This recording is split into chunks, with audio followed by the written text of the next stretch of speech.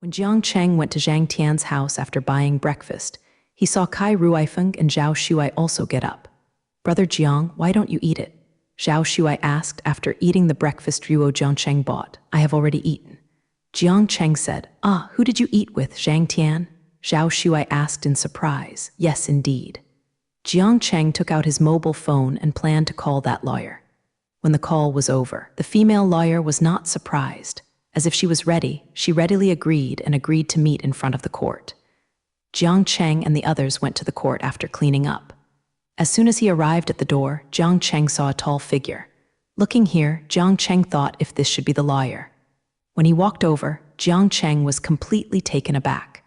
The person in front of him knew him, Xiao Yu, the host of the underground store. Xiao Yu is dressed in formal clothes today and looks a bit serious. But looking at her face alone, she feels like a young college student. "Are you not the host?" Kai Ruifeng was also surprised and asked.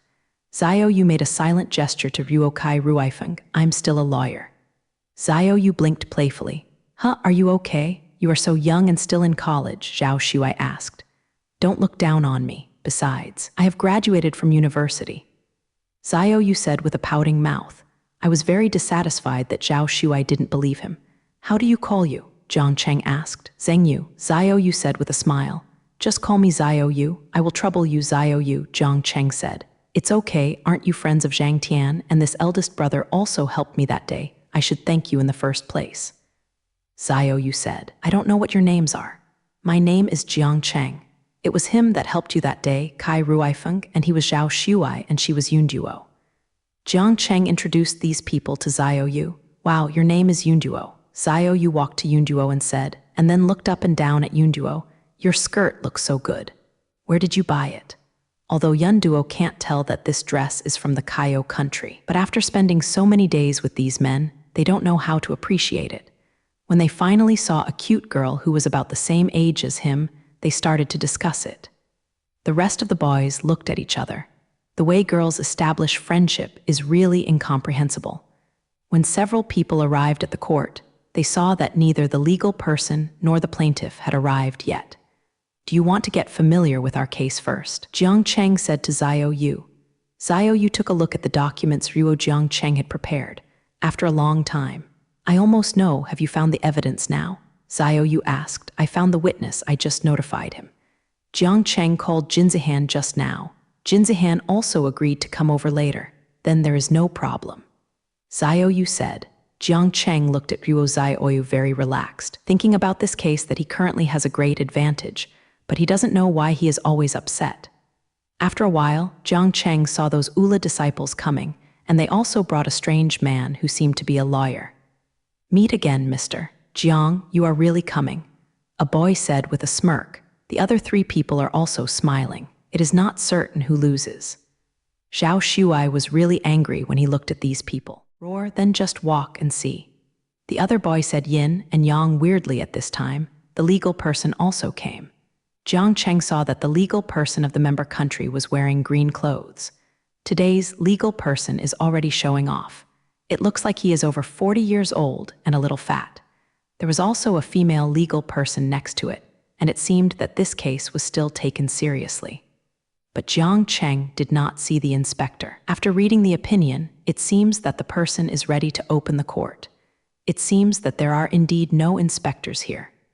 After the legal person announced the opening of the court session, the plaintiff began to state his inside line with Kai Rongfeng. "It's nothing more than those who deliberately beat people and insulted what Allah taught."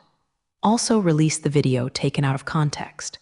When Jiang Chengfeng made a statement, "Legal person, I want to say a word first," Xiao Yu said.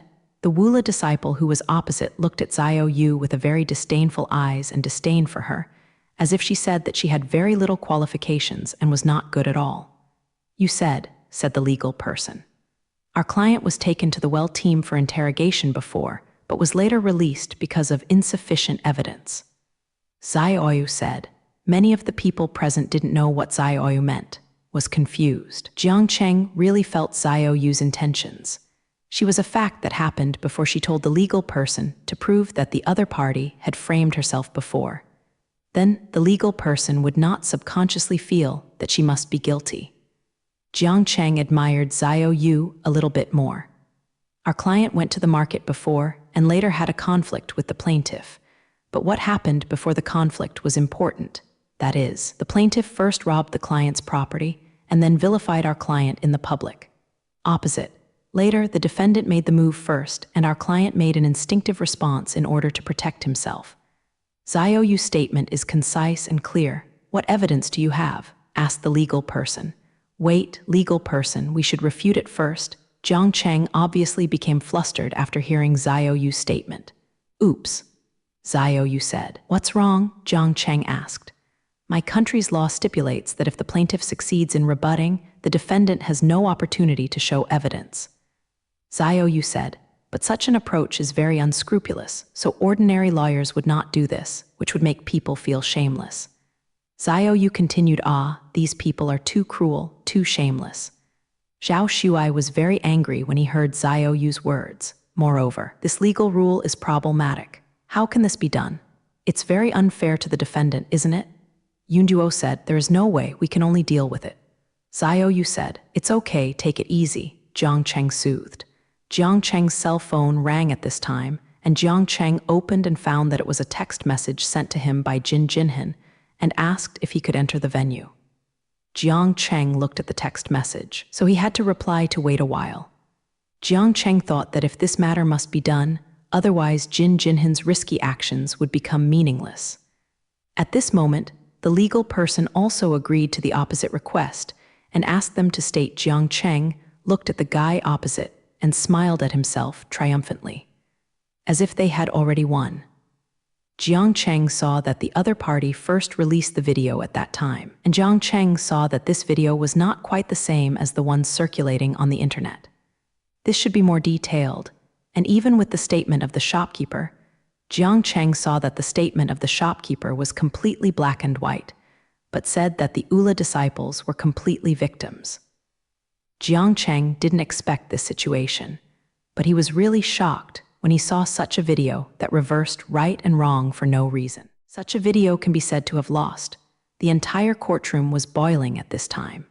Fortunately, this interrogation was closed. Otherwise, many reporters must have taken photos of this situation.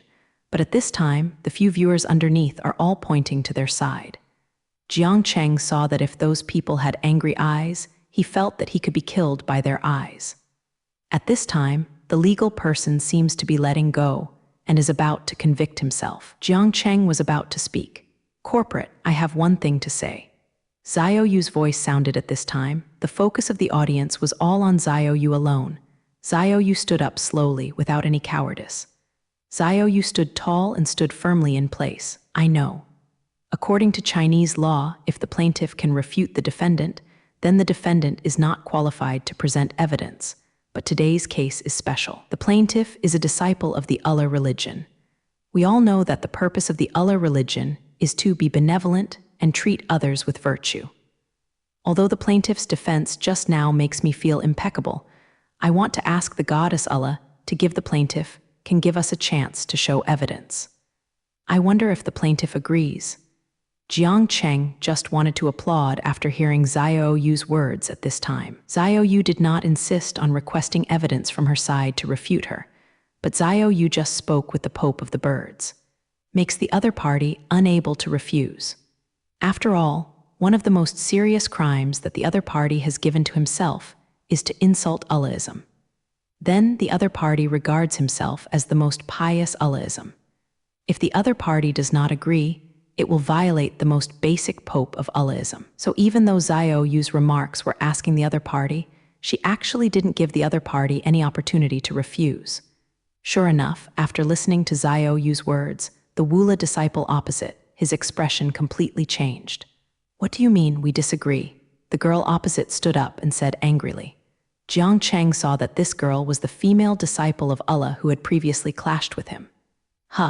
What are you doing? Sit down. The boy next to him was so frightened that he hurriedly pulled the girl's sleeve. He dragged her down and sat down. The boys next to him looked at Xiao Yu angrily and did not speak to Ben.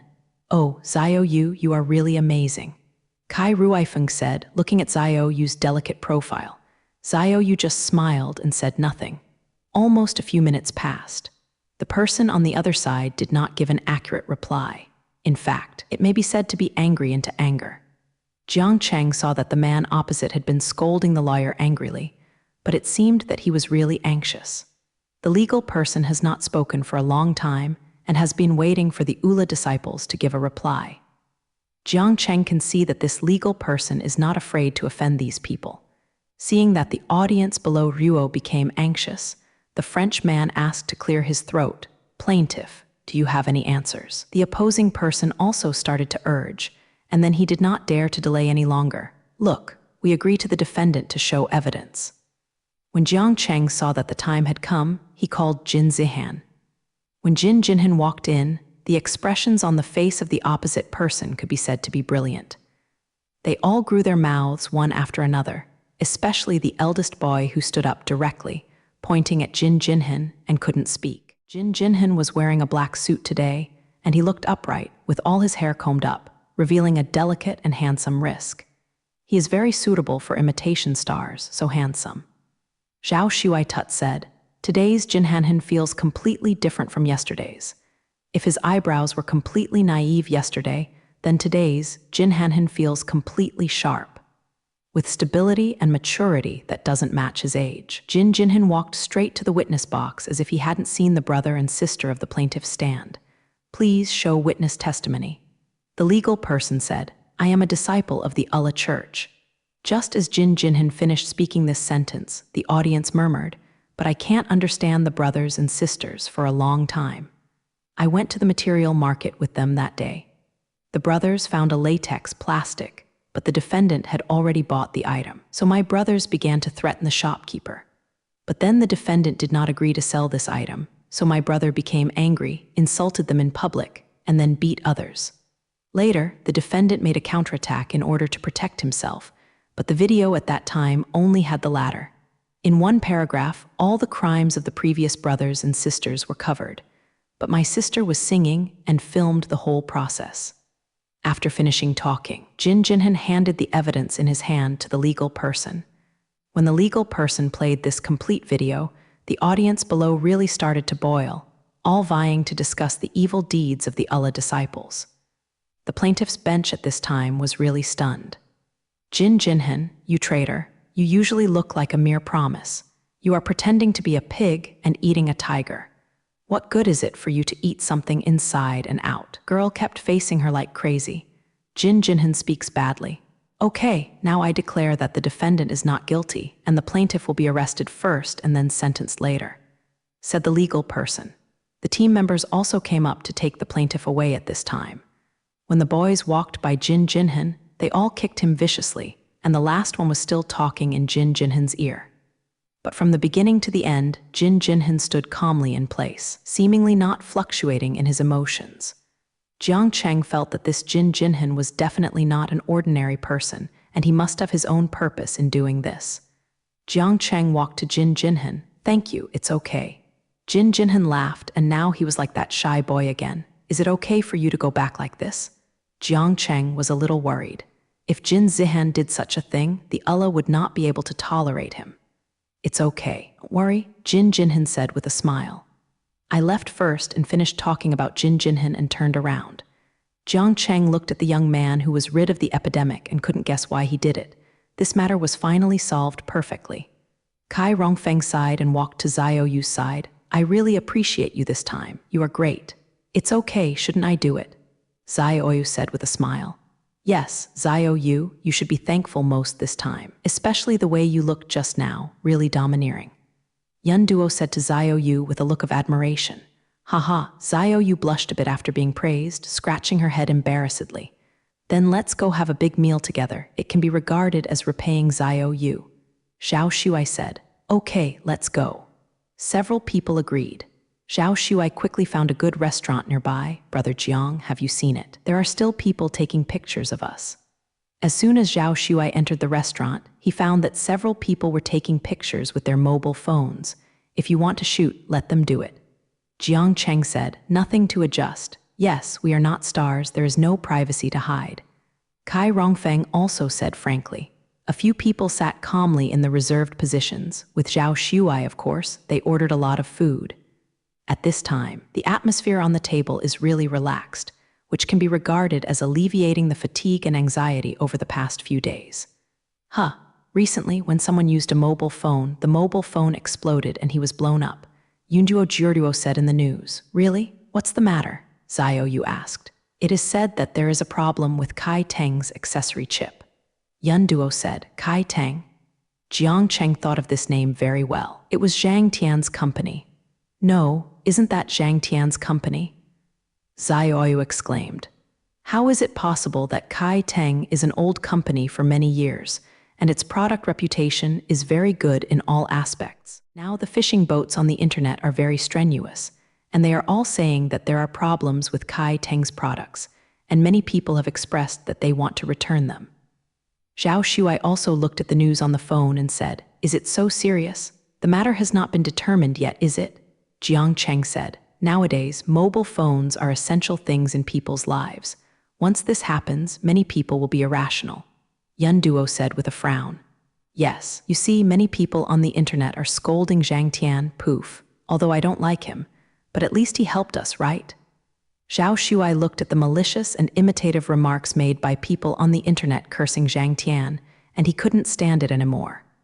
Wow, here is your video, Brother Jiang, said Zhao Shuai. What? Jiang Cheng was a little confused. He took the mobile phone handed over by Zhao Shuai and saw the video above that Zhang Tian took Ruo himself to the market. There is also a scene of going to Zhang Tian's house.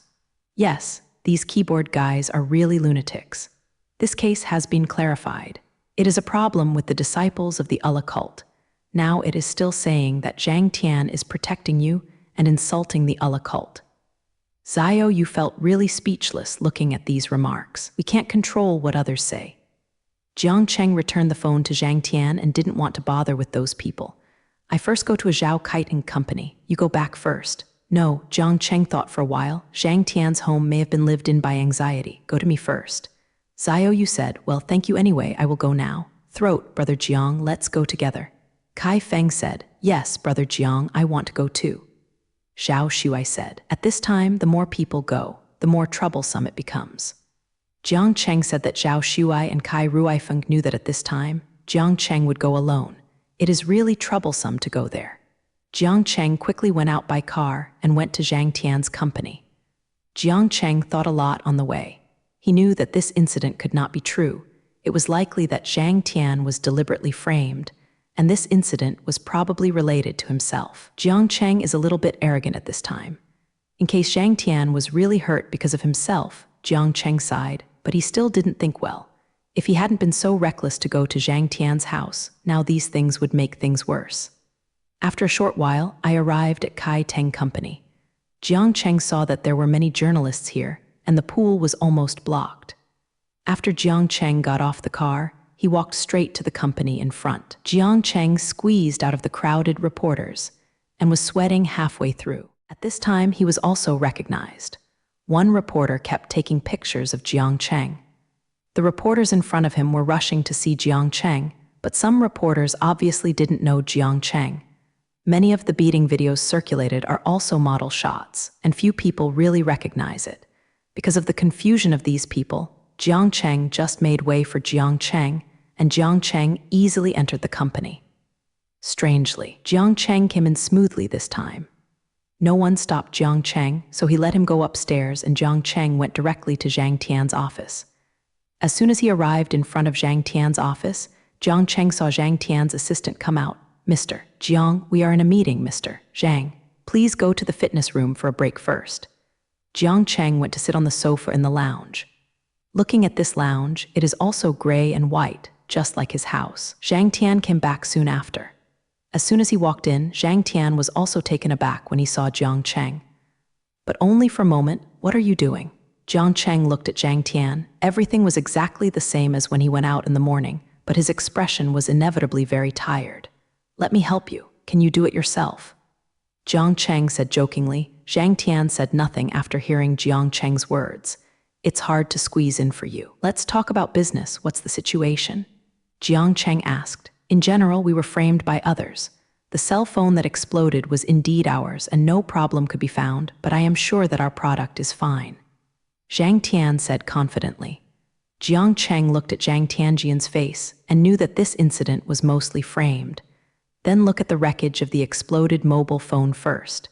You say it's not your product, there must always be evidence," Jiang Cheng said. Zhang Tian looked at Ruo Zhangcheng in disbelief. "You believe me?" It is not that Zhang Tian is not confident now, but that many people in the company are panicking now. Almost only oneself is determined that there is no problem with their products, and outsiders like Jiang Cheng simply believed it. "If I don't believe you, what shall I do?" Jiang Cheng said funnily, "I believe you." Jiang Cheng suddenly said something seriously. Zhang Tian was a little lost when he heard Ruo Zhangcheng's words. It has been a long time since no one believed in himself so unconditionally. Zhang Tian thinks about it. "Let's go," Jiang Cheng said. "This kind of thing really can't be delayed." Zhang Tian took Ruo Zhangcheng to a room next to him. Jiang Cheng pushed the door in and saw that this room should be a small research room.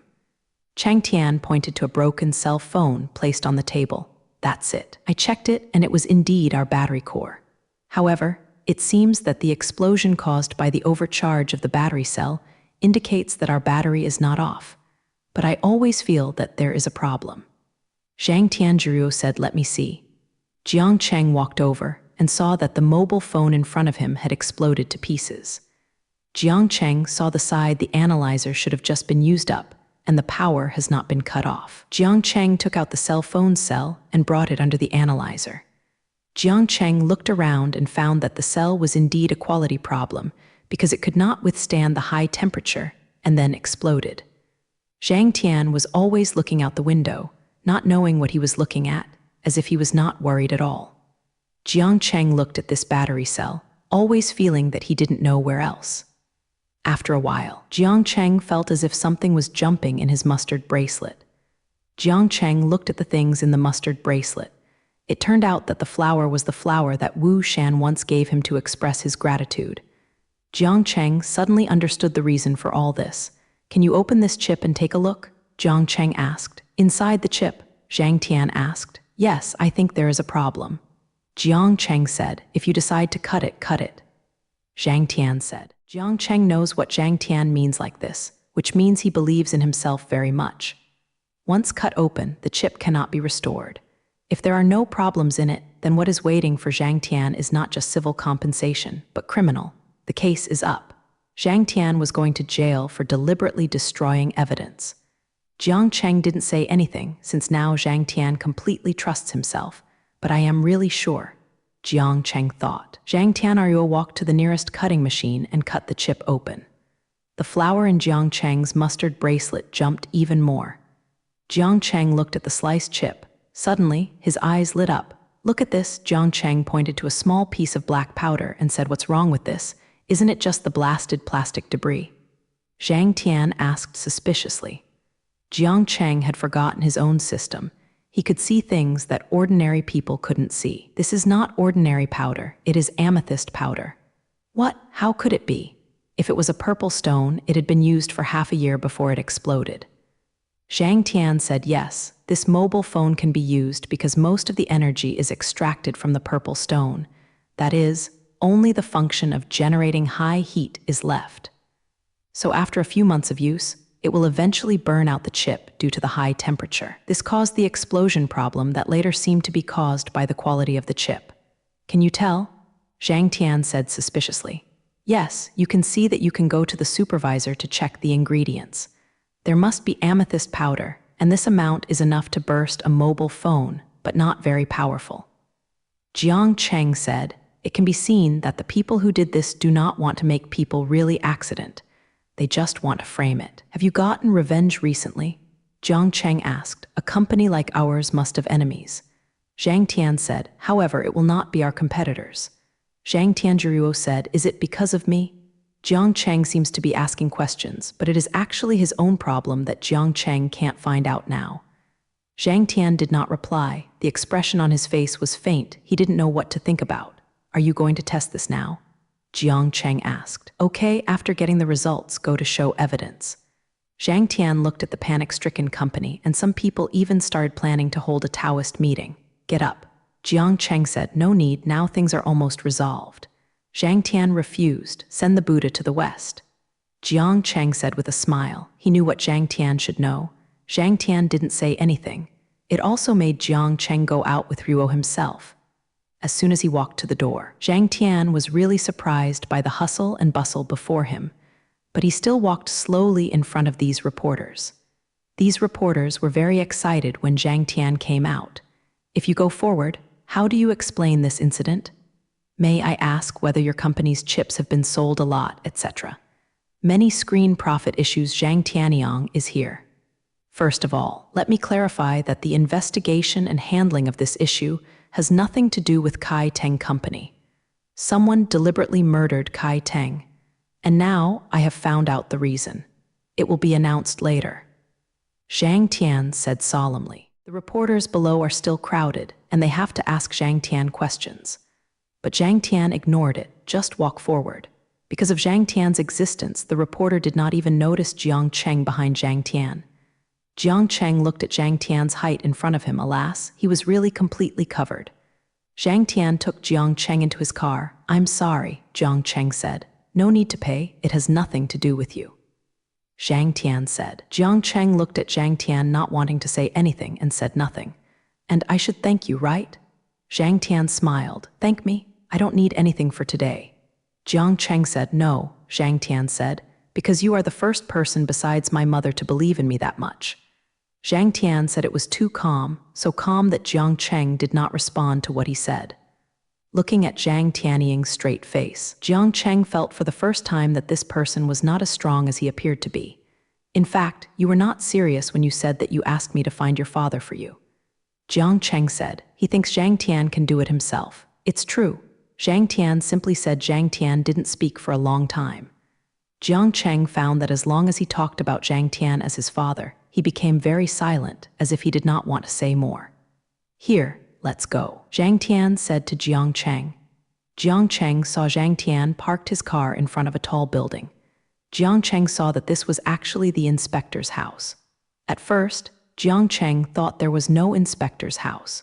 It seems that Lebanon's procuratorate is dedicated to assisting investigations. A civil incident like mine happened here, and I will not be arrested first, and I will be given a few days to find evidence and prove my innocence. Zhang Tian explained to Jiang Cheng. Oh, it turned out to be like this. Jiang Cheng said. Jiang Cheng immediately followed Zhang Tian into the inspector's house in front of him. Jiang Cheng saw that the inspectors working here were also wearing uniforms, and they were all busy. Zhang Tian looked at the sign in front and walked straight to the second floor, followed by Jiang Cheng. Zhang Tian came to the inspection department and pushed the door in. Give you this. Check it out. Jiang Cheng has always felt suspicious. He has been suspicious since Zhang Tiancheng came to find the inspection and inspection department. Jiang Cheng has just seen the evidence inspection department clearly, but he came here should not be evidence of the case. Check it out. Jiang Cheng saw that there was a man sitting in front of him. The boy looked very blasted at first glance because he was really white. Jiang Cheng could even see the blood vessels on his neck. Once again, this boy was wearing pairs of black-rimmed glasses. These glasses are not dull on his face at all, because he looks very beautiful. The boy didn't look at Jiang Cheng, but just accepted what Zhang Tian gave him. Did you break it? The boy's nice voice sounded. Zhang Tian just responded and didn't explain anything else. Jiang Cheng saw that some of the machines on the research platform had been seen by himself, but there were one or two he hadn't seen before. When he saw a boy, he used the machine he had never seen before looking at the dongbei in his hand. Half a minute. Jiang Cheng seemed to have finished watching when he saw him. Jiang Cheng decided the root of the former. He had never seen such a thing before writing about himself. Is the subtype. When the sky saw Jiang Cheng had been dull, Zhang Shen suddenly became bright, and after looking at it, he knew that Jiang Cheng was willing to be happy with this opportunity. How can this star have a family stone? The boy looked at the heart tablet in his hand curiously, and he held a copy of the report to Zhang Tian. Even if this matter is found out, can you prove that someone was lucky? Say it again. I took this. Tian said, holding the Kosin in his hand. Quick. The boy said nothing but just smiled and sat down. Are you a friend? Jiang Cheng Tong Tong. Can you not think that day by day this is really a friend? What? I can't have a friend. Tian Yulin smiled. Jiang Cheng has never seen a relaxed savor from the sky, and he has forgotten what he needs. Seeing Song, this friend can be trusted very much. Jiang Cheng suddenly thought that Zhao and the others were in Zai Omian's house, so I called Zhao. The room was the address of Zai Oyu's house, and I took a taxi. After Jiang Cheng arrived, he saw that, although the former community did not have the pride of the family, it was clearly a high-end community and very clean. After Jiang Cheng arrived at the door, Jing was not stopped, but he just told the security guard his name and entered. Jiang Cheng arrived at the address where Zio Yu was and saw that it was a duplex house. Also, someone like Zio Yu, although very young, is also a very good lawyer, and his income should be pretty good. It is reasonable to have such housing conditions. Jiang Cheng knocked on the Y door and went in to see that the decoration here was very girlish. The pink wallpapers and carpets were very emotional. "Brother Jiang, you are back," Zhao Shuai said vaguely. He was still holding a large bucket of ice Lingling. He was busy squeezing it into his mouth. Jiang Cheng saw Kai Ruifeng sitting on the sofa, clouds and light rain, holding ice cream in his hands. Jiang Cheng looked at the table full of snacks. It seems that these people are quite comfortable. "Come eat together, Brother Jiang." Zio Yu greeted Jiang Cheng enthusiastically. "Do you live alone?" Jiang Cheng asked. "Yes, fortunately now you are here to accompany me, otherwise I will die every day," Zio Yu said, lying halfway on the sofa. "Brother Jiang, are things going well?" Although Kai Ruifeng was eating very happily, he still hadn't forgotten what was going on. "It's going well," Jiang Cheng said. "Such things are still quite troublesome," Yun Duo said. "But Brother Jiang, we will live here in the future." It's not appropriate here, right? Jiang Cheng feels that she can't disturb other girls living alone. Puff, no, it's next door. It's also Zai Oyu's house, we rent it temporarily. Yun Duo said, "I think this place is also good." Zhao Shuai agrees with Ruo. Kai Ruifeng seemed to have no objection. Jiang Cheng felt that they could live anywhere. Anyway, they couldn't buy a house in their own name. "The prisoner was decorated according to my mother's preferences. You can see it later, you should like it." Zio Yu mentioned her mother with a smile. "Your mother? Where did your mother go?" Yun Duo and Zio Yu are already familiar with Ren. Zio Yu lowered her head when she heard this question. Her eyes suddenly lost her expression. "My mother has passed away." I don't know, sorry, Zio Yu. Yun Duo looked at Zio Yu in a panic and said, "The people present didn't know what to do for a while, and the atmosphere froze. It's okay, no problem. It's all gone," Zio Yu said with a smile. The eyes were still red. "Let's go, I will show you that house," Zio Yu said. Jiang Cheng and others followed Zio Yu to see. "The house in front of me is bigger than that of Light Rain. The overall style is black and white. It looks a bit luxurious and high profile. Very tasteful look. But it seems that no one has lived in it for a long time, and there are no daily necessities in it, and it looks empty." "Do you think it's okay?" Zio Yu asked. "Yes, we like it very much," Jiang Cheng said with a smile. "This house hasn't lived in for a long time. It may be a little cold, you just don't dislike it," Zio Yu said with a smile. Suddenly Zio Yu's cell phone rang. "I have some work matters to deal with. I will go out first," Zio Yu said after answering the phone. "Well, you go," Yun Duo said. "Brother Jiang, what is going on with Zhang Tian?" Zhao Shuai asked. Zio Yu didn't ask him much just now. After all, Zio Yu still doesn't know his identity. "There is a purple stone in the mobile phone chip. Someone should have deliberately framed him," Jiang Cheng said. "There is no way to get rid of suspicion by this alone." Kai Rongfeng said, Jiang Cheng wonders if Zhang Tian knows something. Since he doesn't want to say it, then don't ask. Zhang Tian did know who did it. Zhang Tian came to an unremarkable community, walked to a house and knocked on the door, and soon the door opened. Zhang Tian also saw the person he wanted to meet. "Long time no see." Zhang Tian flashed a stream of light in his eyes, not knowing what he was thinking. "Sure enough, you still know." A familiar voice sounded. "Mantasha, what are you going to do?" Zhang Tian asked. The woman in front of her was sitting on the sofa, still wearing black clothes. The room was dark, making Mantasha look even more gloomy. "Why did I do it?" Mantasha asked with a smile. "You don't need to know this," Zhang Tian said coldly. "How should I put it? I didn't know that Jiang Cheng had a very good relationship with you." Mantasha was a little disdainful. "How? Yes, if it weren't for him, you wouldn't know so quickly." Mantasha smiled weirdly. "I am not here today to listen to you say these are useless. I just want to say you don't go too far," Zhang Tian said. "I also want to remind you that Jiang Cheng is from the Kayao country, and we are from the Lai country, don't you know that? Mantasha's voice gradually became sharper, and it sounded a bit insidious. So what? Zhang Tian ignored Mantasha, but asked coldly that there will be war between Austria and Lebanon sooner or later. Mantasha said, that's just the imagination of you crazy woman. Coco, is it a conjecture? You will know later. I just want to remind you. Mantasha said that if you walk slowly to Zhang Tian's side, don't trust him too much, otherwise you will really be betrayed. You can't control this kind of thing. Zhang Tian didn't look at Mantasha as if he didn't want to see her at all. But what do you want to do with this matter? It's impossible. Go to prison by yourself. Zhang Tianzui is in the corner. I'm afraid I can't stand the toss at such an age. Mantasha's face suddenly collapsed. She was very concerned about her age and appearance. Do you think it is possible? I care about you. I just kindly remind you that next time, it won't be that simple to let you go. Zhang Tian turned around after speaking. Mantasha's face in the room became colder. After Zhang Tian came out, he called Jiang Cheng. Jiang Cheng was really shocked to see that Zhang Tian made the call. After Jiang Cheng answered the phone, they found that Zhao Shuai and Kai Rongfeng were looking at them, looking intently, waiting for themselves to speak. Zhang Tian said that he has resolved it, and the man behind the scenes is Mantasha, that old witch. Zhao Shuai said in surprise, but it seems that Tasha knows Zhang Tian, right? Kai Rongfeng said, yes, probably. Jiang Cheng also knows that Zhang Tian knows Mantasha. Zhang Tian didn't want to tell the truth about it. This old witch has to do things here too. It's really good or bad. Yun Duo said, Zhang Tian sometimes feels good, but sometimes he is really annoying. Said Zhao Shuai, after all, it is a different country. Jiang Cheng sighed. In any case, the country lies in front of them. Come out so soon? Zhao Shuai said when he saw Xinjian. What? Kai Rongfeng asked. It's Zhang Tian. It is said that a person who made the phone deliberately put the purple stone in it. Zhao Shuai said with the phone, is it so fast? Jiang Cheng didn't expect it. Just don't find out about Bai Jing. Why didn't that old witch hold the law? Zhao Shuai really gritted his teeth when he mentioned Mantasha. How is it possible? She only has to dare to do this kind of thing, and she will have a scapegoat.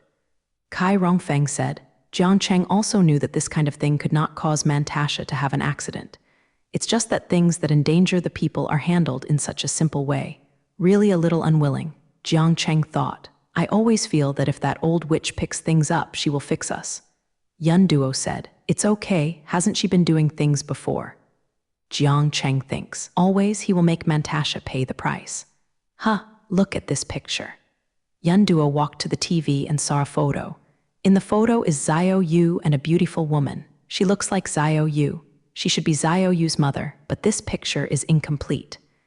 Yun Duo saw in this photo, Xiao Yu was in the middle, with his arm resting on her mother's shoulders. The other arm should be resting on the person on the other side, but the person on the other side looked like it was cut off intentionally.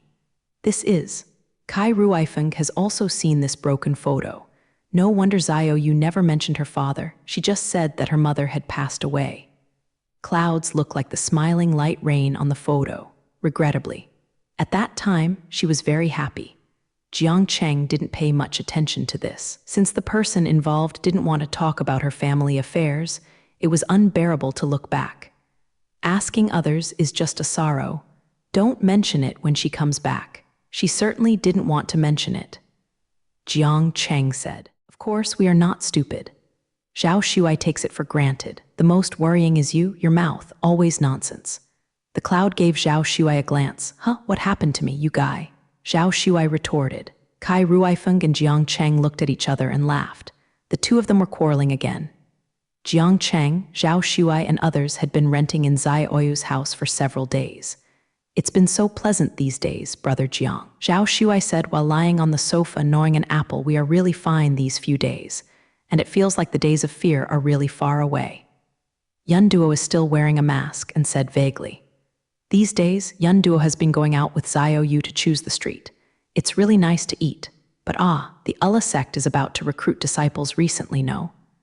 Kai Feng said, oh, you guy, we must all know it. You were so disappointed when you came. Zhao Shuai Jing Kai Rongfeng said with a glance, always face what should be faced, get up and clean up, we went to see it.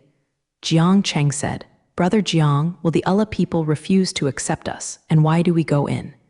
Zhao Shuai said, "The status of Allahism in this country is so impressive, we definitely want to go." Jiang Cheng feels that there must be a problem within the Allah religion. As for the face, let's just go, they will not refuse Tilda. Jiang Cheng continued, "Yes, this recruitment is open, there is still a fair sacrifice." Kai Rongfeng said, "Going, isn't it just a Allah religion? What's terrible?" Yun Duo said this Allah is in the center of the entire capital. It still occupies such a large area, which is really amazing. Zhao Shuai said while looking at the headquarters of the Allah religion, "This is only the headquarters, and the geographic locations of Allah religions across the country are very valuable." Kai Rongfeng said, Jiang Cheng and the others quickly arrived at the place where the Allah religion was. When they arrived at the place, Jiang Cheng saw that it was still very quiet. Located behind a park and surrounded by many trees, it looks a bit quiet and serene. Jiang Cheng saw that the place where the Ula Church was located seemed to be a semi-open school. The feeling of the door is very old, adding a bit to this religion secret. The sign on the door was very large, with the words Ula written on it. Jiang Cheng saw that the words Lego were written in the language of Lebanon, which looked a lot like Sanskrit. "How does this place look like a temple? Wouldn't we want to eat fast and reciting the Buddha?" said Zhao Shuai. Yun Duo said and gave Zhao Shuai a look. "Even if you eat Zhai Nian Bu, who would dare to ask for a flower monk like you? Look at the clothes you are wearing today to make you normal." "Why is my clothes abnormal?" Zhao Shuai Laruo asked Ruo Yunduo on the hem of his own clothes. "Look at those people, which one looks like you?" Yun Duo pointed to the people in front and said, "There are so many people." Kai Rongfeng looked at the people in front of him. There should be thousands of people. This is the third day. It took only 3 days, and there were so many people on the last day. Kai Rongfeng looked at the long line in front of him with a headache. "Yeah, I thought there would be fewer people today," Yun Duo said as he wiped the sweat from his head with the big sun today. "Brother Jiang, is there any way you can get in?" said Zhao Shuai. "Can you such a long line?" "No, wait in line." Jiang Cheng glanced at Zhao Shuai, who was impatient, and said, "People like him were a little eye-catching, but I'm afraid it won't be good to cause trouble today." "Huh, you're not the one to fight." At this moment, a boy looked at Ruo Jiangcheng and said. A boy next to him quickly grabbed the talking boy's clothes. Jiang Cheng ignored the boy. He also knew it would cause a commotion sooner or later. "What's the situation with this person? People who have beaten Allah are still here?" The boy said to the person next to him. "Don't be nosy about this matter. Don't get beat." The other boy looked at Ruo Jiangcheng with a little timidity. But that person was the one who won at the time. Wula taught that disciple to get involved. The boy continued, "Cut. If someone dares to hit someone, there must be a way to get out." Another boy said with a profound look. "However, fewer people have signed up for Allah this year. It's more than just a few. It must be 1/3 less. Usually those people are waiting in line from the first day to the third day. They all depend on the relationship." Hawk, Zhenhe Jiangcheng and others have been listening by the side. It's rare that Zhao Shuai was not angry after hearing others slander him, just quietly didn't know what he was thinking. These people still didn't believe it.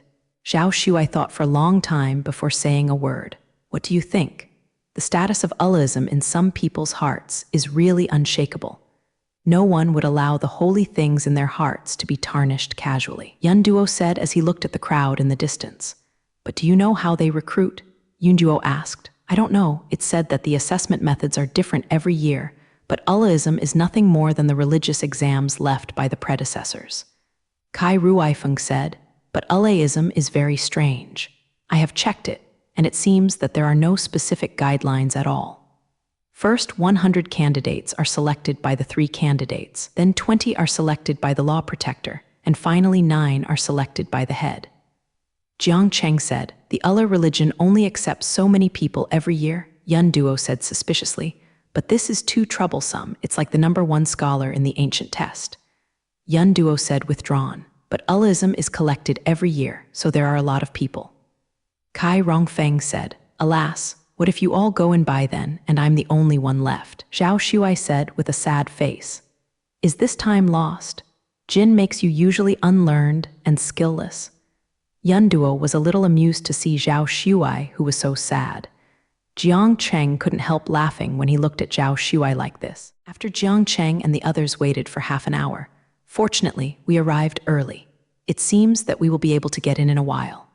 Kai Ruifeng said, looking at the rapidly shortening team in front. I'll go, you look at the back. Zhao Shuai glanced at the back for a while and saw that there were more and more people, and they were all lined up in the park. Just then Yunduo's phone rang. Yun Duo said after seeing it, "Is it Xiao Yu?" and answered the phone. "Xiao Yu, what's the matter with him calling?" Kai Rongfeng said, looking at Yun Duo after the call.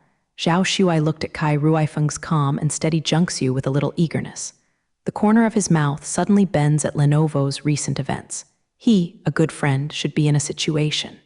Xiao Yu asked us what happened. She said that she happened to have a big case in the past 2 days, and she was too busy to come to see us.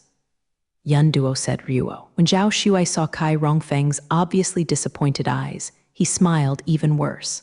"What are you laughing at?" Kai Rongfeng asked if Zhao Shuai smiled at him so badly. "Haha, nothing is nothing." Zhao Shuai said nothing but smiled brighter. Kai Rongfeng glanced at Zhao Shuai and thought it was strange. Also ignored him. Soon after, Kai Ruifeng first saw the examinee in front of him. They were 2 men and a woman, both around 40 years old. A fat man and a show-top man. The woman looked a little fat too. It seems to be true. No need to look good, Kai Ruifeng thought silently in his heart. The fat woman was excited after seeing Kai Ruifeng's face, and the flesh on her face trembled with a smile. "What's your name?" The woman said Ryuo in a deadly voice not of her own age. Kai Ruifeng. "How old is it? What do you want to do here?" The man next to Ziyuding couldn't stand it anymore and asked. 22, come here. Kai Rongfeng paused. "I want to join the Ullah sect." The 3 examiners present were stunned. "Is this the end?" Most people answer this question, what my belief is Allahism, etc.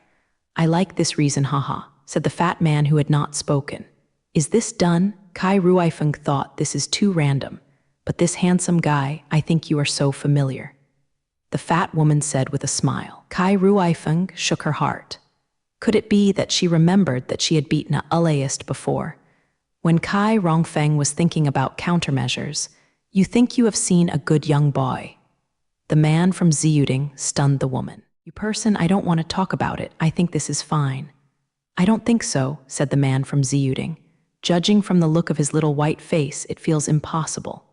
Kai Ruifeng remembered that only 2 votes or more would be able to enter successfully, and just wanted to say something to make up for it. After all, this was too sloppy. "I feel good." The fat man said. The woman said she was very happy. "Congratulations, you passed the first test." Kai Ruifeng was really speechless, so he had to thank him and walked out. The next one is Yun Duo, who saw Kai Rongfeng come out so soon. "How are you?" How should I say I passed, but it was amazing. You go in and try." Kai Ruifeng really doesn't know how to describe it. I can't say it's because of the face. When Yun Duo walked in, he saw that the 3 examiners in front of him seemed to have a dispute. What they were talking about seemed to be, "Kai Ruifeng? Cough, cough." The fat woman coughed and looked at the clouds. "Name, why are you here?" He spoke in a voice that was completely different from that of Kai Rongfeng just now. "Clouds, 20. Yunduo used the name Yunduo when he prepared his ID card at the time. "Since I was a child, I have been very admiring the people of Allahism.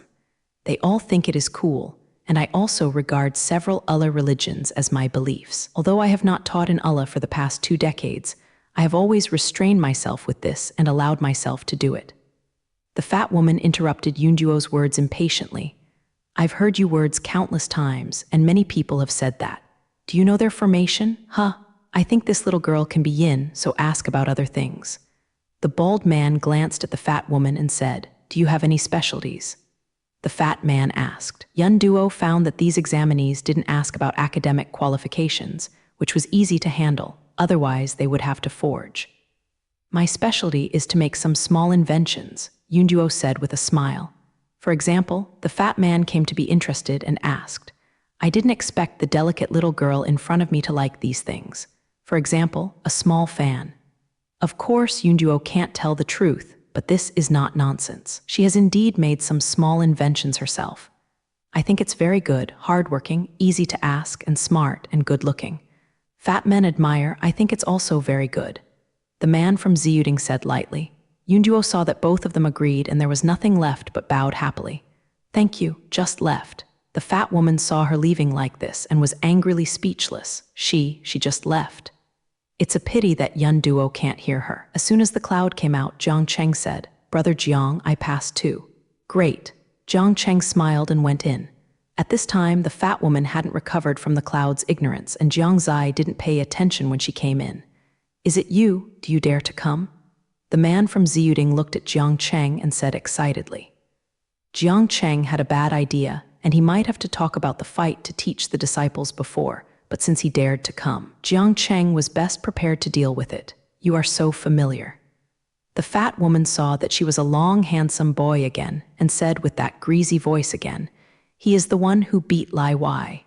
The Ziyuding man said angrily, "Get out. Huh, you can't avenge your personal revenge." The fat man looked at the man and said, "That's right, who doesn't know that Lai Wai knows how to bully people every day?" Besides, the case was also won by the fat woman who Lai Wai first picked. Haha, don't pick you one by one.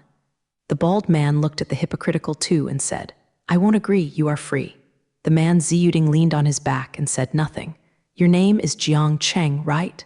the fat man asked. "What do you think about coming here?" "Yes, I am here just to join the Alaism." The fat woman and the man glanced at each other. This person said the same thing as the previous one, and now these young people really cherish words like gold. "Is there anything you excel at?" the fat woman asked. "As you know, I am good at it." Jiang Cheng said lightly. The two were dumbfounded at the same time. Ha ha ha. The fat man laughed and his face turned blue as he watched the bald man next to him. "Okay, I don't think so. I have no problem." The fat woman glared back at Ziyuding's man angrily. Jiang Cheng also went out, but he didn't expect it to go smoothly. Jiang Cheng thought there was still a tough battle to be fought, and the words he had originally prepared were useless. "Brother Jiang, how is it?" Zhao Shuai asked vigorously when he saw Jiang Cheng coming out, become a chant. Jiang Cheng answered, "He thinks that these three candidates should be at odds with each other, but these three people are definitely not randomly selected to be funny here. They should still choose their own standards." As soon as Zhao Shuai sat in, he saw three examiners, one of whom was still lying on a chair with an unhappy expression. "Oh, this little boy, he looks really good," the fat woman said with a cordial smile when he saw Zhao Shuai. The man from Ziyuding next to him saw Zhao Shuai coming in and was shocked again. "It's you. You are a group. What is the purpose of your coming here together?" At this time, it was strange to change the two people next to him. After all, when the video was circulating, Jiang Cheng's face could be clearly seen, and Zhao Shuai couldn't see clearly. 06, are you stunned?" The fat man glanced at him. "Your name is Zhao Shuai, right? I know you," the man from Ziyuding said bitterly. "You are that person." Zhao Shuai looked familiar to him indeed. "I am him, and you guys are really great. All of you have come here. What do you want to do?" said the man from Ziyuding. "It's you guys who bite people first. It's funny." Zhao Shuai is an unforgiving person. "Haha, even if you have the first test, it is impossible for you to come in." "Impossible." Zhao Shuai smiled and said nothing. "Zhao Shuai, what are your specialties?" the fat woman asked, still with an oily expression, as if what just didn't happen. When Zhao Shuai came in and saw this woman, he thought she was an oily nympho, but now it seems that this woman is also capable. "I have no specialties." Zhao Shuai shrugged as if he didn't care. The fat man looked at Zhao Shuai in disbelief. "I won't do anything, I've been doing nothing." Zhao Shuai still had nothing to adjust. "Regarding this, we recruit disciples and there are no standards. They all require certain specialties." The fat man said slowly, "If you think about it again, is there anything you can't remember?" No, I really know nothing," said Zhao Shuai. "That, the fat man really has nothing to say. Hee, what else do you want?" The bald man looked at Zhao Shuai gleefully, and "Let me see how you want to let him in." The man from Ziyuding went on to say, A pair of small eyes caught. "Do you have any friends?"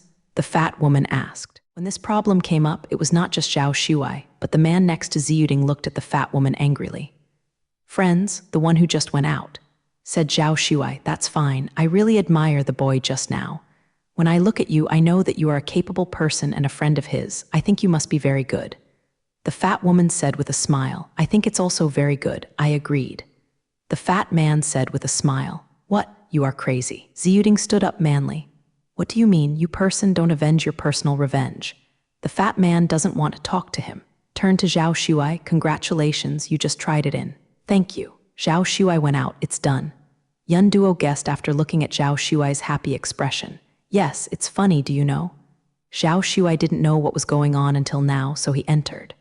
What's the matter? Do you ask what are your specialties? Yun Duo asked. Yeah, but I said I don't have any specialties, said Zhao Shuai. Then she said that I was Brother Jiang's friend and let me pass. Said Zhao Shuai, yes, we had a weird day today, weirdly smooth. Kai Ruifeng said, it seems that someone deliberately let us in. Said Zhao Shuai, I may know who did it. Jiang Cheng said. Jiang Cheng took out his cell phone and dialed out. Zhao Shuai looked at Jiang Cheng and didn't say anything, as if he knew who it was and thought, Brother Jiang is as good as ever. After Jiang Cheng hung up the phone, his heart became more restless. Who is Brother Jiang? Kai Ruifeng asked. I called Zhang Tian and asked him if he did it. Really? Yunduo asked. It's not. Jiang Cheng's expression became serious. He felt weird when he came out of the clouds until he went in. He was sure that someone had deliberately brought him close. At that time, he hadn't thought it was Zhang Tian, but Zhang Tian just said it wasn't him. That wouldn't be a lie to him. Jiang Cheng suddenly felt that things were out of his control. Who is that, Brother Jiang? Do you have any thoughts on 420? Kai Ruifeng asked no more. I have always determined that it is Zhang Tian. Jiang Cheng smiled bitterly. He was really overconfident. So what is the purpose of this person for letting us all in? And the man on the show top who is the uncle of Lai Wai who is the troublemaker? Said Zhao Shuai. He was really unfriendly, but now that I think about it, he alone is the most normal. Jiang Cheng said, just imagine if we are all Allahism and recruit people now, how could it be so easy to accept people who are disrespectful to Allahism? Yeah, it's still so enthusiastic. There must be a problem. This is too obvious. Kai Ruifeng said, then this person wants us to know that he deliberately let us in. Yun Duo said, when are 20 people entering? Jiang Cheng asked. The next morning. Said Zhao Shuai, then let's not panic. Let's go back first and watch later. Jiang Cheng said, yes, let's go back to eat first. I'm so sweet. Zhao Shuai said, clutching his stomach, remember to eat anytime. The clouds all laughed. For a while, the heavy atmosphere became a little relaxed. Jiang Cheng and the others still returned to their residence first. Just when they returned home, Jiang Cheng saw Zhang Tian calling himself and was really surprised when he got the call. Brother Jiang, what is Zhang Tian looking for? Zhao Shuai asked. He explained that there is a cutting-edge summit tomorrow. At that time, some domestic tea giants and technological elites will be invited to Wulu City for a meeting. He asked me if I wanted to go together. Oh, it's boring. Zhao Shuai drooped his head after listening. Are you going then? Yun Duo asked. Go ahead. Zhang Tian said that this meeting can still reflect the technological level of Lebanon. I'll go too, Brother Jiang. Yun Duo said with a smile. You too? Don't you hate this kind of activity the most? Zhao Shuai withdrew his lips and looked at the clouds. I want to go again, can't I? Yun Duo gave Zhao Shuai a glance. Then you go with Brother Jiang. Zhao Shuai and I are staying here. Kai Ruifeng said, you should like going to this kind of place. Zhao Shuai asked in amazement, thinking about how they all turned around. Our first test in the Allah teaching today is very strange. Let's keep it. In case something happens, I'm afraid you can't handle it. Of course, Kai Rongfeng wants to go, but he is still worried about leaving Zhao Shuai here alone. Oops, Ruifeng, I am so touched. Zhao Shuai wiped his eyes exaggeratedly. Seeing Jiang Cheng shrugged like this, Kai Ruifeng expressed his disgust. Then we will set off in the afternoon, so be careful here. Jiang Zai said to Kai Ruifeng. Well, rest assured, be careful on your way. Kai Ruifeng said. In the afternoon, Zhang Tian went to Jiang Cheng to pick up Jiang Cheng and Yun Duo. Jiang Cheng is wearing a very formal dress today, a black suit, and looks even more upright. Yun Duo is also not dressed like usual casual, but a formal green fishtail evening dress, showing Yun Duo's beautiful figure. Oh, Yun Duo, it's not going to go on a date. You wear such a good-looking outfit. You come to Lai country and bring clothes with you. Zhao Shuai was surprised to see Yun Duo's dress today, but he still wanted to laugh at her as usual. I'm leaving, pay attention to your safety. Yun Duo didn't intend to quarrel with Zhao Shuai anymore and walked out after saying a word. It made Zhao Shuai a little uncomfortable. What happened to him? Why didn't he fight with me? Zhao Shuai asked Kai Ruifeng next to him. You don't know anything about women. Kai Rongfeng looked at Zhao Shuai helplessly. She is so beautiful today, but she doesn't want to quarrel with you. Kai Rongfeng said, looking at Zhao Shuai's puzzled look. Yun Duo and Jiang Cheng got into Zhang Tian's car. Is Wulu City a neighboring city? Jiang asked Zhang Tian. Zhang Tian is still wearing a black suit today.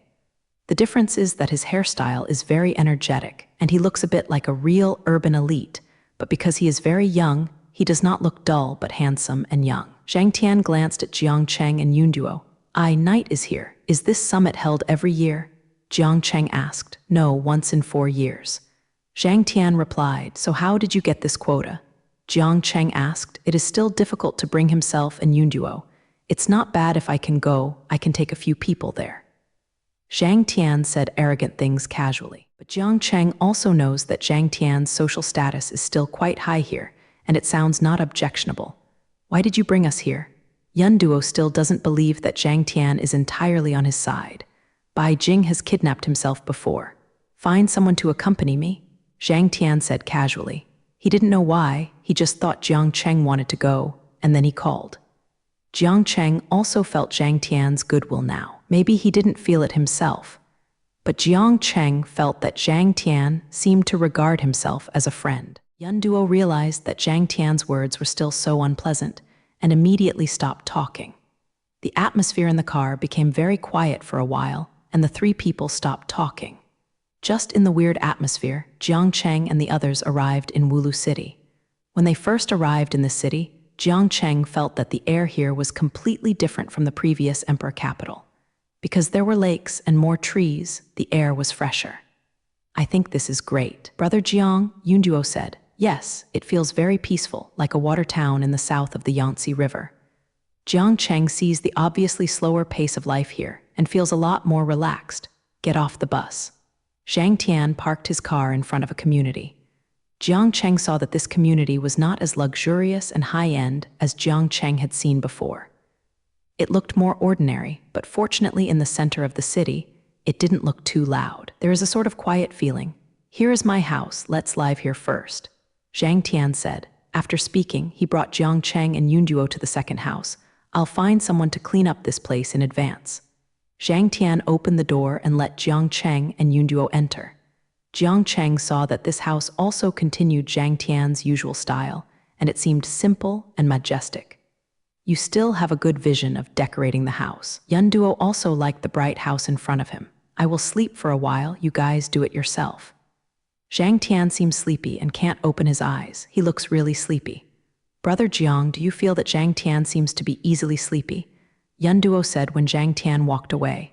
It seems there is. Jiang Cheng recalled Zhang Tian's usual life. It seemed like this. He is not sick, right? Cloud said in a low voice. Do not know. Jiang Cheng was talking but thinking that he should pay attention in the future. Jiang Cheng sat on the sofa and looked at Xinjian on his mobile phone. Obviously, the hottest thing in the past 2 days was the cutting-edge summit in front of him. It seemed that there were a lot of big names coming to attend. Jiang Cheng looked at the displayed list, and there were some bosses from the country, as well as Ulla people. It seems that this summit is still very important. Brother Jiang, do we have to be quiet tomorrow, or do we have to think of no suitable words to describe it? Try to keep a low profile, but if you have to show off, there is no way. Jiang Cheng said, okay, I know. Yunduo said, I'm actually still worried that our entry into the Ulla is really strange after all. I also think, but now it is like this, and there is no way to be as careful as possible. There are still Zhao Shuai and Rong Feng guarding over there. It should not be too dangerous. Jiang Cheng said, well, Yunduo feels that every time he feels a little uneasy, Jiang Cheng always makes him feel at ease. He also smiled thinking about it. In a blink of an eye the next day, the cutting-edge summit was about to begin. Zhang Tian still got up early in the morning to make breakfast. This time he made 3 servings. Yunduo, who had his breakfast for the first time, was spoiled. Boys like you are really popular, Yunduo said while eating a delicious breakfast. Zhang Tian didn't speak up. Just looking at the clouds, he has been drinking milk and reading the newspaper seriously. But you are boring enough. Yunduo thought to himself, where are we going later? Jiang Cheng asked Zhang Tian, I will take you there, a conference hall. Zhang Tian said, well, what else do I need to prepare? Jiang Cheng asked. No need. The 3 of them quickly went to the conference hall, Zhang Tian said after eating. Jiang Cheng saw that the meeting in front of him was very heavy, and it had a somewhat antique feeling. There are 2 big sycamore trees at the door. As soon as Jiang Cheng walked into the city, He saw many sycamore trees on the roadside of the city, which looked beautiful. Why are there so many plane trees here? Jiang Cheng asked Zhang Tian. It is said that the first she-elder wife in this city liked plane trees very much, so the she-elder at that time planted many plane trees for her wife. Zhang Tian said lightly, "It's so romantic." Yunduo showed hopeful eyes after hearing it. Romance? Zhang Tian smiled contemptuously. No approval. Of course you don't understand. Yunduo gave Zhang Tian a look. Don't want to talk. Zhang Tian didn't say anything. Jiang Cheng looked at Zhang Tian's thoughtful look and thought he might have thought of something again. Zhang Tian saw that the conference hall in front of him had only one floor. In the middle was a large exhibition stand. There were many tables and seats beside him. Some people were already sitting here. Jiang Cheng felt that the place in front of him was more like a stage, but the more casual it seemed, the more solemn it seemed. Jiang Cheng and Yunduo sat in the front position with Zhang Tian. The people in front of them were all the elders of this country. It is said that the new bosses will not come today, but there are still many important figures to come. The people sitting on the left are big names in science. There are well-known reporters and some big figures in society behind. At this moment, Jiang Cheng saw a familiar face, Wu Shan. She was still wearing a black dress today, with her hair curled up high, and she looked a little mature. But his face was still pale. She is a well-known scientist in our country and won many awards at a young age. Zhang Tian saw that Jiang Cheng had been looking at Wu Shan and said, "Oh." Jiang Cheng looked at Wu Shan and didn't speak. "She's here again? She won't make trouble again." Yun Duo looked at Wu and said. Next came two men dressed the same, looking very similar to the clothes of the Allah disciple that day. They are the Dharma of the Allah, that is, elder-level figures. Zhang Tian also looked at the two men and said. Jiang Cheng saw that the person in front of him did not have an air of publicity, but a very sincere appearance. It looks gentle and polite, not annoying. What is this meeting mainly for? Yun Duo asked. Report the latest scientific research results or something. Jiang Cheng said, "It's the kind of science seminar, the kind of Keshiguo." Yun Duo whispered. Jiang Cheng saw that the audience was almost full, and it seemed that it was about to start. Within a few minutes, it really started. A Yuanliang young woman walked onto the stage and announced the official start of the summit. At this time, a young man came onto the stage with a vertical document in his hand. "Hello, everyone. I am a researcher representative from the Wulu City Research Institute.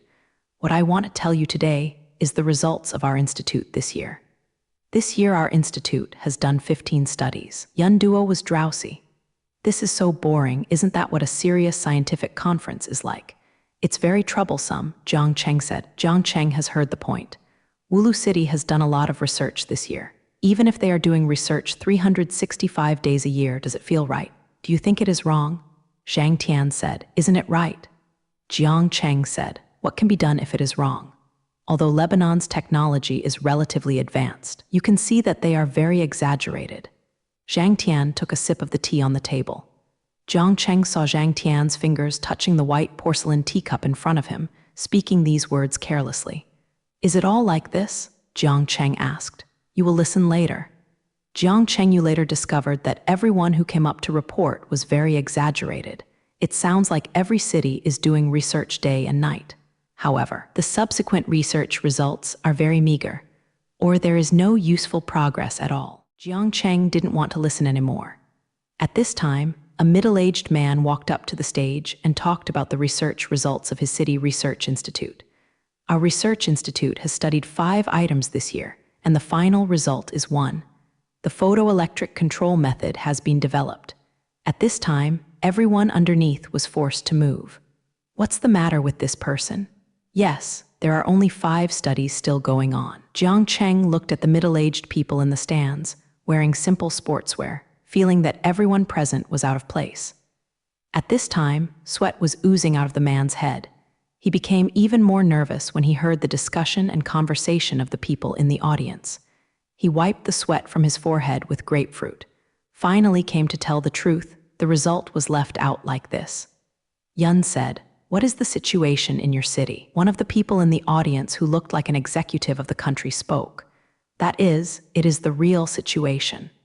The man said, looking at the person talking underneath, "Can't you hear the difference between you and others? If this continues, this summit will replace the entire research institute. The man below said. Jiang Cheng looked at the man speaking in the audience. He was a man in his 40s. He was wearing a suit and leather shoes. Jiang Cheng realized that he was laughing at Yan Yan before, but now his face suddenly became serious and he looked right on stage. People on the forum are very dissatisfied. I don't know how other people do dozens of studies a year, but we really only do 5 a year. We really do research very seriously. It can be said that there is no day off. The man was a little excited and choked up when he said that. I really don't believe it. At the last summit, 4 years ago, I just watched it. The research in your city was much less than that in other cities, and it is now. The man underneath is aggressive. I don't know, I just don't think we can replace us because we are doing it very seriously, and our research on photoelectric control can get a bigger upgrade in the next year. The man on the stage seemed to calm down. Sirius said, You said this just to keep it, but this year you not so lucky. The other man in the audience said, No one in the audience speaks for the man in front of them. In fact, everyone can see the reality clearly except for those in the audience who do not understand scientific research. Many people are telling lies, and some believe. More people are unwilling to stand up for others.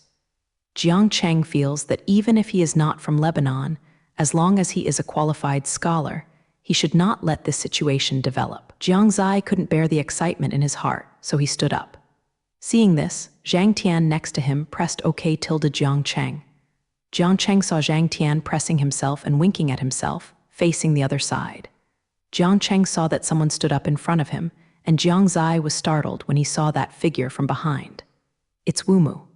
The people underneath didn't say a word at this time. They all looked at Wu Shan's slim figure blankly. It was terribly quiet in the venue for a while. Wu Shan walked to the man on the stage and smiled at the man, standing in the speaking area. Hello everyone, this is Wu Shan. I want to say something.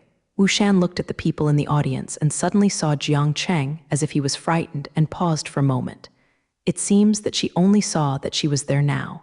Jiang Cheng thought. As a person who studies science often, I can't say that I do research every day. Maybe it is more than ordinary people. You can also distinguish between true and false. Just ask. You will not stop every day for a year. Can you really do dozens of studies?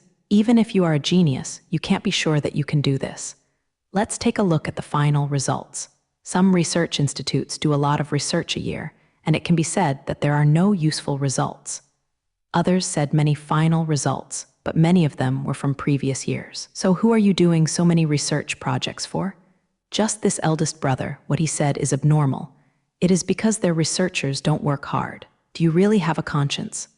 After Wu Shan said, her face became no longer pale, she became very ruddy, and she was still panting. Breathe. The people sitting underneath stopped talking.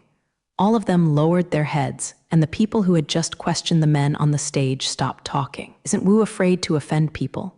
Yun Duo said, even if she has a good influence here, she slapped many authoritative scholars by saying that. Shouldn't it be a lot of trouble in the future? Jiang Cheng looked at her a bit, and at the same time he felt that he didn't know Wu Shi even more, what kind of person she was. Why is she going up? What you said just now is just to compare your own level. How do you know that no one gets it? Said a man in the front row below. This person is also a good domestic scientist. It's just a pity. Zhang Tian looked at the man in the audience. What a pity? Yun Duo asked. It's nothing. Zhang Tian said lightly, so what do you do this year? Wu Shi asked rhetorically. I don't need to report this to you. The man said rudely. I made an isolated current transformer this year. It can be applied to spacecraft, mainly to improve the instability of our country's spacecraft that is often rushed by air currents in the universe. Wu Shi said. There was a sound of gasping from below. Jiang Cheng also knows that the research results on spacecraft are really impressive. It can be said that some people can't make such an achievement in their entire life. As soon as this sentence came out, the choking person stopped saying a word. I want to ask, am I qualified to ask you now? Since we are at the cutting-edge summit, sooner or later we have to report our research results. You can say it now. Wu Shi smiled and asked. The complexion of the man underneath went from red to blue to black. He watched Pu Zhaoguo and everyone looked at him. With a teasing tone, he became manic. I didn't say a word. Okay, if you say that. Wouldn't so many people at the scene lie? Said the man who questioned the man before. That's the truth. The most basic science is truth. If you can't even do this, then today's summit is unsuccessful to me. After Wu Hao said this, the audience was boiling, and some people felt that finally some people have told the truth, and many others look scared. It is obviously good for everyone to correct now. If the summit fails because of this inability to meet up, then you will lose your position. What do you want to do? At this moment, the person in charge of the audience spoke. Acknowledge the mistakes, hold a press conference, and tell the people about the mistakes of the previous summit. Wu Shan said, "How could it be? He's crazy. Oh my God, it's impossible such a thing." As soon as Wu Hao finished speaking, the voice of opposition came out. Are you serious about this? Do you know how many people have to admit mistakes like this, including the current boss? Said the person in charge. At this moment, Jiang Cheng thought for a moment, this matter still has something to do with the boss. Although Wu Shan's idea is right and exciting, it is always difficult to handle. Wu is amazing, no matter how she used to be. Now I think she is cool. Yun Duo looked at Wu Shan on the stage, her eyes glowing. Such a thing would not be what she wanted. Zhang Tian said lightly, as if the things in front of him have nothing to do with him. Yun Duo glanced at Zhang Tian. This person is so disgusting. Every time he pours cold water when he is in a good mood. Yes, such a thing involves too many people, Jiang Cheng sighed. Wu Shan was not talking either. After taking a look at the stage, Jiang Cheng felt that she was looking at herself. Wu Shan said to the middle-aged man next to him, "I'm sorry, you are great," and walked off the stage. Wu Shan did not go to the position after coming down. Instead, he walked straight out of the venue. Jiang Cheng felt that the figure in front of him was a little thin and lonely. The man on the stage watched Wu Shan go out blankly. Didn't say anything, just went down. Then the host announced that the next person would come up. It seems that what happened just now was like an episode. Nothing fluctuates in people's hearts. It's just that the following people are no longer so ostentatious, reported very seriously. For a while, the atmosphere in the entire venue became a bit strange. Isn't this all about it, Brother Jiang? Yun Duo said. It looks like this at the moment. Jiang Cheng said, now it can be said that it has a definite effect. Shall we go? I don't want to stay here anymore. Yun Duo was actually a little moved by what Wu Shan said just now. She understands what reality means to science, and the team in front of her, the whole country's science and technology, is caught in such an atmosphere of bird smoke. It's really weak. Let's go. Jiang Cheng said. After speaking, Jiang Cheng, Yun Duo, and Zhang Tian both came out. Jiang Cheng saw that several people had also come out at this time. Are we going back now? Yun Duo asked. It's really boring this time. Yun Duo frowned and said, let's go back. Jiang Cheng said. Zhang Tian said nothing but followed Jiang behind. After walking a few steps, Jiang Cheng saw a car in front of him with clouds leaning against it. Yun Duo is wearing a black dress and a coat. Looking at Jiang Cheng, his eyes were confused and a little lonely. Jiang Cheng and others didn't plan to talk to her. They wanted to bypass her to pick up the car. Why are you here? Wu Shan's voice sounded coolly. Want to come? Jiang Cheng said lightly. Are you taking revenge? Wu Shan said uncertainly. Heh, revenge? What do you think? That kind of wicked thing is the only thing you do. Yun Duo said while looking at Wu Shan. Wu Shan looked at Jiang Cheng, lowered her head, and said nothing. What? You say you are just a victim. I can't stand it. Yun Duo said while looking at Wu Shan, who was aggrieved. Then he left. No matter what you are going to do, if this time harming others and harming society again, I will not let you go again. Jiang Cheng said something when he passed by Wu Shan. Wu Shan suddenly raised his head and glanced at Jiang Cheng with a little sadness in his eyes, but still didn't say anything. Jiang Cheng and Zhang Tian immediately caught up with the cloud and walked to the car. Yun Duo was still angry at this time.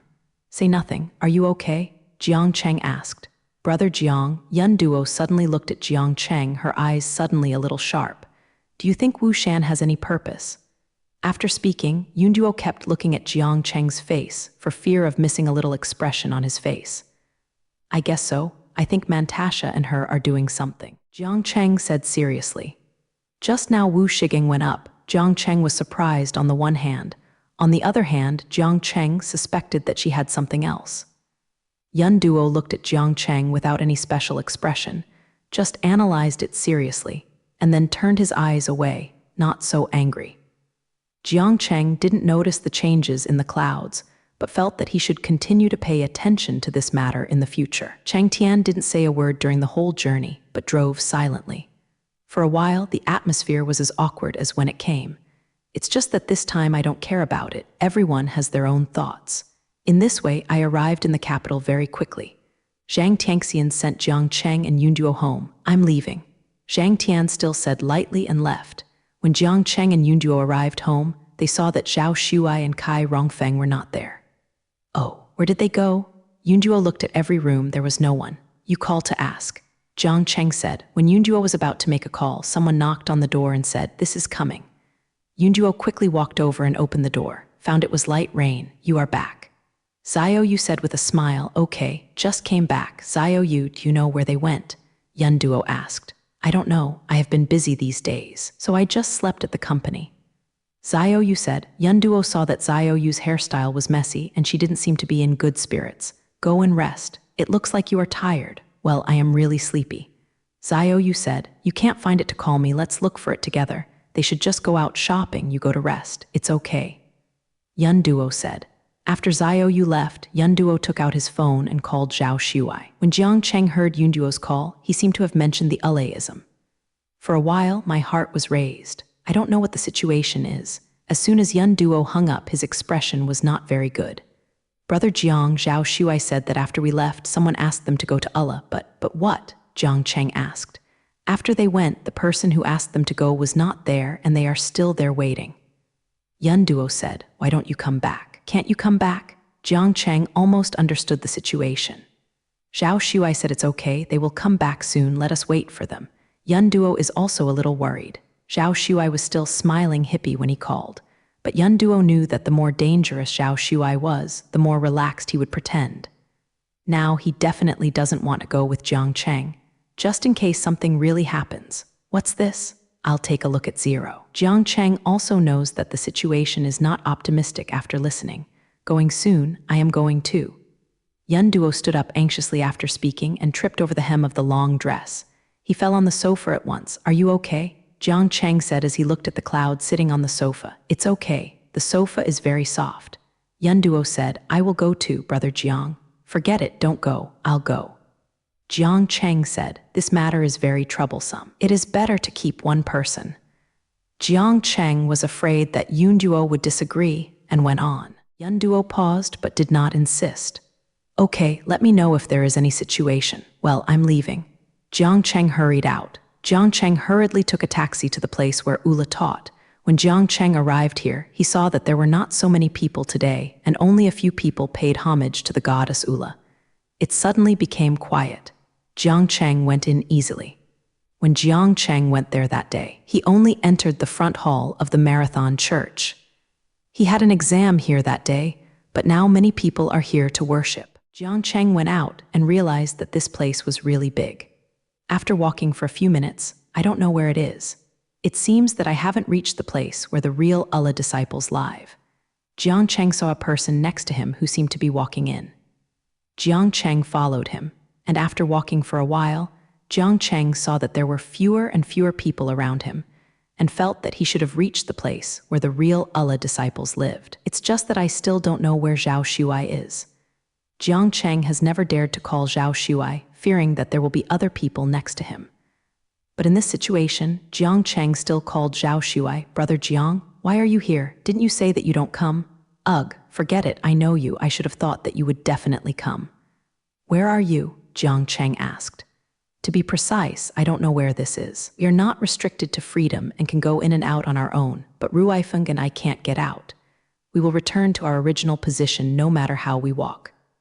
Said Zhao Shuai, can you see what you see right now? Jiang Cheng asked. I can see 2 big sycamore trees and the sun is very dazzling. The one I am in is a simple room. I don't know where Ruifeng should be nearby. Nothing, that's all, Jiang Cheng said. Well, I can't see anything else. Zhao Shuai said, well, wait, I will find you. Well, Brother Jiang, my mobile phone is out of power. This place is like an ancient house without power. Said Zhao Shuai abandoned. Well, let me ask Ruifeng again. Jiang Cheng has no idea where Zhao Shuai is now. When Jiang Cheng called Kai Ruifeng, the phone was not connected. Jiang Cheng worried that the situation really happened. Kai Ruifeng's mobile phone really couldn't connect. Jiang Cheng thought about the information that Zhao Shuigang had given. It was really rare. Jiang Cheng looked at the surrounding houses. Almost every house had a sycamore tree in front of it, but he didn't even send it out. But Jiang Cheng thought that the sunlight that Zhao Shuai said was very dazzling. At this time, there is not much sunlight dazzling. Jiang Cheng took out something that was as transparent as a compass. Jiang Cheng placed it in the sun. After a while, he saw that the compass in front of him was red. This light-heated compass was still useful, and Jiang Cheng kept walking in the direction of the compass. Along the way, I have passed many Allah disciples in uniforms, but they just looked at Jiang Cheng and didn't say a word. Jiang Cheng was really a little strange. It stands to reason that people wearing strange clothes like him must be sure. It will be blocked. Even if it is not blocked, someone will definitely ask. It's totally abnormal like this. However, since entering this place, Jiang Cheng has felt that he was being led away abnormally, and now he can't think about it so much. The most urgent task now is to find Zhao Shuai. Jiang Cheng followed the compass to the westernmost house. The compass display is this place, but Jiang Cheng looked at almost a dozen houses here. I don't know which Jiang Cheng is. Jiang Cheng put away the compass. I looked at the row of houses in front of me. Jiang Cheng walked forward and saw that these houses seemed to be beautiful. It's definitely not easy to go in rashly. Jiang Cheng looked at the place where there were 2 trees in front of the door. If you look through the windows in these houses, you can definitely see 2 trees. Zhao Shuai is still unreliable as always, Jiang Cheng thought. Jiang Cheng took out the ultrasonic analyzer, and the display was messy. It was really hard to find the magnetic field waves that only showed everyone in Zhu. Jiang Cheng thought for a while before he seemed to have searched for Zhao Shuai's magnetic field waves, but he had a vague impression. Jiang Cheng thought for a while and was almost certain that he would recognize it if he saw it. Jiang Cheng took the analyzer while walking. Seeing a radio wave similar to Zhao Shuai, Jiang Cheng looked at the house in front of him, and it was similar to what Zhao Shuai said. Jiang Cheng stopped at the door for a while. I saw that the radio waves of the analyzer were indeed very similar, but Jiang Cheng felt not. Because this radio wave is too quiet, if it was Zhao Shuai in it, it would definitely break away. Jiang Cheng walked forward again. At this time, the radio waves were similar. Jiang Cheng paused for a while and determined that this should be Zhao Shuai.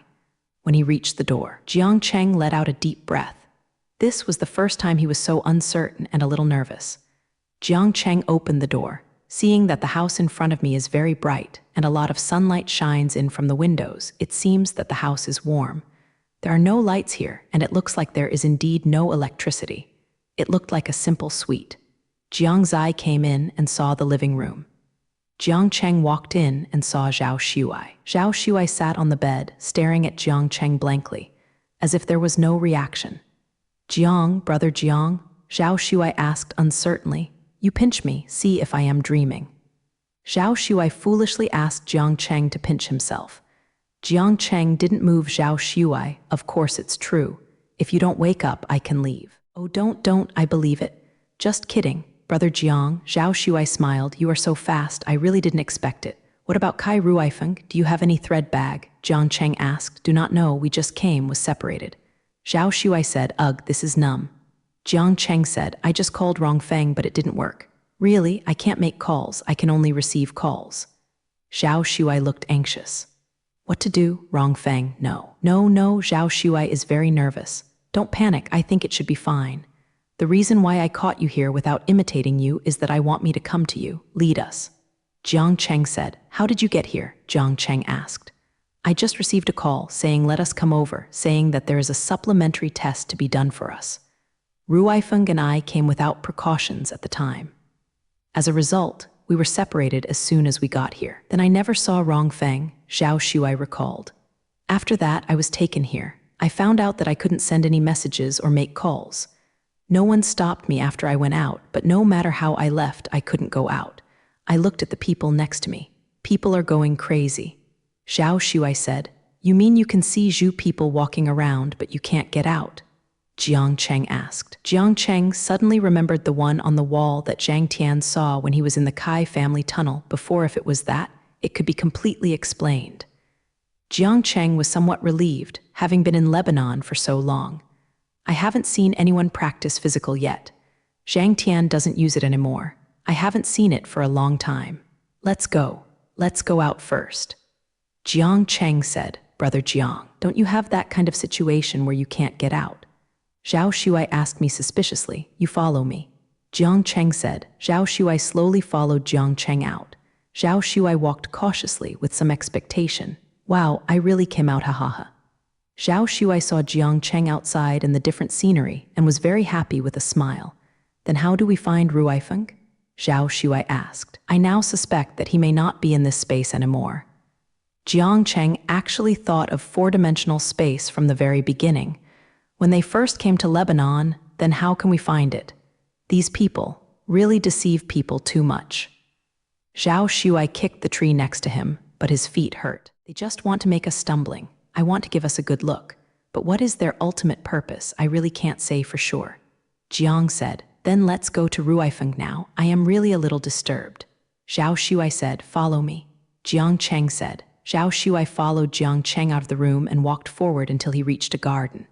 It looked like the back garden of Alaism.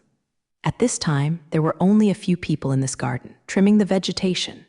Jiang Cheng took out the analyzer just now and saw that there was very little display on the analyzer. It seemed that they were almost these people. Now Jiang Cheng has almost walked through the entire house behind the Allah religion. Now Jiang Cheng is almost certain that Kai Rongfeng is likely to be locked in another space, and the phone still can't get through. Brother Jiang, how is it? Zhao Shuai saw Jiang Cheng standing still and kept thinking. Although he didn't want to disturb him, he was really anxious. I suspect that Ruifeng has reached another dimension. But now I don't have a four-dimensional mirror, and I don't have anything that can lead to another dimension. Jiang Cheng regretted why he didn't wear a four-dimensional mirror. Then I go to Zhang Tian. He has it, said Zhao Shuai. Jiang Cheng was taken aback. Normally, Zhao Shuai didn't want to have anything to do with Zhang Tian. Now he took the initiative to find it. It's best for you to go to nature. I'm going to find the palm master here. Jiang Cheng feels that he can no longer be so passive. It doesn't feel good to be led away like this. Now he's going to Allah to teach the old people to let them know that he is not a soft persimmon. He can just pinch it. Zhao Shuai looked at Jiang Cheng with a serious and angry look on his face, and he really squeezed a sweat for those Allahs. Brother Jiang has to make a big move like this. Zhao Shuai thought, I'm leaving. Brother Jiang, you must pay attention to your safety. Zhao Shuai left after speaking. Jiang Cheng noticed just now that there is a hall outside of the Allah religion for worshippers. Go inside, where Jiang Cheng is now, where ordinary Allah disciples live. Going further forward is where the Fa resides, and the innermost place is where the palms live. It is on the top of the mountain. Jiang Cheng kept walking forward. At this time, many people around him were watching Jiang Cheng, and Jiang Cheng ignored them. Now Jiang Cheng is really angry. These people can touch him, but they can't touch Zhao Shuai and Kai Ruifeng in such a yin method. It's really a villain. He also felt that these Alayan palms were not something that he could see casually, and he still didn't know what abilities they had and how high the number of stages they were. Perhaps it was not impossible for them to see their every move, but he doesn't want to think so much now. He just wanted to punish the perpetrator himself. Jiang Cheng walked a long ladder. I saw a row of seemingly independent houses in front. Before Jiang Cheng went any further, he saw a person coming out of one of the rooms, wearing clothes that looked like a hug, and he looked a little bit immortal. The man seemed to be going out, but saw Jiang Cheng stopped suddenly. Jiang Cheng saw his appearance and felt familiar. He walked forward and walked in front of the man. The man in the Taoist robe stopped where he was. Only when Jiang Cheng approached did he realize that the person in front of him had seen him at the summit that day. He went with another person. Are you letter 3005? Dao hugged the man asked. The man in front of him was very young, only a few years older than Jiang Cheng, tall, and he felt good in his robes. I'm Jiang Cheng. I just passed the initial test yesterday. Jiang Cheng said, oh, so before the time for the re-examination, did you come early? The man looked confused and said. Jiang Cheng saw the appearance of the person in front of him and knew that he should not know his own affairs.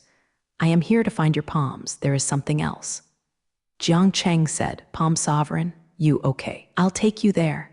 The Dao-robed man was a little suspicious, but he soon decided to take Jiang Cheng with him. Jiang Cheng didn't expect it to go so smoothly. The person in front of you may not know something, Jiang Cheng thought as he walked behind. The man in the robes just led Jiang Cheng forward, did not say a word, very silent all the way. After walking for a while, Jiang Cheng saw that there was still a way to go before Jingren, but he didn't expect that the road that looked like a short walk would take a long time. There was a scent of flowers in the air.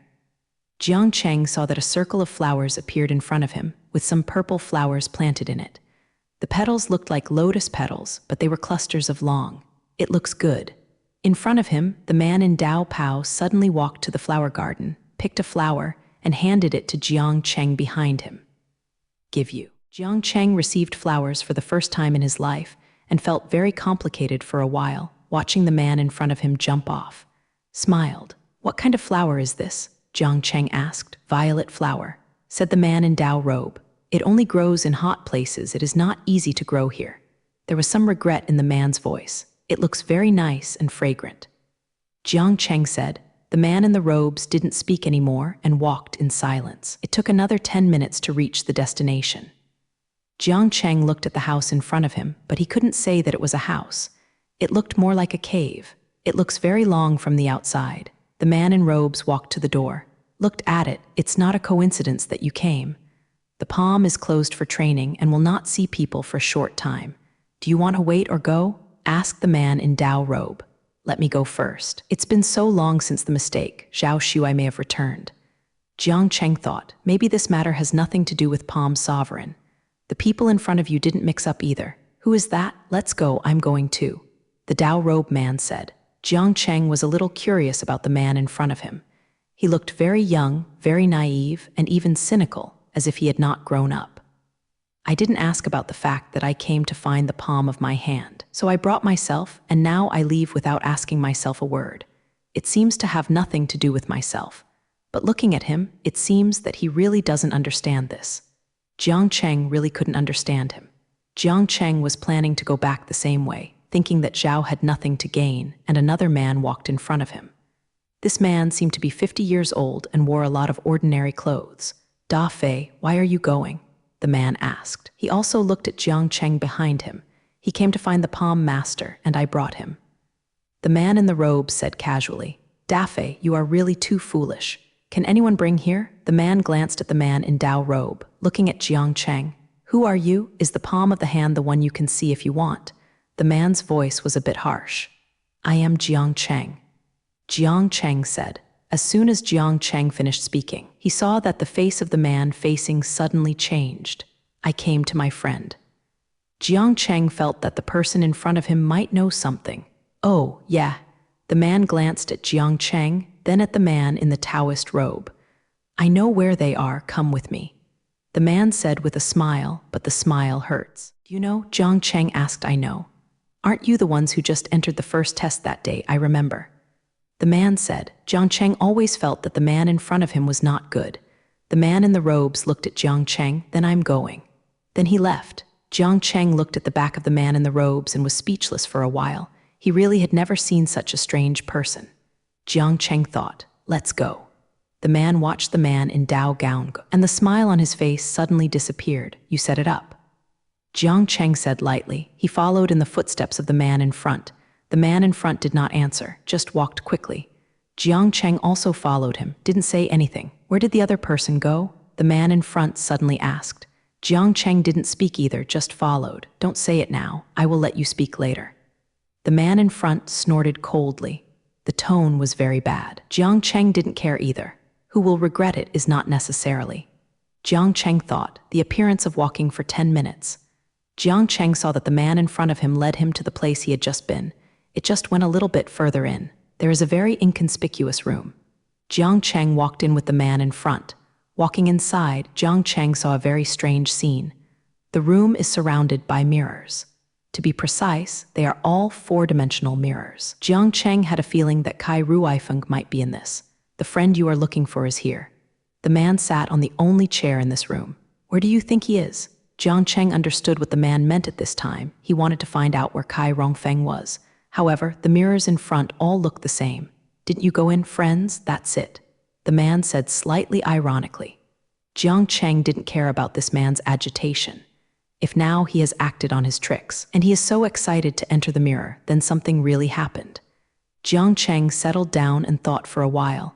I felt that if I took out the analyzer at this time, the person in front of me might become angry. Now that your goals have been achieved, what are you still doing here? Want to go in with me? Jiang Cheng asked. Of course I won't go in, but if you don't make it right, then you can leave now. The man said. Aren't you just talking about it? We're just half a cat.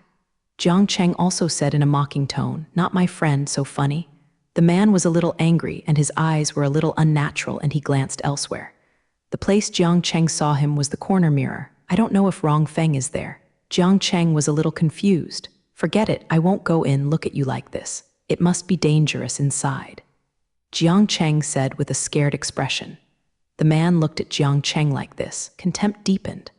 To tell you the truth, I was not the one who arrested you, but you can be sure that you provoke someone. So, the man looked at Jiang Cheng. If you don't go in and save your friend, he may be.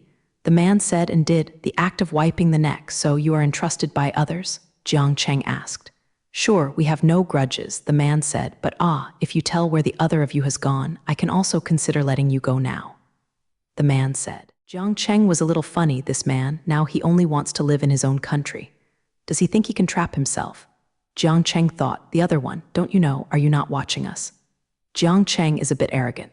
You know, then don't you say, still staying quietly? The man also knew that Jiang Cheng didn't understand anything and his tone was a bit harsh. What else are you doing here? Put me in. Do you still have King Fa? Jiang Cheng asked. Wang Fa, on the site of our Allah religion, what do you want? The man looked at Jiang Cheng. Jiang Cheng also knew that it was impossible to force him out now, and this person was hired to watch him go in. Jiang Cheng thought for a while and walked into the mirror in the corner where the man was just looking at. Jiang Cheng looked at the man in front of him from careless to nervous. Jiang Cheng was certain in his heart that Ru Eifeng might be here. Jiang Cheng let out a deep breath and walked in without hesitation. As soon as Jiang Zai stepped in here, he felt a strong suction for a while. As soon as I entered, I felt a strong wind coming. Jiang Cheng couldn't bear the cold.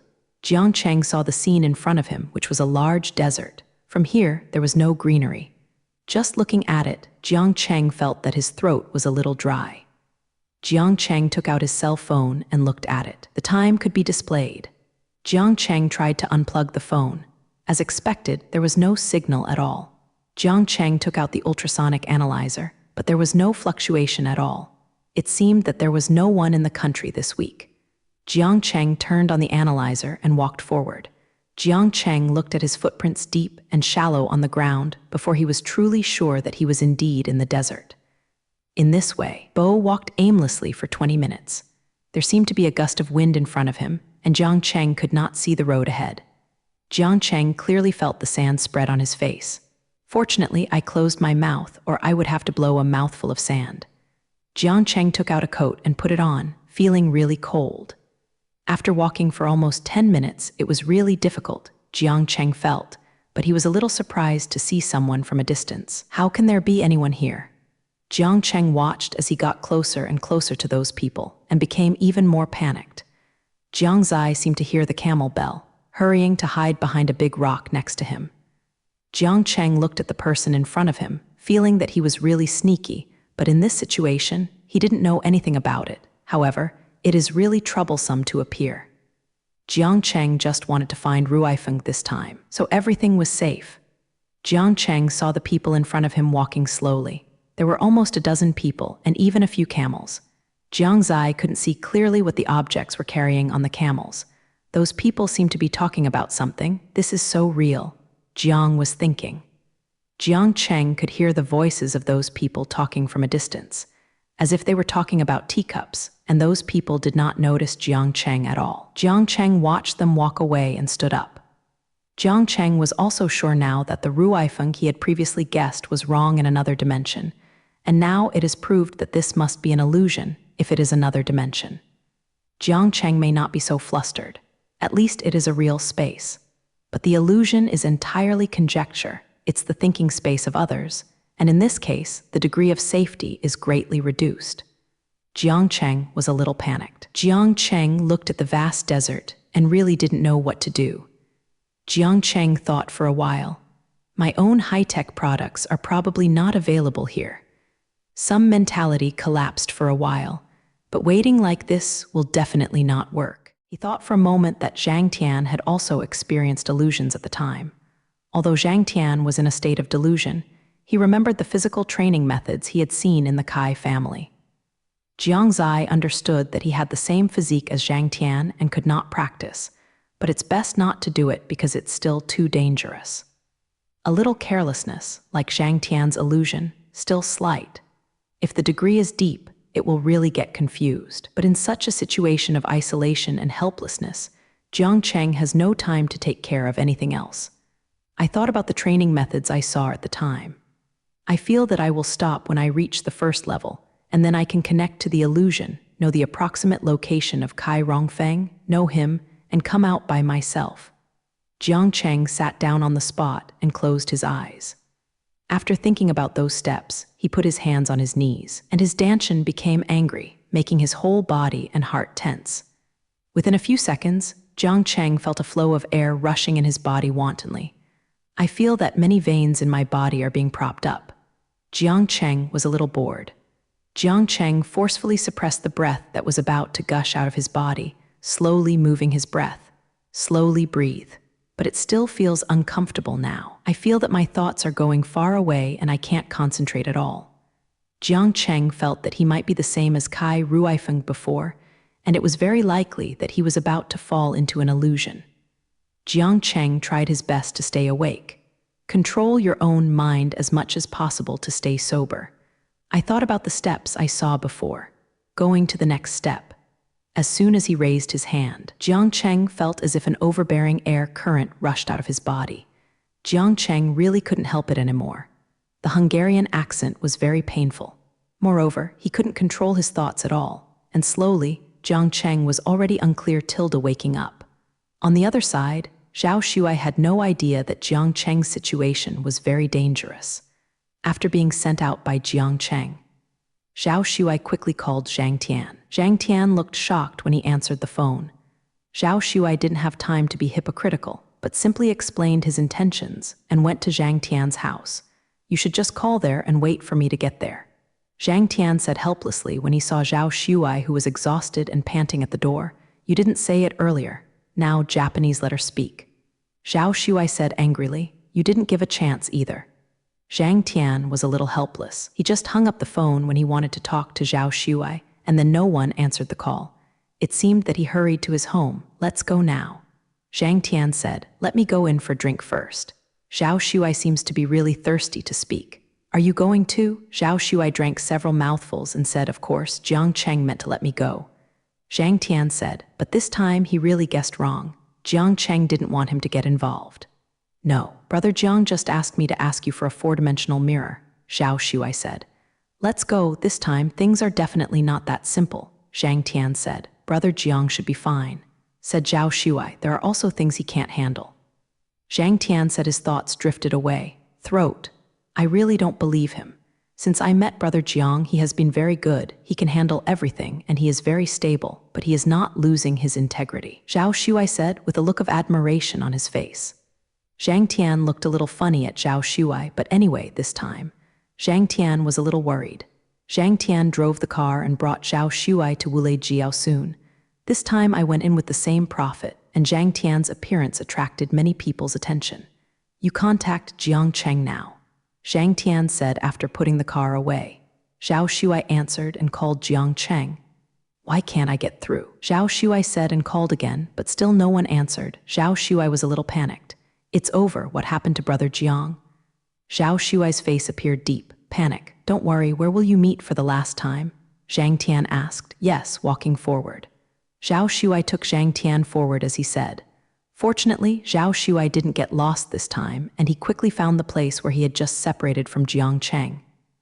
It's here. I was taken into that room over there, and then I couldn't get out. Brother Jiang took me out after he arrived.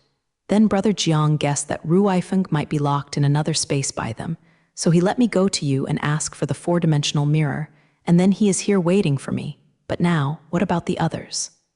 Zhao Shuai turned left and turned right, very confused. We go forward. Zhang Tian almost knew from Zhao Shuai's description that Zhao Shuai must be fascinated.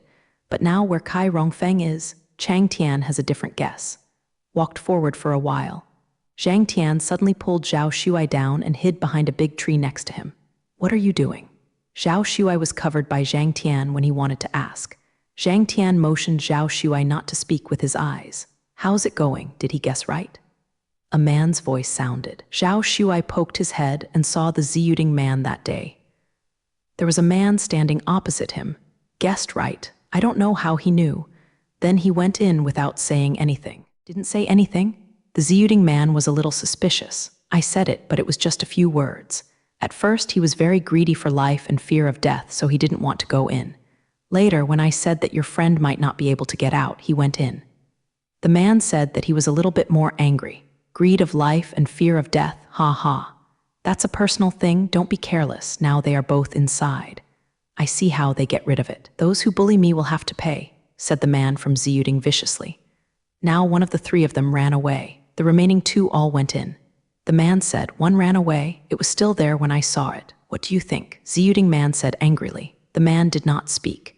Isn't the remaining one without hands? It's too bad. The man said, however, people like them cannot be merciful.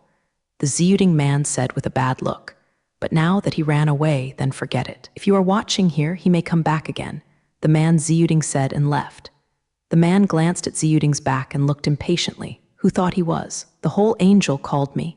Zhang Tian and Zhao Shuai looked at the man before 753 and turned away instead of staying here. It's them. Zhang Tian asked. I don't know who it is, but it should be them after hearing what they just said. Said Zhao Shuai. Let's go. I saw that he just came out of that house. Brother Jiang should have gone into that room and went out. Zhang Tian said to Jiang Cheng. Well, I think too. Zhao Shuai finished speaking and followed the man. Zhang Tian just came out of the house. As soon as Zhao Shuai and Zhang Tian entered the house, they saw this strange house. They should have entered the illusion. Zhang Tian looked at the mirror full of the room and said with so many, how can one know which one they are in? Zhao Shuai feels dizzy looking at the mirror all over the room. Zhang Tiancheng sighed. Looking at the mirrors all over the room, I thought there was only one way. Go to the door and watch it. Don't let people come in, I will try. Zhang Tian said. Zhao Shuai saw the serious expression on Zhang Tian's face this time and said nothing. Turned around and went to the door. After seeing the door closed, Zhang Tian sat on the ground, closed his eyes, and thought about it when he was practicing forcibly before, when he was in the first level. He accidentally fell into an illusion. Zhang Tian tried to take himself. Zhang Tianqiang's consciousness was emptied, but as soon as he touched that cultivation method, he felt that Xing was short of breath and was about to lose his breath. Zhang Tianqiang endured and pulled back the disappearing consciousness, looked at these mirrors in front of him, and discerned. Zhang Tianqiang suppressed the nausea in his body and saw that he wanted to find something. Then quickly exhaled, slowly regained his breath. After calming down for a while, Zhang Tian called Zhao Shuai in. How is it? Your face is so pale. Zhao Shuai looked at Zhang Tiantai's bloodless face and said, It's okay. I know it's the mirror in that corner. Zhang Tian said and pointed to the mirror. As soon as he finished talking, Zhang Tian ran out. Zhao Shuai saw Zhang Tian next to a tree, supporting the tree with his hands, as if retching. Zhao Shuai took out a bottle of water from the mustard ring that Jiang Cheng gave him, walked over, and handed it to Zhang Tian. What's the matter with you? Zhao Shuai said, patting Zhang Tian on the back. Zhang Tian stood straight and took Zhao Shuai and gave himself a sip. It's okay, let's go quickly. Me, I can go by myself. You should rest like this. Said Zhao Shuai, let's go. This time the matter is still real. Zhang Tian said. Zhao Shuai had to follow Zhang Tian. That's it, let's go. Zhang Tian took Zhao Shuai to the mirror he had just seen and said, let's go. Zhao Shuai took a deep breath and said, then I went in.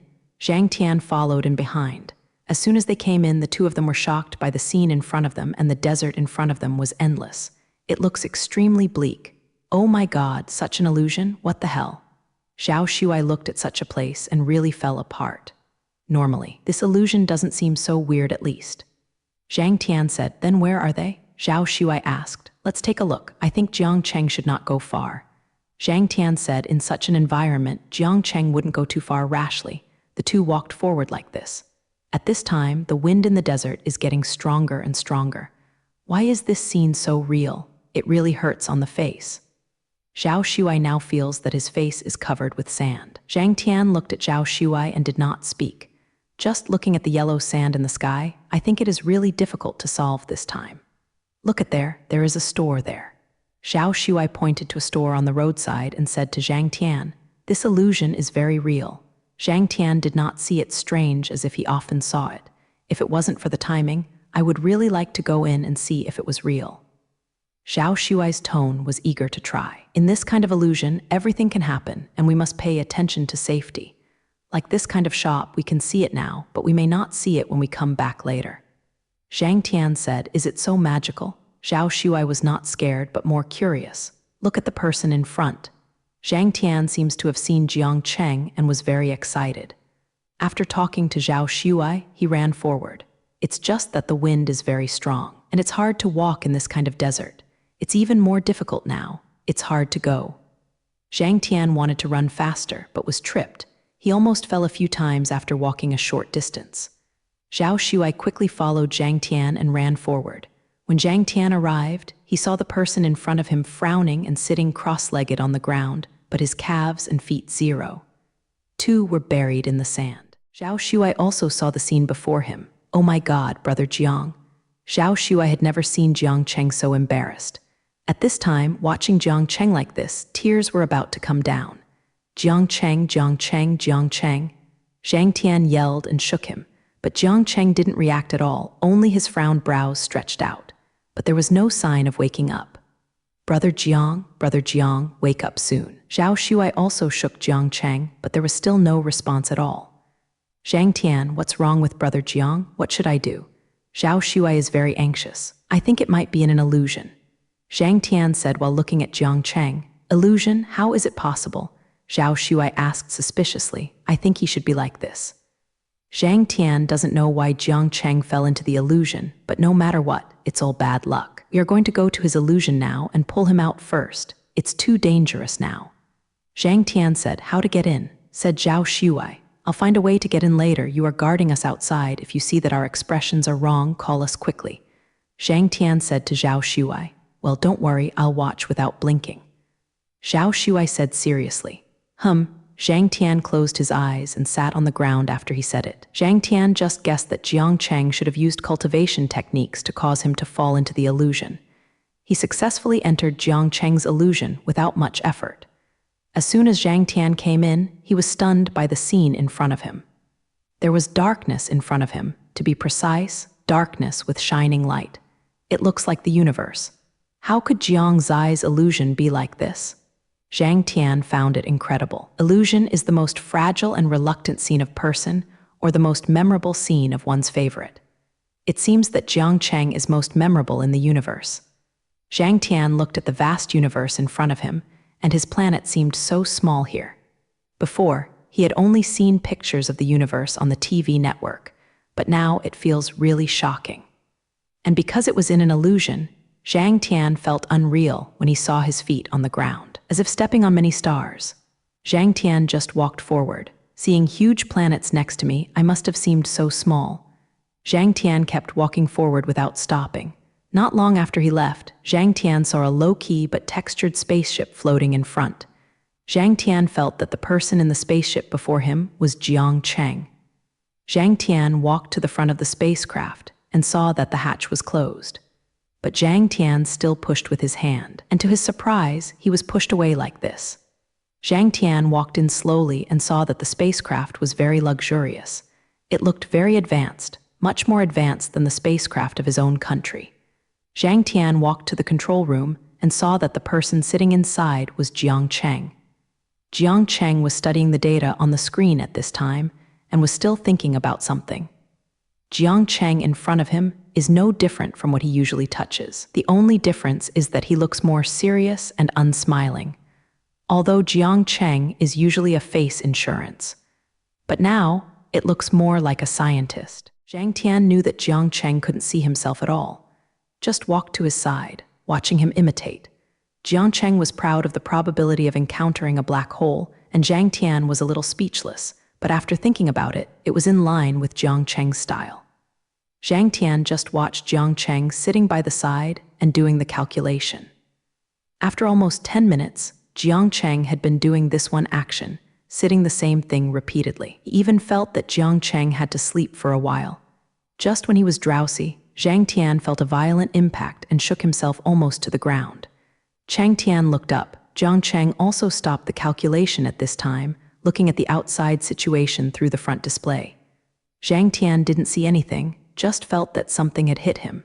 The first feeling may be Yangshi. Jiang Cheng also walked to the hatch at this time. Go out without hesitation. Zhang Tian looked at such a righteous Jiang Cheng, thinking about when this man was really so fearless. Zhang Tian also followed Jiang Cheng out. I went out and saw a dilapidated spaceship in front of me. It looks very big and luxurious before it breaks. But now, I can't see the original look at all. Jiang Cheng walked in without hesitation. Zhang Tian went in and found that the spacecraft was very similar to the spacecraft of his own country. Although he had never boarded a real spacecraft, he still knew a little bit. Seeing such a similar spacecraft in front of him, Zhang Tian was also a little confused. Is it really himself? The country's spacecraft, how could it be so broken? And why is it left here? The cabin door and the inner wall of the spacecraft were broken in many places, but the basic facilities seemed to be complete. It seems to be a very advanced level, Zhang Tian thought. Watching Jiang Cheng in front of him walked from back to front and walked the entire spacecraft. Chang Tian didn't see any animal remains. It seems that the pilot of this spacecraft should have left before the spacecraft broke. Zhang Tian thought about it. In recent years, it seems that only one astronaut has disappeared. Jiang Cheng walked to the energy outlet in front. Zhang Tian also saw that the energy source of this spacecraft was the universal energy Zijinshi of the national spacecraft, but there were a lot of Zijinshi on this spacecraft. He saw that there were a lot of unused amethyst stones in the energy port, and it was really tiring to see. But now, I can't get those purple gold stones at all. I could only watch Jiang Cheng take a few yuan. Zhang Tian looked at Jiang Cheng in front of him. He was adjusting the additional information on the spacecraft. Zhang Tian saw Jiang Cheng very quickly. It's as fast as if you didn't watch it at all. After a while, Zhang Tian saw that Jiang Cheng was learning the language of Kyo, and after only one chase, it seemed to have already met. Then look at the history of Kai country. Chang Tian thinks of Jiang Cheng's things before and suddenly feels that he should have discovered something extraordinary. Zhang Tianqiang suppressed the excitement in his heart and saw that Jiang Cheng should have made some decision in his heart at this time. He walked out of the broken spaceship and returned to his spaceship. Zhang Tian looked at the unfamiliar spaceship in front of him at this time. Why didn't he expect it at first?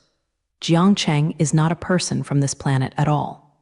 As long as he thinks this way, many things can be right. Zhang Tian thought when Jiang Cheng returned to the spaceship. He turned on the spaceship again and headed towards Kaio Go in the direction. Thinking about this, Zhang Tian felt more and more weird. The spacecraft can be determined to belong to the state of Lebanon, but the materials Jiang Cheng saw are all about the state of Kai Ao. What is going on? Zhang Tian thought. It felt like a few minutes later, the spacecraft landed on the ground. Zhang Tian looked at the surrounding scenes. It was still a desert. Oh my God, I can't get along with the desert. Zhang Tian was speechless for a while.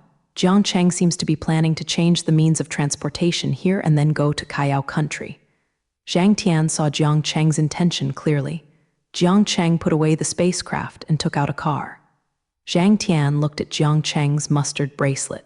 He was really admired at this time. The big spacecraft said that he put it down and put it down. Chang Tian has been following Jiang Cheng in his illusion.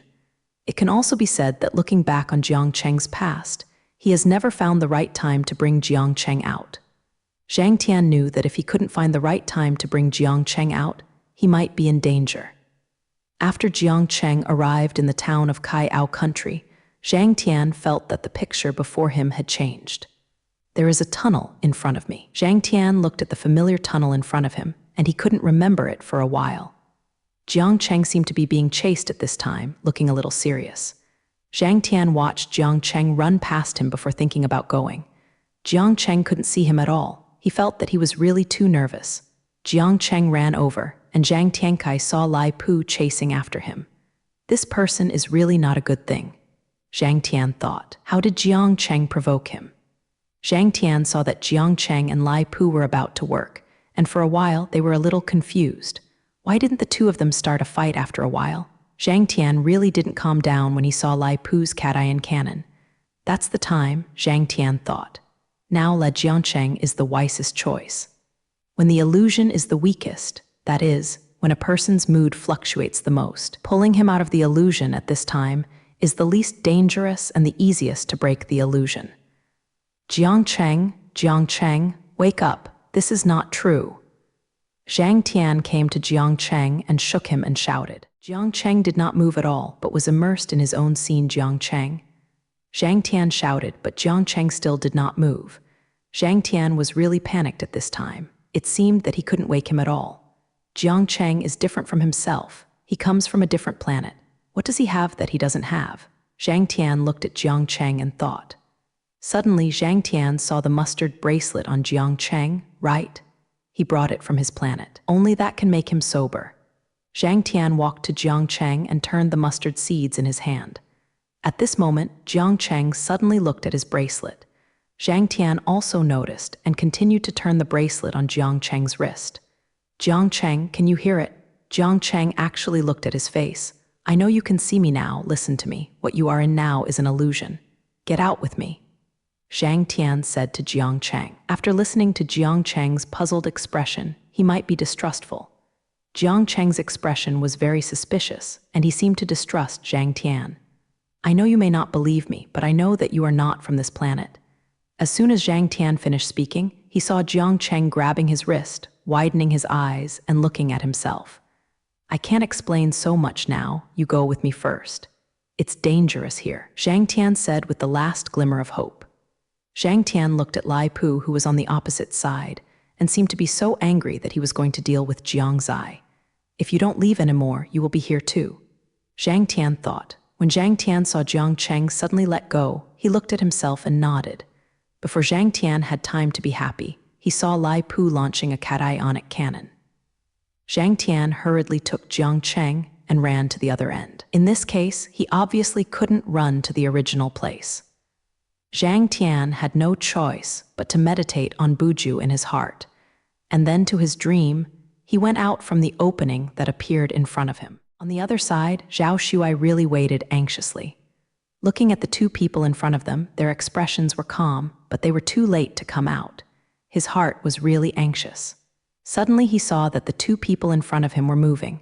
He quickly looked at the facial expressions of the two people, only to see Zhang Tian as if his eyes had turned and Jiangcheng was still the same. Zhao Shuai was a little confused. Just now, Zhang Tian just said that if Brother Jiang's expression is wrong, he should call him quickly, but he didn't say what to do if he was wrong. When Zhao Shuai was in a hurry, Zhang Tian and Jiangcheng opened their eyes at the same time. As soon as Jiangcheng opened his eyes, he saw the desert in front of him. His eyes shook, and his body shook unconsciously. I felt uncomfortable for a while, staring blankly at the desert in front of me. Zhang Tian also seemed to wake up suddenly, and after looking at the familiar scene before him, he realized that he was really out of Jiangcheng's illusion. Jiangcheng, what do you think? Zhang Tian asked. Me, what happened to me just now? Did I fall into an illusion? Jiangcheng was a little confused. Looking at everything, I felt unreal. It seemed like he fell asleep suddenly and then had a dream. Jiangcheng thought, you just fell into the illusion. Said Zhao Shuai. Illusion. Jiangcheng still didn't understand the situation before him. He just looked at the endless desert and wanted to stand up. Suddenly, he felt as if his legs were numb and he couldn't stand up.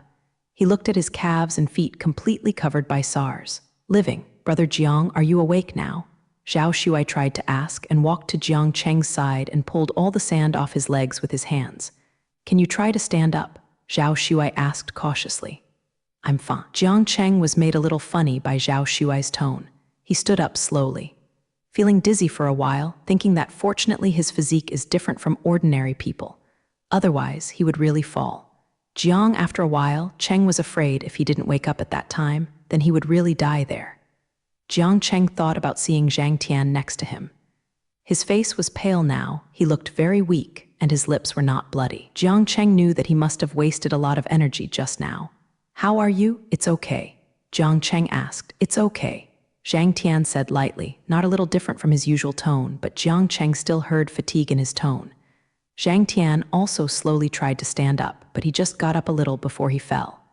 Jiang Cheng hurriedly walked to his side to support him. Looking closer, Zhang Tian's face was really pale at this time, not a little bit angry. Jiang Cheng's expert probed Zhang Tian's head and felt very cold. "You are not sick?" Jiang Cheng asked. "No, I was just tired." Zhang Tian said weakly, "You continue to sit and rest here."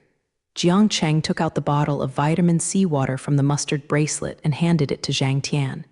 Zhang Tian took a sip of the water and sat down on the spot. "Yeah, then wait a moment. I originally wanted to find Rongfeng, but I didn't expect to fall into an illusion." Jiang Cheng tapped the old acupoint and said, "It's really a headache." Jiang was thinking, "You are too dangerous, do you know?" Zhang Tian said, "You just died accidentally like that." "Throat, let's go, brother Jiang, isn't Rongfeng sincere?" Zhao Shuai looked at Zhang Tian, who was a little angry, and said, "Always pay attention to the method, just go in casually." "Really?" Zhang Tian still looked very angry, but suddenly started coughing if he wanted to say something. Jiang Cheng didn't say anything but patted Zhang Tian on the back to help him follow his breath. "I know that I owe consideration to my approach this time." Zhang Tian kept coughing very badly. "Are you really sick?" Zhao Shuai couldn't help asking. You are sick." Zhang Tian said irritably, thinking that Zhao Shuai was scolding him on purpose. "Huh, you guy, I care about you. What do you mean?" Zhao Shuai said. Zhang Tian glared at Zhao Shuai and didn't say anything. He just sat and looked into the distance, not knowing what he was thinking. Zhao Shuai looked at Zhao Shuai's flat mouth and stopped talking. Jiang Cheng looked at the two people and didn't know what to say. For a while, the atmosphere became a little embarrassing, and no one was talking anymore. "How do you find Ruifeng now?" Jiang Cheng asked. "You can't even do it, brother Jiang, I don't know." Zhao Shuai looked at Jiang Cheng and started to cry. Jiang Cheng looked at Zhang Tian. Zhang Tian also turned his head and looked at Jiang Cheng. "What? I don't know, I just know we'd better go out now. Otherwise, we might not be able to go out." Jiang Cheng looked up at the sky that seemed to have begun to darken if he didn't hurry to find Rongfeng now. It becomes more difficult after dark. It's just that now it's very dangerous to force yourself into other people's illusions. And Zhang Tian already knows his own history, right? "We won't go out first. Rongfeng is still here. How can we leave him? If you are afraid, go out first." Zhao said to Zhang Tian, "But now I am going out alone. If I was afraid, I would not go in just now." Zhang Tian was a little angry. "There is only one way now." "What?" Zhao Shuai and Jiang Cheng asked in unison. "I went in to destroy this illusion, but once this illusion is broken, you will be very dangerous." Zhang Tian said, "Once you don't have this illusion, you probably won't be able to return to the original place. You really don't know where you will go. It's okay, as long as there is a way to find Ruifeng, try." Jiang Cheng said, "To Ming, no matter what, I must find Rongfeng." Zhao Shuai said firmly, "I'll go with you, you're not in good health. I can take care of you even if I go." Jiang Cheng said, "No, I went by myself." Zhang Tian said he was about to stand up. It's just that he was really strong and lacking. Just when he wanted to stand up, he fell to one side. Jiang Cheng hurriedly helped him. "Look at how you look." Jiang Cheng said, "That doesn't need you either." Zhang Tian waved Jiang Cheng's hand away. "Don't be stubborn, it's enough to be sorry for pulling you in, and I will definitely follow you in." Jiang Cheng said, "Just have Zhao Shuai watching here, I'll follow you in." Jiang Cheng said, "Let me hear again." "No, you don't know how uncomfortable I am here alone, knowing nothing will not help me. I want to go with you." Zhao Shuai also didn't agree. "Oh, forget it, let's go together." Jiang Cheng said. Zhang Tian was really annoyed by the words. "Should I go or you? Do you make the decision?" Zhang Tian asked. Zhao Shuai sighed, looking a little melancholy. "You should also be considerate of us. Rongfeng is our best friend. His whereabouts are unknown and his life and death are still unknown. How could we sit here and wait? I'm really too anxious." Zhao Shuai was a little choked up at the end. Looking at Zhao Shuai like this, Zhang Tian couldn't bear to say, "Is it true?" Zhao Shuai jumped up after saying that, and the expression of tragic imitation disappeared suddenly. Happy. Jiang Cheng looked a little funny at Zhao Shuai like this. "Yes, let's go." Jiang Cheng looked at Zhang Tian and said with an unhappy face, "How to get in? It won't be the same way again." Jiang Cheng asked, "It's not entirely true. You are holding my hand right now. Remember, don't open your eyes later no matter what happens. Keep your eyes closed and don't stop, just follow me." Zhang Tian finished just muttering something in my mouth. Jiang Cheng looked at Zhang Tian's approach and understood. He wanted to force through the fantasy stage. Before long, Jiang Cheng felt that he was no longer in the desert. Light underfoot. The whole body felt a little floating, but Jiang Cheng just followed Zhang Tian silently, paying no attention to anything. "Brother Jiang, why am I?" Zhao Shuai whispered. "Don't talk." Jiang Cheng interrupted him. Even if Jiang Cheng didn't look at it, he knew it would consume a lot of spiritual knowledge to do this. Zhang Tian couldn't be disturbed at all. After a while, Jiang Cheng felt a gust of wind in his ear. There was also the sound of the car Nai Ming. Everything was chaotic and people cried. Jiang Cheng didn't know what he had encountered, but after a while, he felt that everything around him was quiet, only the rustling wind. Others were talking. "Hawk, did you see the kid and her family? You don't cry." "Yeah, my God, my mother can still be so calm after death." "Hey, who said no? It's really not easy for you to talk about that woman. Finding a man and abandoning herself and her son. Now the son is still cold-blooded. Don't say it." This feeling, it was so real, it made Jiang Cheng feel that he was among these people, but Jiang Cheng faintly felt as if he was talking about Zhang Tian. Jiang Cheng suddenly felt that Zhang Tian was holding his hand tightly, squeezed himself. Jiang Cheng realized that Zhang Tian's palms were all sweat now. Jiang Cheng could clearly feel Zhang Tian's tension and anxiety. Jiang Cheng just shook Zhang Tian's hand back, and there was sorrow and joy in his ears, but there was no crying, nothing. But Jiang Cheng now truly felt Zhang Tian's sadness and loneliness at the time.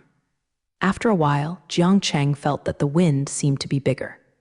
"The voices around me are gone, everything is gone." It was empty, and then suddenly felt dark again. It should be the feeling of darkness. Although Jiang Cheng could not see it because of his own system, the sensitivity and other feelings were more accurate than ordinary people. He still felt as if there were street lights, but now there was no wind around him suddenly, and with it a warm feeling more like indoors. "Let the young master go back first. The boss will be busy for a while." A man's voice sounded. When Jiang Cheng heard the boss, he felt that this should be Zhao Shuai. Is it possible that everyone's illusion was released one by one? Jiang Cheng could not figure it out.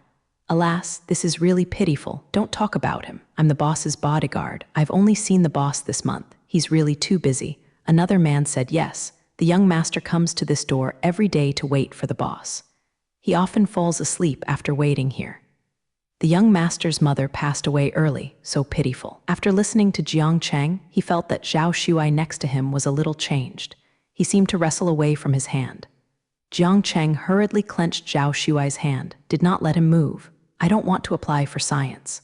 Member Jiang Cheng felt that this should be Zhao Shuai's voice, but it seemed to be younger.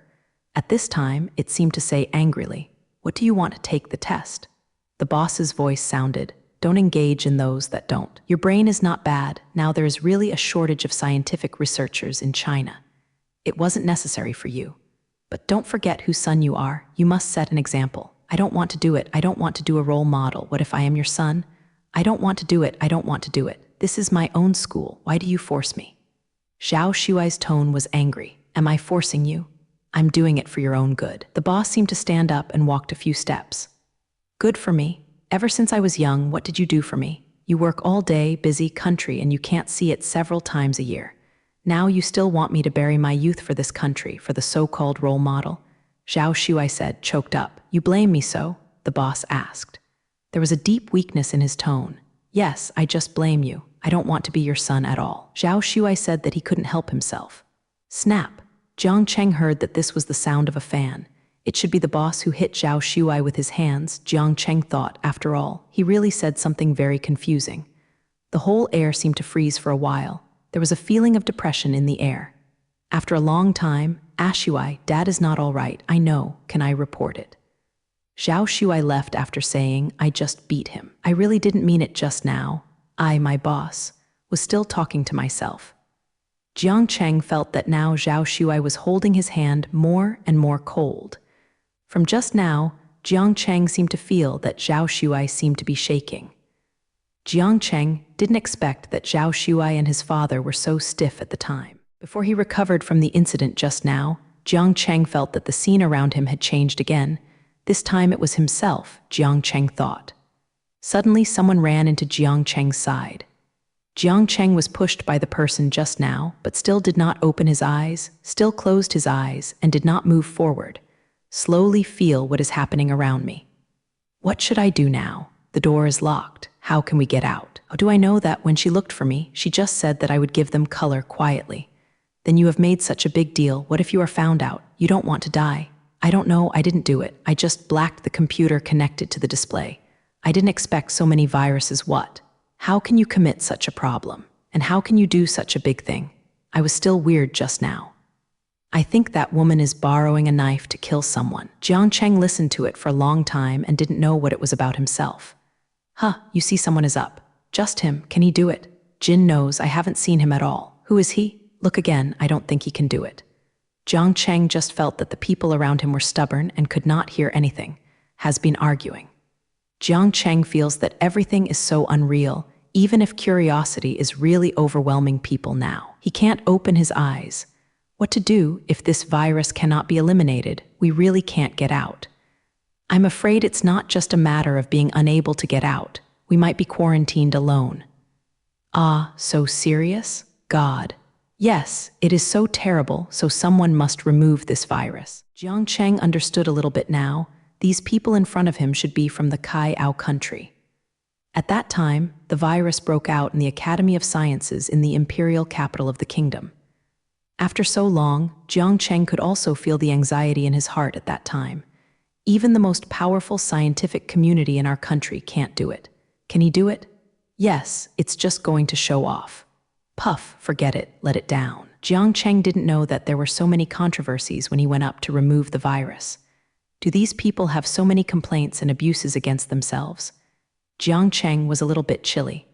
Oh my God, it worked, you try, hurry up. It's true, he can really do it.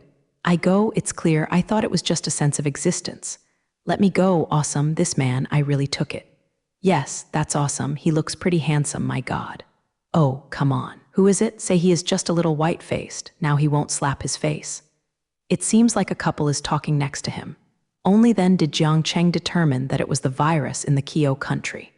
Listening to the sudden stop of the wind next to him, he knew that the illusion in front of him was shattered. What appeared before me was another scene. Suddenly, a bright and cold breath came to Jiang Cheng, and Jiang Cheng felt as if he was in a cold cellar. Surroundings are very quiet as no one is. Brother Jiang, the voice of clouds came from the side. Jiang Cheng felt that he should be in the tunnel of the Kai family last time. Jiang Cheng heard his own voice. Don't worry, you can definitely go out. Jiang Cheng felt that he was in this tunnel. He seemed to be able to fully feel the coldness of sitting on the ground. And I study the tangled feeling of those words on the wall. Jiang Cheng felt that he really felt it. Jiang Cheng didn't feel it at that time, but now that he was outside the incident, he felt that he was very scared at the time. Although he had been comforting Yunjuo with his mouth, he was still a little scared in his heart. Jiang Cheng felt the footsteps of another person at this time, and he didn't know why he could hear it now. It was exactly the same as he expected at the time, except for him and Yunduo. There were other people in the tunnel at the time. Jiang Cheng heard the sound that seemed to be pacing. He really wanted to open his eyes to see who it was. As long as he opened his eyes, he could see what he wanted to know all the time, just because his will was extremely weak. At the time, Jiang Cheng felt that both his left and right hands were shook. Jiang immediately became sober. What's in front of me is not the real scene. Opening your eyes is really dangerous. Jiang Cheng remembered the scene just now and was still afraid for a while, and Jiang Cheng felt that the cold feeling just now had gradually disappeared. What followed was a warm and dry feeling. Open your eyes. Zhang Tian said. Jiang Cheng slowly opened his eyes to adapt to the sudden light in front of him. Damn, my hands are sore. Zhao Shuai waved his hand and said, Where is this now? Zhao Shuai asked. Still in that desert, it is just the most bordered place. I have broken all the desert illusions before, and now I can be sure that Kaiyang Peak is here. Zhang Tian's face seems better than before, not so pale. Fortunately, none of you opened your eyes just now, so you broke the illusion just smoothly. Jiang Cheng looked at Zhang Tian and remembered the illusion of Gang 390 Gang. Presumably the last thing in his heart was his mother's death. This is the heart demon every time, and every time there is a scene torment him. Where is Ruifeng? Zhao Shuai asked. It's such a small circle now, it's easy to find, let's find it separately. Zhang Tian said, okay, let's find them separately. Jiang Cheng said, here you are, hold it and you can contact and locate each other. Jiang Cheng took out 3 locating phones and handed them to Zhang Tian and Zhao Shuai. You still have a way, brother Jiang, haha. Zhao Shuai turned over and took a look. Okay, let's go. Zhang Tian installed the locator and said, the 3 of them split up to find Kai Ruifeng. Looking at the yellow sand in the sky, Jiang Cheng felt this desolation for the first time and walked straight forward. Jiang Cheng, who was far away, saw an inn. He looked around and felt that Rongfeng might be the most likely to be there. Jiang Cheng did not hesitate, but said to the locator, I went to the hotel in front to find Rongfeng. Jiang Cheng walked into this hotel and found that it was very ordinary, just like the most ordinary small hotel on the streets of Liguo. It had only 2 floors. It seemed that the first floor should be a restaurant, and the second floor was a place to stay. Jiang Cheng took a look and went into the hotel in front of him. As soon as he entered Jiang Cheng, he saw 4 or 5 people eating, and no one noticed when he came in. It was just that the waiter next to him came over and introduced Jiang Cheng. Sir, do you stay in a restaurant or eat? The waiter said with a smile, looking very kind. Jiang Cheng didn't see the person he wanted to meet on the first floor stay at the store. Jiang Cheng said, what do you want to live in? The person at the bar asked. The standard room is just fine. Jiang Cheng said, there are still a few rooms left. Alas, you really came here just right. There is only 1 room left. The waiter said, pointing to the room upstairs, here we are, the place is only 7 or 8 rooms. Admonish. Ow, is that so busy? Jiang Cheng asked. Usually I'm not so busy. Even today, I will tell you that someone who came in the morning has been in the house and has never been out. The waiter said to Jiang Cheng, really, what kind of person? Jiang Cheng thinks this person is probably Rongfeng. It means the waiter was interrupted by someone at the bar when he was half talking, and you are fine. What is the root of your tongue here? The waiter said flatly and went to one side. Jiang Cheng turned and took the bar counter and walked to the second floor with his room card. Jiang Cheng always feels that there is something abnormal here, and it can't be said that it is different. He just feels that there is a feeling different from ordinary hotels. Jiang Cheng slowly walked up to the second floor. He planned to visit these rooms one by one. But this is too risky. If Kai Ruifeng is really here, he is most likely the weird man who has never been out. Then why is he like this? Is there something here that prevents him from coming out? Although it is unthinkable, this is the only thing Jiang Cheng can think of. Jiang Cheng's room is the innermost. Walking all the way in, he saw that the door in front was locked tightly. He looked at the people below again. Fortunately, no one looked at him. Jiang Cheng took out an ultrasonic analyzer from the mustard seeds. He didn't know if it could be used in the illusion, but there was only one way to find someone. Jiang Cheng looked at the display on the analyzer and walked around. Fluctuations. Jiang Cheng thought, indicating that there are people in these rooms now. When he reached the last room, Jiang Cheng saw that the sound waves on the analyzer had not fluctuated at all. Explaining that, although there were people, this person was completely motionless, Jiang Cheng looked at the closed door in front of him. I want to push it away impulsively. It's just that Jiang Cheng is still resisting hesitation. What if someone else is sleeping inside? Although this is an illusion, there is still something to do if you are good at using someone else's room. Jiang Cheng looked at the stalemate in front of him, thought about it, and walked into his room. It didn't take long for the waiter who just came up. Jiang Cheng opened the door and saw the waiter he had just met. Is this the only one in this hotel? Waiter, Jiang Cheng thought. The meal you want has been delivered by the helper. Of course, Jiang Cheng is not for dinner. He just wants to ask about the situation in the next room. Thanks. After Jiang Cheng finished speaking, he tipped the waiter in front of him. The waiter immediately became grinning. Thank you. Hey, when I just came here, I heard a loud noise from the next room. Jiang Cheng said, really? No way. When I went in before, there was only one person sitting on the bed blankly, as if I had lost my intuition. The waiter said, just sitting there? Why? Jiang Cheng asked.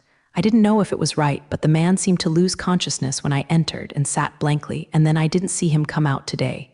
Really weird. The waiter said with a puzzled look. Isn't it weird if it's long? Jiang Cheng said, no, the long one is pretty good. It looks like a human, said the waiter. Jiang Cheng is almost certain that the person next to him is Kai Rongfeng. "Oh, I can't take care of other people's affairs, so I will leave first. You have a good meal." The waiter smiled and said and went out, "It is good." Jiang Cheng responded casually. Jiang Cheng watched the waiter go out and walked to the next room. Jiang Zai knocked on the door. He didn't hear a little movement. He knocked again. At this moment, there was footsteps. Jiang Cheng now mentioned his throat in his heart. He hoped Ruifeng was not in any danger. He can follow him safely and smoothly. The door opened, and the person inside was really Kai Ruifeng. Kai Ruifeng was stunned when he saw Jiang Zai. "Jiang, brother Jiang, it's me, go in first." Jiang Cheng said, "Don't come in." Kai Ruifeng said hurriedly, "If you come in, you can't get out." Kai Rongfeng said seriously, "It's okay, I have a way to come out." "Don't panic," Jiang Cheng said. Jiang Cheng looked at Kai Ruifeng and felt that he was a little broken. Kai Ruifeng looked at Jiang Cheng's relaxed look before letting Jiang Cheng come in. When Jiang Cheng came in, he saw the room in front of him pulling the curtains, and the whole room felt depressed. Because it is daytime, the light can still see through the curtains. "It's not too dark. Why don't you draw the curtains so dark?" Jiang Cheng asked. "Don't pull. I feel like I'm crazy now, brother Jiang." Kai Ruifeng held his head in his hands, very tangled, sitting on the bed. Jiang Cheng walked to Kai Ruifeng and pulled his hand down, patted him on the shoulder. "What's the situation? Tell me about it," I said, "if you think I'm sick." Kai Ruifeng said and looked at Jiang Zai. "After I came in, I couldn't get out. I saw the waiters come in and out, but I couldn't get out at all. It was like that kind of enchantment. I opened the door completely. I could see the situation outside, but I was bounced back whenever I wanted to go out. Then my mobile phone has no signal. I'm really going crazy, brother Jiang," Kai Ruifeng said with a pained expression on his face. Listening to Kai Ruifeng's description, Jiang Cheng really felt sorry for him. He knew everything that happened outside and could see everything that happened outside. He was the only one who stayed in place and watched everything. This feeling of powerlessness tortured him all day. So I stopped the window emperor because I just felt my energy stunned for a while. Then I want to jump out like crazy. Kai Ruifeng said that his emotions began to move. "So brother Jiang, am I really crazy?" Kai Ruifeng is completely emotional now. "Don't worry, it's not your problem. It's someone doing things." Jiang Cheng tried his best to comfort Kai Rongfeng's emotions. "You are not crazy. Someone did something to you in your room, do you understand?" Jiang Cheng said. Kai Rongfeng still buried his head in the swish, still refused to look up, his shoulders trembling slightly. When Jiang Cheng looked at Kai Ruifeng like this, he hated the people who shut Kai Ruifeng in here even more. When he goes out safely, I must make them pay, Jiang Cheng thought. After not long, Kai Rongfeng gradually calmed down, raising his head, "Really? Brother Jiang, am I really okay?" Kai Ruifeng asked. "Really no problem, I will take you out, as long as you go out. You won't have this kind of illusion." Jiang Cheng said, "I'm pulling the window, are you okay, may I?" "Well, you pull it." Kai Rongfeng nodded and agreed. Watching Kai Ruifeng's mood become stable, Jiang Cheng walked over and opened the curtains. Watching the sun shine through, it seemed that the whole room was not so dark. Jiang Cheng opened the door and looked at Kai Rongfeng beside him. There was no movement. Japanese letter RELXED. Jiang Cheng took out the positioning phone and gave Zhang Tian and Zhao Shuai a message. "Are they here too?" Kai Ruifeng asked. Jiang Cheng looked at Kai Ruifeng's eyes, and it seemed that he had recovered from the original Kingaming. "It looks like it really recovered." "Yes, they are all here," Jiang Cheng said. "Zhao Shuai came in with you, but he was outside. After I found him, I came in to look for you." Jiang Cheng said, "Alas, I don't know what's going on. Who got me in and also separated me from Ashuai?" Kai Rongfeng is sorry to think of everything up to now. He really doesn't know what happened. "It's okay. Let's go out first, and the people behind the trouble will always pay the price." Jiang Cheng said, "But I really can't get out." Kai Ruifeng said helplessly. Jiang Cheng looked at the door and couldn't see anything special. Besides, his naked eyes would definitely not make any difference. Jiang Cheng felt that it was best to go out now, otherwise, waiting for Zhao Shuai and Zhang Tian to come over and don't know how many changes will happen. "You follow me out now and see if you can succeed." Jiang Cheng said to Kai Ruifeng. "I said." Kai Rongfeng hesitated a little, but still stood up and walked up to Jiang Cheng. "I will try." Jiang Cheng looked at Kai Rongfeng and nodded. Yes, this is the Rongfeng he knew. Jiang Cheng walked over to open the door and pulled Zhang Tian. Just as Jiang Cheng stepped out, it looked smooth, but Kai Rongfeng went to the door when the time came. The hands all bounced away. Kai Ruifeng was bounced away, really like an enchantment. Kai Ruifeng's expression became stunned. Look, Brother Jiang, it really is. Jiang Cheng didn't know what to say. It seemed that it was not easy to get Ruifeng out. It doesn't matter. There is always a way. Jiang Cheng walked in and comforted. Jiang Cheng looked at the enchantment in front of him, and it seemed that this only had restrictions on Kai Rongfeng. Is it really going to jump from the window? Jiang Cheng was a little bit dumbfounded. Brother Jiang, go out first. Otherwise, I won't be able to get out later. Kai Ruifeng sat on the bed and said calmly, but thank you, Brother Jiang. If you don't come, I might really be crazy. What are you talking about? Since I'm here, I must take you out. Jiang Cheng said, furthermore, who am I? Why can't I take you out? Jiang Cheng used this kind of teasing tone to speak to someone for the first time. Kai Ruifeng looked a little funny at Jiang Cheng like this, and the atmosphere didn't seem so serious. Brother Jiang, it's okay to say it again. It's nice to stay here. I'll be with you. Jiang Cheng said seriously. After a long time, Kai Ruifeng didn't speak. He just lowered his head and raised his head again to find that his eyes were red.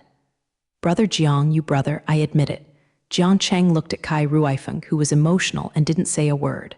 We are buddies, Jiang Cheng said with a smile. After hearing Jiang Cheng's words, Kai Ruifeng suddenly burst into laughter. Ha, yes, I'm really stupid. Jiang Cheng looked at Kai Ruifeng, who was smiling, felt that he was finally back.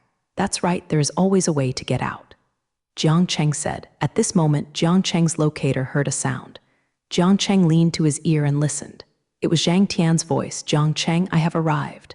Arrived so soon? Jiang Cheng was a little surprised and then said to the locator, I'm in the last room on the second floor, you come in. Kai Rongfeng heard the conversation between Jiang Cheng and Zhang Tian. Zhang Tian is here. Well, he should have a way, he is more familiar with this. Jiang Cheng said that it didn't take long for someone to knock on the door, and Jiang Cheng opened the door and let Zhang Tian in. You came so fast. Jiang Cheng said, I didn't go far. Zhang Tian answered. After Zhang Tian entered the door, he looked at Kai Ruifeng. You are fine. People are fine, but he can't get out of this door at all. What's the situation? Jiang Cheng asked. Can't get out. What do you mean? Zhang Tian was a little confused. Then he walked to the door and opened the door to go out. However, when Zhang Tian was about to step out of this door, he was bounced back. Just like Kai Ruifeng, Zhang Tian was shot and sat on the ground for a while and did not react. He stared at the door blankly. After a while, Zhang Tian got up by himself. I see you are in the same situation as me.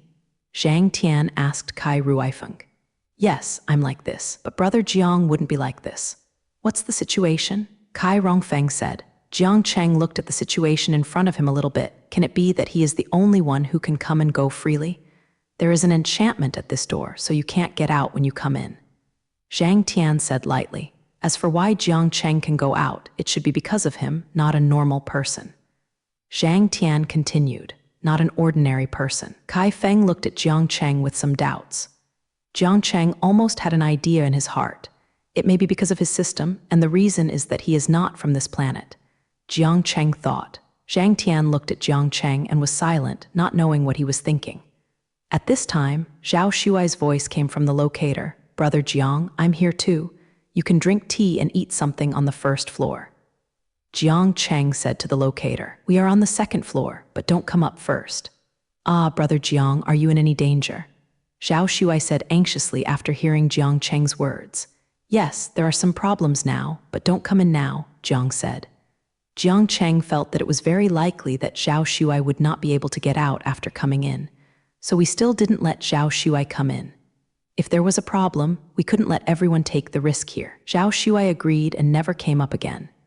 Zhang Tian walked to the door at this time, holding a stone-like object in his hand, as if he was testing something. What is this? Kai Rongfeng walked to Zhang Tian and asked, I am trying to dispel this virtual illusion. I can't stay here forever. Zhang Tian said, or tell me the way you just destroyed the illusion. Anyway, only I can go out. I will try to break the illusion directly. Jiang Cheng said, now the situation is different from just now. You go out and break this virtual illusion now, and we will stay here forever, Zhang Tian said. Jiang Cheng looked at Zhang Tian and didn't seem to be lying to himself.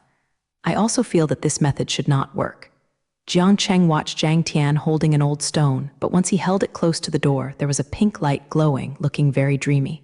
"What kind of stone is this?" Jiang Cheng asked. "Don't you know?" Zhang Tian asked back. His tone was a little bit teasing. "I don't know everything." Jiang Cheng is also a little helpless. "It seems that I have had some expenses since here, especially in this situation. I feel like I often rely on Zhang Tian. This animal quality that can detect illusions can simply break the door in front of you." Zhang Tian now puts all his energy on this stone. Not long after Jiang Cheng watched, the stone in Zhang Tian's hand suddenly disappeared. Zhang Tian also closed his eyes and muttered something in his mouth. Through Zhang Tian's mouth, Jiang Cheng could almost tell that he was meditating on the wall penetration technique he had tried at the time. Is it through this stone? Jiang Cheng felt that his brain was a little big, but Jiang Cheng hadn't seen it when he saw the stone disappear. The door in front of him has not changed. "Okay," Zhang Tian said. "Is that all right?" Kai Rongfeng saw that nothing had changed, but he tried to walk to the door. First, he stretched out his foot and found that he really went out, and then he went out as a whole. "God, it really came out, ha ha ha." Kai Rongfeng stood outside the door and said with a smile, and then went in and tried many times. "Zhang Tian, do you also try?" Kai Rongfeng asked after confirming that he could really do it. "No more." Zhang Tian said lightly. "Let's go," turned around and said to Jiang Cheng. Kai Ruifeng didn't care too much, but walked happily. "It seems that a big stone in my heart has been put down." Individuals went down the stairs one after another. Jiang Cheng saw that the people who were eating and drinking on the first floor just now disappeared, leaving only Zhao Shuai. People stood there blankly, and the waiter next to him and the people behind the bar were gone. There were only 3 of himself left in the entire hotel: Brother Jiang, Ruifeng, Zhang Tian, God. Zhao Shuai quickly ran to Jiang Cheng. "You don't know how terrible it was just now, but I was only after everyone disappeared." Zhao Shuai was really taken aback. "It's okay, originally I couldn't get out, and then Zhang Tian helped me out and broke this illusion. Of course, the people inside were not real. It's normal to disappear." Ruifeng explained. Zhao Shuai suddenly reacted now and suddenly hugged Kai Ruifeng. "Ah, Rongfeng, I want to kill you. You have suffered a lot for so many days." "No, it's just being trapped and unable to get out. Isn't it good now?" Kai Ruifeng was a little bit dumbfounded, and he was not doing well. Zhao Shuai was so excited. "I'm really worried to death." Zhao Shuai glanced at Kai Rongfeng, really looking worried about him. "Go first, it's not safe here," Zhang Tian said. Zhao Shuai also put away the imitation he had just heard and looked at Zhang Tianyan angrily. "This person is really incomprehensible. Just follow me, now this illusion has been broken by us. In fact, there is nothing left. It was easy to get out," Zhang Tian said. Jiang Cheng responded and followed Zhang Tian. As the last Zhao Shuai walked out of the hotel, the entire hotel suddenly disappeared. "I'm not going to bring such scary things." "What?" Zhao Shuai patted Hun Yan. "I really can't stand this kind of accidents one after another without warning. This is not an accident, it is inevitable. I just said it is dangerous here," Zhang Tian said. "Then, Zhao Shuai looked at Zhang Tian and said something else, but he felt as if it was really what Zhang Tian said. He followed. A few people walked quietly in the desert like this. Everyone felt that the desert at this time was more like a dead city, where there was no sound. "How long will it take to go out?" Zhao Shuai asked. This Japanese letter walked a few steps. "It won't be 5 minutes." Kai Rongfeng said, "It took 3 minutes." Jiang Cheng looked at Ta Yang, a green side of the desert. At this time the sun was about to set. "I must leave here early. God, I always feel a little scared." Zhao Shuai looked at him and couldn't see anyone stop thinking about it, just follow. Kai Ruifeng turned around and said to Zhao Shuai. Just a few steps after the 737 walked, Jiang Cheng heard the footsteps of other people, not one person, but a group of people.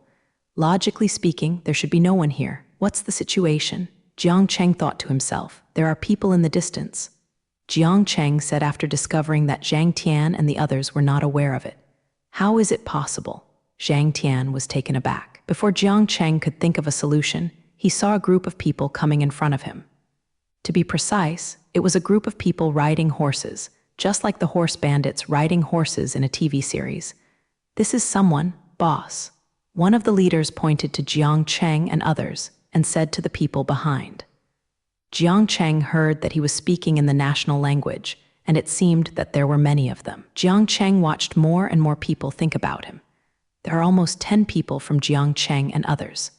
These people are dressed in ordinary clothes, all in black, but they don't have any weapons in their hands. Jiang relieved his nervousness a little bit. Who are you? The heads of these horse bandits slowly rode out from behind. They appeared to be just ordinary men, not more than 30 years old, but they looked fierce from their foreheads. There was a scar at the end of his right eye, which made him look a bit more fierce. At this moment, he was looking at Jiangcheng and the others unhappy, as if Jiang was waiting for his territory. We are people from the hotel in front. Just now our shop suddenly disappeared, so we came out to take a look. Jiangcheng said, still looking terrified, as if he was really frightened by the scene just now. Zhang Tian watched Jiangcheng pretending to be a solemnity, and he did not lose any sense of disobedience. The horse bandit headed by him seems to have believed a little bit. The look in their eyes was not as hostile at first. The hotel in front? How come I haven't seen you before? The three of you are very strange. The leader of the horse bandit continues to ask. His eyes are narrowed and he looks a little bit awkward. The three of us are all new waiters. Today is our first job. Who knows that this happened? Alas, Zhao Shuai said regretfully and fearfully. I have to say that Zhao Shuai is still very good at acting. At least Jiangcheng thinks that he has taken a stab at himself. Boss, I think it should be true. I knew that there was a waiter in the shop. He stopped working a few days ago. Besides, you see, they were shocked by the small situation just now. They should be wrong. What lies? A young horse bandit next to the leader of the horse bandits said that what the man said just now obviously worked. Many people looked at Jiangcheng and others' gazes from initial warning to disdain. Haha, I also think forget it, you go, seeing that you can't do anything. The horse bandit is talking. Jiangcheng really let out a sigh of relief when he saw this, winked at the people behind and walked forward. Wait. Just as a few people were relieved, the horse bandit leader just stopped Jiangcheng and the others. Jiangcheng took his entire body and slowly turned around at this time. What's wrong? You all came out, where is your boss? Disappeared together. Jiangcheng felt that this question really couldn't be answered. When I was thinking about how to get out of these people as soon as possible, I didn't expect the horse bandit leader just now to suddenly say, "Oh, why did I forget? He had something to leave yesterday." The horse bandit leader said to himself, turned around and greeted the brothers to leave. I went. It was really a false alarm. It was scary. Zhao Shuai wiped the sweat from his head and said, "It's strange, that person just now. It feels like a different person all at once." Kai Ruifeng felt a little unusual. Jiangcheng looked at Zhang Tian, whose face turned paler behind. He just guessed that Zhang Tian should be bewitching the two people just now, so he asked them to change their words one after another. Seeing Zhang Tian seemed weak and unable to stand. Jiangcheng hurriedly stretched out his hand to support him. "It's okay, let's go, hurry up." Zhang Tian said. His voice was low. He knew that Jiangcheng must have noticed it, and of course he didn't want to buy it either. "Yes, hurry up, those people may come back again." Jiangcheng said, "Go ahead for a few minutes and you will be there. There is a hole and we can get out from there." Zhang Tian said as much as possible. "Well, I see, don't talk anymore." Jiangcheng felt that Zhang Tian was really fighting for himself and Kai Ruifeng this time. After walking for a few minutes, Jiangcheng saw that there was a mirror like a four-dimensional mirror in front of him, thinking that it was Zhang Tiankai. "It's the one in front. Let's just go in and go out." Jiang is asking. "Yes, Zhang Tianying." Jiangcheng and others quickly walked into the mirror. Jiangcheng stepped in first, followed by Zhao Shuai, Zhang Tian, and Kai Ruifeng. As soon as Jiangcheng stepped into this place, he remembered that when he first came to Lebanon, it was exactly the same as it was then. How long is it going to go? Jiangcheng looked at Zhang Tian as if he couldn't hold it anymore. Just a few steps away, Zhang Tian had to say something, but suddenly the scene passed. Zhao Shuai and Jiangcheng caught Zhang Tian immediately. "Why did he faint?" Zhao Shuai asked anxiously. "Too tired this time." Jiangcheng looked at Zhang Tian, who was pale, and he must have been unable to hold it long ago. "Come, let go. I am carrying him," Jiangcheng said to Zhao Shuai. "Let me come, brother Jiang, you are also very tired this time." Zhao Shuai looked at Jiangcheng without withdrawing his hands. Looking at Zhao Shuai's insistence, Jiangcheng compromised, and he was really tired. Zhao Shuai didn't walk slowly with Zhang Tian on his back, and he could quickly follow Jiang Cheng's step. Jiang Cheng looked at the exit in front of him, thinking that he had finally come out. There were so many things that happened this time, must be clear one by one. Jiang Cheng thought. Soon Jiang Cheng walked out of the exit. Jiang Cheng just came out and looked at the street in front of him. Where did he go? He took out his mobile phone and checked that it should be near Zhang Tian's home. Take him to the hospital first, Jiang Cheng said and called a car. Zhang Tianxian should be sent to the car. The three people sent Zhang Tianxian to the hospital in this way. Until now, standing outside the consulting room, Jiang Cheng felt that what happened before him was real, and now he is finally back. Although Zhang Tian was imitated, yes, it is true this time. Thank him well. However, Jiang Yi didn't even want to let go of the person involved this time. Jiang Cheng and others quickly sent Zhang Tian to the nearest hospital. Seeing that Zhang Tian showed no signs of waking up, Jiang Cheng couldn't help being very worried. I can only wait for the doctor inside to come out. Brother Jiang, do you think Zhang Tian had any disease before? I think he was not normal before. Zhao Shuai said, maybe, but I still hope it's okay. Jiang Cheng said, looking at the tightly closed emergency room. No one spoke, and just waited outside quietly. After about half an hour, the doctor inside walked out. Jiang Cheng watched the doctor walk out and walked over quickly. Doctor, how? There is no major disease, that is, the patient has a very serious anemia. He should usually rest more, but it seems that he should be overworked, and now he is spending too much energy on the manuscript, resulting in a serious shortage of blood. Jiang Cheng breathed a sigh of relief after hearing this. Fortunately, it wasn't a particularly serious illness, but it seemed that Zhang Tian wouldn't take a good rest. Who is the patient's family member? Come over and sign. The doctor said, let me sign. Jiang Cheng said that he went to the Dr. Tilda Sheng and signed Brother Jiang, let's go see him. Zhao Shuai said, okay. Jiang Cheng and others arrived in Zhang Tian's ward. Jiang Cheng looked at Zhang Tian, who was even thinner and paler, lying on the hospital bed. He couldn't bear to see Brother Jiang. What about his relatives? Would you like to notify? Du Ruifeng asked. I don't know the contact information of his relatives. Jiang Cheng doesn't know who is left with Zhang Tian. He lives alone. Jiang Cheng knows that his mother has passed away. His father, Jiang Cheng, doesn't know. Yun Duo called me just now, and she said she will come too, and Zio Yu. Zhao Shuai said, come on then, she must be anxious. Jiang Cheng said, yeah, that girl was crying. I haven't seen her cry since I was a child. I was really anxious when I heard her calling. Said Zhao Shuai, still a little excited on his face, throat, but Brother Jiang, who do you think did it this time? Kai Rongfeng asked. There are two people I know now, but I always feel that this is more than that simple. Jiang Cheng feels that such a big trap cannot be done by ordinary people, but no matter what, the real murderer will not get better. My God, Brother Jiang is going to zoom in. It's the first time I've seen you so angry. It's just so cool, Brother Jiang. Zhao Shuai looked at Jiang Cheng in admiration. Jiang Cheng and Kai Rongfeng both looked speechless. Zhao Shuai always makes some emotions disappear in no time. Big Brother Jiang, before I saw Yun Duo man, he heard the voice of Yun Duo. Jiang Cheng turned around abruptly. Yun Duo ran to Jiang Cheng. Big Brother Jiang, are you okay? Jiang Cheng looked at Yun Duo with a worried expression, as if I was really about to cry. Jiang Cheng touched the top of Yun Duo's head. There is nothing wrong with Zhang Tian. Oh, it's okay. Yun Duo wiped his eyes and saw Zhang Tian on the bed. What happened to him? It seems that the anemia is serious. Zio Yu said suddenly. Jiang Cheng also saw Zio Yu standing behind Yun Duo at this time, but he hadn't seen it just now. Zio Yu should have come over just after get off work, wearing a formal suit. Does he often do this? Kai Ruifeng asked. Yes, let him take medicine without taking it, and sometimes he fainted suddenly, 3 or 4 times already. Zio Yu said helplessly, but she was still very concerned in her eyes. You don't take medicine. It's strange if you don't faint. Zhao Shuai said with a fan, are you all right? I worry about the cloud breaking today. Zio Yu asked as if suddenly remembering, it's okay. It was he who fell. Kai Ruifeng pointed to Zhang Tian and said, it's fine.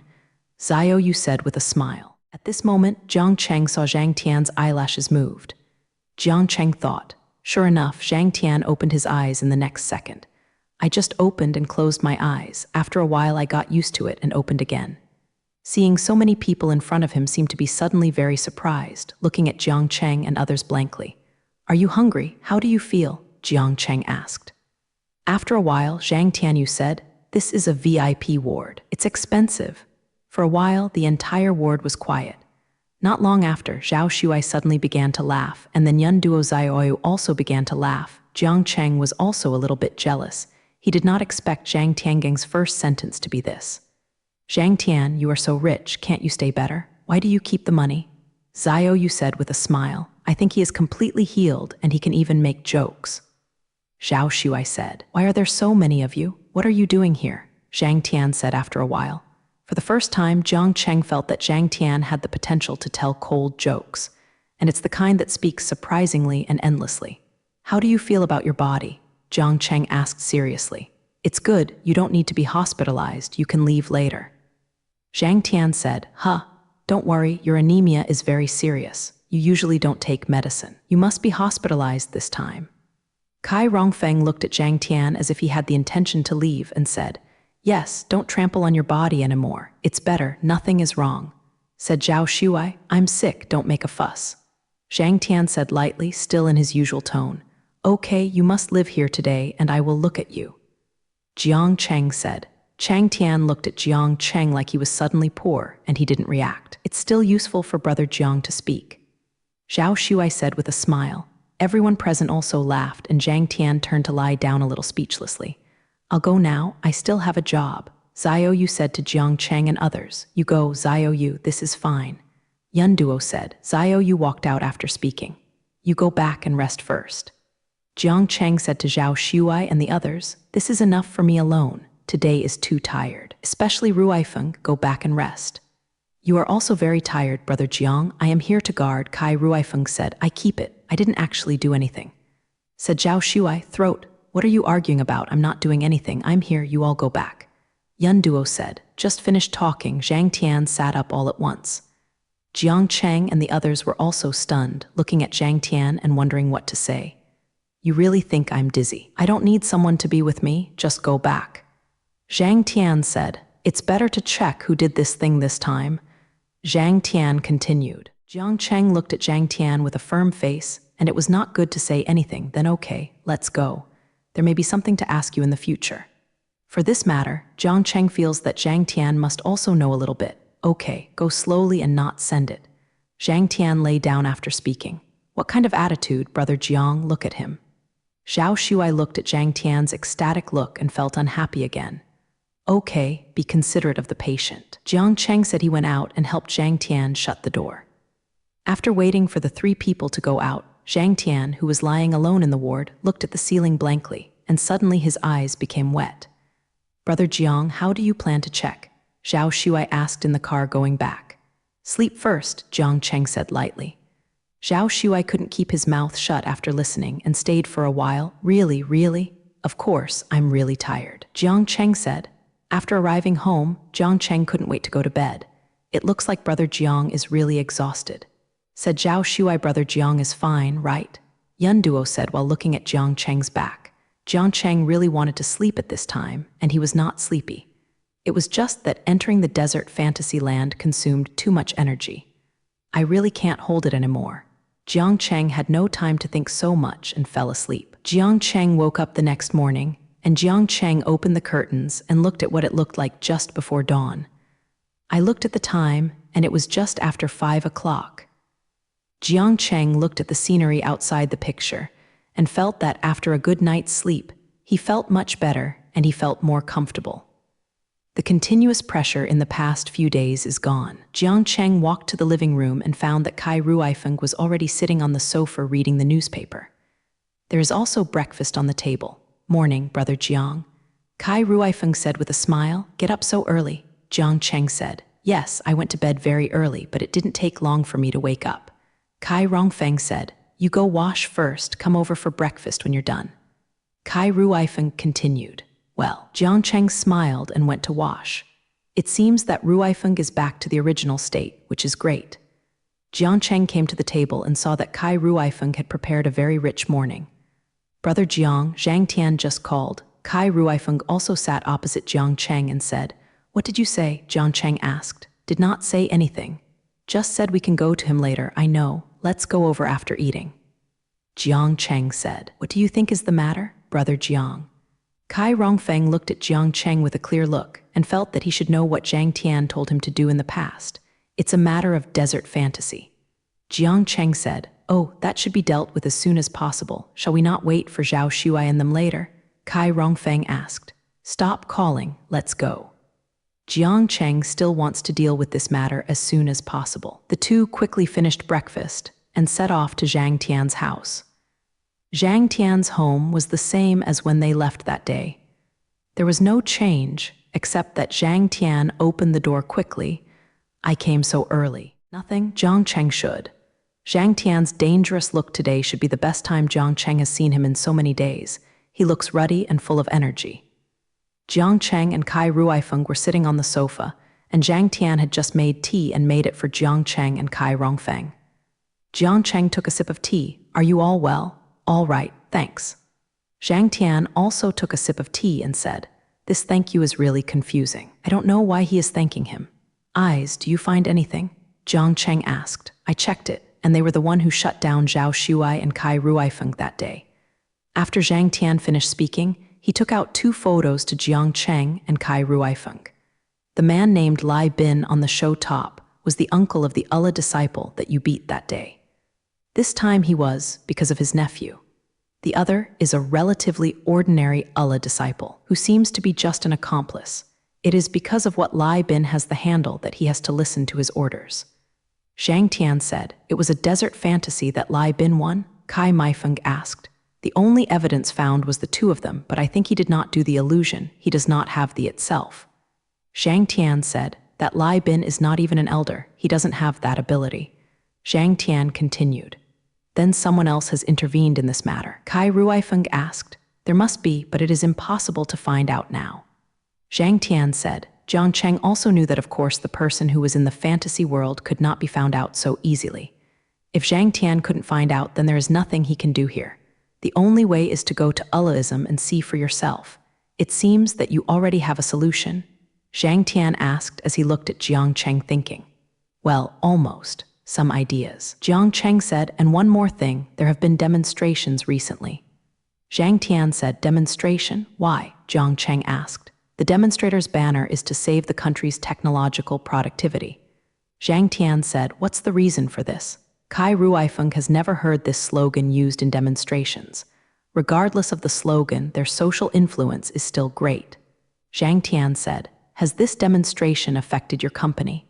Jiang Cheng asked. Zhang Tian said, But it is impossible to guarantee that there will be no future. Once such a demonstration succeeds, not only the faces of the country's elders will not look good, but also the various scientific leaders. In the end, it is us who are left behind, businessmen. Zhang Tian said helplessly, You mean, if something goes wrong with your company, I will help you with it, right? Jiang Cheng said, Okay, is it okay? Zhang Tian asked. Jiang Cheng saw such hopeful eyes in Zhang Tian's eyes for the first time. Of course. Jiang Cheng responded. After talking about everything, the 3 of them didn't speak for a while. All seemed to be thinking about their own affairs. Finally, Jiang Cheng and Kai Ruifeng left after drinking tea. Brother Jiang, are we going to Ula to teach now? Kai Rongfeng asked. Well, I think so, no matter what. Things always happen there. Jiang Cheng said. Suddenly Jiang Cheng's bell rang, and Jiang Cheng knew that it was Zhao Shuai without looking at it. Sure enough, he saw that it was Zhao Shuai calling. Jiang Cheng picked it up and heard Zhao Shuai's loud voice. It should have just woken up, watching that Jiang Cheng and Kai Rongfeng were not there. So I called Jiang Cheng, Brother Jiang. Where did you go? And Ruifeng. Where are you going behind my back? Zhao Shuai said. When we got up, you were still sleeping, so you didn't fight against you. Jiang Cheng said slowly. We came to Zhang Tian's house and we are going back now. Oh, this way, haha, it's okay. I thought you had already gone to Ula to teach. If you want to go there, I must go. Said Zhao Shuai. Brother Jiang, also, I saw people demonstrating on TV, do you know? Zhao Shuai asked cautiously. Just as Jiang Cheng felt why he asked like this, I saw that the leader of the demonstration was Wu Shi. Zhao Shuai's voice is a bit dull. I don't know about it. Jiang Cheng said. Oh, it's okay, I'm just a little curious. It's okay, Zhao Shuai hung up after speaking. Brother Jiang, look. As soon as Jiang Cheng finished hanging up the phone, Kai Rongfeng pointed to the other side to show Jiang Cheng. Jiang Cheng looked over and saw Wu Shijing. At this time, there were dozens of people behind Wu Shi, who looked mighty, and the team in front of them is gradually getting longer. Jiang Cheng saw that he and Ruifeng were passing by Jiangshan Company, which means that these people were demonstrating in front of Jiangshan Company. Didn't you say that you won't make trouble here first? Jiang Cheng thought. Jiang Cheng looked at Wu Shi, who was in the lead. She seemed to be thinner than she had seen before. Perhaps it was the reason for the recent demonstrations.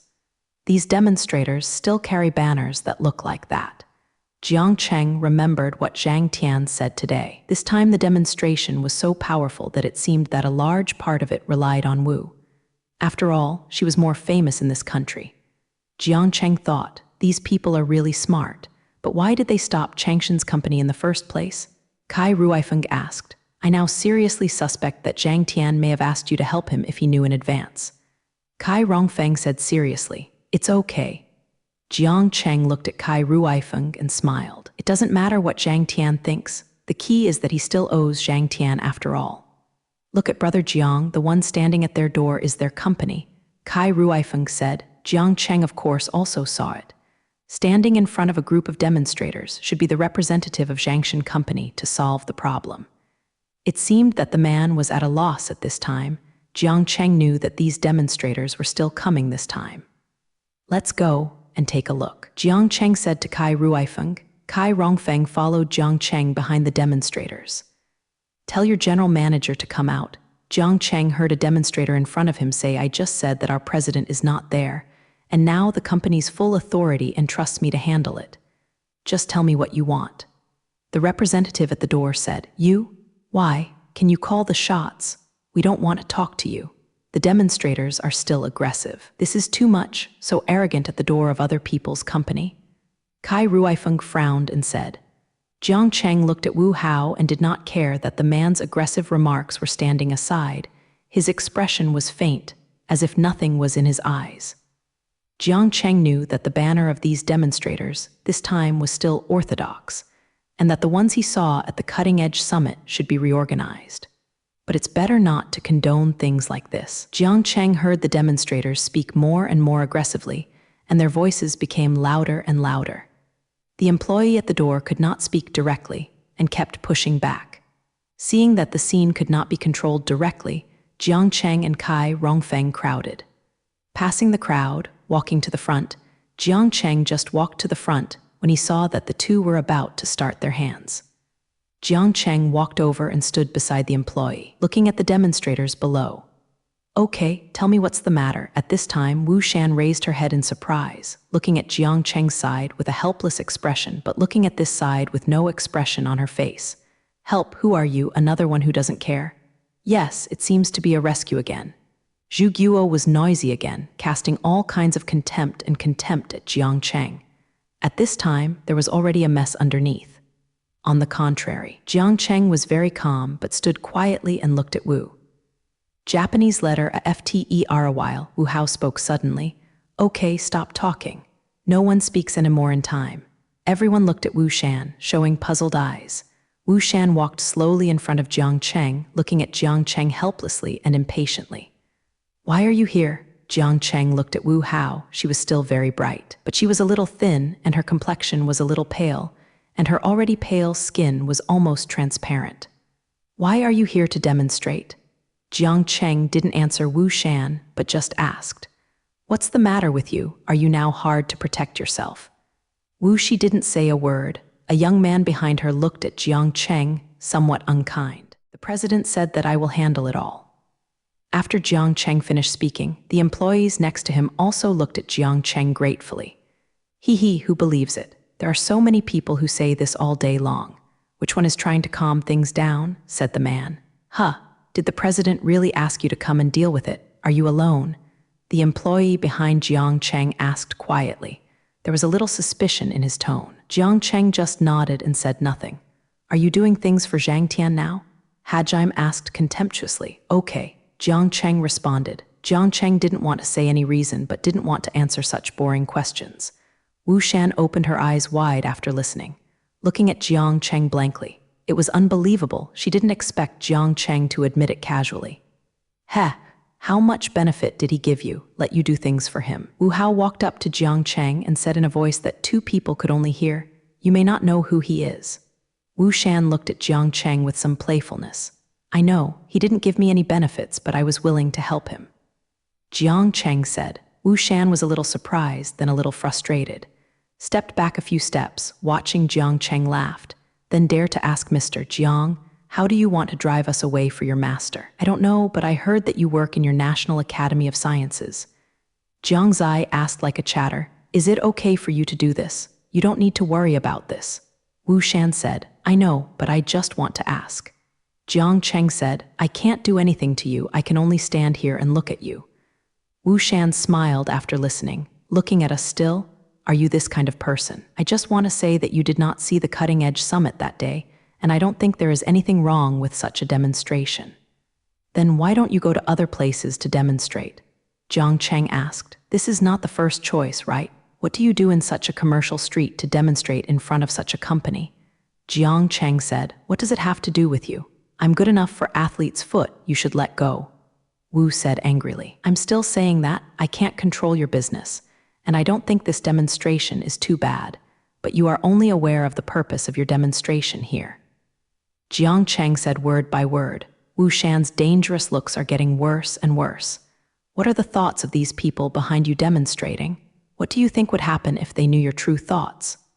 Jiang Cheng continued, "Do you think they will listen to your unfounded lies?" Wu Shan said while looking at Jiang Cheng. "Then I don't know, maybe there is?" Jiang Cheng said lightly, as if he didn't care. Wu Shan is not talking anymore, just looking at Jiang Cheng. Her expression is complicated, and she doesn't know what she is thinking. After a while, Zhang Tian's phone opened. "How about you?" Long Tianyu's voice came from the phone. Jiang Cheng was a little bit dumbfounded. People who really should be anxious were not worried at all, waiting for him leisurely at home. "Do not know." Jiang Cheng said, "I don't know what it means." Zhang Tian asked, "It means you can see for yourself if you want to know." Jiang Cheng said with a smile. Zhang Tian over there decisively hung up the phone. Wu Shan just glanced at Jiang Cheng, then turned to the other demonstrators and said, let's go elsewhere first." "Ah, why?" "Yeah, what Wang Zhao didn't do. What's so scary about this man? Don't go." "I don't know who in the crowd said not to leave, and there are many people left who will not leave, and the whole scene becomes difficult to clean up." Jiang Cheng looked at Wu Hao, who was a little distressed. These people didn't convince her, right? Many were just because of her great reputation. Jiang Cheng thought, "Let's go to the mansion first, and then come here." Wu Shan tried to comfort these people, speaking slowly. The crowd was still noisy, and many people were dissatisfied. Kai Ruifeng has not spoken, looking at the figure of Wu Shi and others, said, "It's not easy." Jiang Cheng said, "But I don't know what Wu Shan said to those people." Those people just gave Jiang Cheng a strange look and left, talking. "Brother Jiang, does Wu Shan really have another purpose?" Kai Ruifeng asked. "There must be." Jiang Cheng looked at Kai Ruifeng behind him, thinking that the employee did not know when he had already returned. "I just think Wu and Zhang Tian may have some private grievances." Jiang is talking. "It's that simple? You are too good, Brother Jiang, just like this to force them away? I thought you really knew what." Kai Ruifeng said in surprise. Jiang Cheng certainly didn't know what was between them, but seeing Wu Shi's appearance, he knew it was definitely not easy. Jiang Cheng thought, "Zhao Shuai called me just now, throat. Now he seems to be really worried. We haven't returned for a while, so we have already called to ask." Kai Rongfeng said, "Then go back first." Jiang Cheng said. The two soon arrived at home and saw that Zhao Shuai and Yun Duo were arguing about something again. The noise of 2 people could be heard across the door. "Am I wrong, as for you?" Yun Duo asked Jiang Cheng while sitting on the sofa. "Yes, everything you say is correct." Zhao Shuai looks a little angry, "But please don't say such things in front of me in the future." Yun Duo watched Zhao Shuai stop speaking and turned to look at Jiang Cheng and Kai Rongfeng, who had just walked in. "What's wrong with you guys again?" Kai Ruifeng asked. "It's nothing." Yun Duo glanced at Zhao Shuai and said nothing. "It's not her yet, talking nonsense every day," Zhao Shuai said, pointing to Yun Duo. "Hawk, don't keep going, okay? I don't want to talk to you anymore," Yun Duo said angrily.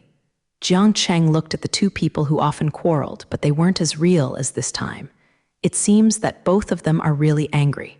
"How many years have I been with you?" Say, Zhao Shuai, "Are you embarrassed? For such a woman who can't live with me?" Yun Duo said, already crying. Zhao Shuai stared at Yun Duo and was stunned. He stood there blankly without speaking. Huh, don't cry, not to mention it's okay. As soon as the clouds seemed to be more sad, the tears kept falling, but there was still no sound. Brother Jiang, look, Zhao Shuai is a little at a loss. Looking at Jiang Cheng also looked at Zhao Shuai blankly. How can this be coaxed? He has never coaxed a girl who is crying. Yun Duo also stood up and ran across the room, leaving 3 people staring at each other. Jiang Cheng and Kai Ruifeng didn't know what was going on, but it seemed that Zhao Shuai was also very affectionate at this time. What's going on, Zhao Shuai? Jiang Cheng asked. She just said, Wu Hao. Zhao Shuai was a little embarrassed to say, lowered his head. His expression was a bit regretful, but I seem to be a bit too much. What did you say? Jiang Cheng asked. She said that people like Wu Shan are demon all day long and will go to jail sooner or later. Zhao Shuai said slowly, it cannot be said to be wrong. Kai Ruifeng said, you just treat Yunduo just because of this sentence. You really are. Kai Ruifeng looked at Zhao Shuai with a hatred of iron and steel. You really can't figure it out, Kai Rongfeng said, and called Yunduo outside Yunduo's room. Jiang Cheng didn't know what to say. Look, Brother Jiang, what should I do? I didn't mean it. Yunduo doesn't usually cry. Zhao Shuai was really panicked. How do I know that you are a bit too much? By Jing, you grew up since childhood. Jiang Cheng said, alas than I. Zhao Shuai looked at Jiang Cheng, who had not been in the state, and at Kai Ruifeng, who was outside the Yunduo gate. After thinking about it, he walked outside the Yunduo gate. Jiang Cheng looked at Zhao Shuai and smiled. But someone should come to use force to control Wu Shan. Tomorrow is the day to go to the Wula teacher for the re-examination. Jiang Cheng thought about the 2 people who had known Zhao Shuai and Kai Ruifeng. It will definitely not make them better this time. Jiang Cheng thought. Tonight should be well prepared, Jiang Cheng thought. When I walked to my room, when I passed by Yunduo's room, I saw that the cloud was already healed. He just sat on the bed and didn't speak. Zhao Shuai beside him laughed and coaxed. Jiang Cheng looked at it and smiled and went back without saying a word. Brother Jiang, tomorrow should we go to Wula to teach that retest? Kai Rongfeng said. Go, how can you not go? Jiang Cheng said. But Kai Rongfeng frowned. Don't worry, I was unprepared to be shamed by them last time, not this time. Jiang Cheng said. Well, I don't know why, Brother Jiang. I feel very relieved when you say that. Haha, Kai Ruifeng smiled. Take a good rest today and let them regret it tomorrow. Jiang Cheng said and went back to his room. Early the next morning, all 4 of them got up. Yun Duo didn't seem to be angry anymore. He sat at the dining table with Zhao Shuai next to him, looking at the phone. Morning, Jiang Cheng said, and saw that the breakfast on the table was also very rich. Early, Brother Jiang. The clouds smiled at Jiang Cheng. Morning, Brother Jiang, you see, I got up early this morning to buy breakfast. Zhao Shuai said, pointing to the breakfast on the table. Yehe, Jiang Cheng responded with a smile and sat on the chair, picking up a piece of bread and biting. That's it. Zhao Shuai looked at Jiang Cheng's response and was somewhat imitation. Hurry up, let's go early today. Jiang Cheng said, Throat, I really don't want to see them. I'm afraid I will beat them with excitement. Zhao Shuai said angrily, then you have to endure Jia. Kai Ruifeng said with a smile. Zhao Shuai became handsome and Kai Ruifeng didn't say anything. But Brother Jiang, why do I think you have to take action first? You can't bear such a thing. Zhao Shuai said, well, can't bear it. I'm done, I'm leaving. Jiang Cheng said, going so soon, let's go together. Yun Duo looked at Jiang Cheng and said, I still have something to go, you eat slowly. Jiang Cheng walked to the place of Allahism alone. It was already here early in the morning. There were many people who had entered the first test that day. Jiang Cheng looked at dozens of people already standing in front of him. Jiang Cheng stood behind them and said nothing. Throat, look at that person. Someone said. Jiang Cheng heard a commotion behind him, and many people craned their necks and looked over there, all talking. Entering and chatting is the daughter of our country's mineral riches. Yes, the richest woman in the country. She looks so beautiful. Many people say she is immortal. Jiang Cheng heard these people talking about a girl who stood still in place, but he did not expect that the influence of this person at this moment was too great. There were already dozens of people in front of Jiang Cheng. Squeezing to the back to watch the excitement, there were only a few people left in front of Jiang Cheng. Jiang Cheng looked around and saw that he was really empty, just walked to the front. Jiang Cheng saw a pair of twins standing in front of him. The twins were also talking about the people who were talking about just now, just discussing them here. Why did she come? Follow me. You can't really come to Allah to be an ordinary disciple. Before long, Jiang Cheng saw the person who attracted a lot of attention. She was followed by many people. The people who lined up just now seemed to have become her fans. Girls with shoulder-length hair looked like 10 years old wearing a white coat looks a little cold. Everywhere the girl walked by, there was a sound of air conditioning, and many boys' eyes seemed to stick to her.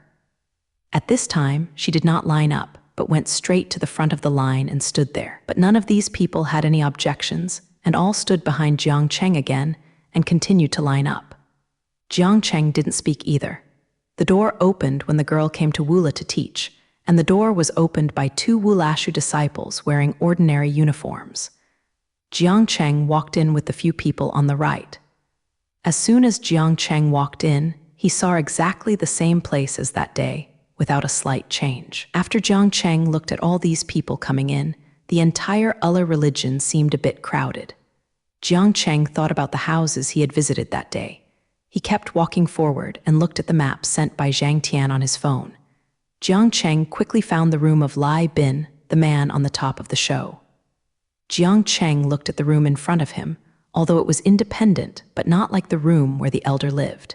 He saw that the door was open. No need to open the door and go in, Jiang Cheng thought. Jiang Cheng walked in quietly and lightly. He saw that it was simply a 1-bedroom apartment, which looked clean and bright. Jiang Cheng looked at the living room and there was no one. But when he heard someone talking in the bathroom, Jiang Cheng slowly walked over and heard Lai Bin talking in the bathroom. Well, I know, I definitely won't say it. What if they escape? I can still catch them. Jiang Cheng bends his mouth when he hears him. This person can really speak big words, Jiang Cheng thought. Jiang Cheng walked to Lai Bin's study and walked to his computer. Jiang turned on the computer and easily solved the password. He also saw the mobile phone next to him. Only 5 minutes later, Jiang Cheng came out of Lai Bin's room. Jiang Cheng looked at the camera on the tree next to him. There are many more like this, Jiang was thinking. After a while, Jiang Cheng walked to the place where he had just entered, and just happened to run into the cloud Zhao Shuai and Kai Ruifeng who had just entered. Brother Jiang, you just came in? Zhao Shuai asked. Came in for a while, let's go. Jiang Cheng looked at Zhao Shuai and others and said. Jiang Cheng and others followed the crowd to the front hall. Jiang Cheng saw 4 people sitting here, 2 men and 2 women, one of whom was very familiar with Jiang Cheng. It was the man in the Taoist robe that day. Jiang Cheng thought, there's also a man next to him who looks very young. He sits on the sidelines and looks like a Dharma protector. The 2 women next to him don't seem to be more than 30 years old. They are also very serious. People who come in. Jiang Cheng watched the Dao Pao man yawn and turned the beads in his hand. Jiang Cheng looked at the completely out of place in front of him, a little funny. Hello, this retest is now officially started. Dao said to the man next to the man. This begins so soon? Zhao Shuai was a little surprised. Not only Zhao Shuai, but many people next to him felt that this suddenly started to make people uncomfortable. However, the people on the stage did not intend to explain, but continued to explain that the 4 of us are the protectors of the Allah religion. Now come to test you. Jiang Cheng looked at the people below and listened very seriously and excitedly to the man on the stage, except for the girl. The mysterious girl who attracted a lot of attention outside the Allah church. Our assessment is divided into 3 rounds. The 3 of us were assessed for 3 rounds. The man said, pointing to the people beside him except the man in the Taoist robe. The 3 of us each selected 10 people, and finally he selected 20 people. The man said. At this time, there was a real commotion in the audience. What, isn't this a candidate for that man? Yeah, it's not fair, can he do it? Hawk, come on, I don't know where the questions that Allah teaches come out of every year, and whether I can enter it depends entirely on luck. The guardian on the stage seemed to have not heard the discussion from the people below. Especially the man in Taoist robe still looks lazy, did not take this matter to heart at all. Damn. It was just a very light sigh, but the whole hall became quiet. No one spoke anymore. Jiang Cheng found out that the girl just sighed as if she was very patient. I go to Brother Jiang, who looks like a fairy. Zhao Shuai said in a low voice. Zhao Shuai didn't see it just now. After seeing the girl in front, Zhao Shuai looked at the girl as if he was completely fascinated by the girl. His eyes didn't blink. Seeing Kai Rongfeng and Yun Duo were speechless. Okay, now the first round of assessment begins, said the guardian above. Now give everyone a piece of paper and a pen. Please draw the best things in your mind. As soon as this test question came out, all the candidates were shocked. Is there such a question? Jiang Cheng also has some doubts. What kind of disciple does the Alaism want to recruit? Jiang Cheng couldn't figure it out at all. I'll go, this is an art problem for elementary school. Zhao Shuai spit out, I can't paint long ago. God, it's definitely not a test of your painter, it must be a test of others. Something. Kai Rongfeng said, however, this is actually quite difficult. Sometimes I feel that the most beautiful things cannot be drawn at all. Yun Duo is a little worried. Jiang Cheng saw that everyone around him was devastated thinking about this issue. It seems that the simpler problem is the most difficult for them, 140. Jiang Cheng picked up his pen and thought for a while, remembering that he had solved the first code when he was in college. That seemed to him the most beautiful. At that time, writing a program can be happy for a long time and make you feel very fulfilled. Jiang Cheng thought about it with a smile on his face. Jiang Chengsai drew the code at the time in a few strokes. Watching many people next to me are still working on painting. Jiang Cheng didn't know why he suddenly wanted to paint such a thing. This is not a painting at all, but he is really beautiful in his own eyes. Jiang Cheng thought. Zhao Shuai had been tossing for a long time, and he seemed to be sweating profusely, but he seemed to have drawn what he was satisfied with. Brother Jiang, you are so fast. Zhao Shuai asked in surprise when he saw that Jiang Cheng seemed to have completed it for a long time. Well, that's it. Jiang Cheng smiled. Let me take a look, Brother Jiang, let you see me. Zhao Shuai walked over and wanted Jiang Cheng's. No. Jiang Cheng hurriedly covered his paintings. Such paintings can't be seen by people. Jiang Cheng thought, it doesn't work to see? Throat, Brother Jiang. Jing Ran blushed. What did you paint? Zhao Shuai is more curious, but Jiang Cheng is covering too tightly. There were only 10 minutes left, and everyone around him slowly finished his painting. Kai Ruifeng and Yun Duo also came to see Jiang Cheng's paintings, but Jiang Cheng won't show anyone. Ruifeng, are you painting your mother? Zhao Shuai asked. Okay. Kai Ruifeng smiled warmly when he looked at the painting. When his mother was still there, it was the happiest time for him. The meaning of cloud painting is a gloomy tunnel. Jiang Cheng looked familiar with the tunnel in front of him. Isn't this the tunnel of the Kai family? Yun Duo, you are a bit of Sima Zhao's heart. Everyone knows it. Zhao Shuai squinted at the clouds and asked jokingly. Yun Duo's face turned red all at once and looked at Jiang Cheng a little embarrassed. For her, although she was very tired at the time, it was the first time she felt that someone could be so reliable. It's very warm. Even though Jiang Cheng was dull, he knew what Yun Duo meant, but in fact he only regarded Yun Duo as his younger sister. At the very least, no one saw Jiang Cheng's paintings. This assessment was conducted in person. The female guardians on the stage directly selected 10 people. The remaining people participated in the second round, and the rest were evaluated in turn. I think my painting should not be able to enter. Zhao Shuai said sadly. Mine will not work either. It's okay, let's continue next time. Jiang Cheng said. Several people didn't expect Jiang Cheng to say this, because Jiang Cheng was confident at all times, and it was the first time I saw him at this time. Somewhat unconfident Jiang Cheng. Several people thought, some can't adapt for a while, but Brother Jiang will come in no matter what. Kai Rongfeng said later. 20 minutes later, all the results came out. Jiang Cheng did not go in, but Kai Ruifeng did, which meant that he didn't have to take the exam and went straight in. After the announcement of the list of 10 people selected, Zhu Guo's people's vision became very complicated. Many scenes were also uneven. They felt that they were definitely able to enter, but they were waterproofed. There are only 3 boys out of 10, and the rest are girls. Such a delicate thing is better for my lady. Haha. Zhao Shuai looked at 2 of the beautiful girls and said that there was another cloud next to him. Give him a blank look. But after Kai Ruifeng entered the first round of assessment, many girls' eyes stopped on him, all with more or less admiration. But those girls are all watching Kai Ruifeng. Yun Duo laughed and teased Zhao Shuai. Alas, people nowadays are looking for risks. Zhao Shuai is a little heartbroken. Jiang Cheng looked at the girl in front. She was undoubtedly always eye-catching, but she failed to advance smoothly in the first round of assessment. Zhu Guo already had a lot of people talking about it, but the girl just stood indifferently on the spot, as if everything happening around her had nothing to do with her. The rest will be assessed for the second round. The male guardian on the stage said that in this assessment, you will list the number of Allahs you think, based on your own understanding.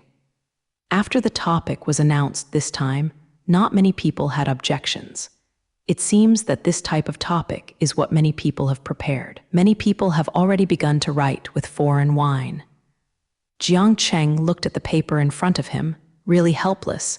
He really didn't prepare these things. It's really impossible to write. Jiang Cheng couldn't make up these things at any time. Brother Jiang, don't you? Zhao Shuai also looked at Jiang Cheng bitterly. Well, I don't know these. Write can write something, but there should be no hope for those who are fully prepared. Jiang Cheng said, yes, look at Yunduo. She had thought about this problem before, but now she really uses it. Zhao Shuai looked at the clouds over there for a while. Well, it's okay, look at the following. Jiang Cheng thought about it with ease. Zhao Shuai looked at Jiang Cheng, who couldn't see any flustered at all. When did this man really become successful? Zhao Shuai thought. It didn't take long for the assessment to come to an end. Jiang Cheng looked at his blank paper, and after thinking about it, he handed it in. This time, many of the people below were very confident, completely different from the way they were scared. Many people looked at the guardians on the stage with hope, but there were still 90 people left. Only 10 were selected. Many people were still disappointed. Yunduo really entered this time. After this assessment, many people were very disappointed. Some people who had a disintegrated state of mind were already half giving up. Jiang Cheng saw the girl in the front standing there. No matter what the people next to him, she still stood indifferently and calmly. There. Oh, Brother Jiang, I think I might not be able to do it.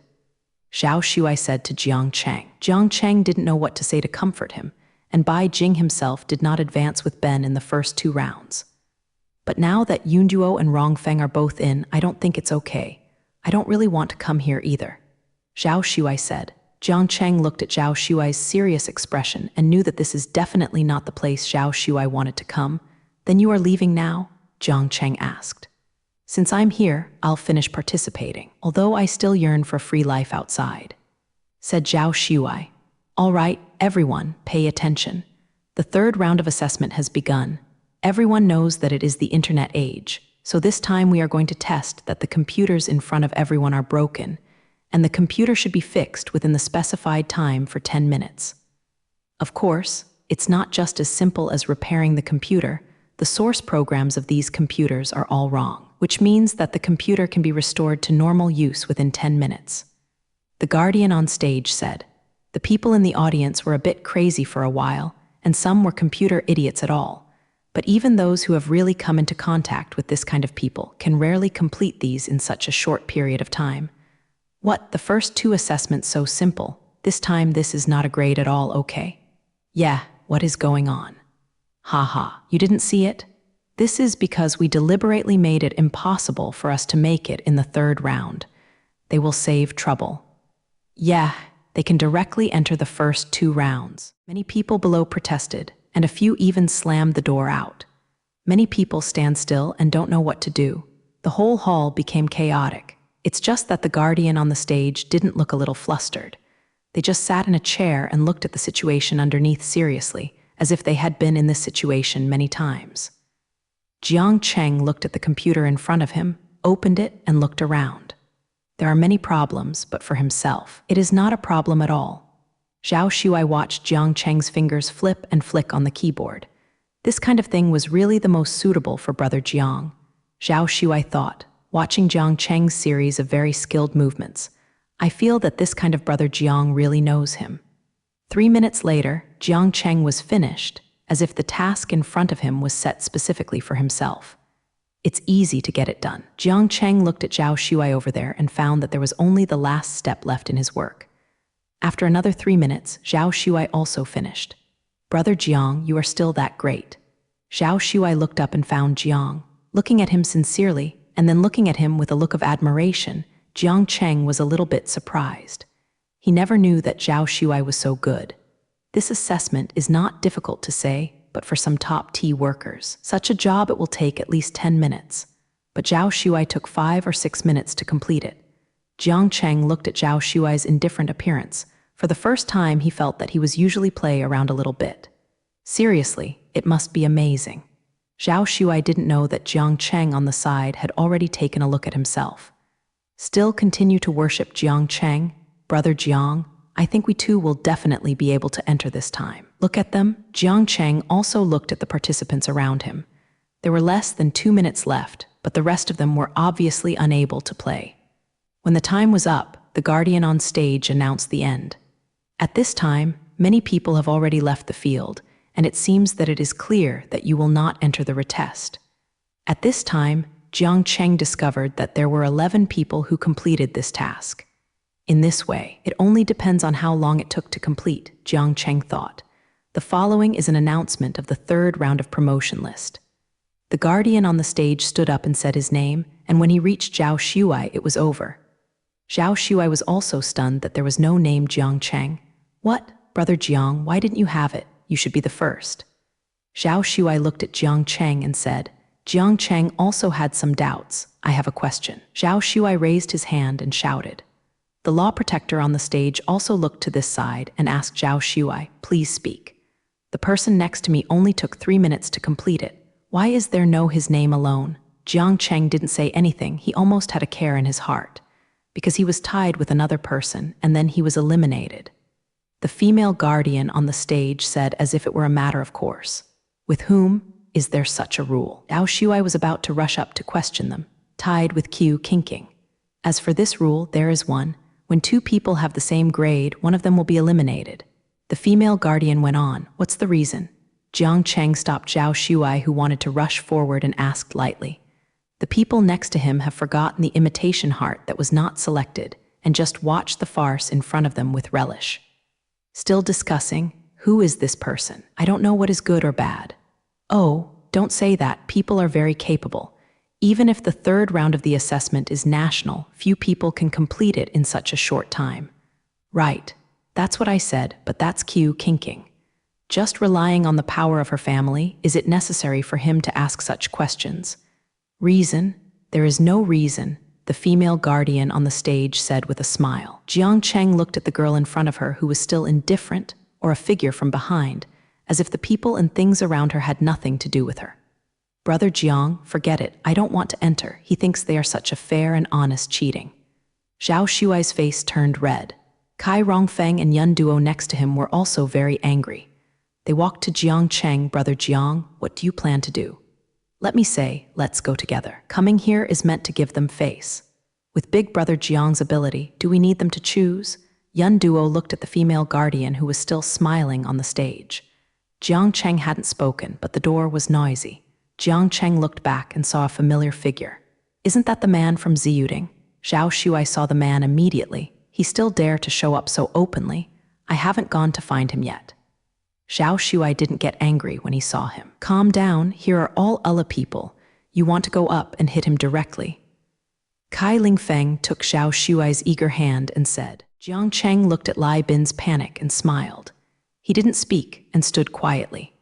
Lai Bin hurriedly walked to the stage and said a few words to one of the female guardians, and saw that female guardian took out her mobile phone and looked at it.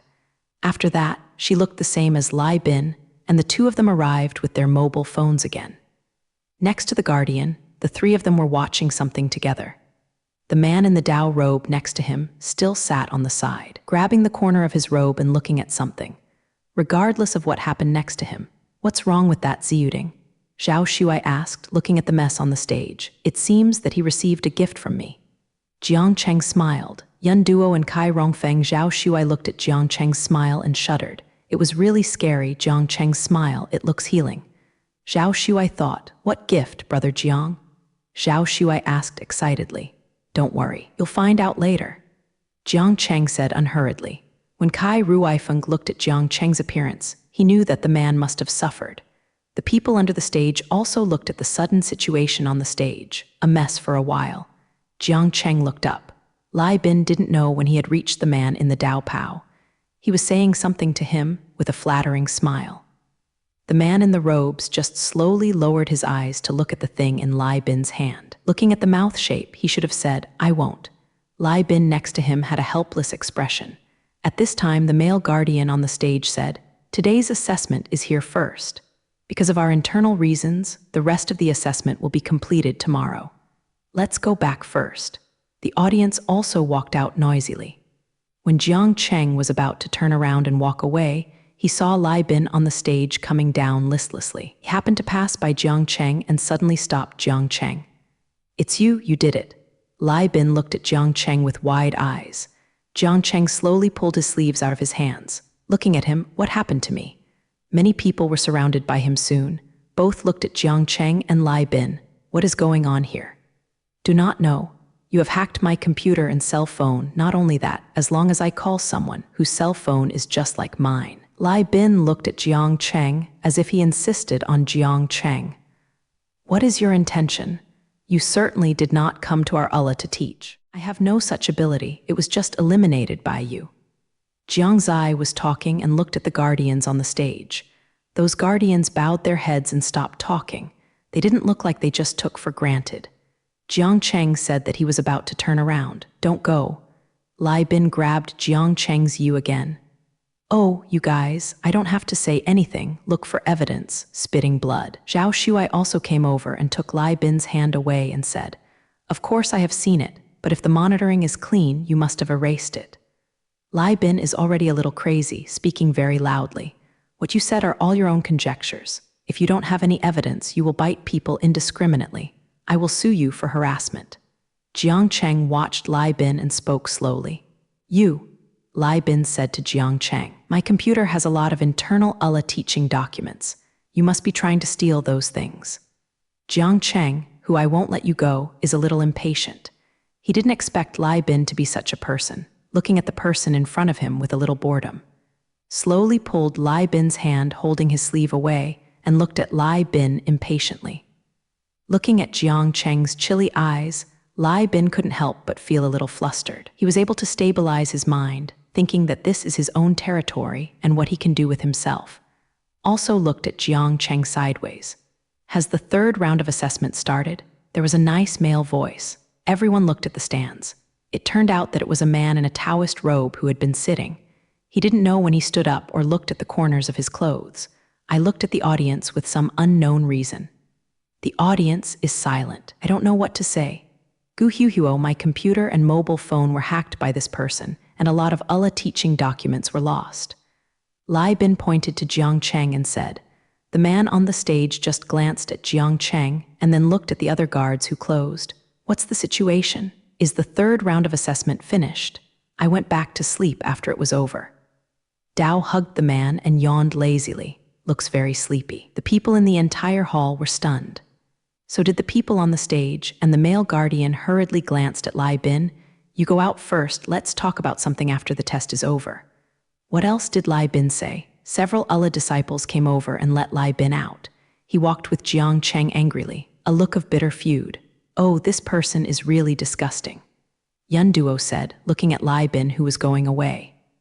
Okay, there was just a small episode. I would like to say sorry to everyone here. And now the third round of assessment officially begins. Brother Jiang, the man who pierced the road, was very powerful, as if he had the final say. Zhao Shuai looked at the Dao hug man on the stage and whispered to Jiang Zai. At this time, everyone in the audience was looking at the man in the Taoist robe, expecting how he would single out 20 people. The throat, he is so handsome. Yeah, so young, and his voice is so good. Yes, it's yuppie, so cool. Many girls looked at the man in the Taoist robe with adoring eyes without knowing it. Hey, these girls, don't they look at the inner things, just look at the risks. Zhao Shuabian of money, said Bianzui. You look at girls, don't you look at their faces. Yun Duo withdrew his mouth and looked at Zhao Shuai. Can that be the same? Man, the most important thing is inner. Zhao Shuai patted Xingkai. Look at me again. Brother Jiang. After Zhao Shuai finished speaking, he looked at Jiang Cheng and touched his head with some guilty conscience. But Brother Jiang is not bad. Haha. Jiang Cheng and Kai Ruifeng wanted to laugh when they saw Zhao Shuai like this. Jiang Cheng's good mood, just broken by Lai Bin for no reason, was better. Jiang Cheng looked at the Dao Pao man in the stands. And for the first time, he was so uncertain about people. I don't know if he is really so used to not remembering things, or if he has another picture lesson. But what to do now is that Brother Jiang didn't go in the first 2 rounds, and now the 3rd round, Yun Duo said with frown. Nothing, don't worry. Jiang Cheng looked at Yun Duo and smiled. Zhao Shuai and Kai Ruifeng looked at Jiang Cheng's relaxed look, as if they didn't take this matter seriously. But they don't know why. They just feel that Jiang Cheng has his own plan in his heart. Okay, I'm starting to pick people. Dao hugged the man and said something, then started to nod. You and you, yes, it's you. His finger pointed at the person underneath. The people underneath were stunned, but no one made a sound, just looked at him quietly and clicked. Jiang Cheng looked at him randomly ordering people. He probably didn't know the names of these people, and he didn't take the exam right, and he didn't watch their performance before. You and you. The man in the Taoist robe is still lighting people. He is very casual. Unknowingly, Yun Duo and Kai Ruifeng were both spotted and passed the retest. There were still some clouds when they were spotted, so it passed the retest. Yun Duo walked to the front with Kai Ruifeng with some regret. Jiang Cheng looked at the people who were spotted. Among them was Qiu Qingqing. There are almost 19 people now. Jiang Cheng thought that he had paused when he saw the Dao-robed man on the stage, hesitated for a few seconds, and looked at himself. And you? The Dao-robed man pointed to Jiang Cheng and said. The people next to him looked incredulous, especially the boy next to Jiang Cheng, who thought he was referring to him and was excited to run to the stage. It's you, that Jiang Cheng, if I remember correctly, right? Said the man in Dao robe. Jiang Cheng nodded and walked to the front. What? He was eliminated. Yeah, what? No one can choose him. The people next to him kept pointing at Jiang Cheng and kept pointing. Discussion work. Jiang Cheng ignored no one, just stood in front, and Kai Ruifeng and the 3 quickly walked to Jiang Cheng's side. Wow, Brother Jiang, this person really has vision, haha. Zhao Shuai said with a smile. Yes, I knew I was going to choose Brother Jiang in the end. Yun Duo said with a smile. Jiang Cheng smiled and said nothing. No, he has been eliminated. Why should I choose him? Yes, it doesn't make sense. Yes. The voices of protest below one after another, and many people echoed them, expressing their disapproval of Jiang Chengjin's retest. The man in the robes looked at the people underneath. Dare to ask what criteria did you choose? Jiang Cheng just now boldly stepped up and questioned the self-serving boy next to him. Sneer, Qiu Qingqing in front of her suddenly smiled. Jiang Cheng saw her shoulders tremble. Many people also started to laugh, laughing at the absurdity of men. Such an important matter, you choose people based on standards.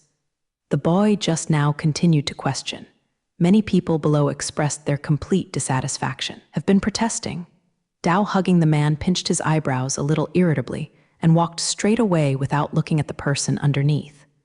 The guardian on the stage seemed to be used to him and watched him go away without saying anything. Looks helpless. All the candidates who entered the re-examination today have come out. Thank you for your cooperation. Those who entered the re-examination will take the final exam 3 days later. The people on the stage also left after they finished speaking. There are still many people looking at Jiang Cheng with unkind eyes. Jiang Cheng is seen a little innocent. Isn't this the problem with the man in the Taoist robe? Jiang Cheng thought, how come these people are targeting him? The man just met you. A boy next to him said with a little disdain in his eyes. There was also a girl chatting on the side. Jiang Cheng didn't plan to pay attention to them, but just wanted to go back first. Do you have any brains? Zhao Shuai looked at these picky people, thinking, Brother Jiang can bear it, I can't bear it. You saw it in the second round just now. He finished it in 3 minutes. He is correct.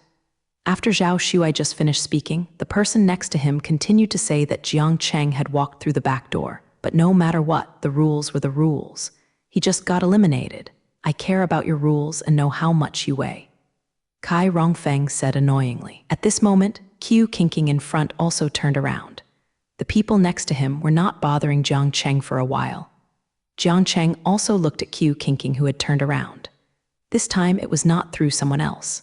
The master who really saw that indifferent back. Jiang Cheng was really amazed, and I feel that this girl's looks and temperament are really not like a mortal. Qiu Qingqing just turned around and walked out slowly, without looking at anyone, just walked out without squinting. Let's go, Jiang Cheng said and walked out.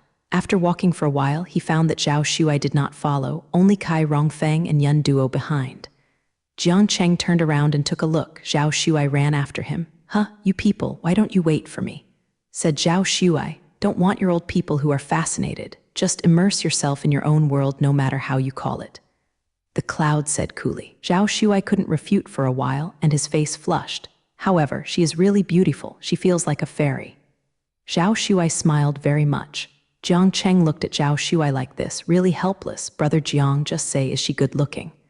Now it was Jiang Cheng's turn to be stunned. Looking at the clouds, Kai Rongfeng, Zhao Shuai had some hopeful eyes. It's good." Jiang Cheng said for a long time. "You see, even the pure-hearted Brother Jiang said so. It can be seen that it is really good-looking. Most people don't look at Brother Jiang," said Zhao Shuai. Jiang Cheng is really a little bit dumbfounded, since when did he have a pure heart in Zhao Shuai's mouth? Let's go back first," Kai Ruifeng said with a smile. The clouds on the side were a little unhappy. They also followed behind. "What's wrong with Yunduo? Did you feel ashamed when you saw the true beauty of the flourishing age?" Zhao Shuai said after seeing Yunduo in a gloomy manner after getting in the car. Yunduo just glanced at Zhao Shuai and ignored him, turned his head to the other side. Zhao Shuai had to say something more, but Kai Ruifeng blocked him, and Kai Ruifeng glared at Zhao Shuai and motioned him not to say any more. Zhao Shuai was also a little confused. How did he provoke Yunduo? Isn't it common to make jokes like this? Kai Ruifeng looked at the careless Zhao Shuai, really a little speechless. Jiang Cheng and others arrived home soon. "Brother Jiang, when did you get Lai Bin? I don't know at all," Zhao Shuai asked in a daunting manner on the sofa. "This morning." Jiang Cheng replied, "Brother Jiang, it wasn't me who said you. Can you take me with this kind of thing in the future? It's not enough to go alone." Zhao Shuaibian said a little aggrieved. "The more people go about this kind of thing, the greater the danger." Yun Duo glanced at Zhao Shuai and said, "That's right, don't talk about it again in the future." Kai Rongfeng said, "But after this happened, Jiang Cheng felt that Lai Bin would not give up so easily. Since he insisted that he did it by himself, he would probably continue to trouble him." Jiang Cheng thought, Lai Bin is not a threat, but the people behind him must still be careful. Kai Ruifeng said. Jiang Cheng nodded in agreement, but it seemed that the people behind Lai Bin didn't want to care about him. That's why he hurriedly jumped over the wall today to find those guardians. Just as Jiang Cheng sat down on the sofa, he heard a very anxious knock on the door. Zhao Shuai mumbled as he walked, "Come in." As soon as he opened the door, he was shocked.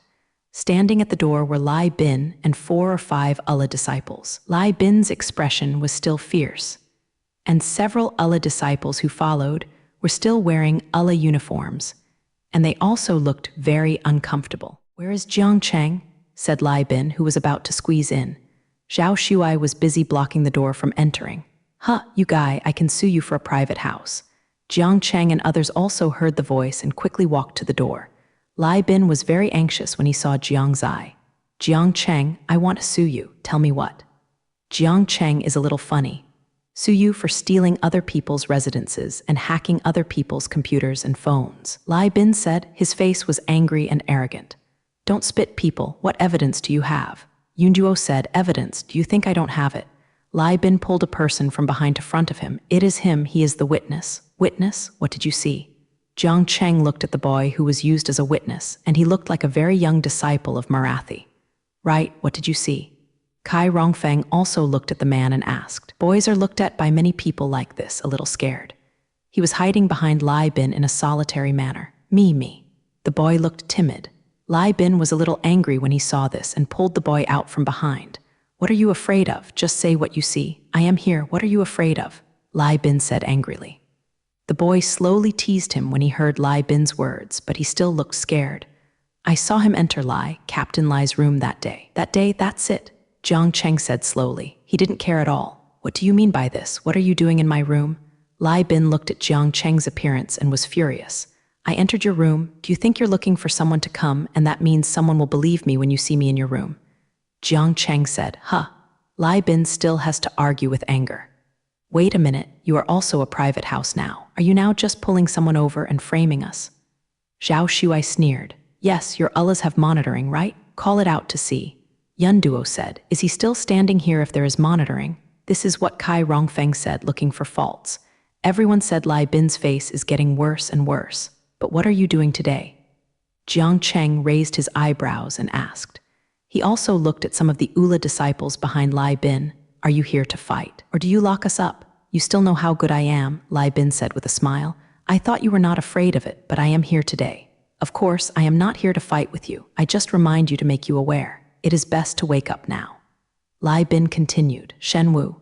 Zhao Shuai was very angry after hearing this. Who do you think you are? We are really afraid of you. Zhao Shuai finished speaking like rolling up his sleeves. Lai Bin hurriedly stepped back a few steps when he saw this. Get out, Jiang Cheng said lightly. If you fix it for me now, I won't tell you. Otherwise, Lai Bin pointed to Jiang Cheng to speak. I let you go, don't let me say the third time. Jiang Cheng was a little impatient and interrupted him. Lai Bin didn't know why. Looking at Jiang Cheng's cool eyes, he suddenly panicked. You wait for me, we are not finished. He ran away after speaking. Jiang Cheng watched the aggressive man at the door just run away. He also closed the door with a sneer. Alas, this disgusting garbage. Zhao Shuai said, Brother Jiang, I still feel too light. He hurt us so badly before. He didn't do it mainly because he didn't have this ability. Jiang Cheng said, Yeah, you can't even look at him, Kai Rongfeng said. I'm afraid that he has been pestering us like this, Yun Duo said with a little disgust, frowning. This time, I will give him a long sacrifice, mainly to draw out the people behind him. If he is still so entangled, I have my own way to cure him, Jiang Cheng said. But how do we catch the person behind him? Yun Duo asked. Yeah, I always feel that the people behind him are now clearly doing nothing, and let this Xinhuo toss himself. Zhao Shuai said, Don't make any moves, just wait, he will come out sooner or later. Jiang Cheng said slowly. Hey, I can't guess what Brother Jiang is thinking about now. Kai Rongfeng patted Jiang Cheng on the shoulder and said, In fact, I don't know what to do. Jiang Cheng said with a smile. Suddenly there was silence. Ha ha ha, Brother Jiang, why are you cold now? Be silent. Zhao Shuai said with a smile. The remaining 3 people have been laughing Jiang Cheng. Several people casually ate a meal at home. Jiang Cheng was still a little sleepy, just about to lie down for a while. The bell rang suddenly. Jiang Cheng looked at the phone that he didn't recognize. Jiang Cheng still picked it up. Jiang Cheng hung up the phone and looked helpless and surprised. What's wrong with Brother Jiang? Kai Ruifeng asked, said that I was asked to bail Wu Hao. Jiang Cheng is a little confused. What is the situation? Why did Wu Shan call herself to bail her in jail? Zhao Shuai asked with a frown. Looks like it is. Jiang Cheng said, Why let you go on bail? Yun Duo asked. Will there be any conspiracy, Brother Jiang, or don't go? Originally Wu Mu was also. Kai Rongfeng originally wanted to say that Wu was a bad guy, but he looked at Zhao Shuai by his side and didn't say anything. Forget it. Even if there is any conspiracy, I still have to check it out. Jiang Cheng stood up as he spoke. Surprisingly, Zhao Shuai didn't say to follow along. He just went to his room without saying a word. When Jiang Cheng just left, Kai Ruifeng asked Zhao Shuai, Shuai, why didn't you say you want to go?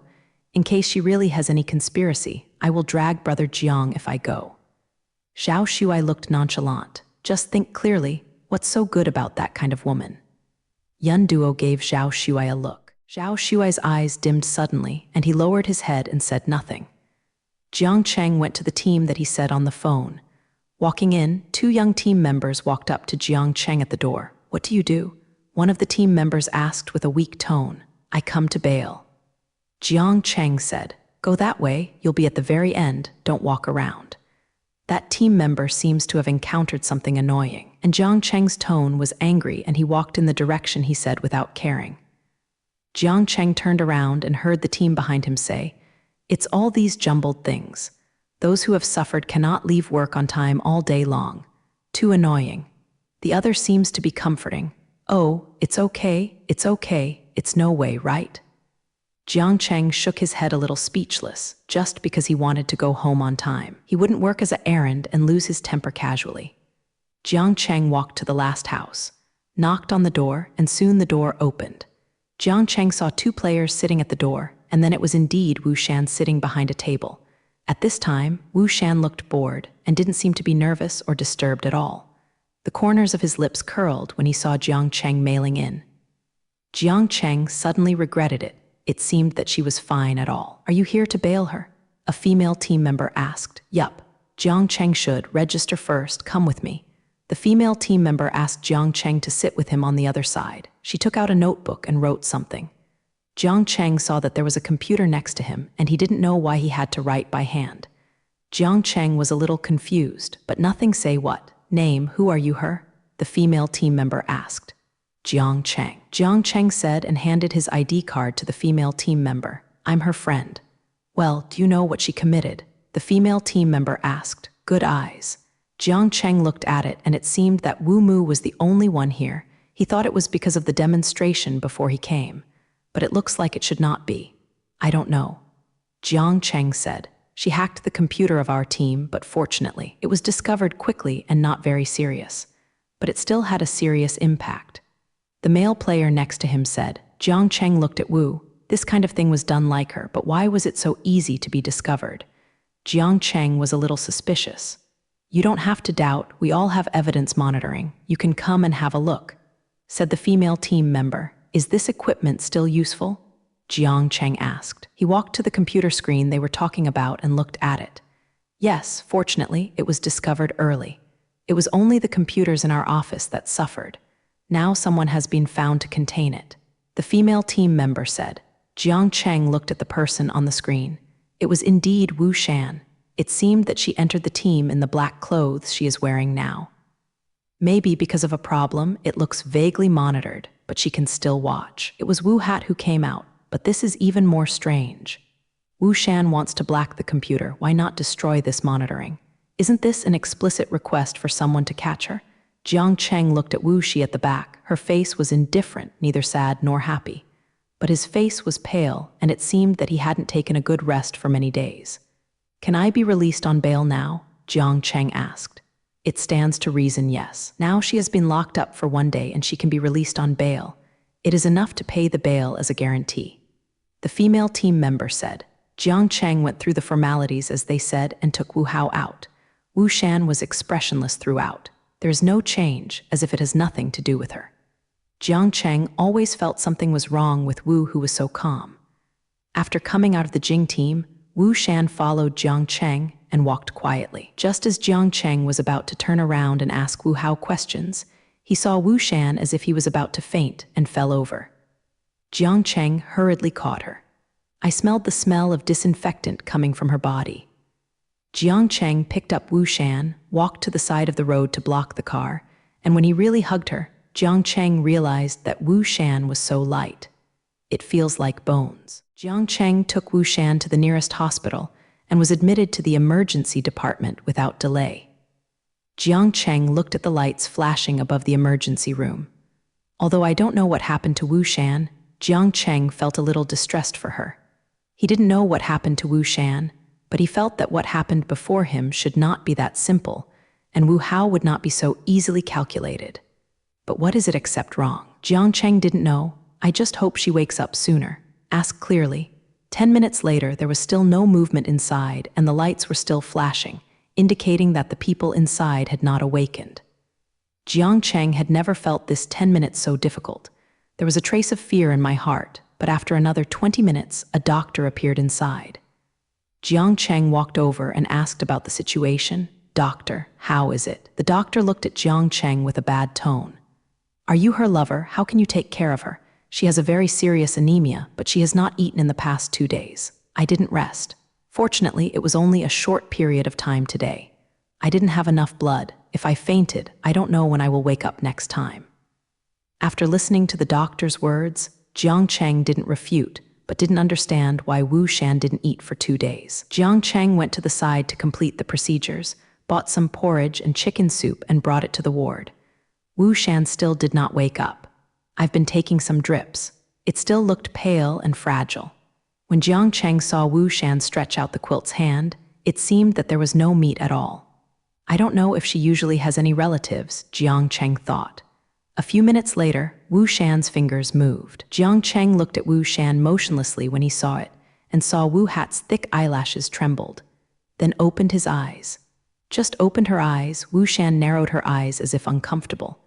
Then she opened her eyes and looked at Jiang Cheng beside her, struggling to do it. Don't move yet. Jiang Cheng stopped Wu Mu and let her lie down. You have some porridge first. Jiang Cheng handed the porridge on the table to Wu Shanmu. Wu Shan didn't answer, just looking at Jiang Cheng. His eyes were indifferent. The doctor said that you are in very bad health and you must eat something after you wake up. Jiang Cheng said. Wu Shan still didn't move and looked at Jiang Cheng. After a while, she said, I don't want a drink. She tilted her head to the other side. Wu Shan's voice is still very hoarse, but it seemed that he really didn't want to drink Jiang Cheng and had to put down the porridge first. He didn't expect that one day he would serve others like this. Why you do not want to eat? Jiang Cheng asked. Wu Shan still looked at the window on the other side and said nothing. Jiang Cheng saw that Wu Shi's skin was pale and almost transparent. It should have been a recent malnutrition green skin, and he could see the veins of blood vessels under his neck. You did not do this time. Jiang Cheng said again. Wu Shan still did not answer. You did what you did in Kyo before, right? Jiang Cheng said. At this time, Wu Shan finally turned her head and looked at Jiang Cheng. Yes, I did it all. Jiang Cheng looked at Wu Shan's eyes, so big that they were full of tears but did not flow down. Jiang Cheng panicked. When did he make her cry? You obviously did not do this time. Why should you admit it? Jiang Cheng remembered that he had just seen Wu Shan's confession in the team. Although it was in line with factual logic, Jiang Cheng really didn't believe it. No matter what, thank you very much. You are willing to bail me and take me to the hospital, but now you can go. Wu Shan has a cold tone, but he is shameless. Do you have no relatives? Jiang Cheng still did not leave and continued to ask. Ariake, Mantasha is my mother. Wu Shan said, like a simple statement of facts without any emotion. But do you want to ask why you didn't ask my mother to bail me? Because my mother sent me in. Wu Shan continued. Jiang Cheng didn't think that Mantasha was really Wu Shan's mother, or that he didn't know why Wu Shan said it so easily in this situation. Did you doubt that I had any conspiracy before you came? Wu Hao smiled suddenly, looking at Jiang Cheng. Jiang Cheng was a little ridiculous. He really thought so, so he didn't say anything. Wu Shan looked at Jiang Cheng's expression and knew that he was right. Yes, people like me have conspiracies in everything. They all want to hurt Wu Hao when he speaks a little helpless and sad. But whether I want to, I will do those things. I don't know choice. I am destined to be your enemy. So you shouldn't come to the team to bail me today, and don't send me to the hospital if I get fainted, because when I get better, I will continue to harm people and fight against you. Wu Shan said word by word, but Jiang Cheng felt the deep helplessness and sadness in her tone. I came here today just to think you are not a bad person, nothing more. No matter what you have done before, I don't think you are too bad. Jiang Cheng said. After saying that, Jiang Cheng turned around and left. I will always remember that you are Wu Shan who gave me flowers. Jiang Cheng said when he left the house. Not long after Jiang Cheng walked out, he heard the sobbing sound from the ward.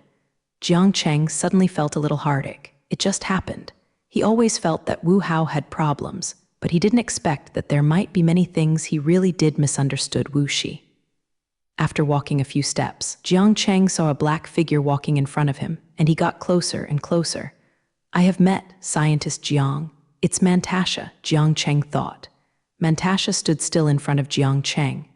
Today's Mantasha looked a bit full of energy, not as old as the one I saw before, and it seemed that he had been preparing for a long time to come. My daughter is in the hospital. She can still be so calm and still have to put on makeup to prepare herself. Jiang Cheng doesn't know if it is true. What are you doing here? Jiang Cheng asked, pretending to know nothing. Haha, didn't I ask you this sentence? Scientist Jiang Wu is my daughter. Of course I will come to see her when she is sick. Mantasha smiled. There are creases around her eyes. Oh, really? I have never seen your care for him. Jiang Cheng said. Hee anyway, you still care about our Wu Shan, and Mantasha jokingly said. But she likes you very much. Do you know this? Mantasha suddenly looked at Jiang Cheng and said. Jiang Cheng was a little stunned for a while. He didn't know why Mantasha suddenly wanted to say this. I don't know that, alas. I will say in the end it must be her who imitated the heart. Mantasha covered her mouth pretentiously. She wants to get out of my control. I thought you had discussed it. After that, she went to rush to you. In the end, she was very hot. Ugh, she didn't do today's things right. Jiang Cheng asked. How should I put it? She didn't want to come and wanted to betray me, but I also let her taste betraying me today. Although Mantasha is smiling, she still looks gloomy and irritating. Very. I have never seen a mother who is more ruthless than you when I grow up. Jiang Cheng glanced at Mantasha and said. Mantasha didn't turn into anger, as if she didn't take this to heart at all. Naturally, I care about her, but it is on the premise that she is obedient. Mantasha walked slowly to Jiang Cheng's side, but I still think you care about her too much. When you get a bite back, don't say anything. I didn't remind you, but he. Don't bother you. Jiang Cheng left after speaking. Although the relationship between Wu Shan and Mantasha does not look like an ordinary mother and daughter at all, they are definitely related. Jiang Cheng was curious but couldn't do anything. I hope Wu Shan has to survive, Jiang Cheng thought.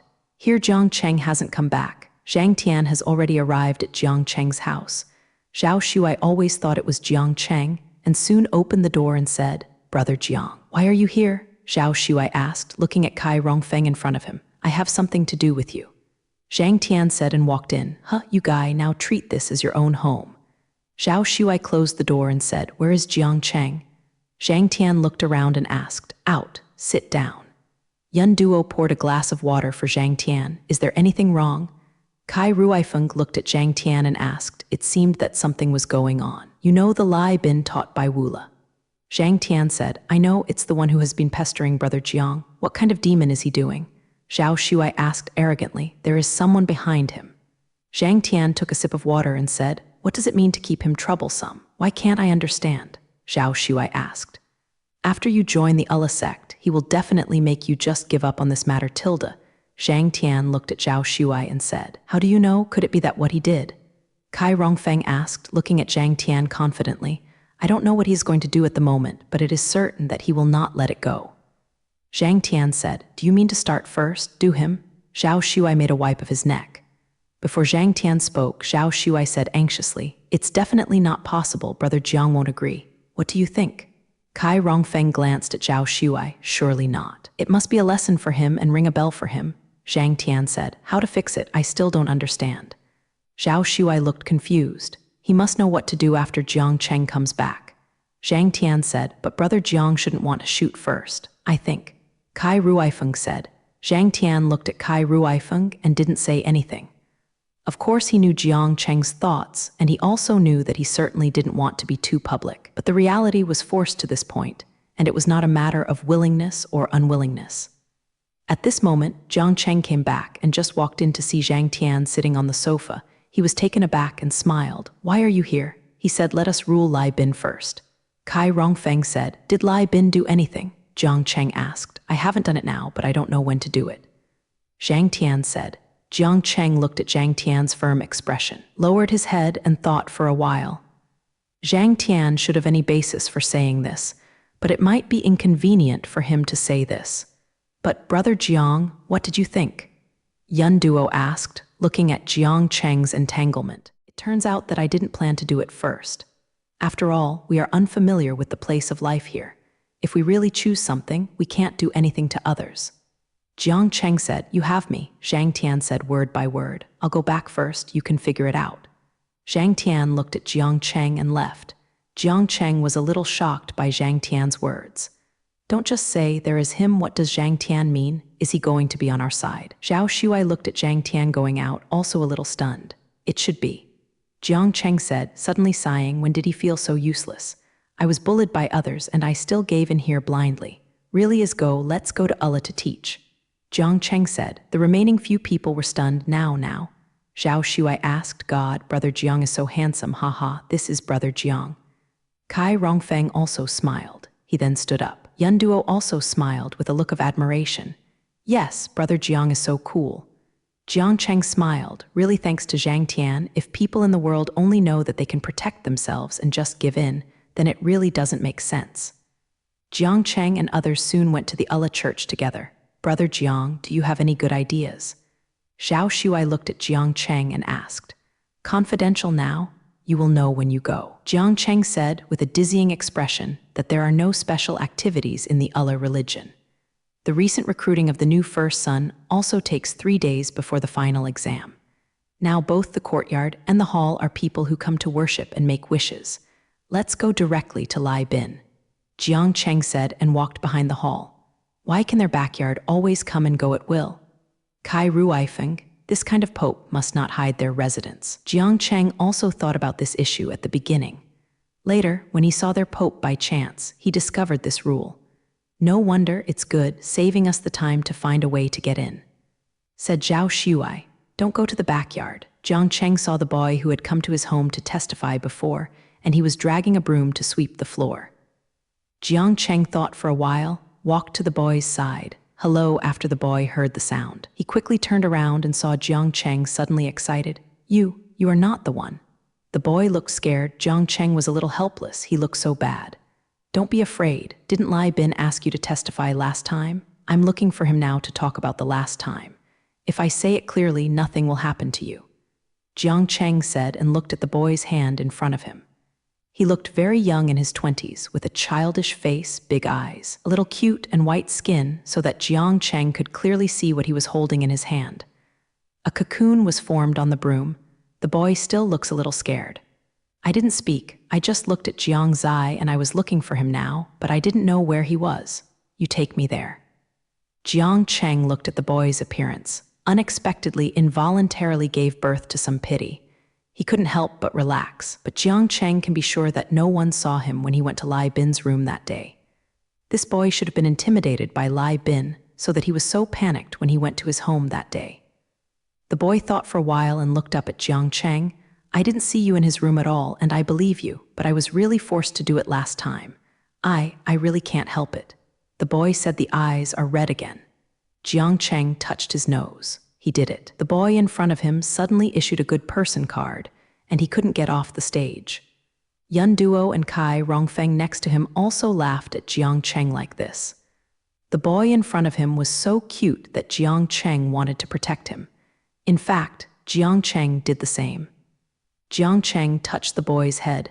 Do you have any handle in his hand? The boy nodded. I'm stupid. I didn't pass the last assessment, but in order to stay here, I agreed to what Captain Lai asked me to do. The boy had a guilty expression on his face. Don't blame you. You can just take us to his room, and what he asked you to do is illegal, Kai Ruifeng said warmly. The boy looked at Jiang Cheng and the others, who looked kind and nodded. You follow me. Jiang Cheng was also embarrassed. This is the second time he lied to this little boy. I don't know why, but there is always a feeling of crime. He clearly knows where Lai Bin lives, but he still has to make a mistake. If I knew it, I had to pretend to find the guy in front of me and take myself a few steps, and then I arrived at the place. Here, do I have to go in? No need. Don't worry, he has no chance to threaten you again in the future, Yun Duo said. The boy looked at Yun Duo with gratitude. Thank you, Yun Duo, for feeling that he is full of maternal brilliance. What is going on? The boy walked away. Jiang Cheng knocked on Lai Bin's door. Lai Bin opened the door and saw it was Jiang Cheng, and his expression immediately became stubborn. Lai Bin's clothes were very formal, and his uniform was properly dressed, as if he had just gone out to do business. Is it here? Jiang Cheng didn't speak, but just looked at Lai Bin. Lai Bin was a little hairy when he was seen. I just exposed you to the second palm sage. I was going to catch you later, but you sent it to the door yourself. It was the first time Jiang Cheng heard the name of the second palm. Well, I have come to admit it. After listening to Jiang Cheng's words, Lai Bin was stunned for a while. What happened? Looking at Jiang Cheng's eyes, it seemed as if Jiang Cheng had some kind of evil lesson. Admit that you hacked my computer? Lai Bin asked with some uncertainty. Oh, this man is so funny. He has been pestering Brother Jiang, insisting that Brother Jiang has hacked his computer, and he is here again. Zhao Shuai looked at Lai Bin with disdain. You who said I was persuaded. I just don't think you can easily admit it. Lai Bin struck his neck and said, Let's go, stop talking nonsense. Jiang Cheng is a little impatient. Lai Bin looked at Jiang Cheng and couldn't figure out what he was going to do. Go now. Jiang Cheng didn't say a word, raised his eyelids and looked at Lai Bin lightly, and went straight to see Palm Sovereign. Jiang Cheng said, do you think that Palm Zun can be seen by someone who wants to meet? Lai Bin glanced at Jiang Cheng. It means that you are not qualified to see it, so don't talk nonsense. See someone who can take care of things. Kai Ruifeng said, In fact, it's not that this matter can't be discussed. I have always disliked being uncomfortable, Lai Bin said after a pause, as if waiting for Jiang Cheng to ask him. After waiting for a long time, Jiang Cheng didn't see any movement. On the contrary, Jiang Cheng didn't care at all. You can fix my computer directly, fix everything as it is and talk to me. I won't be held accountable, Lai Bin said with a large number of adults. Jiang Cheng did not laugh hard. Did he think he did it? He repaired the computer in a low voice and then waited for him to avenge himself again. No need, let's just admit the mistake. Didn't you just say something about the master? Go see him. Yun Duo said coldly. Lai Bin looked at Jiang Cheng and the others. You really are toasting and not eating or punishing wine. Would you like to find it? Lai Bin said. If I can't fix it well, I can leave if I want to. If you don't want to, I just leave. Jiang Cheng said. Lai Bin is a little bit unable to get off the stage, and the second palm does not want to care about his own affairs. The computer is hacked and it is trivial, but if the documents of the Ullah Church are leaked, he will not be able to pay for his own life. So it's best to find someone to solve this problem, and now I have found many people, but there is no way at all. You don't need to pay, but you should recover, so I won't pursue it. How about? Lai Bin gritted his teeth and asked.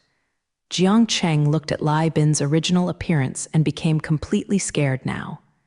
Still did not speak. He did not want to waste time with Lai Bin here. He was looking for someone else. Do you have to see the Palm Master?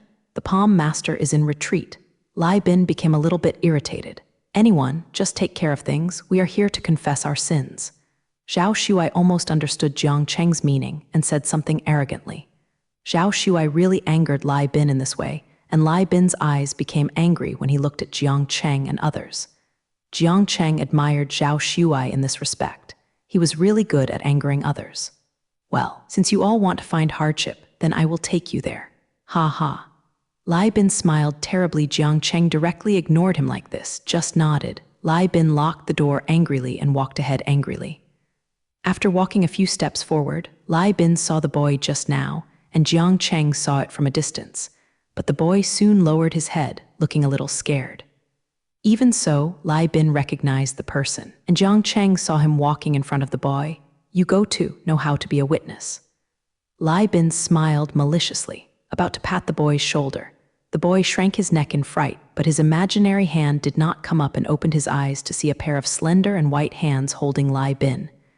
Jiang Cheng grabbed Lai Bin's sleeve, pulled his hand down, took out a tissue from his pocket and wiped his hands as if he had sold something. After a series of actions, Lai Bin was anxious and frustrated.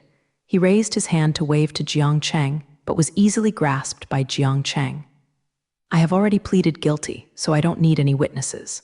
Jiang Cheng said slowly. If you're chatting like this, it's hard to guarantee that I won't be impatient and leave. Jiang Chengjing glanced at Lai Bin like a report. Lai Bin slowly took out his hand, not reconciled, but dared not to glaze at the boy and walked forward. Jiang Cheng looked at the unfamiliar road in front of him and was a little curious. The place where the Palm Master Jiang Cheng lived before was not in the opposite direction.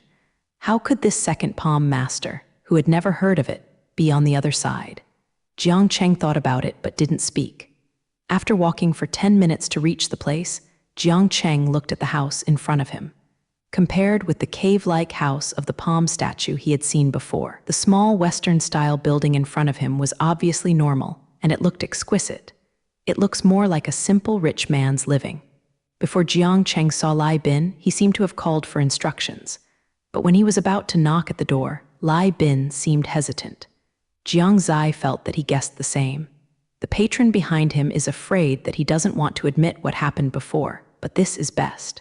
Jiang Cheng thought. Lai Bin looked at Jiang Cheng and the others behind him. He walked slowly to the door and knocked on the door. Zhao Shuai smiled when he looked at him. I have never seen someone like this. Brother Jiang. Jiang Cheng felt that this reflected that the people inside were really not easy to mess with. What can he make Lai Bin so jealous? Jiang Cheng thought. After a while, a very young Ullah disciple came to open the door. Jiang Cheng looked at the face of the person who opened the door. The face was still very immature. He couldn't help looking at himself and the people next to him. The second palm said, "Let you in." Jiang Cheng and others watched Lai enter. After Jiang Cheng entered the house, he looked at Zhu Tian.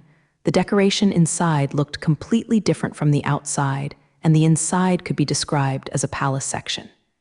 Even Zhao sighed. I really enjoy it. Living in this kind of room, yes, I feel that the floor is gone. All to be honest. Jiang Cheng saw that the Ullah disciple in front of him was supposed to serve that second family. I was led to the meeting room. Speaking of meeting guests, it's actually just a long table with many barrels. On Jiang Cheng's desk is a computer, and a man sits behind him. From Jiang Cheng's perspective, only the top of his hair can be seen. It looks gray and it was an old man Ming, Jiang Cheng thought. I just can't see the lower body that Zai is blocking. Jiang Cheng slowly walked to the front. The whole room is strangely quiet after a while. The people behind pointed their heads. Seeing Jiang Cheng and others just passing by, there was not much fluctuation. He looked at Lai Bin behind. Is this the person you are talking about? A voice that was completely incompatible with his image, sounded thick and sandy, and sounded just over 30 years old, Jiang Cheng thought, but he also seemed to be 30 years old, and it didn't seem very harmonious. You sit first, the man said. Jiang Cheng pulled out a chair and sat down. Kai looked at the man in front of him. Every move was completely in the same place and never had a place, suspicious feeling, also sat down behind Jiang Cheng. Lai walked slowly to the man's side and stood beside him without sitting down, just whispering something in the man's ear. I saw the man's eyes kept watching Jiang Cheng and others, and finally looked at Jiang Cheng without speaking. After Lai Bin finished speaking, he still looked like a prisoner. No more movement from standing aside. Did you do it? The man said. I don't know why. Jiang Cheng always feels that the person in front of him only needs to say something to make people feel unconscious. What do you think of the second palm? Jiang Cheng said, I think. The man smiled and looked at Jiang Cheng with some unkind eyes. Jiang Cheng thought to himself, when the time comes, he will wait for you to ask this sentence. We accidentally went to the desert once before. I don't know why, it feels like an illusion. Everything is incredible. Of course, it is also dangerous. Several of us almost died there, Jiang Cheng said. The man's expression was still calm, as if he was listening to Jiang Cheng's narration very calmly.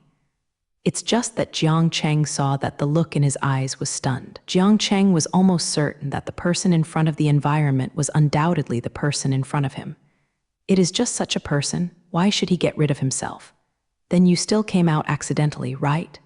The man said lightly. Jiang Cheng looked at him completely indifferent and couldn't help clenching his fists. At the time, he really felt the pressure that he had never felt before, but the instigator was a high-level posture. Obviously, regardless of the means, the bright and dark arrows are imitating human beings, and the lives are clearly cursed.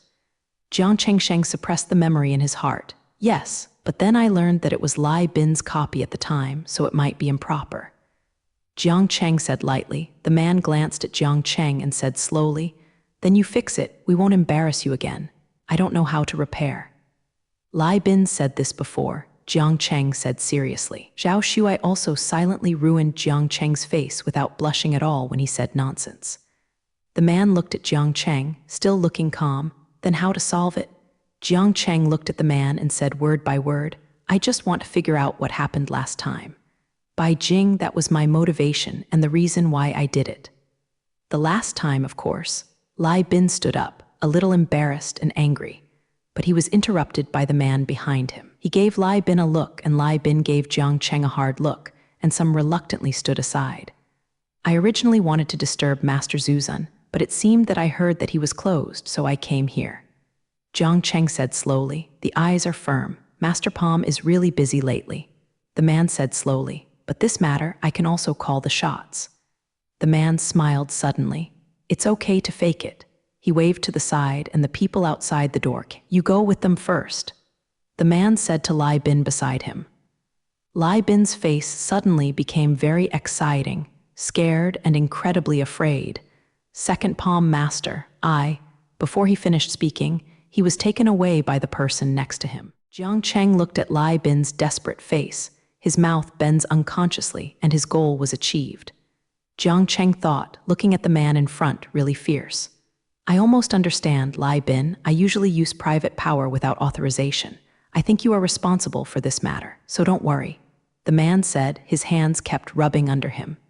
Jiang Cheng found out that this person seemed to have never moved, and his hands were always underneath.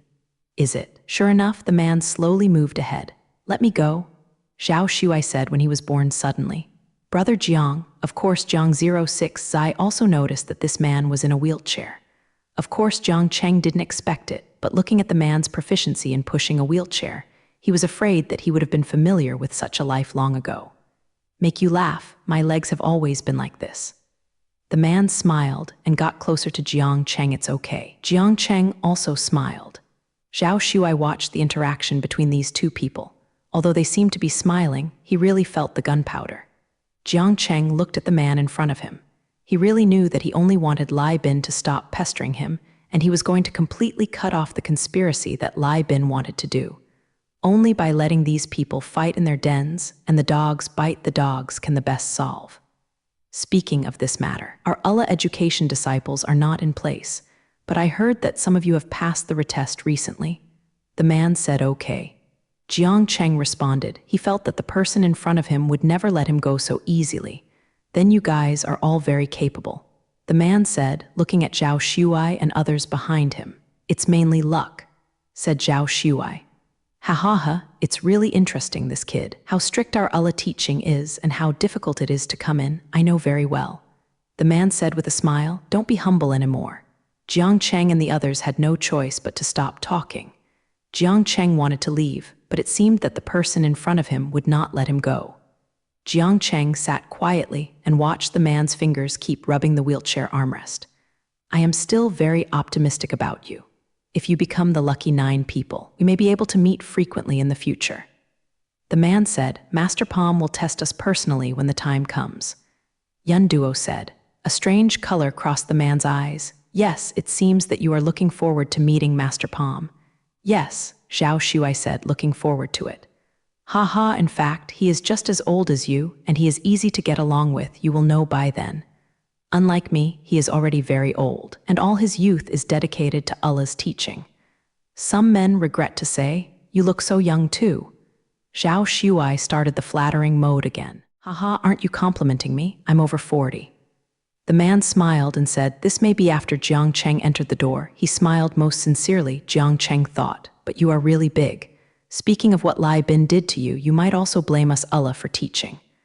I also feel bad in my heart. I didn't expect you to take our exams. It's really Zin. The man said. Although he said guilt, Jiang Cheng didn't see any guilt at all. We have long admired Wu Baikwajek's biz to teach for many years, and of course we can distinguish right from wrong, Jiang Cheng said. That's good, then pay it, Lai Bin. I will deal with him today, and then I will tell Master Palm's sovereign. You may not know, now almost everything in the teaching is handled by me first. After all, Palm's sovereign is in retreat recently. The man said, second hand, you are fair and equal, and I am also very happy. Jiang Cheng said, where I should do it. The man said. Jiang Cheng watched as the people in front of him had been arrogant to himself, and now he was talking about the same thing. Then let's go first or disturb the second palm. Sorry. Jiang Cheng stood up and said, where and where? The man watched Jiang Cheng stand up. Then we will leave first, and we will visit when we have a chance next time. Jiang Cheng said okay. The man said with a smile. Jiang Cheng and others all stood up and walked out. Come here, the man in the room called. Wipe the floor of the living room well.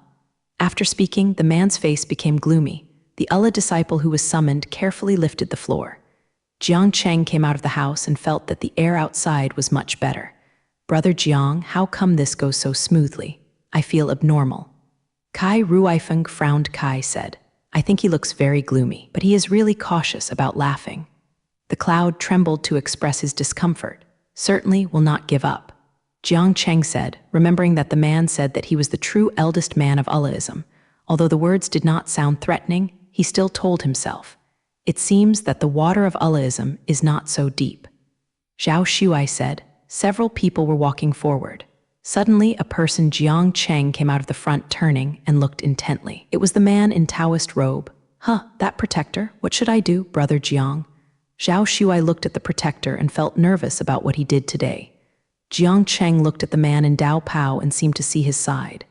It's okay, relax, I have already seen it.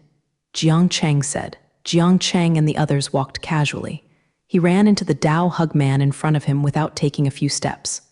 Hawk, you guys. The Dao-robed man pointed at Jiang Cheng and the others and couldn't tell who it was, just looking at Jiang Cheng. Et al. Oh, you guys entered the retest that day. Dao hugged the man and said, yes. Jiang Cheng replied, thinking about what reason I would choose when he waited. They are all good-looking. Ha ha ha. The Dao-robed man said with a smile. You must continue to cheer and hope to see you finally come in. The Dao Pao man said that a flower was transformed from his hand. Jiang Cheng didn't understand, so he didn't ask himself why he came. But after thinking about it, he was like this when he first met that day. Also a little funny, come on, come on. The man in the Taoist robe handed the flower to Yunjuo. He said with a smile. The cloud caught the flower blankly, blushing for a long time. The man in the robes smiled and left. This person is better at hooking up with a little girl than I am. He looks so enchanting, said Zhao Shuai, looking at the back of the man in the robes. Why didn't you ask us? Kai Rongfeng said. Jiang Cheng and the others, who was really strange, also continued to walk forward. While walking, I saw the boy who was bullied by Lai Bin again. He was sitting on the flower bed beside him, as if waiting for someone. Isn't that the boy? I won't be bullied again, Zhao Shuai said, pointing in the direction of the boy.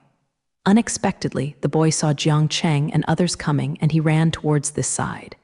He ran to Jiang Cheng and exclaimed, "You guys, you have come out, are you okay?" The boy ran a few steps, and Bai Ji's face oozes sweat. "Huh, I said you are a boy, how come you look like a little girl, so thin and thin?" Zhao Shuai patted the boy's shoulders. Not to mention, don't think. Jiang Cheng found that the boy in front of him really seemed better than the girl. It seems to be too thin. Unconsciously glanced at the boy's neck, which was graceful and slender and had an Adam's apple. Jiang Cheng felt that he must be stunned. How could he think that the boy in front of him was a girl? I'm just a little weaker, the boy said weakly. The voice is like that of a girl. Zhao Shuai said. Okay, Zhao Shuai, Jiang Cheng said. Looking at the boy, what's the matter with you? I was thinking, thank you. The boy looked at Jiang Cheng. Ah, it's okay, I already said it. It doesn't matter to you, and you just paid back the favor. Don't feel embarrassed. Yun Duo said with a smile, well, thank you very much. The boy said. Jiang Cheng remembered that the selection of disciples in the Allah religion was indeed very strict. But how could such a disciple be recruited? It looked so weak and windy. Could it be that there are other specialties? The boy seemed to feel a gaze on his head, and his body suddenly shrank, not looking up. Jiang Cheng felt that he really thought too much. But how old are you? Why are you so short? Zhao Shuai asked. I'm 19. The boy said slowly, 19, you are also very young. Eat more now that Lai Bin is gone, no one will squeeze you. Zhao Shuai said, ah, not there anymore. Captain Lai dead. The boy seemed to be scared, his body began to tremble, and slowly looked at Zhao Shuai. Zhao Shuai looked at the boy in front of him as if he was about to cry when he mentioned the dead. Suddenly, I didn't know what to say. I don't know yet, but he won't bully you anymore. Jiang Cheng said in the softest tone possible. The boy breathed a sigh of relief. That's right. In fact, Captain Lai didn't do any unexplainable bad things. The rest of you don't know what to say. Then we will leave. Jiang Cheng said, okay, bye. The boy said with a smile, so simply. Jiang Cheng laughed, thinking he would like to thank him again. I really think my heart will melt when he smiles. It's really pretty, said Zhao Shuai. Yun Duo looked at Zhao Shuai disgustingly. Men and women take it all. What? I'm a straight guy. Zhao Shuai took a look at Yun Duo and said to go back. Jiang Cheng said, it's finally over, but is something wrong with the palm master of the Allah religion? Have been in retreat. Zhao Shuai said, it's not clear to say, isn't it personally selected in a few days? You can definitely see it then. Kai Ruifeng said, but listening to the words of the second palm, it seems that the palm is very small. Zhao Shuai said, second palm, in fact, I can laugh with this name for a year. No matter what, we should proceed with caution when the time comes. Kai Ruifeng remembered the look in the eyes of the second palm, but that protector is easy to get along with, looks like a good person. Yun Duo said. Zhao Shuai glanced at Yun Duo. A flower will buy you. The more such a talent, the more you have to be aware of it. Zhao Shuai said, be jealous. Yun Duo withdrew his mouth. The one who is jealous of the parents is handsomer than you and more capable than you. Who said this? He is better than me, more handsome than me. Are you blind? Zhao Shuai looked upset. Brother Jiang, tell me which one of us grows well. Zhao Shuai asked. He, Jiang Cheng said, ha ha ha. Jiang Cheng said, everyone laughed. Brother Jiang, you have changed. Zhao Shuai withdrew his mouth and said nothing. Okay, what's the point of this? Kai Rongfeng said, looking at Zhao Shuai who was sulking. Zhao Shuai glanced at Kai Rongfeng, but still did not speak. Jiang Cheng looked at Zhao Shuai like this and smiled without saying a word. When he got home, Zhao Shuai shut himself in the room as soon as he patted the door. I'm so angry. Yun Duo glanced at the closed door and said to Jiang Cheng and Kai Ruifeng, It's okay, it will be fine in a while, clamoring to eat something delicious. Kai Ruifeng said, too, but Brother Jiang, do you want to call Zhang Tian? Yun Duo asked, who is it for? Jiang Cheng was a little confused. What do you call Zhang Tian for? Do you have anything to do? Jiang Cheng asked. No, but didn't he say this? Should we call him and tell him? Yun Duo said. Jiang Cheng was a little confused. He thinks Zhang Tian may be worried. Kai Ruifeng said. That's how Jiang Cheng understood. No need, he should know. Jiang Cheng said lie, too. Kai Ruifeng remembered Zhang Tian's expression when he left, and he was sure that Jiang Cheng could do it. 2 days passed quickly before the final exam of Allah teaching. Compared with the previous days, the 2 days were very calm. Nothing special happened. So Jiang Cheng spent all day eating and sleeping at home, almost nothing, go out. Brother Jiang, should we go for a walk or not? I need Zhao Shuai and shouted. You want to go out by yourself? Yun Duo is sitting on the sofa looking at the tablet, biting with an apple in his hand. We are going to take the final exam soon. Of course, I have to relax completely in these 2 days. Kai Rongfeng said, that's how it is said, but I think you are all very successful. Do you think you can get in the end? Zhao Shuai asked. What is this? Of course, there is self-confidence, but I think I don't have absolute hope. If you can't get in, then just forget it. Yun Duo said, yes, and we don't know what preparations we can do. We also saw the exam that day. Those exams were really big. Kai Ruifeng said, Brother Jiang, what do you think? Zhao Shuai said while looking at Jiang Cheng, who was reading intently. I let the flow go. Jiang Cheng said, alas, I don't really want to go in. But if you are all in and only I am 530 staying here, I feel bored.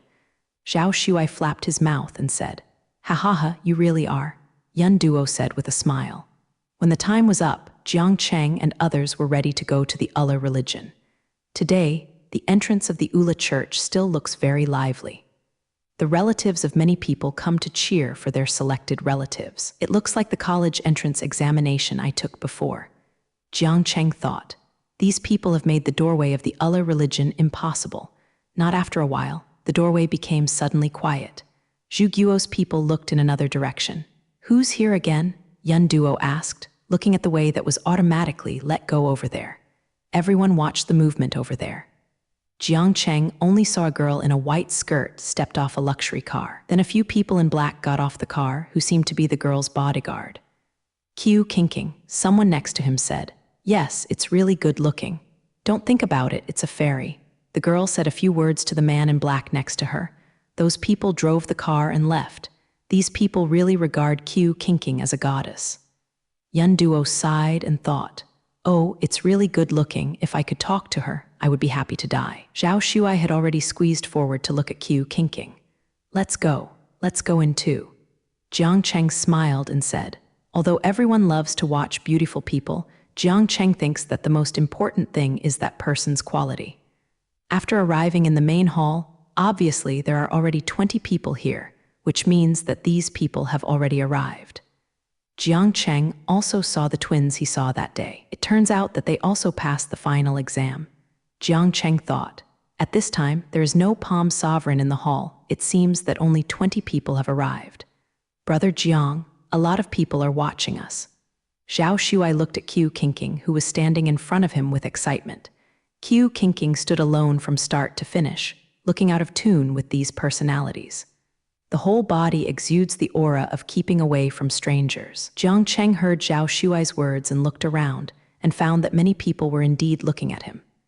Maybe it was Lai Bin's thing that day. Yun Duo said, yes, Lai Bin made trouble regardless of whether Bai Jing was true or not. Kai Rongfeng doesn't like being looked at with strange eyes. Jai, have you ever seen Palm Sovereign? Fortunately, the people next to him didn't keep watching. Jiang Cheng and others started to chat about gossip before long. Yes, how does it look? Say it quickly. I didn't see it clearly, but very young should be younger than you. Really, God, it didn't take long before Jiang Cheng saw someone he was familiar with. Why did the second palm master also come? Zhao Shuai whispered. Today's second palm is wearing the uniform of the Allah, and he was pushed in by a Allah disciple. It looks more energetic than yesterday. After he came in, he just casually took a look at Jiang Cheng's side and said nothing to the front. This is the Palm Sovereign? No, the Palm Sovereign I saw last time is obviously very young. And isn't it stubbornness? The whole thing became noisy for a while. and many people were talking about this second master. This second master is dealing with things in the teachings, and the disciples here should be familiar with him. But it seems that people outside the Allah religion are still not very clear about these people, at least still very mysterious. Hello everyone, I am the second master of the Allah religion, and I handle the ordinary affairs of the Allah religion. The people on the stage are introducing themselves to the second palm. It seems that he is the biggest besides the palm. Can't walk, what exactly does he have? For a while, people talked about Fen Jiangcheng and found that this man didn't say his name when he introduced himself, and every time he just said that he was the second master. Somewhat strange. Is it possible that today's selection is also him? God, I still want to see the palm. Yun Duo said disappointedly. Yes, it's his words. It is inevitable that we won't stumble upon us. Zhao Shuai whispered. Jiang Cheng's mood is also a little bit unhappy. I don't know why, the feeling this man gives to himself is always depressed. It looks so gloomy. Master Palm has been in retreat some time ago. Until yesterday, Master Palm had not come out, so this time the final selection was one by one. One person came in before I said the door. Oh my God. Before Jiang Cheng saw it, he heard the first person at the door marveling. These people make fuss all day long. Before Zhao Shuai finished speaking, the man walked in completely. The boy was tall and wore a Allah uniform that looked completely different from others. Regardless of his looks, he wore a uniform like a model. As for the face, Jiang Cheng looked at Zhu Guo's girls and all had fallen. The long one is really handsome. Zhao Shuai said after watching for a long time, I'm going to be so handsome. Legs are still so long. Good figure. I also want to wear a Allah uniform. The appearance of this strange man completely attracted the attention of most people present. Jiang Cheng was no exception. Jiang Cheng saw the outstanding young man in front of him, but he still did not miss the second palm on the stage. Calm and squeezed out a smile, but his hands firmly grasped the wheelchair armrest. Slowly, the boy walked to the stage. Second palm master. The boy's voice was clear, but somewhat shy. It may be the result of recovering from a serious illness. Master Palm, I don't know that you are already. The second palm master slowly smiled, but the smile seemed reluctant to look at. Please worry, I'm fine. The boy smiled and said, Is this the master? I'm too happy too. Yes, I would be very happy to see him every day. Most of the people in the audience did not pay attention to the undercurrents on the stage, but were immersed in the fact that the handsome young man in front of them was the palm of the hand. When Jiang Cheng saw the false smile on the face of the second palm, he couldn't sustain it until it collapsed. Hello, everyone, the young man said. The audience is completely silent. I am the current Allah sect master. I am very happy to meet you, and I can choose this year's disciple, said the palm. Everyone in the audience listened quietly to the boys. Jiang Cheng couldn't help but laugh. And sure enough, the face is still more important. If there are no objections, start now. Palm Master said to the people in the audience, No. Everyone in the audience responded. When I first came in, a string of beads in my hand suddenly broke and the beads rolled to other places. You can help me find it, said the palm. After speaking, I sat down. Is it so simple? Jiang Cheng couldn't help but wonder in his heart. It stands to reason not. Anyone with eyes can find these beads. Besides this kind of thing, Jiang Cheng looked at the people around him, and his expression wasn't pretty at this moment. What? This test? What does he think of us? Yeah, the price is too low. Even if we are Ula disciples, we will be bullied and run errands all day long. Jiang Cheng looked at the resistance of these people around him, and he understood the meaning of this palm master. Look at the clothes they wear. Many of them belong to wealthy people. Jiang Cheng thought letting them do such a thing might feel shameless. You can start now.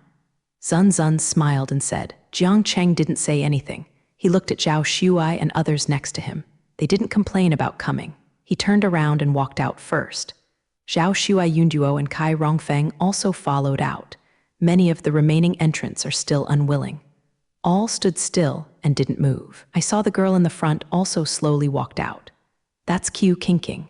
She is still willing to do this kind of thing? Yes, her family has been dignitaries for generations. Let's go. Q Kinking is gone. Why are we still here? A large number of people came out afterwards. Jiang Cheng first came out to find that the entrance of the hall at this time was no longer the same. At this time, 4 exits appeared in front of Jiang Cheng, just like the illusion that he entered at that time. Jiang Cheng looked at these illusion entrances and didn't know what to do. "Brother Jiang, how do we get this in? Are we going to get one together?" Zhao Shuai asked, looking confused. Jiang Cheng was also a little confused. "Go in separately." "I don't know," when the boy who was threatened by Lai Bin was behind them. Jiang Cheng looked at the boy wearing the uniform of Allah, as if he was still panting. "That's right, I don't have time to make it clear." The boy looked at Jiang Zai and said earnestly, his big eyes flickering. Jiang Cheng couldn't help but nodded. "Let's go in separately." "Thank you," Jiang Cheng said to the boy. The boy's face suddenly blushed as if he had not been so thanked. "Then I will go first," the boy said and ran away. "Don't panic when encountering things, and stay steady. It may be very smooth to get in. Bring that locator, maybe it might be useful." Jiang Cheng said, "We all pay attention to safety," Zhao Shuai also said seriously. Yun Duo and Kai Ruifeng also agreed and walked in. Jiang Cheng also entered towards the entrance in front of him. According to the boy, maybe the first one to go in has an advantage. Jiang Cheng slowly collapsed in, feeling as if there was a strong suction right there. "I feel very uncomfortable just getting in." Jiang Cheng looked at it and found out that this is a very advanced world. It is mainly because of the flashing screens as far as he can see. There are few cars on the road. Jiang Cheng looked at the crowds of cars around him. A bustling street, Jiang Cheng thought. But these people look almost the same as themselves, but the clothes they wear are completely different from what they have seen. In fact, they should be more beautiful, and they are not driving motor vehicles, and many of the transportation tools they use are live.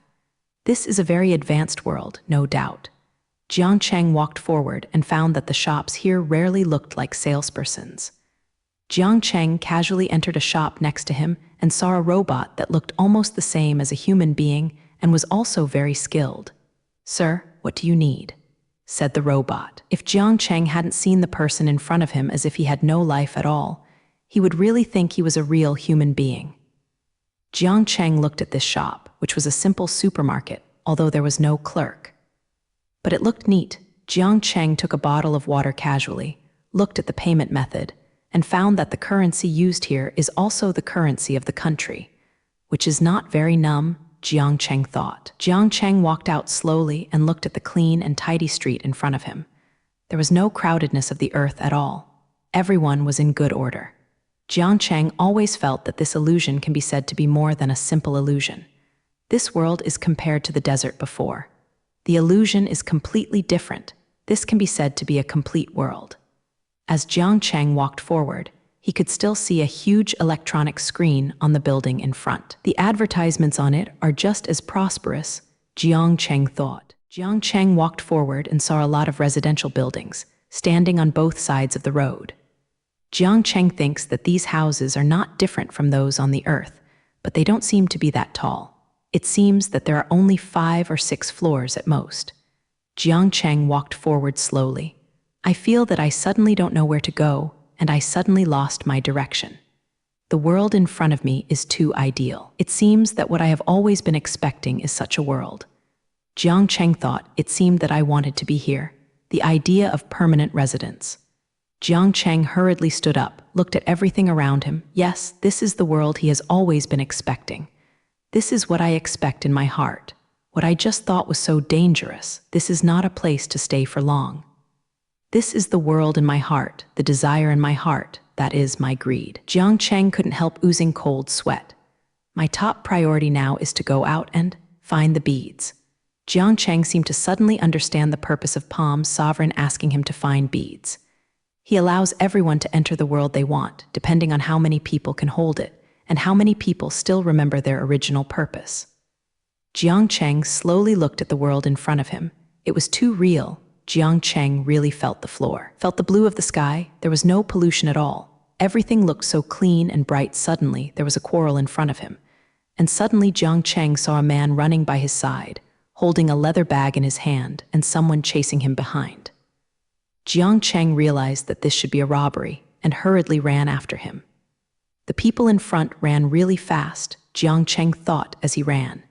It has been 20 minutes after running. The people in front of him have been running desperately, and Jiang Cheng has gradually become somewhat powerless. Seeing the person in front of him turned around into an alley, Jiang Cheng followed closely. Unexpectedly, going to the front is a wall, which just blocked the people in front. Jiang Cheng also blocked behind. The thief in front also turned and looked at Jiang Cheng viciously and took out a gun in his hand. Jiang Cheng was a little startled. Did ordinary people wear guns in this world? Jiang Cheng felt that he might be really reckless, but it was a fake gun. Jiang Cheng forcibly settled himself. "If you let me out, I won't move you." The thief looked at Jiang Cheng and said. Jiang Cheng also saw the madness in the eyes of the person in front of him and slowly moved to the side, raising his hands to indicate that he would not act rashly. Seeing Jiang Cheng's actions, the culprit was somewhat satisfied and slowly walked towards the outside, looking a little relaxed. Jiang Cheng seemed to relax looking at the gangster. "Okay now," Jiang Cheng thought, quickly took out a first knife from the mustard bracelet and flew towards the hand of the gangster holding the gun. The person on the other side had no idea of Jiang Cheng's move. He threw away the gun in his hand in fright, and Jiang Cheng's knife made a cut in his hand. Jiang Cheng ran over to subdue the gangster first. The man in front of him wore a hat and mask, only showing a pair of sulky eyes, and he was kicking Jiang Cheng bitterly at this time. "Nosy," the man said. Jiang Cheng didn't speak, but just looked at the man indifferently and looked at the leather bag he threw aside. What's so special about this bag that could make him grab it so desperately? Jiang Cheng didn't understand. At this time, the owner of the bag also came over. It was a middle-aged woman who seemed to be out of breath and seemed to be chasing herself constantly. "Oh my God, I was scared to death." The woman looked at the gangster being subdued by Jiang Cheng and patted her mouth. She looked a little lingering. "I have already reported it, thank you so much," the woman said to Jiang Cheng and picked up the purse on the ground. Sure enough, the team members came. Jiang Cheng was a little surprised. The team members here came so fast. The team members immediately detained the gangster. "Mister, can you go to the well team with us? Some situations require your cooperation," the team members said to Jiang Cheng. The woman next to her was also taken to the car, and she seemed to have to cooperate with the investigation. "This gentleman, thank you so much. If I really lose this, I'll be over. I really don't know what to do." The woman choked up when she said. Jiang Cheng saw her eyes seem to be red. "Look, it's really important things. It's okay. It's fine if you haven't been snatched away." Jiang Cheng said, "Your surname, sir? I really want to visit in the future," the woman said. Jiang Cheng looked at the person in front of him with a grateful expression. "A little funny, can't he say that he just arrived here? Is he from another world? This is ridiculous. It's okay, no need," Jiang Cheng said with a smile. The woman didn't say anything, just looked at Jiang Cheng gratefully. When they arrived at the Jing team, the team members didn't ask Jiang Cheng much, but only asked how Jiang Zai subdued the gangster. After speaking, I also thanked Jiang Cheng. However, Jiang Cheng had to show his ID card in the middle of the journey. Jiang Cheng had no choice but to prevaricate by himself because he did not bring his ID. The team members let Jiang Cheng leave without saying anything. As soon as Jiang Cheng walked out of the well team, he saw the woman just waiting at the door, saw Jiang Cheng came out and greeted him, and looked at Jiang Cheng. "I thought about it, sir. I still have to thank you." Jiang Cheng couldn't help laughing. How could he be so stubborn? Jiang Cheng looked at the person in front of him. "I really don't need it. It doesn't matter. I just came here today." "Ah, it turned out to be a foreigner. That's even better. The first time you come to us, you must be unfamiliar with your life. So let me leave you a phone number, and you can come to me if you have anything in the future," the woman said heartily. She must leave Jiang Cheng on the phone. Jiang Cheng seemed unable to get through, so he had to leave his phone number. Jiang Cheng took a few steps and suddenly remembered something. He took out the locator and saw the display on it. As expected, there was no signal, Jiang Cheng thought, but it worked when he took out his mobile phone. Jiang Cheng tried to call Zhao Shuai but couldn't send it out. Jiang Cheng found a coffee shop and sat down, surfing the internet to see the world he was in. It really was a whole new world. But this country is a name. It's really simple and rude, and Jiang Cheng, the country of science and technology, thinks this name is really hard to describe. Jiang Cheng looked at this country as history and found that this country has been established in a short time, but it is now developing very well. It is true that Jiang Cheng looked at everything that is real in front of him. Alas, this illusion, I have to say, it is really very really. Jiang Cheng knew that the place where he was now was the capital of this country. Jiang Cheng looked at the information about the virtual country in front of him, but felt that it was very unreal. This kind of life was indeed what he wanted, but it was too false, impenetrable weakness. Jiang Cheng walked forward and saw a game on the big screen in front of him. Jiang Cheng took a look and found that this Best Buy was operated by a computer. Jiang Zai thought he might try it, but he couldn't find a way back here anyway. Jiang Cheng looked at the location in the Science and Technology Museum, not far from here. Jiang Cheng soon arrived at the Science and Technology Museum. He looked at this place and found that it was actually a place for people to visit. The appearance looks very novel, and after entering, I found that there are many novel furnishings here. Jiang Cheng found that there were not many people here. He looked around and found that there was still a while before the game. It turned out that he came too early. Jiang Cheng walked forward without thinking about anything, visiting the items here by the way. Jiang Cheng came along and found that the level of technology reached here should not be much different from his own. He just saw the mustard storage bags and a series of polymer products. These things are placed on the earth and you can do it yourself. From Jiang Cheng saw that this is a 3-story building. Generally speaking, the competition should be placed on the first floor, but it seems that the first floor is still the same, still a science and technology museum. Jiang Zai went up to the second floor. When he got here, he saw a lot of computers. To be precise, this is a very large room. It looks like there are many tables. Each table has a computer. Jiang Cheng looked at it and saw that there was a high platform and a large screen with the 5th Haichuang Technology Competition written on it. Jiang Cheng smiled. It was already the 5th. He just simply signed up online and found that this Bizert registration is not so strict and will not conduct a public preliminary test. Although this is completely unfair, Jiang Cheng did not feel that he could not pass the first test. Jiang Cheng walked to the 3rd floor and saw that it was the same as the science exhibition on the bottom floor, but it seemed to be very monotonous, with only a few items on display. Jiang Cheng stepped forward and found that it was a robot. Whatever you see is different. These robots don't look like humans at all, and of course they are not ordinary robots. These robots look more like transformers. Jiang Cheng saw this Science and Technology Museum at this time. The door just opened, but there are already many children here with these robots turning around. But Jiang Cheng thought of clouds. If she saw these, she would definitely be happy. I don't know what's going on with them and I can't contact them. Jiang Cheng is a little worried, but looking at the palm of his hand, he should also ensure the safety of these people. Jiang Cheng looked here again. Suddenly, his phone rang. Jiang Cheng looked at the text message of the original test he had passed, and he was already able to participate in this competition. Jiang Cheng looked at this simple text message and didn't know how he was going to get out of the competition this time, but now that he has no clue at all, he can only do something he can do. Including the previous criminals, Jiang Cheng has never regretted it. Everyone should do such a thing, Jiang Cheng thought. It didn't take long before Jiang Cheng went downstairs to see that many people came in. It seemed that they were all people participating in the competition. These people were all decently dressed. Jiang Cheng saw that he was obviously incompatible with these personalities. Dress. Some regret that I did not buy a few unobtrusive clothes. Jiang Cheng stood in an unremarkable place, ignoring the unbridled look of the people next to him. Hey, the clothes this man is wearing are from decades ago.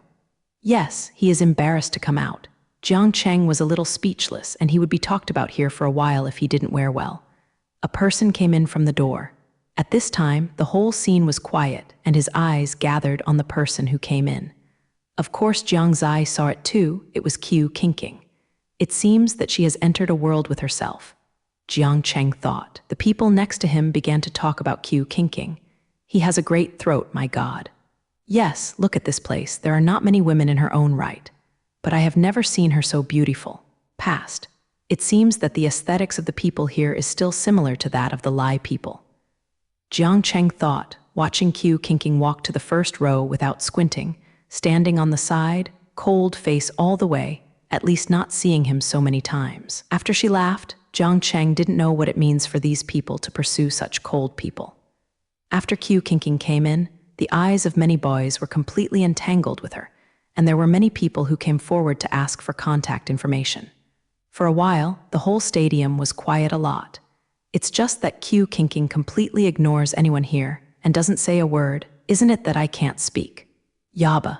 Jiang Cheng looked at Q Kinking, and he really felt a sense of independence. After a while, a few people came in at the 123 gate. They looked very formal. Jiang Cheng saw two men, and they all looked over 40. The leader first came in and saw Q Kinking. His eyes kept sticking. On Q Kinking's body, he looked like a Mimi. The man at the back moved him with his elbow, and the man seemed to recover and coughed. Attention, it's starting. He speaks vocally, and his appearance can be said to be awe-inspiring. Jiang Cheng thinks this is not a good thing at all. Is he the candidate? God, I still don't want to take the exam. Yeah, I heard that he has been fired. Why is he still here? You don't know, his background is very hard. When Jiang Cheng heard the person next to him discussing the candidate, it all sounded negative. Speaking of it, the look in Q Kinking's eyes just now was a bit disgusting. Now the computers are all carrying viruses in front of your eyes. It depends on the length of time to remove the virus as soon as possible. The man who just spoke continued, as if he could not hear the criticisms against him, but his eyes never left Q Kinking. It's just that the person concerned looked at the front face all the way as if he hadn't noticed it. Jiang Cheng looked at the people around him as if he had already started to act, and immediately opened the virus in front of him. Jiang Cheng checked the virus-infected port of this computer and found that this time was completely different from the last time Kanglin virus.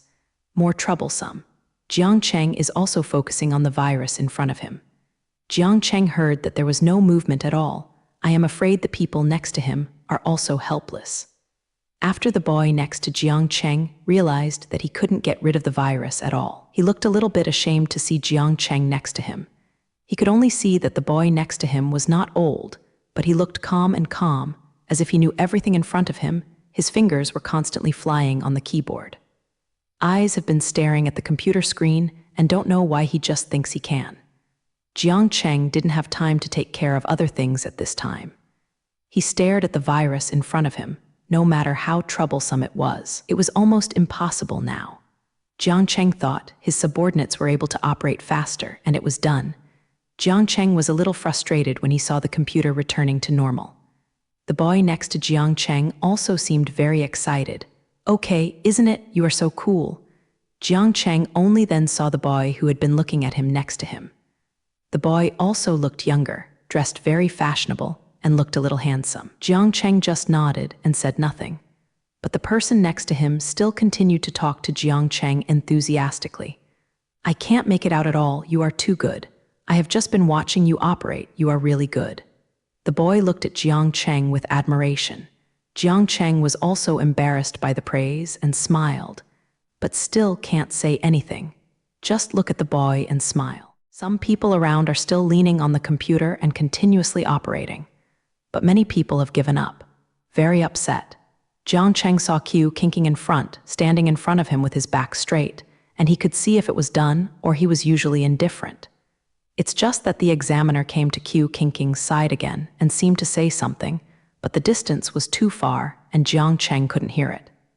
Only seeing Q Kinking's face as usual, but the examiner still looked disgusting. That girl is pretty, right? The boy next to Jiang looked at the direction of the girl in front and asked, Jiang Cheng never heard what the person next to him said. He just replied, haha, I didn't see it. I thought you were the kind of person who can't make jokes. The boy next to him said with a smile. Jiang Cheng looked at the boy's smile with a little sunny face, thinking that this boy would not be a high school student. Right? How old are you? Jiang Cheng asked. Me, I'm 20. The boy's eyes flashed a little. Jiang Cheng squinted his eyes and said nothing. This boy seems to be just an adult or a juvenile. He will not be that old anymore, Jiang was thinking. The boy was a little embarrassed by Jiang Cheng's gaze, and he always felt as if he had been exposed. What is your name? My name is Xiaobai. The boy said. Jiang Cheng, are you very good? Xiaobai said with a smile, his eyes full of worship. Not bad. Jiang Cheng said with a smile. Do you know what will happen to the final winner of the Blizzard this time? Jiang Cheng seemed to have forgotten to look at the rewards of this competition just now, and he didn't know what it was. You don't know. The boy looked at Jiang Cheng in disbelief. If you take the top 3 in this competition, you can work for the Yi company. The boy said, Wing company, is it great? Jiang Cheng asked. You don't know this? The boy looked even more incredible than before looked like. I didn't live here before. Jiang Cheng said ambiguously. The boys didn't care. Ying Company is actually the largest tea company in the country. They also often develop robots. It can be said to be a myth in the scientific world. The boy said that the look on his face was very religious. I really admire it. However, I have never reported any hope. Although my dream since childhood was to join that company, I have no extraordinary qualifications, so I have never had any hope. The boy said mournfully. Jiang Cheng listened to Murin and felt that this boy was a bit pitiful, but after thinking about it, he felt that he was a little stupid. Wouldn't it be like entering a simulated world by entering here? Aren't the people encountered here are all NPCs? In fact, they no longer exist. But this time is almost time.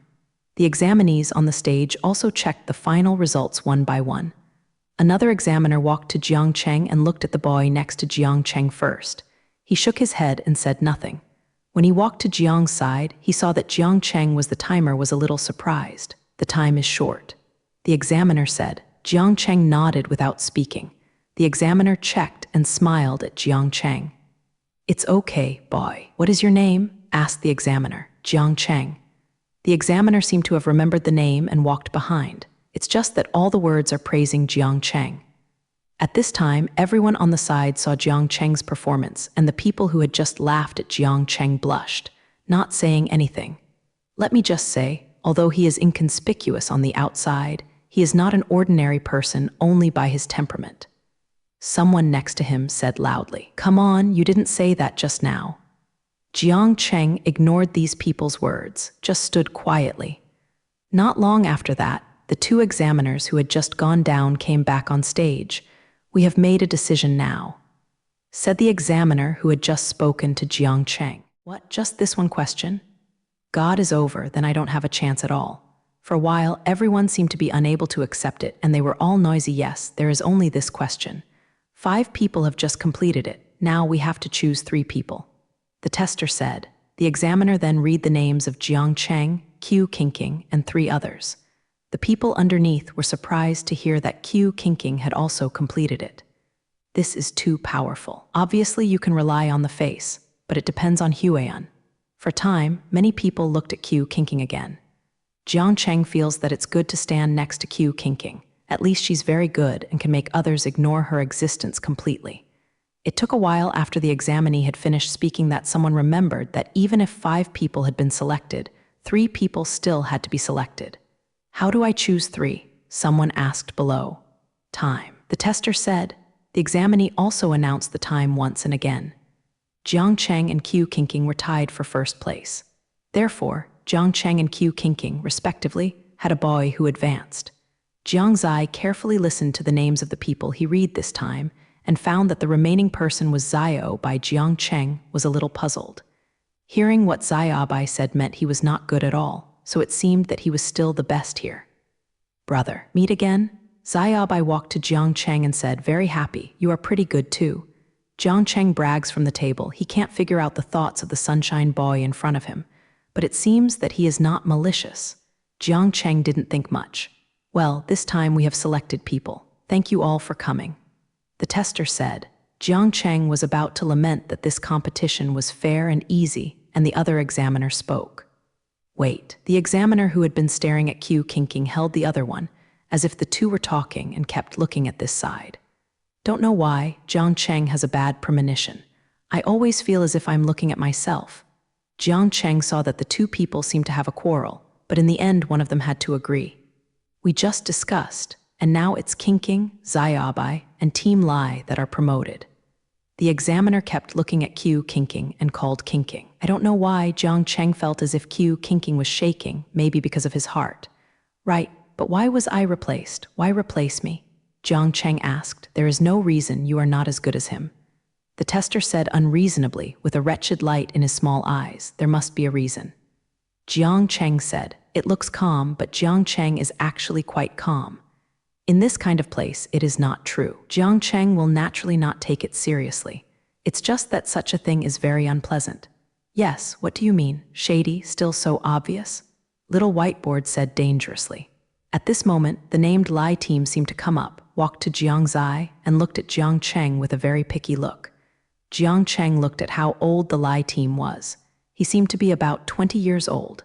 After he came up and watched Jiang Cheng, he walked to the side of Qiu Qingqing and looked at Qiu Qingqing with the same disgusting expression as the examiner. Jiang Cheng saw that he seemed to stretch his hand behind Qiu Qingqing.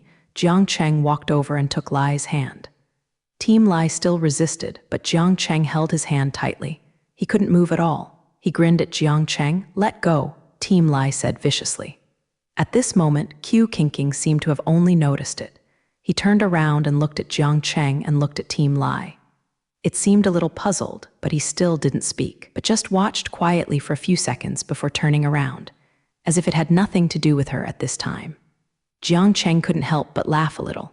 This Qiu Qingqing does look good, but is it a bit too cold? The people below have also been watching the movement on the stage. If Jiang Cheng was replaced just now and they were not touched, now this person who publicly walked through the back door for no reason also provokes their goddess. Then it is really impossible. Endure it. What does this guy mean? It's really disgusting. Yeah, what did he want to do just now? He just squeezed them away. The people below have been scolding Team Lai on the stage. Jiang Cheng slowly let go of Team Lai's hand, ignoring him. The team still defended. I just wanted to say hello to her, but this kind of rhetoric can't make the people underneath a new service. We must explain why we should choose him. The examiner didn't expect that the Lai team was so courageous that it would be annoying to come up. Some people who hate iron and steel looked at Team Lai. We just discussed it and felt that Jiang Cheng had cheated, so we chose the 4th place. The other examiner on the side didn't care about the things here, but looked at Jiang Cheng somewhat unholy. Jiang Cheng understood at this time. This was a bullying. The person who had just been fighting for Jiang Cheng hesitated after hearing what the examiner said and looked at Jiang Cheng with a little distrust. Not talking anymore, you nonsense. Jiang Cheng was right next to me just now. I can see clearly. He didn't get caught off guard. He was the fastest to finish. Xiao Beiqi's face was red. He didn't expect that there would be people with such thick skins who were talking nonsense with their eyes open. Jiang Cheng looked at this immature child. Yes, in Jiang Cheng's view, this Xiaobai was a child at all, but it was this smooth-looking person who always trusted himself here. Are you the candidate or am I the candidate? The man said uncomfortably. Can investigate and monitor. Jiang Cheng said, looking at the man's eyes faintly. The examiner was a little bit confused. I checked it, and your monitoring happens to be a blind spot. Uncle Kaorin, what are you talking nonsense with him? Let's go. Team Lai gave Jiang Cheng a glance, but he stood far away from Jiang Cheng, as if he was afraid that Jiang Cheng would hit him. But his eyes were still stuck on Qiu Qingqing, and Jiang Cheng suddenly felt that his appearance was similar to that of the examiner. Very similar. At this time, the people underneath didn't speak much, and some people took out their phones and seemed to be taking pictures of the scene in front of them. Don't shoot. The examiner looked at the person underneath, looking very anxious. Brother, what should I do? They bully people so much. Xiaobai kept the tester and Team Lai in front, looking as if she had been wronged. Jiang Cheng looked at Xiaobai and then at Qiu Qingqing in front of him. Since she also chose to go to the wing company, it shows this. It may be a way to go out. Jiang Cheng thinks he should not miss it. Kaorin and Team Lai were still picky, as if they felt Jiang Cheng couldn't do anything to himself. Jiang Cheng is really angry at this time. Let you see if he can be bullied at will. Jiang Cheng slowly walked to the examiner. Since you think I cheated, but you can't show evidence, and Team Lai can't convince the crowd now, let's just do it. Jiang Cheng said slowly, we are better than one in public. Jiang Cheng was also a little impatient when he said that. Doing so was a waste of his time. But now this situation has to be like this. Of course not. People like you are not qualified. The test is arrogant. If you must be like this, I will upload the video just now. Little Bai raised the mobile phone in his hand. Jiang Cheng nodded towards Xiaobai. When the examiner heard Xiaobai say this, he was shocked again. Did not speak. Yeah, then ah.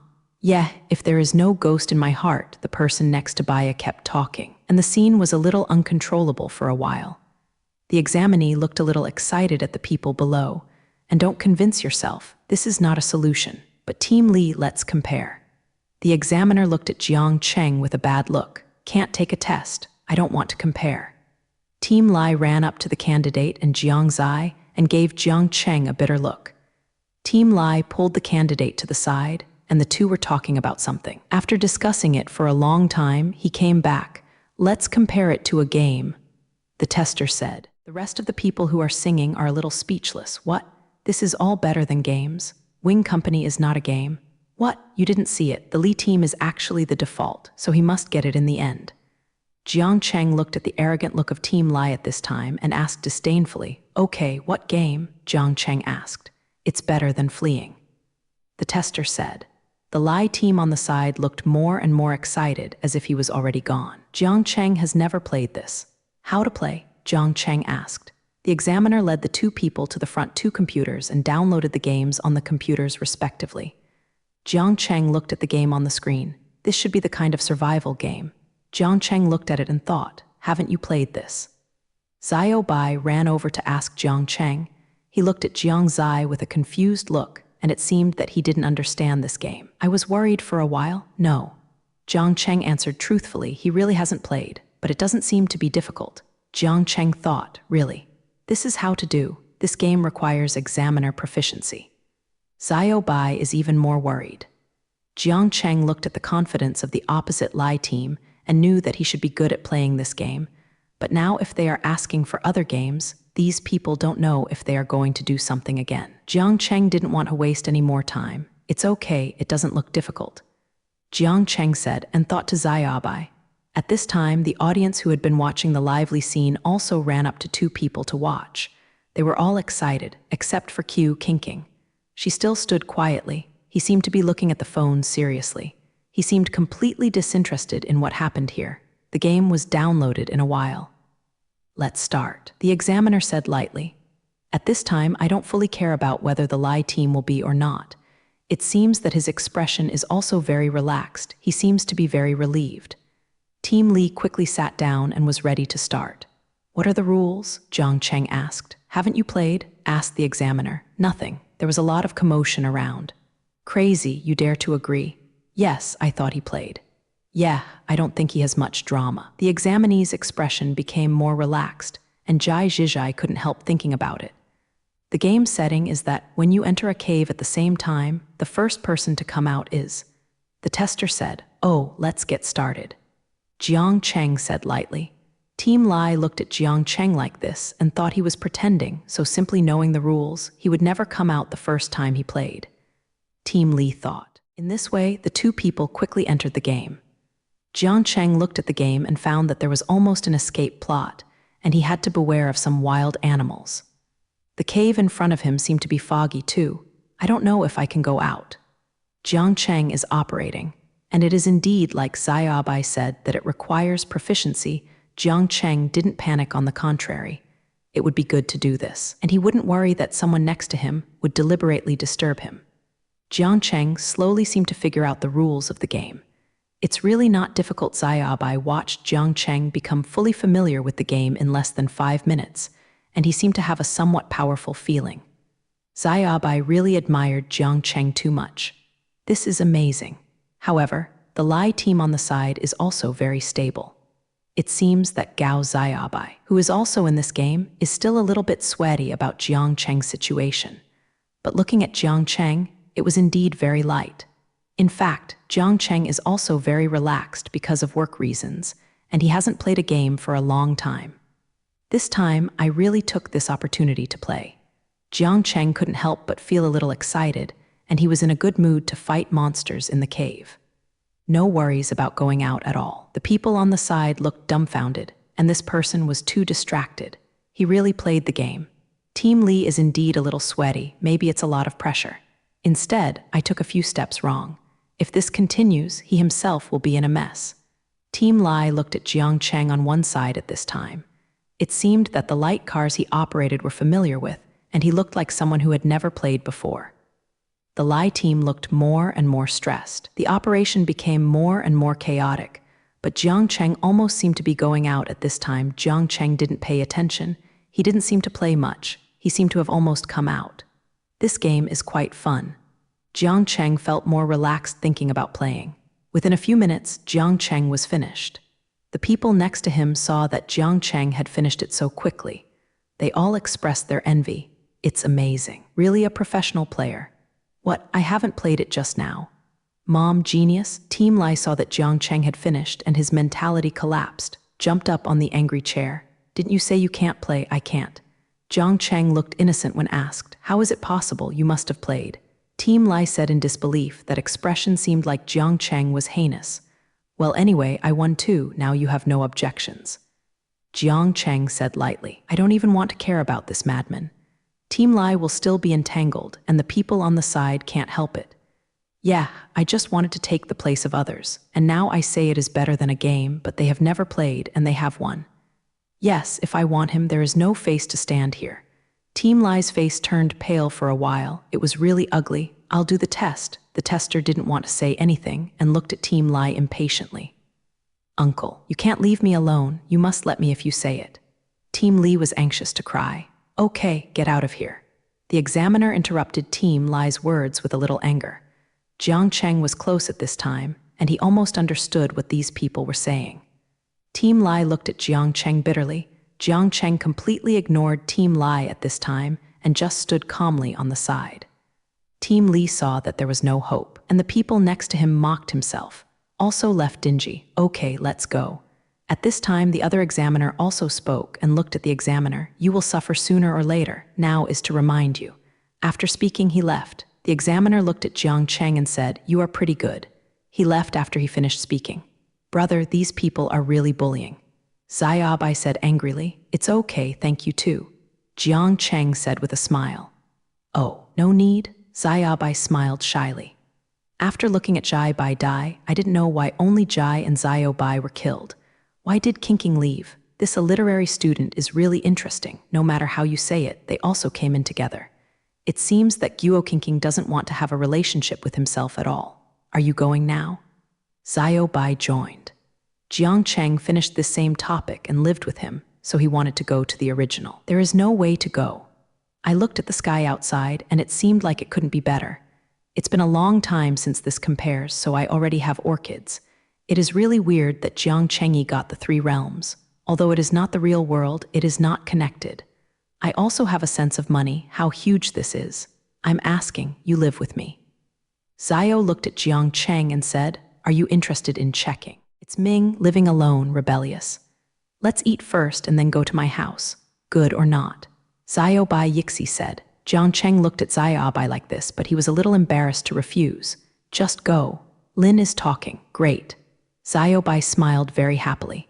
Jiang Cheng's finished character is really like Zhao Shuai. If he can live, Jiang Zai can even reach him in the real world.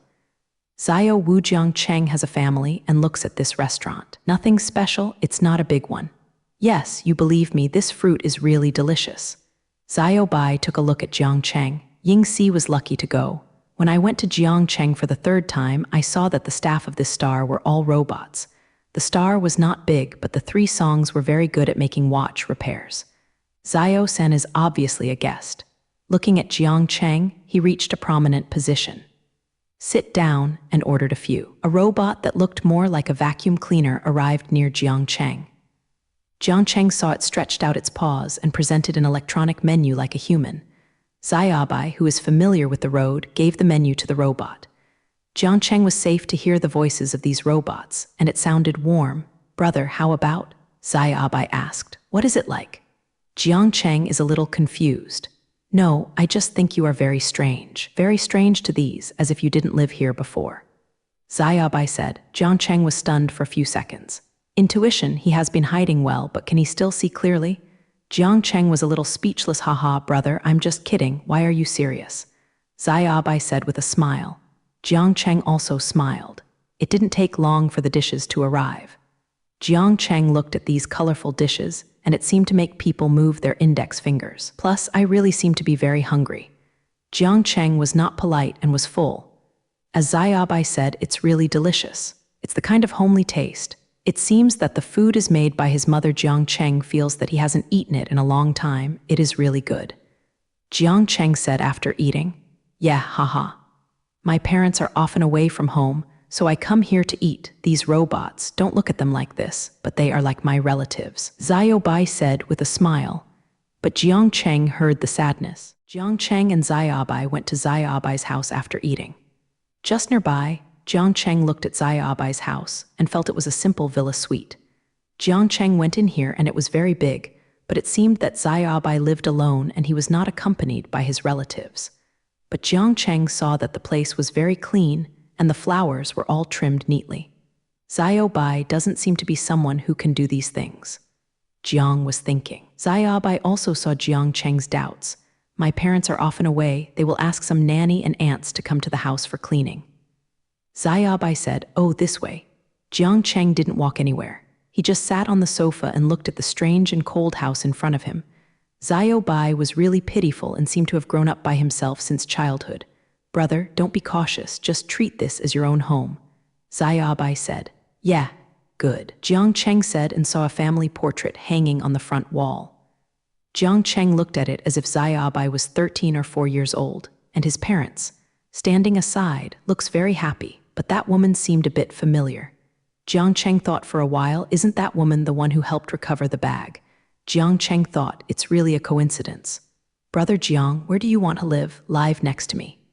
Xiao Bai said, "Can," Jiang Cheng said. After Jiang Cheng agreed, Xiao Bai seemed very happy. "It's great, Brother Jiang, but I have to get up early tomorrow." Xiao Bai said and handed Jiang Cheng a fruit plate. "Why do you get up early?" Jiang Cheng asked. "Brother, you really don't know. If we win the competition after participating in this competition, we will report to E-Company tomorrow." Xiao Bai said, "Okay." Jiang Cheng said, "Then go and have a look tomorrow." Jiang Cheng thought, "But brother, I'm curious. Why are you going to participate in this competition?" Jiang Cheng asked me. "I don't know, I just heard that E-Company is good." Jiang Cheng ate an apple and said, "Oh, no wonder, I always feel that you are not like us ordinary people." Xiao Bai sat beside Jiang Cheng and said, "Not an ordinary person? Who is that person?" Jiang Cheng asked.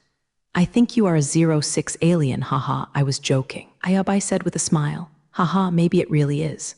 Jiang Cheng said. Of course, Xiao felt that Jiang Cheng was joking and looked at Jiang Cheng with a smile.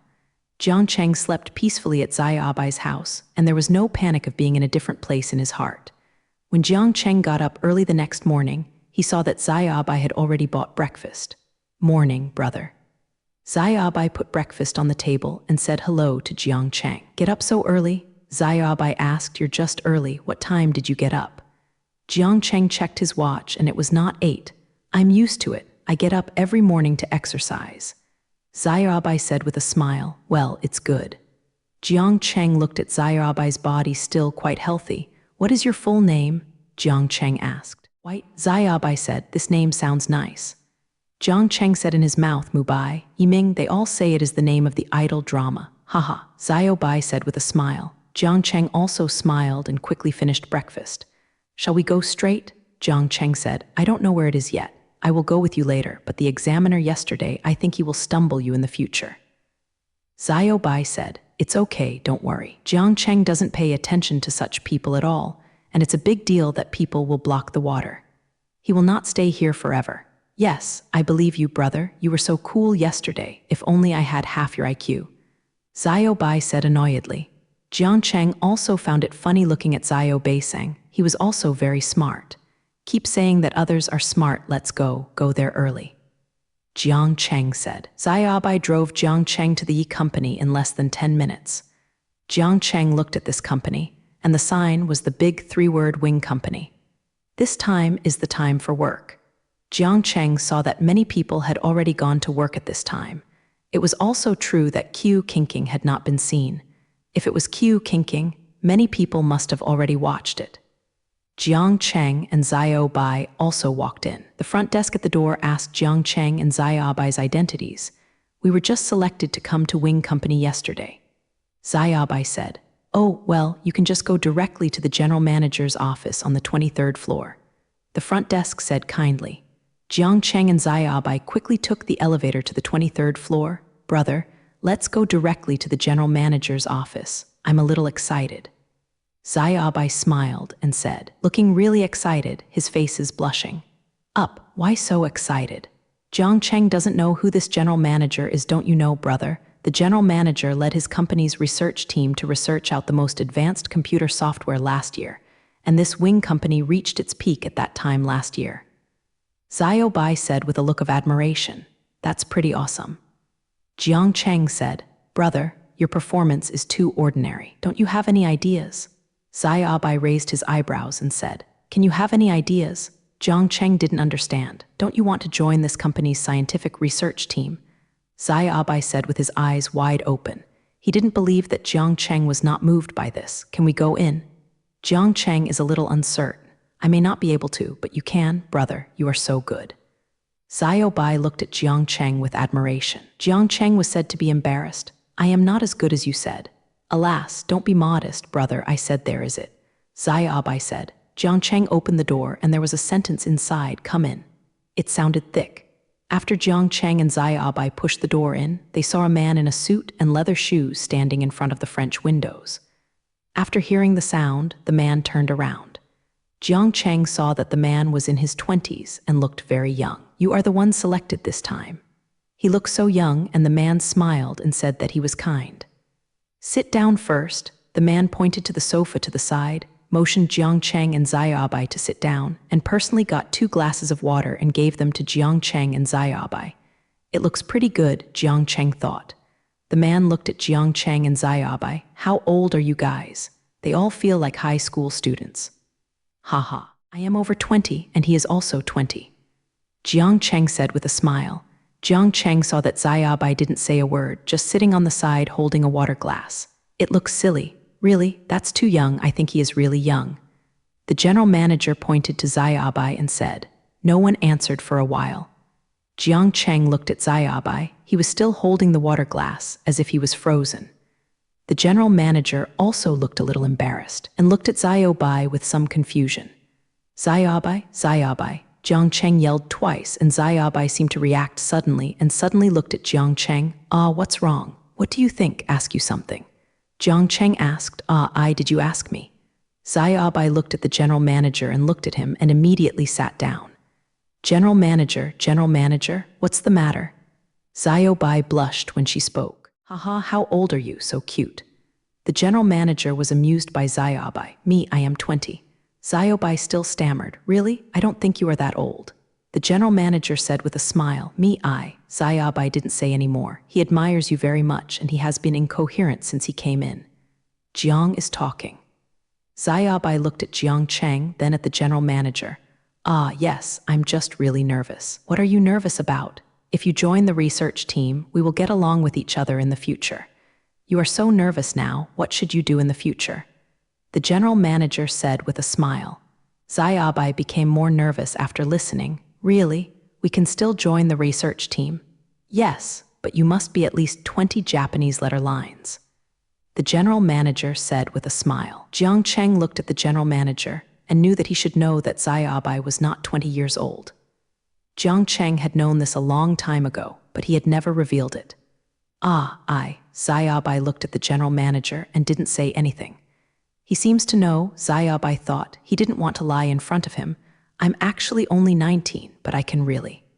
It is not necessarily a rigid requirement for your age, but you are 19, and you are not an adult, but you must think clearly that our work here is dangerous, so you still have to inform your guardian. The general manager said seriously. Xiao Bai hesitated after hearing what the general manager said and seemed to have no idea what to do. Is it necessary to tell the guardian? In fact, I have always lived as a person. I was always alone when I was 17. Xiao Bai said.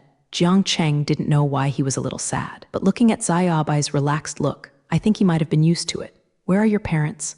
The general manager asked. "My father passed away and my mother has taken me with me since then, but she wants to maintain the company that father left behind, so she doesn't have time to take care of me." Xiao Bai said it lightly, but Jiang Cheng felt his tragic imitation. "I'm sorry, I don't know," the general manager said a little embarrassingly. "It's okay, so I am quite independent," Xiao Bai said with a smile. Jiang Cheng suddenly remembered the woman in Xiao Bai's family portrait, that is, the woman who helped to recover the bag. She really looks a bit like Xiao Bai, especially now. She has a tough look on her face, very similar. "It's okay like that," the general manager said after listening. "Really? Do we still have to take the exam? Xiao Bai said with a smile, very happy. Yes, there will be a task for you to complete later. If you succeed, you can join the research team. The general manager said, but why is there still someone who hasn't come? It's Q Kinking, right? Do you know each other? The general manager asked. She hasn't come yet. Jiang Cheng is a little suspicious. Is it possible that Q Kinking has found a way out? Shouldn't I haven't found it myself? Jiang Cheng thought, do you know her? Can you contact her? The general manager asked Jiang Zai. No, I don't know her. After Jiang Cheng finished speaking, he felt as if he knew her too. But I don't know him, it's just I'm all here. I know her, but she may not even know that she exists. Oh, why are you late? The general manager said, but I haven't introduced myself yet. My name is Wu Lei, and what about you? My name is Xiao Bai, and his name is Jiang Cheng. Xiao Bai said enthusiastically. Oh, well, then even if we know Ming Ming, we won't be called the general manager in the future. I don't like others calling me that way. Wu Lei said. What's that called you, Brother Lei? Xiao Bai asked. It's up to you. Haha, no one has called me this yet. Wu Lei said with a smile. Several people were laughing, and there was a knock on the door. It's Q Kinking. Xiao Bai said, ran to open the door. The door opened. Sure enough, Q Kinking stood at the door. Jiang Cheng saw that Q Kinking no longer wears the white skirt she often wears today. It seems that in order to meet the identity of the company and not to be so eye-catching, she wore a black professional suit, but her face and temperament were too cold. It looks incompatible with the company. Here Q Kinking walked straight in. The general manager probably didn't expect to watch Q Kinking for a while and then reacted. Are you Q Kinking? Wu Lei asked. Q Kinking nodded and stood aside. Oh, then I am the general manager of this company. Wu Lei said, blushing. Q Kinking looked at Wu Lei, nodded, and said nothing. The atmosphere suddenly became a little embarrassing, and no one spoke. Perhaps Wu Lei thought he should say something after Q Kinxi, but Q Kinking was silent. After a long time, Xiao Bai looked at the atmosphere a little quiet. Then let's start the exam. Well, yes, everyone is here, let's start. Wu Lei said, this is the case.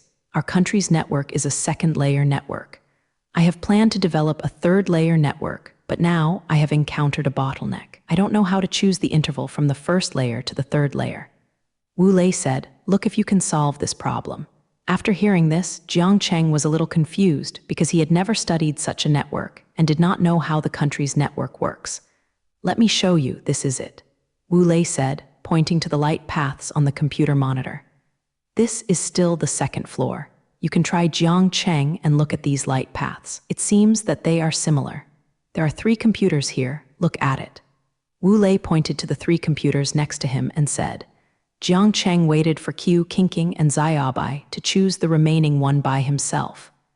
Jiang Cheng first took a look at the paths of these networks and some nodes, and almost understood the general direction of the network.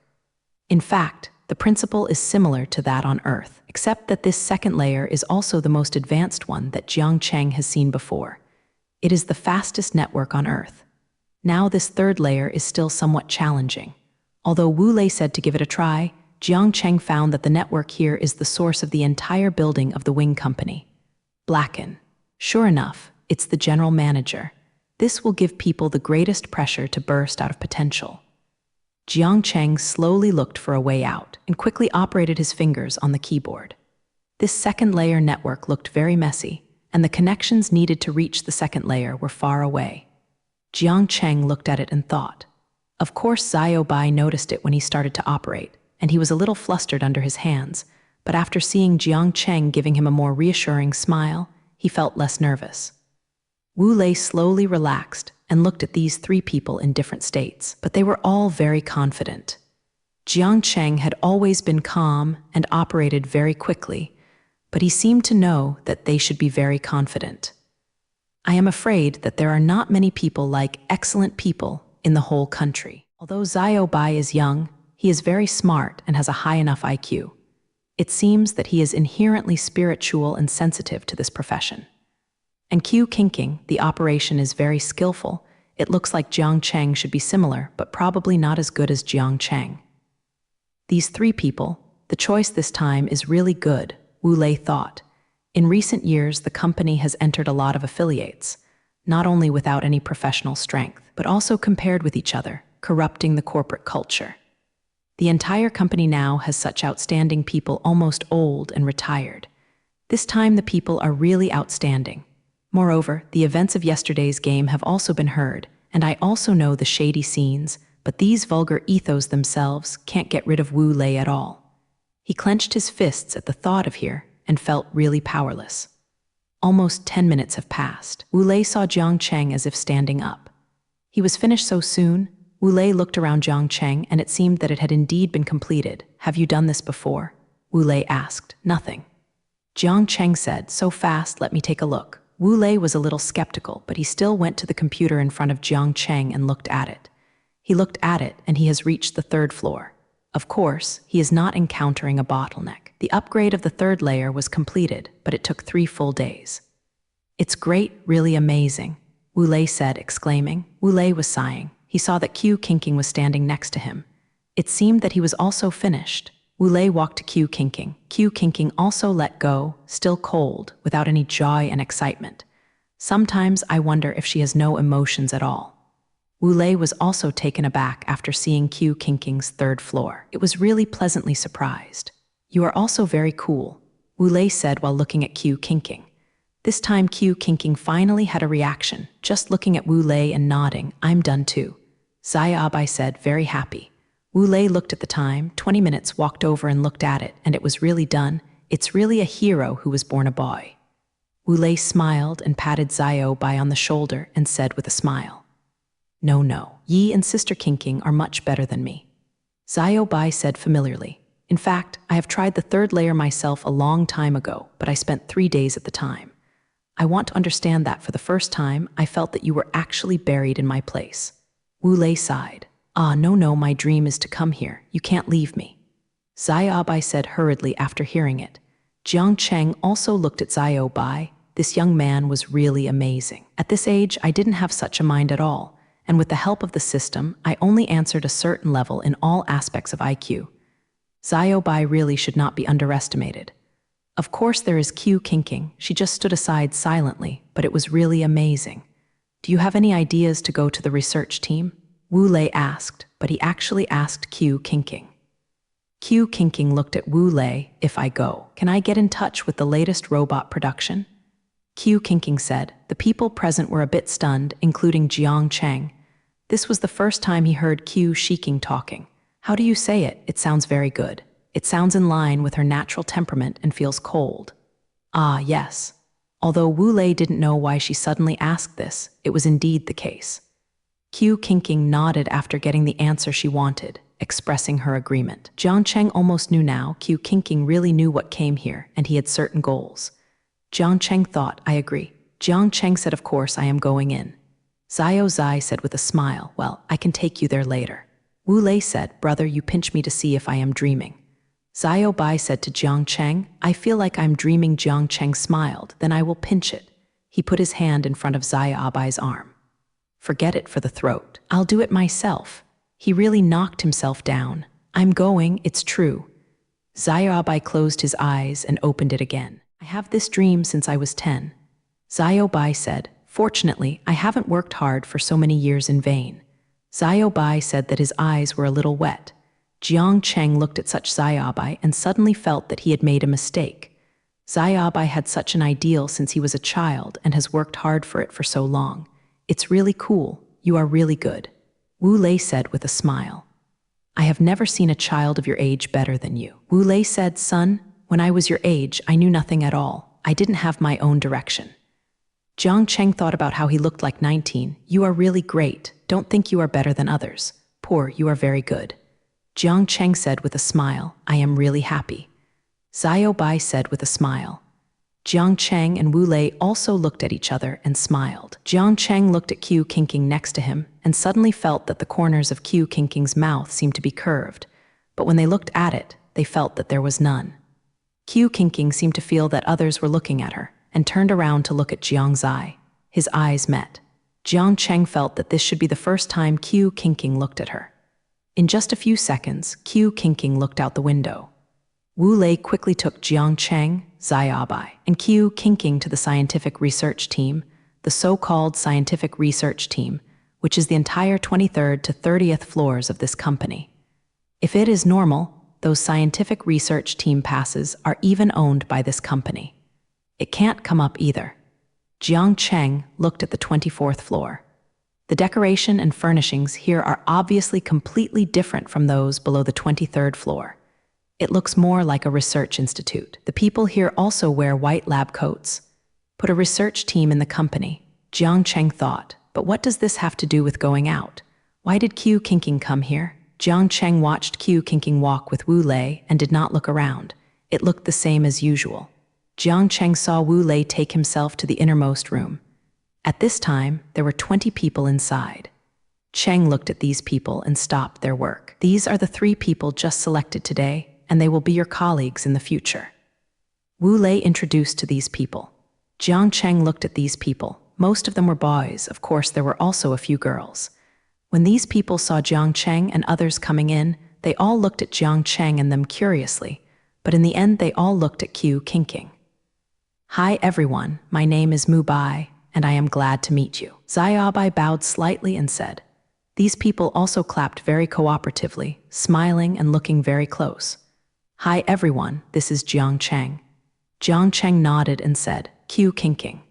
As soon as Jiang Cheng finished speaking, he heard Q Kinking next to him say that there was silence underneath.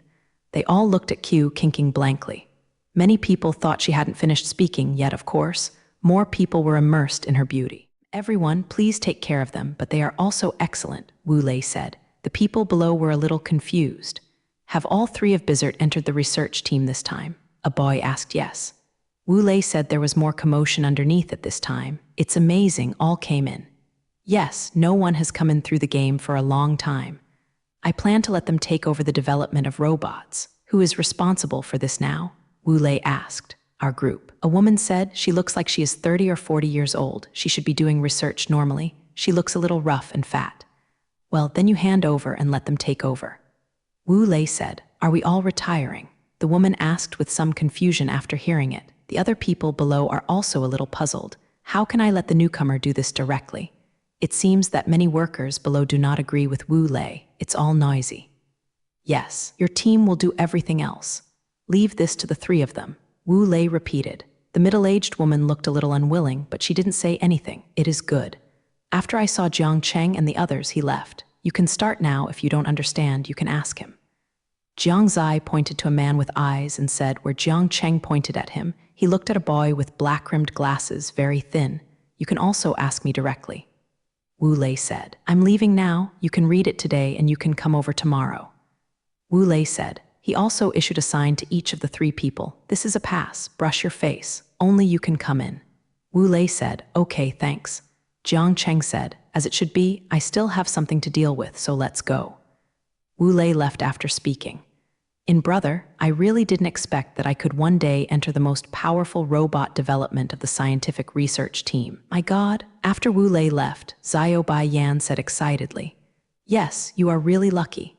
You don't know how many people have to work hard to enter the robot development group.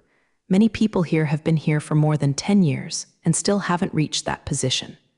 The woman in charge of the handover just looked at Xiaobai and said, her tone was very bad. Jiang Cheng looked at this woman and didn't speak. Jiang Cheng, who has no strength and only knows to be jealous of others, has seen a lot and didn't want to meet her at all. Xiaobai didn't speak either, just as if he didn't know what he was thinking, as if he hadn't heard the literati speak at all. Of course, Q Kinking would not pay attention to her anymore. She just stood on the side and watched the garden out of the garden. The middle-aged woman looked at her, and no one paid any attention to her. She was so angry that Q Kinking was normal. She usually ignored others like this. Yes, but Xiaobai Jiangcheng knows very well that he certainly did not deliberately do this. But it was obvious that the woman was irritated. Don't you want a hand over? Hurry up and don't say useless words here. What Jiang Zai didn't expect was that Q Kinking had spoken. Maybe it was too cold. The whole laboratory turned around and looked at Q Kinking. Goddess. She looks like a fairy, and her voice is not like a mortal. A boy next to him said with red eyes, Yes, yeah, goddess. The middle-aged woman was even more unsightly, seeing that these ordinary colleagues didn't mean to speak for herself. Follow me. Jiang Cheng followed this woman to the 30th floor, and followed her to the very large room at the front. As soon as Jiang Cheng entered the house, he was shocked. It was very big, almost 600 to 700 square meters, but it was not empty. There are many robots here of all kinds. It is not too much to say that it is a robot museum. With a strong atmosphere of science and technology, Jiang Cheng was really shocked. The middle-aged woman brought Jiang Cheng and others to the innermost table. You can see that there are many chips, which are sorted and packed in different boxes. This is the latest robot we are going to develop recently. It is a robot. Have a look at this. The woman opened the front display and took a look here. It is the original model we most want to make. Now it is almost in shape. It is said to be a robot, but the machine is also similar. The woman said and put on the slide, "Show it to Jiang Cheng. So cool." Xiao Bai was shocked and exclaimed. Jiang Cheng also felt very shocked. This is a time machine, to be precise. Jiang Cheng's heart is really excited when he can go back. He looked at Q Kinking. She seemed very calm, as if she had known this a long time ago, so too, Q Kinking should have rushed towards this. We started this time machine 5 years ago, and now it's only about 50% or so. To be honest, we encountered a bottleneck recently. This may be the reason.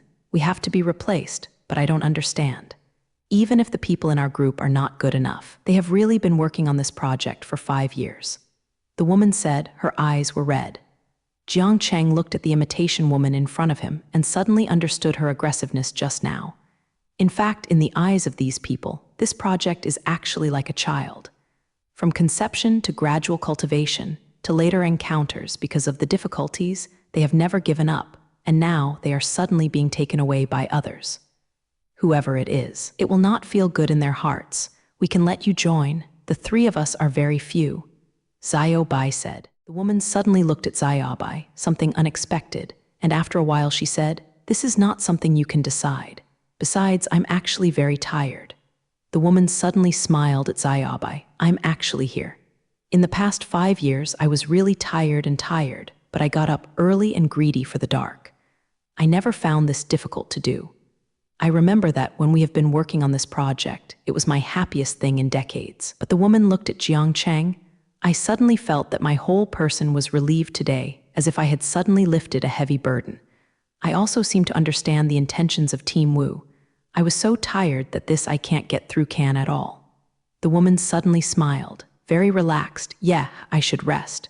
Don't worry, we will work hard." Xiao Bai said, "Okay, that's all there is to say. There is only the key to this room. One of you is holding it and no one can give it." The woman said, putting a key on the table. "Thank you." The woman left after speaking. Then who will take it? Xiao Bai looked at Jiang Cheng and asked. Jiang Cheng looked at Q Kinking. She looked indifferent. "Then I will take it." Jiang Cheng said. Q Kinking had already turned around and planned to leave. "Oh, Sister Kinking, are you leaving?" Xiao Bai asked. Q Kinking turned around and flew over with an eye knife, looking very dissatisfied that Xiao Bai called her that. Jiang Cheng felt as if he was in a cold sweat, feeling shocked. "Come back tomorrow." Q Kinking turned around and left after speaking. "Although she is beautiful, I really don't think I can control the coldness of Sister Kinking." Xiao Bai looked at Q Kinking's back and said, "Don't call her this, it's weird." Jiang Cheng said, "I think it's okay. From now on, the 3 of us will be together. I think we still need to get acquainted with each other." Xiao Bai said, "Then let's go back first." Jiang Cheng looked at it and saw it was dark outside. "It's not too early. Well, let's go back to sleep first. Come here early tomorrow." Xiao Bai looked high in fighting spirit. When Jiang Cheng and Xiao Bai went to Xiao Bai's house, they found that the light was on. "My mother is back." Xiao Bai looked at the light and said, "Then Jiang Cheng feels that it's not good to live at Xiao Bai's house. Don't use it. Jai, please accompany me." Xiao Bai took Jiang Cheng to the door and opened the door to go in. Jiang Cheng saw the table at this time. A table has already been set up for food, and it seems that Xiao Bai's mother came early. Jiang Cheng is indeed a little hungry. "Xiao Bai, are you back?" Xiao Bai's mother came out of the kitchen and was shocked when she saw Jiang Cheng. "Ah, you are not the one. Are you the kind person who helped me recover the bag?" Xiao Bai's mother looked very excited and hurriedly wiped her hands on the national dress and walked to Jiang Cheng's side. "It's really you. Well, good aunt." Jiang Cheng looked at this young woman and thought she was in her 30s. I didn't expect that child as old as Xiaobai would come to play at home. I wanted to thank you specifically that day. Xiaobai's mother excitedly pulled Jiang Cheng and sat at the table, completely forgetting Xiaobai's existence. How do you know Xiaobai? Xiaobai's mother asked. Mom, shouldn't you just ask me this question as soon as you come in? Xiaobai was a little bit arrogant and managed to be by Jiang Cheng's side. We met in the game. Xiaobai said, What's the bistro? Isn't it from the Wing Company? Xiaobai's mother asked. Yeah, that's it. You still said that I'm not doing business properly. Xiaobai said, Oh, don't I understand? I'm so busy all day. I don't even see you studying at all. What kind of robot? What kind of computer is it all day? Xiaobai's mother patted Xiaobai's head and said, That's not doing business properly. I always do business all right. Xiaobai said aggrievedly. Jiang Cheng looked at the interaction between the mother and son and was a little bit funny. He couldn't help laughing out loud. Tell my mother, am I doing all serious things? Xiaobai said, pulling Jiang Cheng. Auntie, Xiaobai is very good. Jiang Cheng told Xiaobai's mother very seriously. Xiaobai's mother suddenly brightened her eyes. Really? Looking at Xiaobai, don't lie to me, he is still good at this kid. I think you are the best. Throat, are you my real mother? You always slander me. Xiaobai is downcast. Okay. Xiaobai's mother was amused by Xiaobai's appearance again. Hurry up and eat. Get hungry. I have been waiting for you for a long time. Xiaobai was also very excited looking at the food. Pick up the chopsticks immediately and plan to eat vegetables. Hold the chopsticks and reach into a plate. As a result, his mother was beaten. Let Xiaojiang eat first. What are you rushing? Xiaobai's mother gave Xiaobai a look. Xiaobai rolled his eyes and said, You eat first, brother. If you try my mother's dishes, they are still delicious. I eat this once a year. Jiang Cheng smiled without being polite, picked up his chopsticks and ate. It's really delicious. Jiang Cheng said after eating, You think it tastes good? Ha ha. Xiaobai's mother said with a smile. Jiang Cheng had a very happy dinner time at Xiaobai's house, and Xiaobai's mother had always greeted Jiang Cheng very warmly. Xiaojiang, you live in my house. Didn't you just come here? Xiaobai's mother said. Oh mother, don't worry about this problem. Go to sleep. Xiaobai pushed his mother away. Throat, you child, treat others well. Xiaobai's mother said, I know. Xiaobai said with a smile. Brother, my mother is like this, too enthusiastic. And when did you meet each other? Xiaobai asked. Last time I saw it, your mother's bag was robbed. I will help your mother get it back. Jiang Cheng said, It turned out to be like this. Brother, we really have fate, haha. Xiaobai said with a smile. Yes, I think so. Jiang Cheng said, thinking of coming here these few days, I was at a loss and didn't know where to go, but I met a lot of good people, excellent people, and found a way back. It's really good. It doesn't matter how they are. Jiang Cheng was a little worried, but Zhao Shuai and the others didn't know if they could solve it. Jiang Cheng and Xiaobai got up early the next day. Brother, why are you so early? Xiaobai asked, rubbing his eyes when he came out. Let's go exercise with you.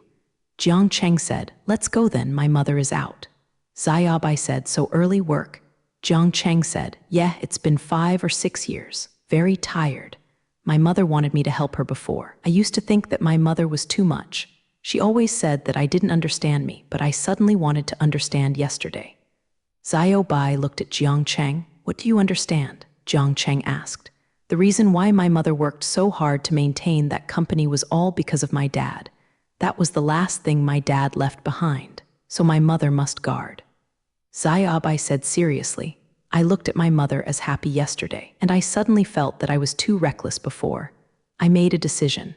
After I finish the project of Wing Company this time, I'm going to help my mother. Xiaobai smiled when Yuan very much. Jiang Cheng watched Xiaobai not speak. Since he has decided, he will not say anything.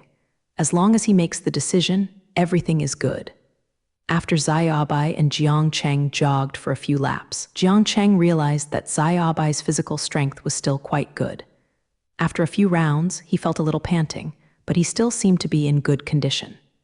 Jiang Cheng felt that he really lacked exercise. Brother, you will exercise with me every day. Xiaobai said. Jiang Cheng didn't say a word. He still couldn't agree with Tianchen. Just smiled. Xiaobai didn't pay attention either, just went to eat early with Jiang Cheng and go straight over. Jiang Cheng said, Shall we go directly? Xiaobai asked. Otherwise, what should I prepare? Jiang Cheng asked. I don't know either, I thought you knew. Xiaobai looked a little nervous. Haha, don't be nervous. Jiang Cheng was amused by Xiaobai's appearance. Xiaobai smiled embarrassedly. The two went to the wing company.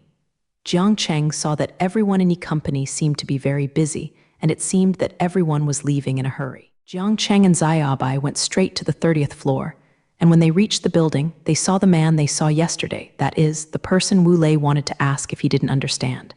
Hi everybody, it's really early. The man helped his glasses and greeted Jiang Cheng and Xiaobai first. Did your handover go smoothly? Would you like to help? The man in glasses asked. Li, don't help for the time being, let's get familiar with it first. Xiaobai said. Well, come to me if you need help. The man with glasses smiled and said, but why didn't you see the girl? The man with eyes asked. Jiang Cheng was stunned. Some did not react. Oh, Sister Kinking, she should come here later. Xiaobai said. Some embarrassed expressions crossed the man with glasses' eyes. I'll go first. The man with glasses left after speaking. Jiang Cheng saw that he was holding a food box in his hand. What's the situation? Brother, he came to bring breakfast to Sister Kinking. Xiaobai winked at Jiang Zai. Jiang Cheng also understands that this man with eyes is not about drinking. Jiang Cheng and Xiaobai advanced into the laboratory, turned on the computer, and checked the progress of the previous time machine. Brother, do you really have other time and space? I still think it's incredible.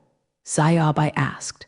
Jiang Cheng looked at Xiaobai in amazement. It's hard to say that he actually came from another time and space. There must be. Jiang Cheng said. Jiang Cheng saw that the people before them had almost researched the prototype of this time machine, and there were many ideas, many chips and parts had been designed. It's just that now this time machine is indeed experiencing a bottleneck. Brother, is it because the temperature in the main control room of this time machine is wrong? Xiaobai asked. Temperature. Jiang Cheng looked at it. It was a constant temperature, but it seemed a bit strange. What do you think is wrong? Jiang Cheng asked. I don't know, I always think the chip in the main control room is weird. Xiaobai said. After Jiang Cheng heard it, he also looked at it. The main control room should mainly control the temperature of the time machine, as well as the direction of travel. Jiang Cheng took a look, but still didn't think there was something wrong. Jiang Cheng felt that not only the chips were not right, it was so simple. I don't know, I'll take a look. Jiang Cheng turned on the computer and started to look at these chips and parts. Xiaobai also carefully looked at these chip programs. Neither of them spoke for a while and focused on these programs. After 3 hours, Xiaobai saw that Jiang Cheng's posture had not changed, so he kept sitting motionless in the chair. Looking at the chip in front of me, Xiaobai looked at it and she was about to eat lunch. Seeing Jiang Cheng doing this is planning to stop eating or drinking. Xiaobai sighed and went out to buy food. Just walked out the door and saw Q Kinking coming.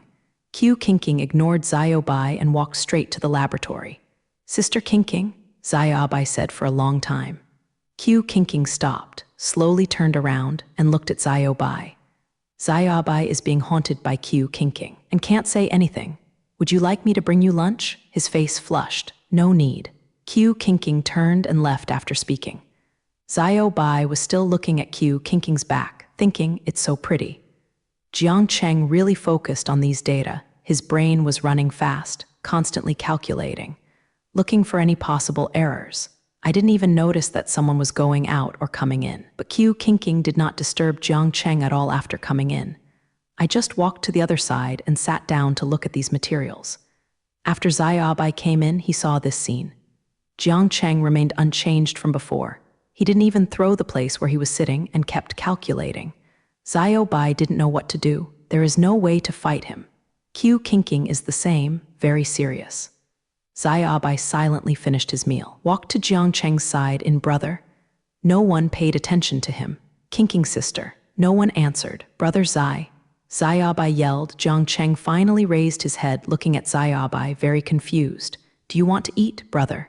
Xiaobai whispered. Okay, thank you. I do this and eat only when I think of it. Jiang said with a smile. Q Kinking beside him was also taken aback by Xiaobai's noise. He raised his head and looked at Xiaobai. It's okay, I'm sorry, you continue. Xiaobai said quietly. Q Kinking continued to lower his head.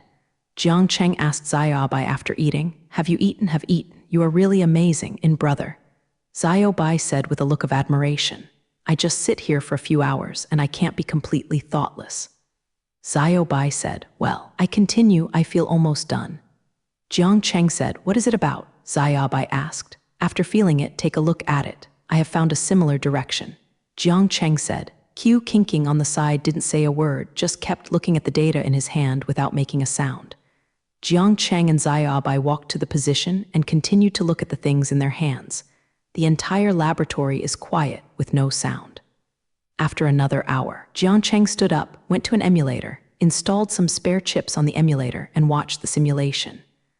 Bai watched Jiang Cheng stand up at this time and walked to Jiang Cheng's side. Did it happen? Maybe, have a look.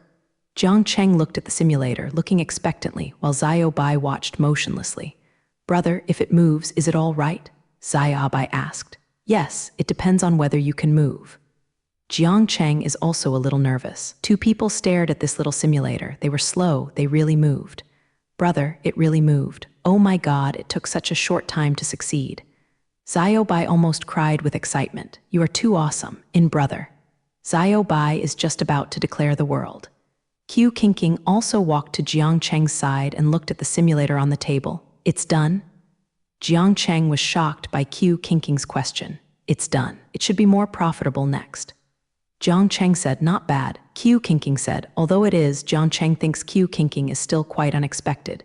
Can actually say the words of such a person. Jiang Cheng was not talking. Although Q kinking has no expression, she seems to be in a good mood. Shall we continue? Bai asked. Keep talking and strive to finish tomorrow. Jiang Cheng said. He looked full of fighting spirit. Brother, you look so handsome like this. Bai looked at Jiang Cheng with admiration. What did you do? Q kinking asked. One chip is broken. I found a replacement. Jiang Cheng said. It's easy to say, so many chips, tens of thousands of parts. How did you change it?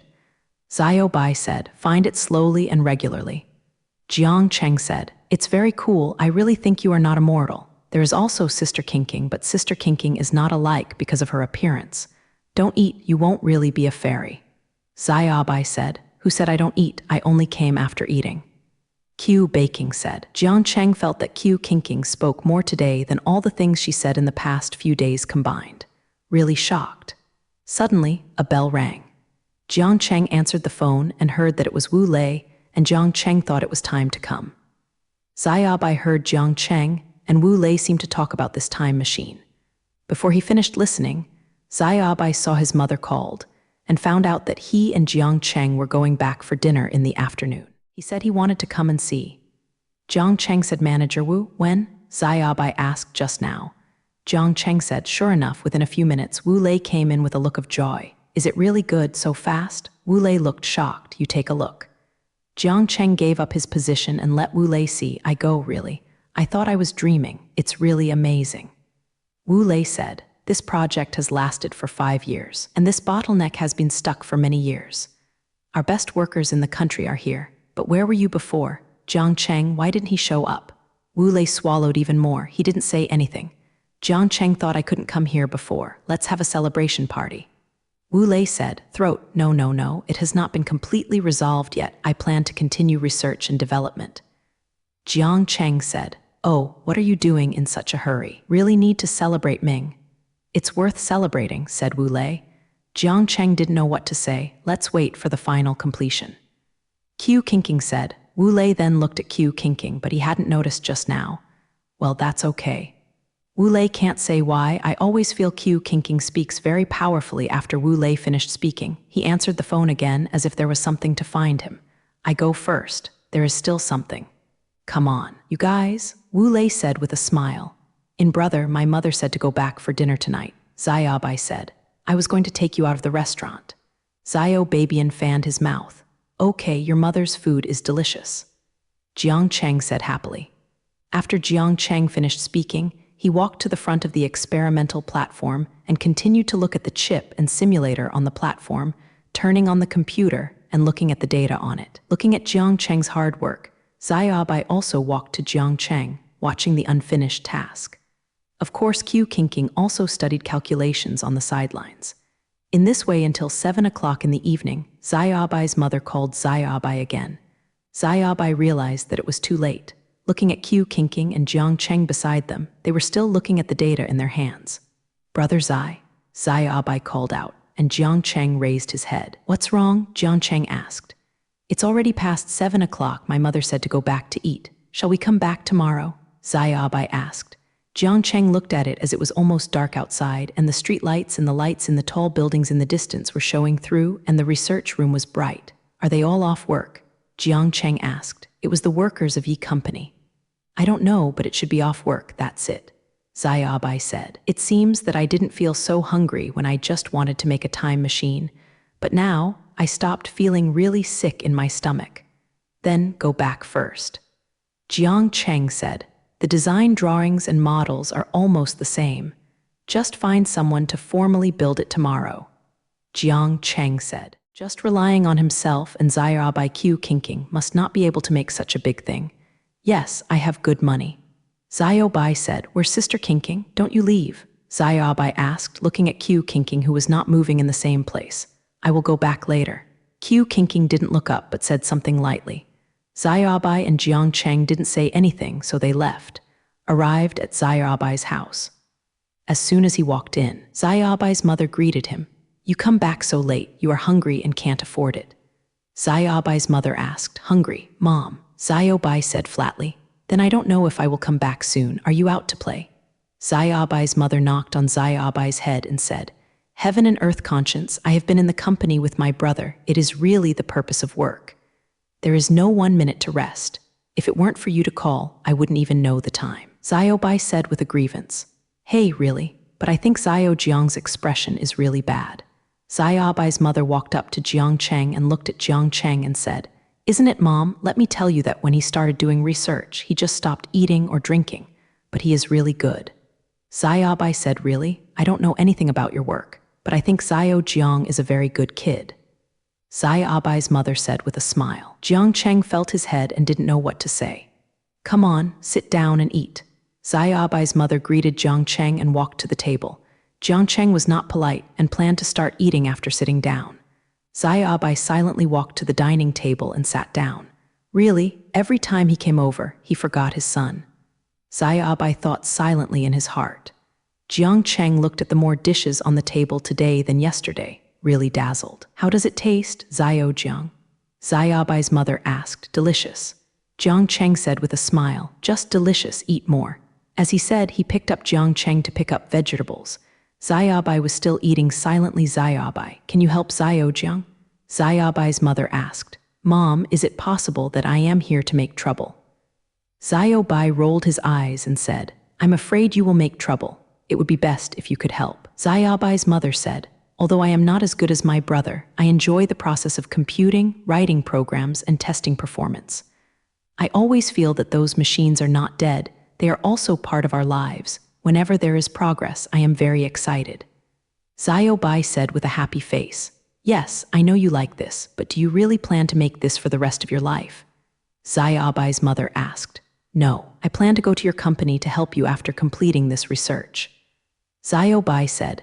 Jiang Cheng looked at Zai Abai. His face suddenly calmed down.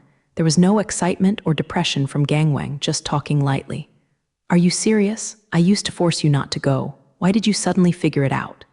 Zai Abai's mother put on the chopsticks and looked at Zai Abai and said, "I just figured it out suddenly." "There is no why," Zai Abai said with a smile. Although Zai Abai's mother looked at Zai Abai and smiled, she felt as if she was a forceful smile. She remembered that Zai Abai liked those robots very much when he was young, holding and playing with him every day. His dad also played with the children all day. At that time, the company was always in charge of the company. Later, his dad was gone, and Zai Abai was not so active. "Yes, but I like to look at computers and chips all day, and I still like to play with those robots." And the way he was so happy when he talked about the robot just now, it seemed like she hadn't seen him so happy in a long time. "Zai Abai, tell Mom, do you like what you are doing now?"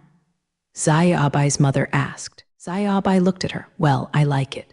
But do it if you like it, you kid, the company has me. What are you doing for me? Aren't you all alone for so many years? Who wants your help?" "La." Zai Abai's mother gave Zai Abai a glance, talking. Zai Abai stared at her blankly and did not speak for a long time, "But I always have to take over." You don't need to worry about this. You just remember that if you like it, you have to go all out to make yourself happy. You know? Zayabai's mother said. Mom, Zayabai choked a little. Come on, eat quickly. What an adult. Zayabai's mother pretended to be disgusted. Jiang Cheng couldn't help but smile as he watched the exchange between the mother and son. This is really good after eating. Zayabai rushed to wash the dishes, go to bed. How can I be so diligent in normal times? What is the wrong thing to do today? Zayabai's mother said with a smile. I finally wanted to show it, and you won't let it. Zayobai said with her mouth open. Go to sleep. Today you and Zayo Jiang are very tired. Zayabai's mother patted Zayabai's arm and said, all right. Zayabai said and left. Zayabai and Jiang Cheng went tea company very early the next day, but what they didn't expect was that Qiu Qingqing also arrived early. Sitting at the table, drinking with a glass of water in his hand. Sister Qingqing, you came so early. And when I saw you drinking water today, I thought you were not a fairy. Zayobai said with a smile. Qiu Qingqing stopped Jiang Cheng and Zayabai who were at the door without speaking. It's just as cold as usual. We are almost done. Let's find someone to come over and make it together. Jiang Cheng said to Qiu Qingqing. Okay, yes, Qiu Qingqing said. Jiang Cheng saw Qiu Qingqing still looking at the list in hand. I don't know what I'm looking at. He looks very focused. What are you looking at? Jiang Cheng asked. It's nothing. How long have they been doing this? Qiu Qingqing asked. 5 years. Qiu Qingqing nodded, not saying anything. Jiang Cheng felt that Qiu Qingqing might have discovered something, but he didn't know what it was. Jiang Cheng called Wu Lei, and Wu Lei seemed very happy when he heard that. She looked completely uplifted. You guys are really going so soon? I really think these 2 days are like dreaming.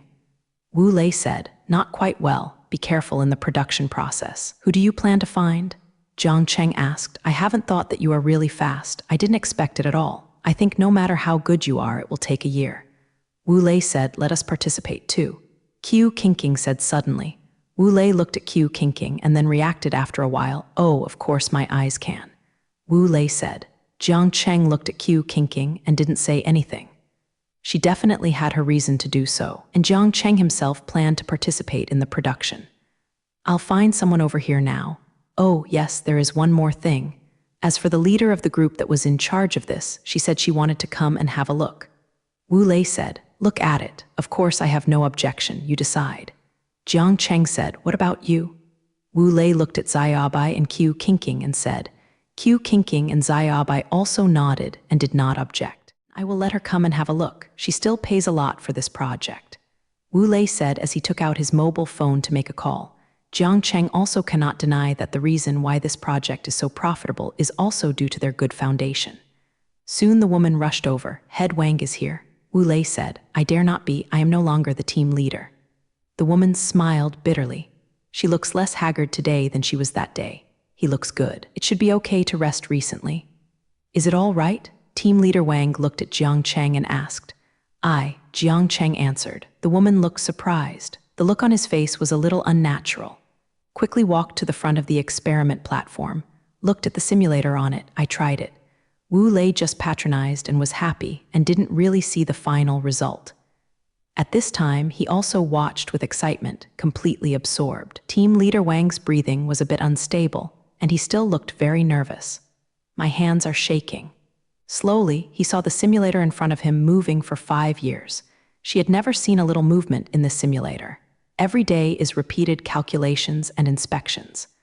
I am afraid of something wrong, but now it was completed by this person in a few hours. Now that it is impossible not to lose myself.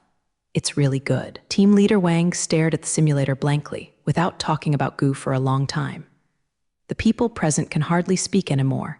The atmosphere was a bit awkward for a while. Zayabai kept watching this and that. Jiang Cheng didn't know what he was thinking. Qiu Qingqing still looked at the things in his hands as usual. I never pointed my head, thank you all. For a long time, team leader Wang said. When Jiang Cheng looked up again, he saw her jealous. Maybe I should have let go. Maybe I delayed this project. The woman looked at Wu Lei and said, no, I still have to thank team leader Wang. If it weren't for this project, you wouldn't get started. Wu Lei said hurriedly. Leader Wang smiled. Then I'll go first. Now I'm left with the production. Wu Lei responded, do you have someone to choose now? Leader Wang asked, I can't remember people now. It was too fast after all. Wu Lei said, then I recommend someone. The woman said, Kin Nan, girl? Wu Lei asked. Okay, girl, the group she is leading is doing something else, but no one is more suitable than her. Team leader Wang said, it is good, then I will look for her later. Wu Lei said. Team leader Wang nodded and said nothing, turned around and went out. I'm going out first. I'll send someone over directly later. Wu Lei turned around and went out. Okay. Jiang Cheng said. And brother, are we also involved in the production? Xiaobai asked. Okay. Jiang Cheng looked at Qiu Qingqing and said, but I don't understand this aspect at all. Xiaobai said, it's okay, we don't participate in the production, just the final test. Jiang Cheng said, throat, that's good. Startled me, I thought I was going to do it. Xiaobai sighed and said, even if you don't worry about it, and us. Jiang Cheng said with a smile. After a while someone knocked on the door. Please come in. Jiang Cheng said, then a woman with short hair came in. Beauty. Xiaobai whispered to Jiang Cheng. Jiang Cheng hadn't paid attention to the girl who came in but suddenly looked at the girl with short hair and black clothes. She looked very capable and handsome. This is Kin Nan. The girl said, Jiang Cheng. Xiaobai. Qiu Qingqing said nothing. Qiu Qingqing. Xiaobai pointed to Qiu Qingqing and said, Kin Nan didn't say anything, just glanced at everyone and walked up to Jiang Cheng and the others. At this time, Jiang Cheng noticed that the girl looked very small in both her voice and appearance. It's only 20, which is quite tall. When will it start? Kin Nan asked when he looked at the simulator prepared on the stand. Look, Xiaobai said, we are not in a hurry, hee. Xiaobai said with a smile. Kin Nan's eyes never left. Kin Nan glanced at Xiaobai and smiled. I think, next year, as soon as possible. Qiu Qingqing said. He raised his head and looked at Kin Nan. Yeah, then do it now. Kin Nan said. It's really fast, Jiang Cheng thought. But of course the sooner it is done, the better. If it's okay, I will start when my team members come over. Kin Nan said. Okay. Jiang Cheng should. Jiang Cheng took the information in his hand and walked to Kin Nan's side and gave the information to Kin Nan. You can take a look first. Only then did I find that Zhu Nan's skin was white. The skin on his hand holding the data was almost transparent, and Bai Ji could see the blood vessels clearly. No problem. Kin Nan took the document and looked at it. How much minimum error can be achieved? Qiu Qingqing asked, how much do you hope? Kin Nan asked, I certainly hope that there is no error. Qiu Qingqing said. Kin Nan frowned. I looked at Qiu Qingqing and then at Jiang Cheng. This is impossible. If you are serious, there is nothing you can't do. Qiu Qingqing said. Kin Nan did not speak, but his expression was a bit ugly. Seeing that the atmosphere was wrong, Xiaobai said quickly, it's all right. Sister Qingqing was joking. How can there be no error? Manager Wu said just now. Except for you, Sister Qin, in this project, who else can you call? Kin Nan looked at Xiaobai and said irritably, how old are you? Xiaobai asked. It is very impolite to ask a girl's age. Kin Nan said. Xiaobai slammed his mouth, really saying nothing would please. There was some noise at the door, and Kin Nan walked over and opened the door. Is her team member? When he walked in, Jiang Cheng found that this group was alive except for Kin Nan. There seemed to be 10 people, not very young. Sister Nan, are we really going to abandon the current project and do this? A boy asked. Well, this project has priority. Kin Nan said. At this time, all 10 people came in, and everyone looked at Jiang Cheng, Xiaobai, and Qiu Qingqing. Of course, I was watching Qiu Qingqing in the end. Cough, Kin Nan coughed. At this moment, these talents looked back, but these people were still very quiet and didn't talk about anything. The specific project is the time machine, and then we will start to do it now, and you will go back and pack your things after the holiday. Make good sense of living in the company during this time. Kin Nan said, time machine? Our company's highest project right now? Asked one of them. Well, that's it. Kin Nan said, didn't it mean that it has been studied for 5 years? Why did it come out so quickly? Someone asked. They just took over this project. They finished quickly. Kin Nan said. Jiang Cheng found that Kin Nan had a good attitude towards her team members and was very patient, not as impatient as before. I'll go, this is too great. Said alone. Everyone next to me agreed. Now, as usual, first come to sign the agreement. Stay if you agree. Leave if you don't agree. Kin Nan took out a wad of paper. What is this? Xiaobai asked. These items are dangerous, so be mentally prepared first. Kin Nan said. There was a gloomy expression in his eyes. Of course I am following you, Sister Nan. Someone yelled, went to the front and took a pen to sign. Someone came to sign one after another. Jiang Cheng watched these people sign and understood that these projects were dangerous. especially when they were being produced. So we must first prepare ourselves. Scientific researchers, no matter what position they are in, it is not easy. But Qin Jing just stood on the side, not worried at all. It seems that this kind of thing has been done a lot better, and there is no look of fear on his face. Jiang Cheng can't help but be a little curious about how she is so calm at her age. After a while, these people actually finished signing. No one backed down. Okay, let's all prepare. Qin Nan said. The people at the bottom responded. Sister Nan, do these research team members also participate this time? I don't know who asked. Okay, we are together this time. Qin Nan said. Everyone underneath seemed suddenly excited. A lot of laughter is so good. Yes, yeah, God. Qin Nan was a little bit dumbfounded. When he said that the scientific research team was going to participate, all of them were disgusted to death. Now there is Q kinking, and they are all too excited. Sister Nan, do you want to participate? Xiaobai asked suddenly. Qin Nan turned and looked at Xiaobai with a mentally retarded look. If not, I'll go out and prepare first. Qin Nan said and went out. Jiang Cheng laughed after Qin Nan left. What's wrong with you? I want to ask. Oh, it's not because she ignored me. I have nothing to talk to. Xiaobai looked a little upset. Jiang Cheng smiled and looked at Xiaobai. In this regard, he and Zhao Shuai are really similar. Are we going to prepare anything? Xiaobai asked. No need to. Let's go eat. Jiang Cheng looked at it too early. Okay, Sister King, are you going? Xiaobai asked. Yeah, Q King nodded. Jiang Cheng was a little unexpected. How could she eat with herself and Xiaobai? Xiaobai obviously didn't expect it, looking at Q King in amazement. Let's go. What are you doing? Q King has reached the door. Jiang Cheng and Xiaobai are still standing there. Let's go. Jiang Cheng finished speaking and took Xiaobai to the door. As soon as he walked to the door, Jiang Cheng suddenly saw someone standing at the door, and he saw that this was the man with glasses. Miss Q, the glasses man said suddenly. Q King stood at the door and ignored it. Miss Q, I brought you lunch.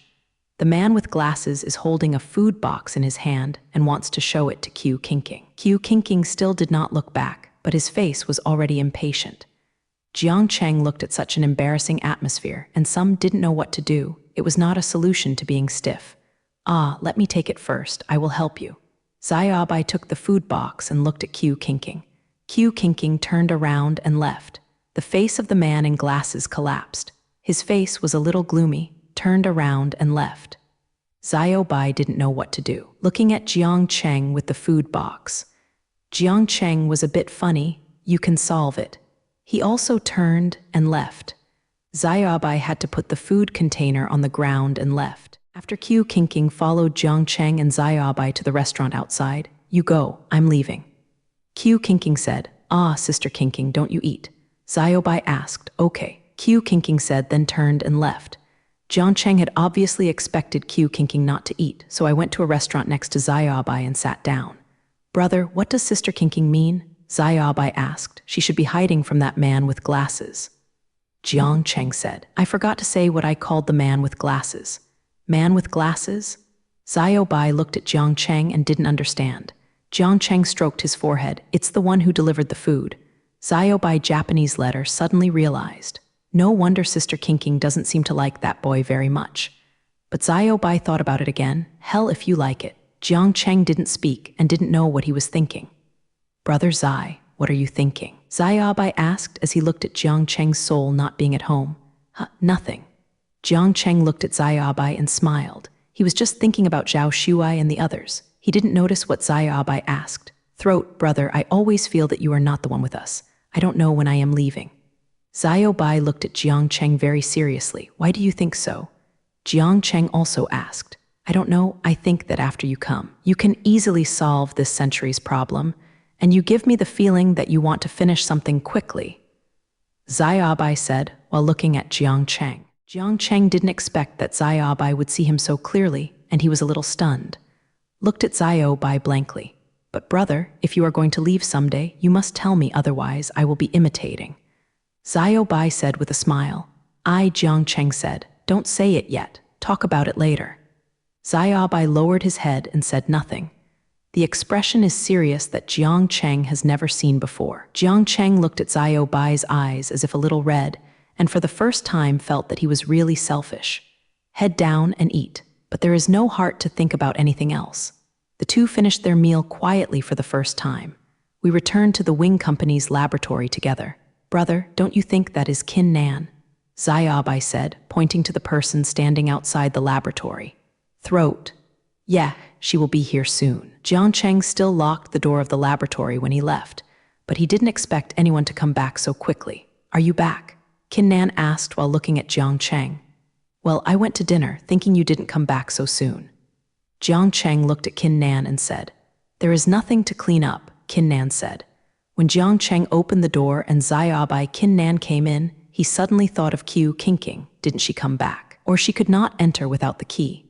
What about Sister Qingqing? Will you go to eat elsewhere? Xiaobai asked. Jiang Cheng wanted to contact her, but suddenly realized that he did not have any contact information for her. Didn't send any contact. Let's wait for her to come back. Jiang Cheng said, I don't know when. Kin Nan has already brought in the materials to be made. Fiddling. Sister Nan, is this the material to be used? Xiaobai walked over and asked Kin. Kin Nan responded, and his men did not stop.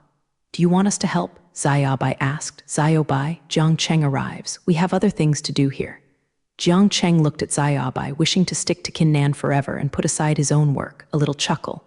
Xiaobai came over. What else do we have to do? These data have to be processed. Otherwise, what do they do? You can handle it.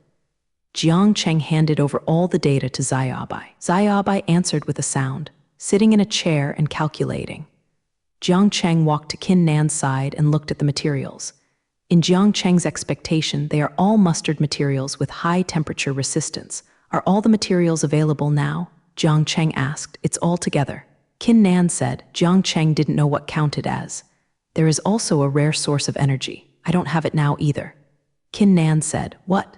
Jiang Cheng asked. White flower stone, Kin Nan said. This must be something here, Jiang Cheng thought, but he definitely didn't know what it was.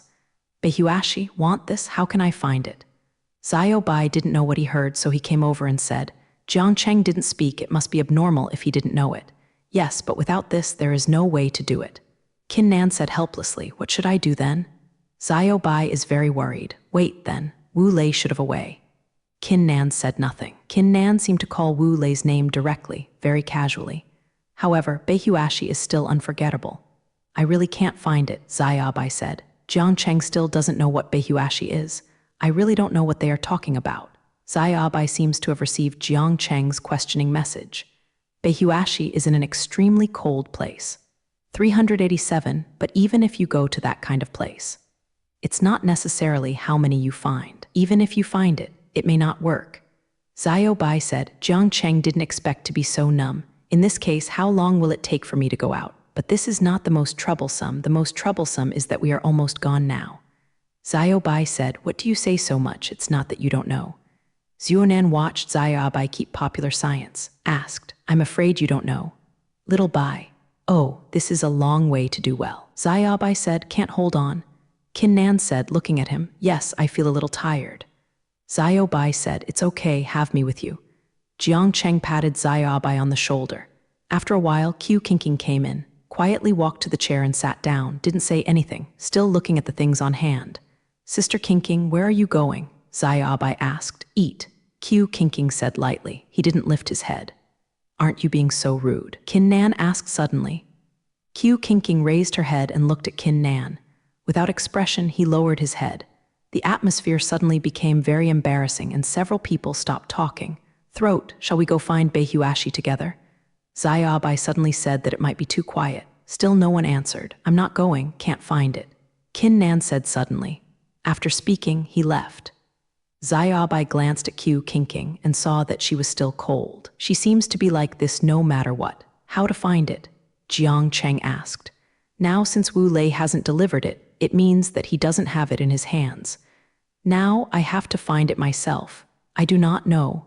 It is said that someone had discovered it on the North Island. Xiaobai said in a daze. North Island? Yes, there is an island in the far north of our country. It's very cold there 10 years ago. Some people say that very high-purity white flower stones were found there, and then many people went to North Island to find white flower stones. As a result, many people returned without success. There are many people who say they can't come back at all. Xiaobai said, feeling the wind gusts, Why can't you come back? Jiang Cheng asked. There are many terrible large animals there. It is said that it can be eaten, and people don't know if it is true. In fact, I think many people didn't come back. Maybe they killed each other. Xiao Bai said. Jiang Cheng looked at Xiao Bai, wondering why he thought about colliding with Jiang Zai this time. Xiao Bai finished speaking and found that no one responded for a long time. Neither Jiang Cheng nor Qiu Qingqing spoke. Why? What's the matter? Xiao Bai asked indignantly. It's nothing. Do you want to go to the North Island?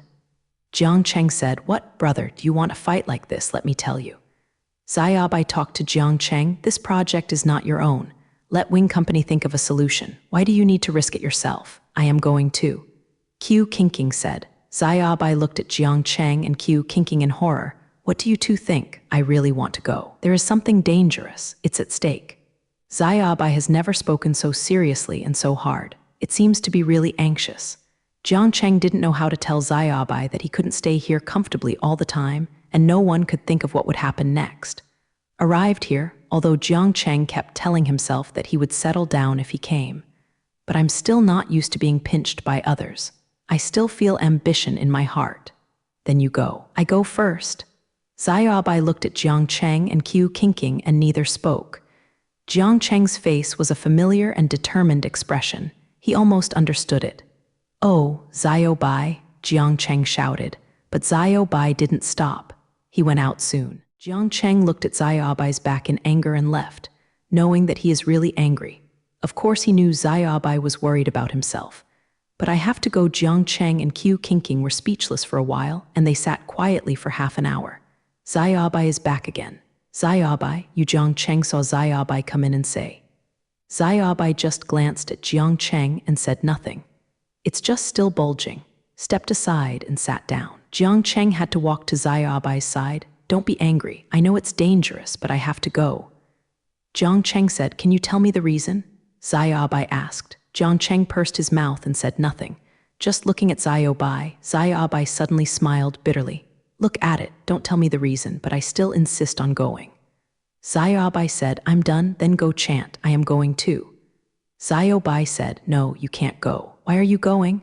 Jiang Cheng is a little anxious. Since it is so dangerous, I must not let Xiao Bai take risks with him. I don't go. But are you and Qiu Qingqing familiar with each other? None of you have been. I have traveled there. I will take you there.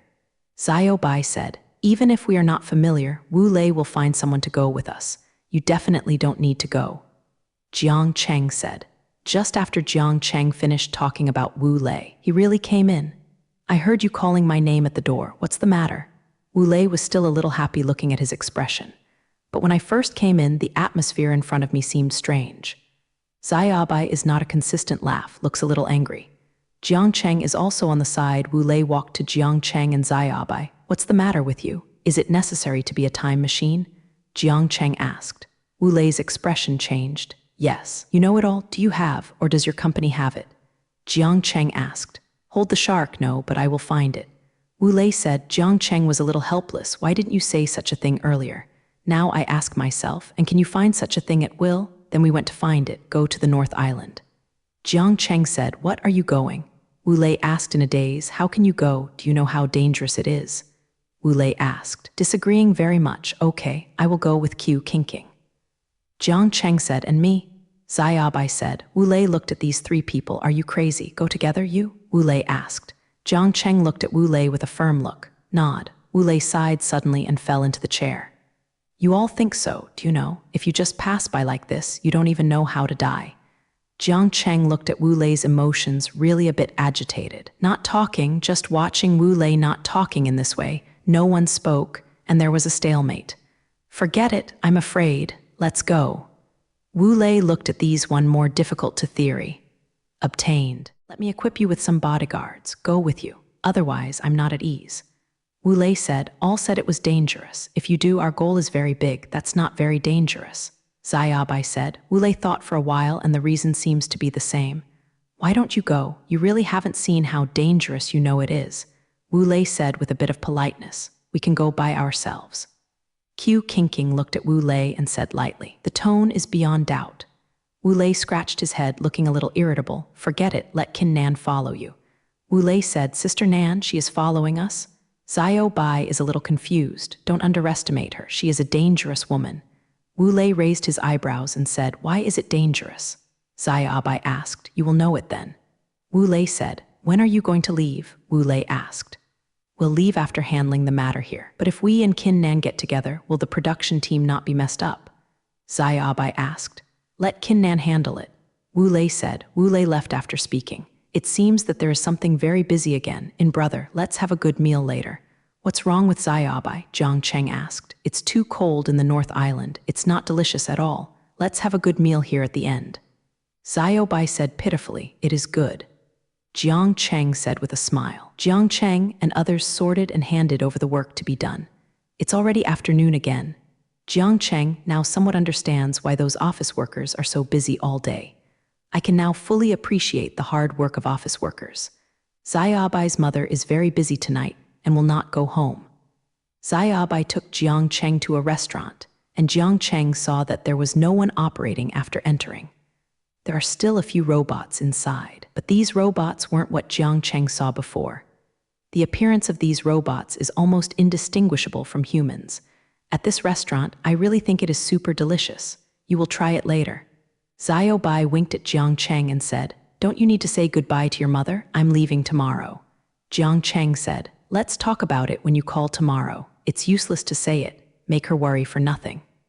Xiao Bai smiled and said, "I think Xiao Bai, what is Jiang Cheng going to say?" "Don't talk about it, brother. I know you want to persuade me again, but I have already decided. It's not just for you, but I want to see it." Xiao Bai said. Jiang Cheng looked at Xiao Bai and suddenly felt that he had grown up a lot. As Xiao Bai said, the dishes in this restaurant are really unique. It can be regarded as satisfying the appetite. Jiang Cheng and Xiao Bai arrived at the Yi Company early the next morning. Today, Q Kinking arrived earlier than them, still carrying a bag. It really seems to be traveling. Jiang Cheng felt that Q Kinking valued one thing for the first time. It looks like a big deal. "Sister Kinking, why did you arrive so soon today?" Xiao Bai asked. "Okay." Q Kinking replied in a good mood. Jiang Cheng saw that Qin Nan hadn't arrived yet, but saw Wu Lei waiting early. "Zhu Nan is going to sort out the things at hand. Come here later." Wu Lei said, "But have you done any preparations?" Wu Lei asked as he watched Q Kinking and Xiao Bai carry their bags. "Did not prepare anything, just the usual toiletries or something." Xiao Bai said. Everyone present was silent. "Then what did you bring?" Xiao Bai asked weakly. "It's definitely not toiletries. Why take those to take up space?" Wu Lei said. Q Kinking glanced at Xiao Bai but did not speak. "Brother, don't you remind me when you come out in the morning?" Xiao Bai looked at Jiang Cheng with some blame. Jiang Cheng smiled and said nothing. Qin Yan ran over at this time. "I'm sorry, there was something to be dealt with just now." Qin Nan said breathlessly. "It's all right, Sister Nan, you are so young today." Xiao Bai said. Qin Nan smiled and didn't speak. Today she wore a sports suit and carried her bag, looking like a college student. The overall atmosphere today is fairly relaxed, not as tense as yesterday. Thinking, "Are you going?" Qin Nan asked. "Go chant. Yesterday I booked all the tickets for you. Let's go now." Xiao Bai said, "I will send you off." Wu Lei said. Jiang Cheng and the others didn't refuse, so they let Wu Lei take it to the airport. Xiao Bai called his mother on the way to the airport. Jiang Cheng heard that Xiao Bai's mother on the other end of the phone seemed to be crying. But Xiao Bai really did too much this time. "I haven't told my mother about going to such a dangerous place," but Xiao Zai's eyes seemed to be red. Jiang Cheng said nothing. This kind of thing Xiao Bai is still very imitation. "You must be careful. It's really dangerous over there. If there is something, try not to act alone." Wu Lei said. "I also said a lot about mother-in-law." For the first time, Jiang Cheng felt that the president of such a large company was so wordy. But looking at Wu Lei, he looked worried. Jiang Cheng didn't say anything, just listened to him all the time. Seeing to be boarding soon, Wu Lei was still chattering. "Registered, don't worry, we will be fine. Come back and talk about it." Jiang Cheng said, "Go. Wu Lei said. Jiang Cheng smiled and waved. "I will miss you, Brother Lei." Xiao Bai said with a smile. "Go," Qin Nan said. It didn't take long before Jiang Cheng and others got on the plane. After getting on the plane, Jiang Zai found that the flight attendant on the plane was not a robot. Jiang Cheng thought it would be a robot here. He looked at the time as if it would take 5 hours to fly. "Brother, are you nervous?" Xiao Bai asked. "Not nervous." Jiang Cheng said, "That's it, I'm so nervous." Xiao Beiyang said with a drool, "Haven't you been there? What are you nervous about? Afraid of the beasts there?" Jiang Zai asked, "Of course not, I think so. It's the kind of fear that is completely unaware of the future. You may not have this experience when you are so powerful." Xiaobai said, "Take it easy.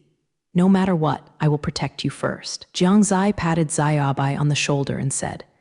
At this moment, Jiang Cheng saw Qiu Qingqing next to him, keeping his eyes tightly closed. An uncomfortable look. His lips were also pressed tightly. "Qiu Qingqing, are you okay?" Jiang Cheng asked, looking like it was airsick. "It's okay." Qiu Qingqing said. There is no usual calm and fragile feeling in her tone. Jiang Cheng called the stewardess to ask for a cup of hot water and handed it to Qiu Qingqing. "Drink some hot water." Qiu Qingqing slowly opened his eyes, squinted at the water in Jiang Cheng's hand, and reached out to take it. "Thank you," Qiu Qingqing said weakly. Jiang Cheng looked at Qiu Qingqing as a normal girl at this time, not as cold and indifferent as usual. At this time, her kneeling weakness was completely exposed.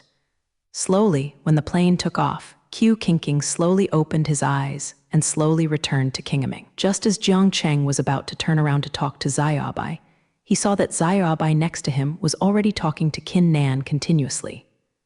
Jiang Cheng had to lean on the chair and closed his eyes, closing his eyes to rest. "There are icebergs in front of my eyes, and thick snow accumulates on the distant mountains, as if cold dripping ice has become ice." Jiang Chenga took a breath and felt that there was white mist in front of him, a vast expanse of whiteness in front of him, cold teeth trembling. Jiang Cheng was still thinking about why it is so cold here. It's obviously an urban area, with people coming and going on the street. The house is also standing on both sides of the road. It doesn't look desolate at all, but rather lively. Are these people not cold? Jiang Cheng thinking.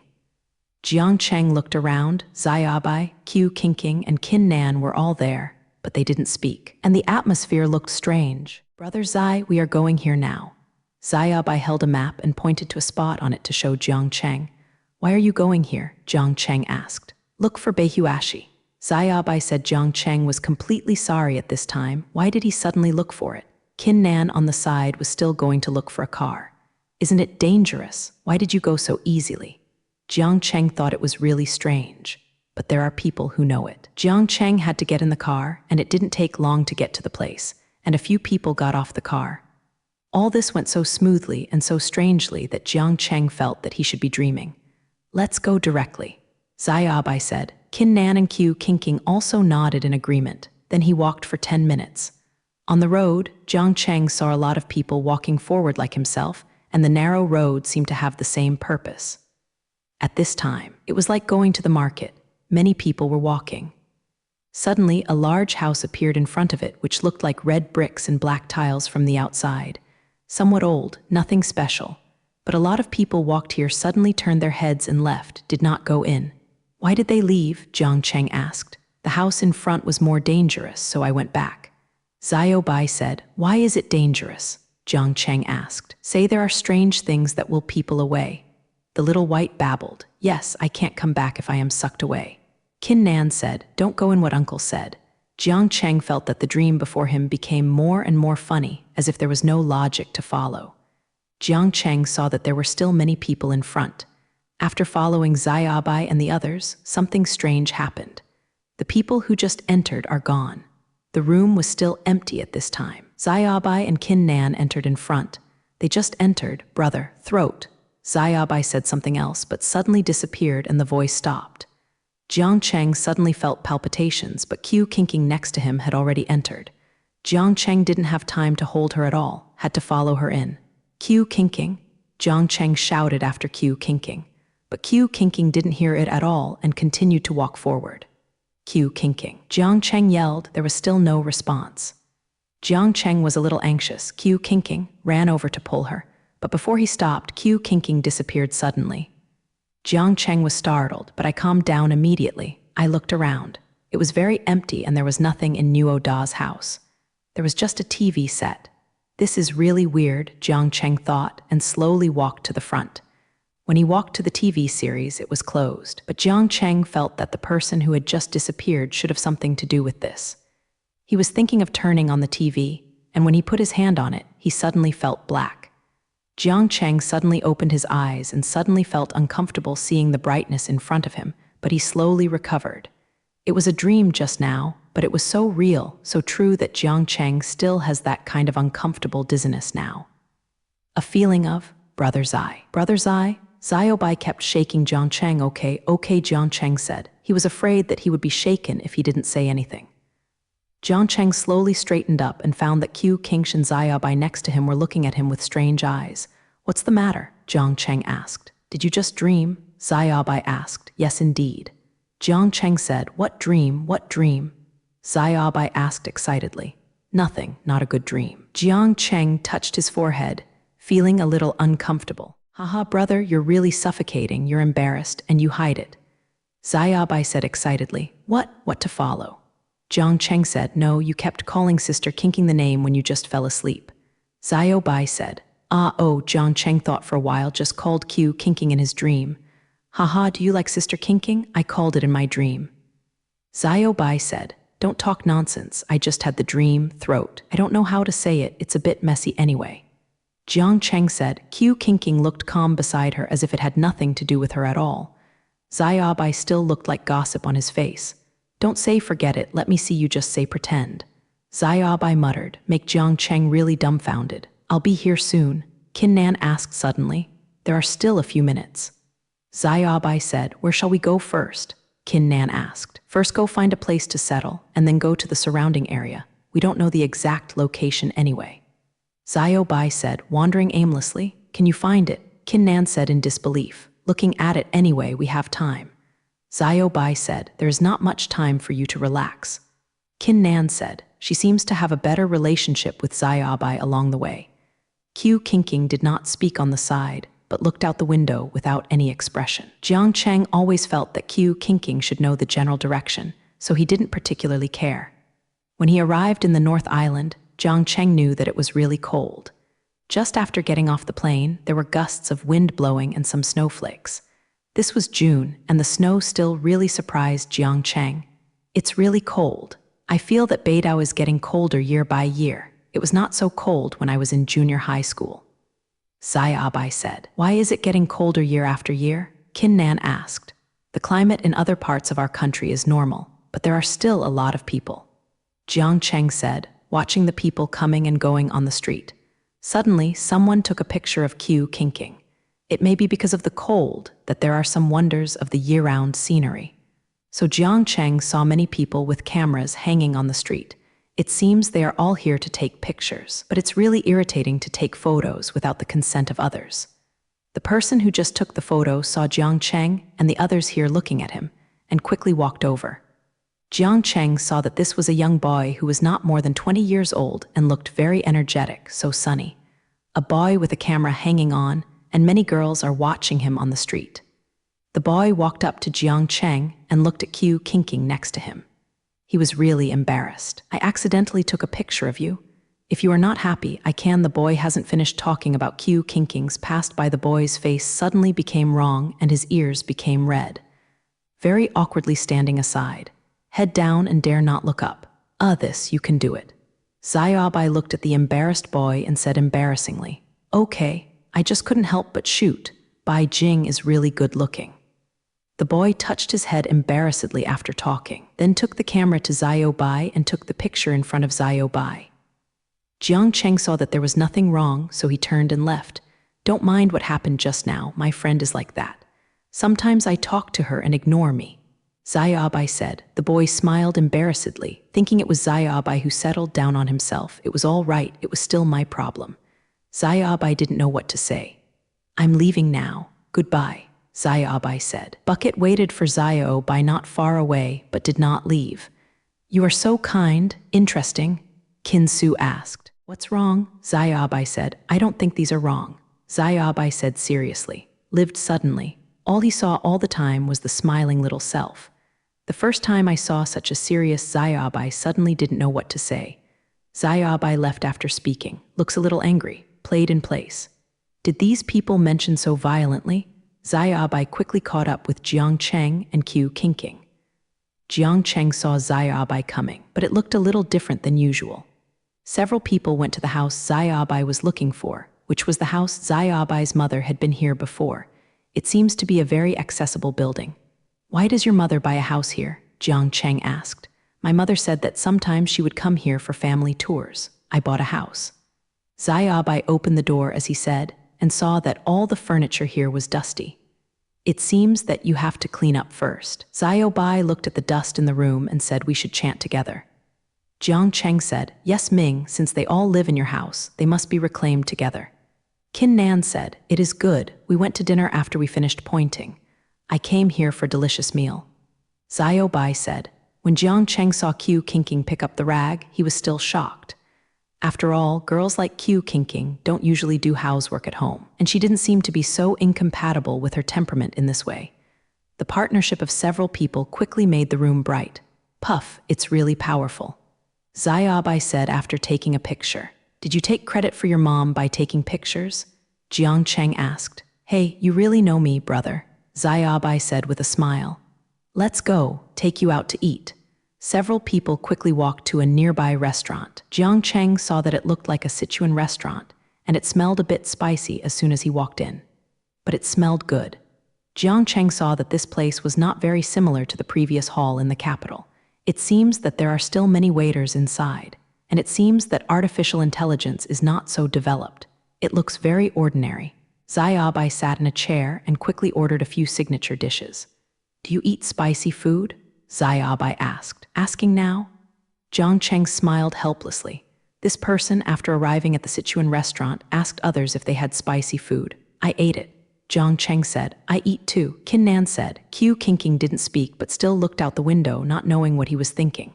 But maybe Xiaobai's eyes were too focused, and Qiu Qingqing had to turn his head to look at Xiaobai and nod. That's great. You will all like it. Xiaobai said with a smile. Maybe it was Xiaobai's happy and optimistic mood everywhere that infected everyone. Jiang Cheng felt that now he did not feel so depressed and fearful of the location environment. The dishes are here. Jiang Cheng looked at these dishes, many of which are familiar to him. Maybe it's been a long time since I have eaten the dishes on Earth. I am still excited to see such similar dishes. Can't help but eat a lot of delicious. Jiang Cheng said. Xiaobai also smiled. He rarely saw Jiang Cheng so happy. The dinner is over soon.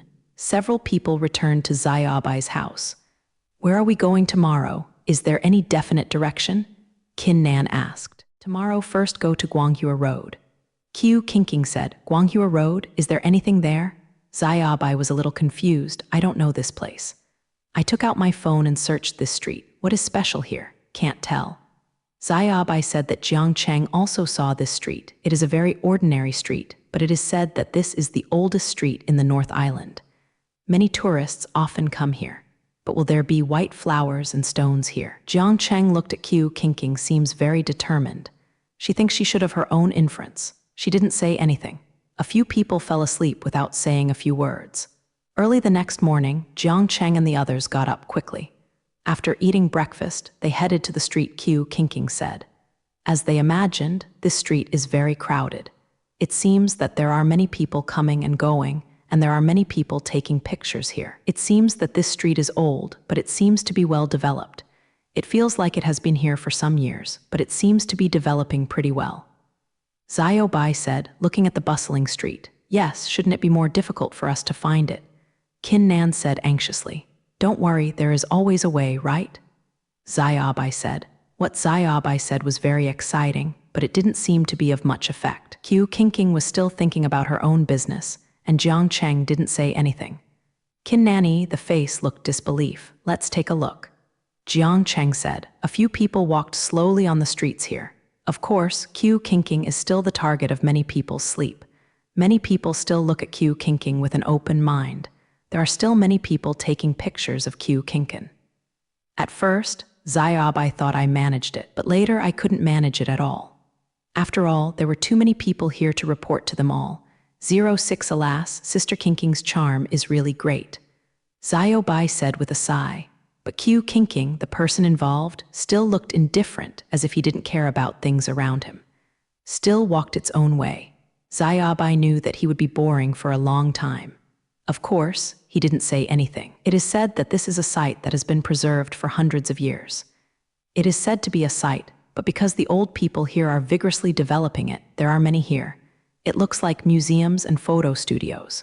From the outside, many people are blocking the photo studio.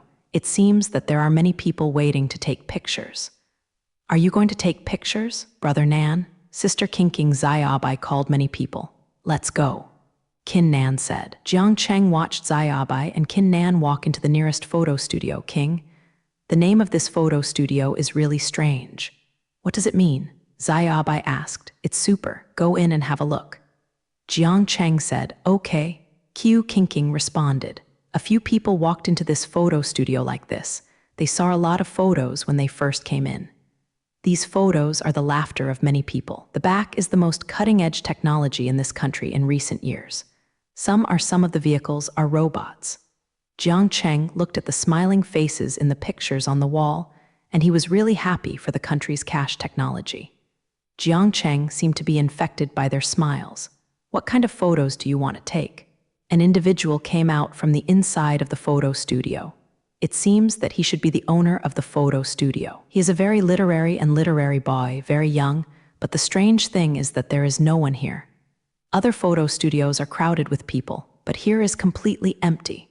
Look first, Qiu Kinking said lightly. Jiang Cheng didn't expect Qiu Kinking to speak up. The boss looked at Qiu Kinking, but there was no ordinary person in his eyes when he saw Qiu Kinking's surprise.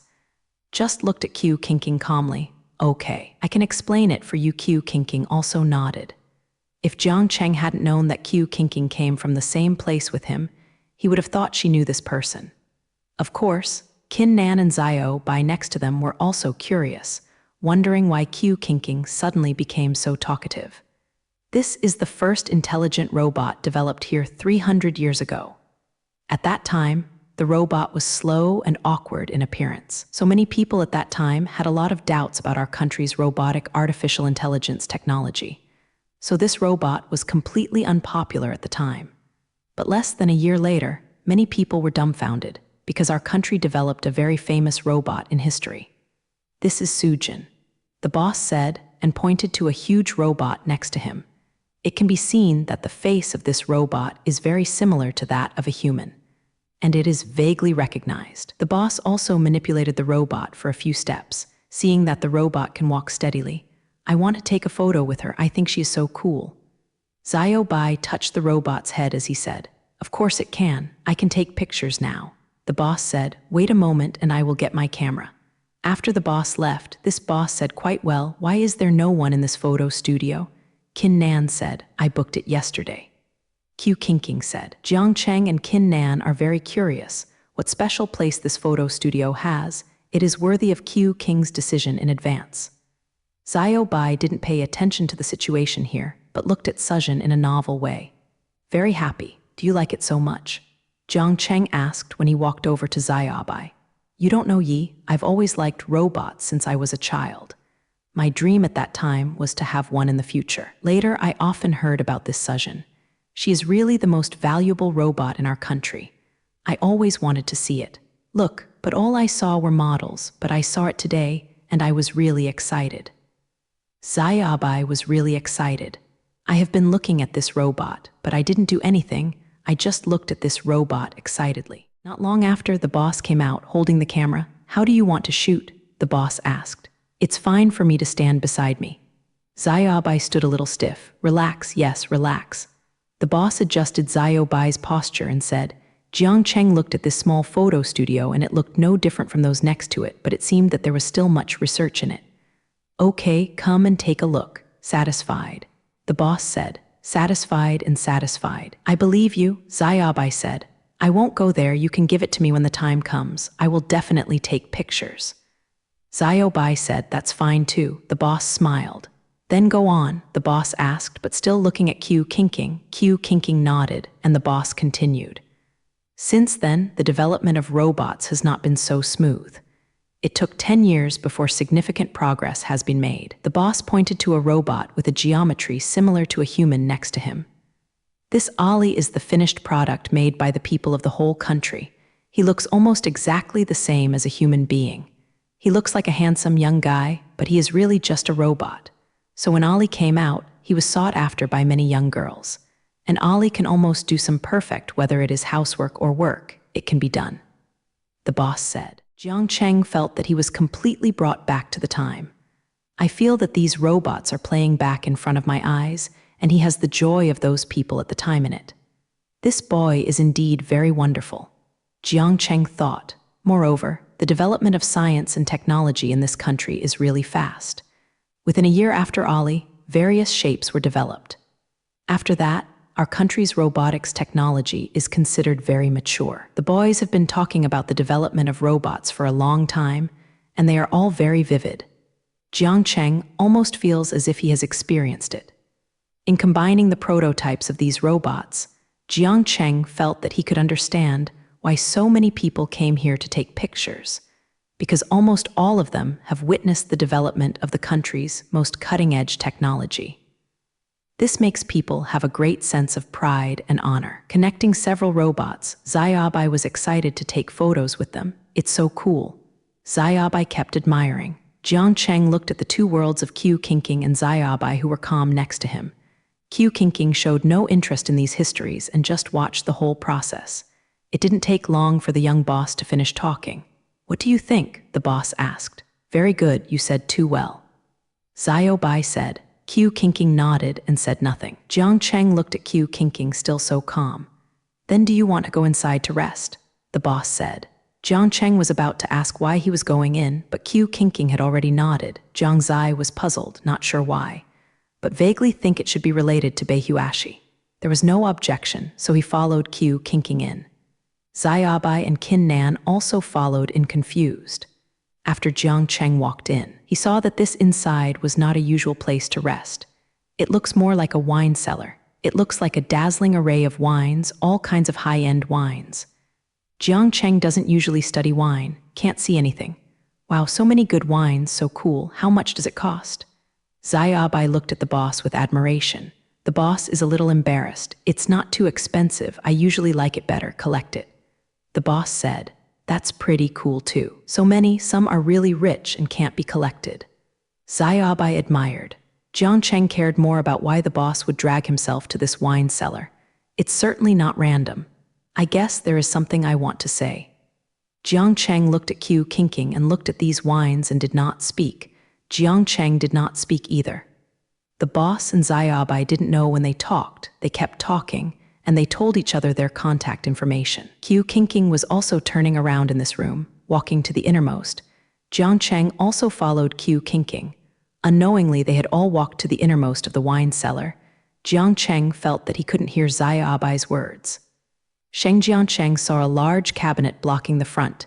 Qiu Qingqing walked to the cabinet and knocked, listening to the sound. Jiang Cheng also came to the front. Obviously, this is empty inside, but Jiang Cheng seems to feel the cold is coming. Do you want to go in? Jiang Cheng asked. Qiu Qingqing glanced at Jiang Cheng, and it seemed that the principal was to plan to go in alone. But Qiu Qingqing nodded. Jiang Cheng looked at the bottle of wine on the top of the cabinet. He shook the cabinet again. Turning the direction of the bottle of wine, the cabinet suddenly opened. Qiu Qingqing was surprised for a moment. He rounded his eyes and looked at Jiang Cheng. It seemed that he didn't expect Jiang Cheng to open this so quickly. Go in. Jiang Cheng walked forward as he talked. Just after taking a step, he felt the cold rushing over his face. This is much colder than any cold place Jiang Cheng has ever experienced. Wait, it's cold. Jiang Cheng looked at Qiu Qingqing with some worry. It seemed that she was still wearing thin clothes. Here you are. Qiu Qingqing handed Jiang Cheng a small chip-like thing. Holding this, it won't be cold. Jiang Cheng looked at the small chip in his hand. If Jiang Cheng remembered it correctly, he had seen it before. But at the time, I didn't think it would be much use. Jiang Cheng thought for a long time and couldn't remember where he had seen it. Jiang Cheng and Qiu Qingqing entered this place one after another. Jiang Zai was really surprised when he first entered. This is almost the back door, but after coming out, it is completely different from the street where people come and go just outside. This is exactly where Jiang Cheng saw the North Pole on TV before. But with the things Qiu Qingqing gave, Jiang Cheng didn't feel how cold it was, as if heat was radiating from the palm of his hand to the whole body. The place Jiang Cheng saw did not have a house, and of course there were no people. It was completely like the North Pole.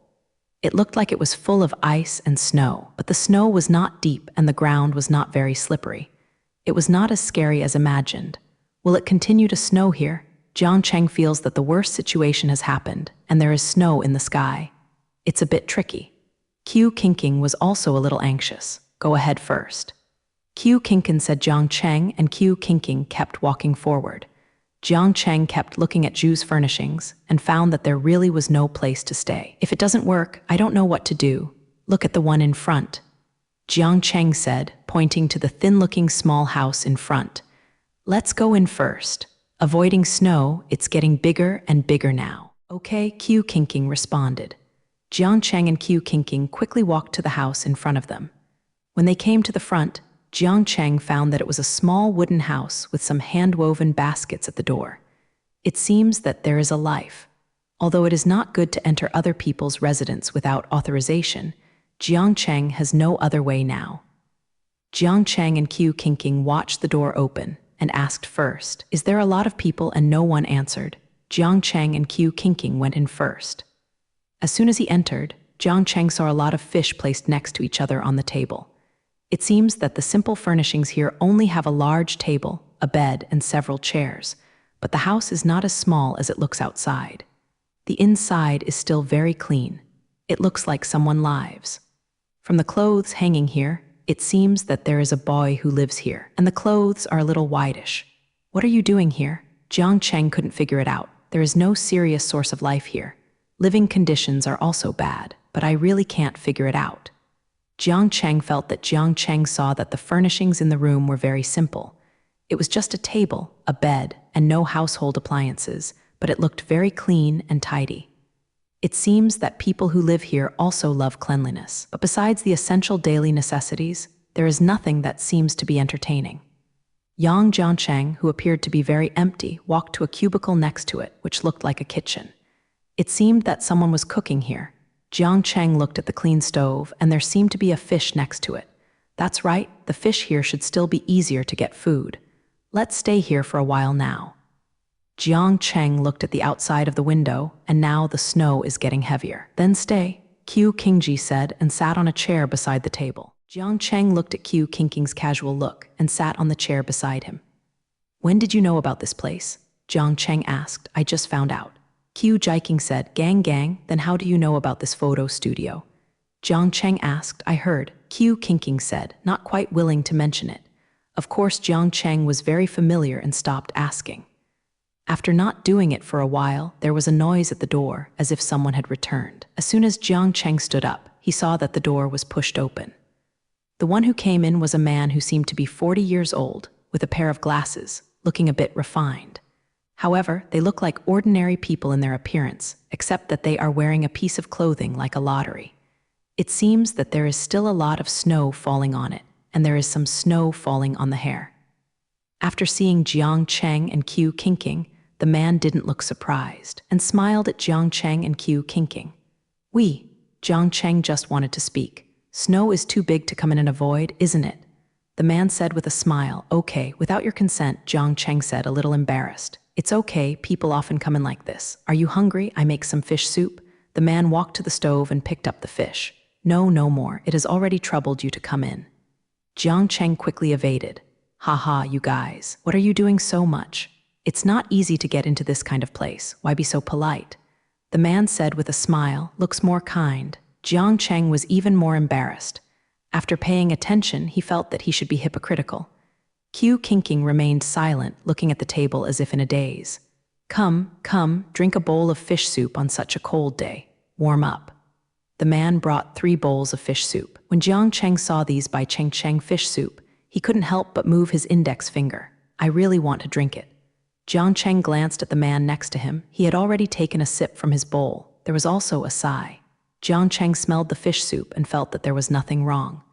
Qiu Qingqing next to him did not touch the fish soup in front. Jiang Cheng didn't know why. Why don't you drink? You think I put something, so you dare not drink. The man said with a smile. Don't worry, drink. I often come from young people like you. There are many people who are very wary and afraid of what I will do, but the man looked out the window. How could I harm you? It's not easy for anyone. The more you move forward, the harder it is. Let's get more sun when you can drink it now. As soon as the man finished speaking, Q Kinking took a sip from his bowl. Jiang Cheng didn't know why, but always felt that this man's tone was very sad. Take a deep look at the man.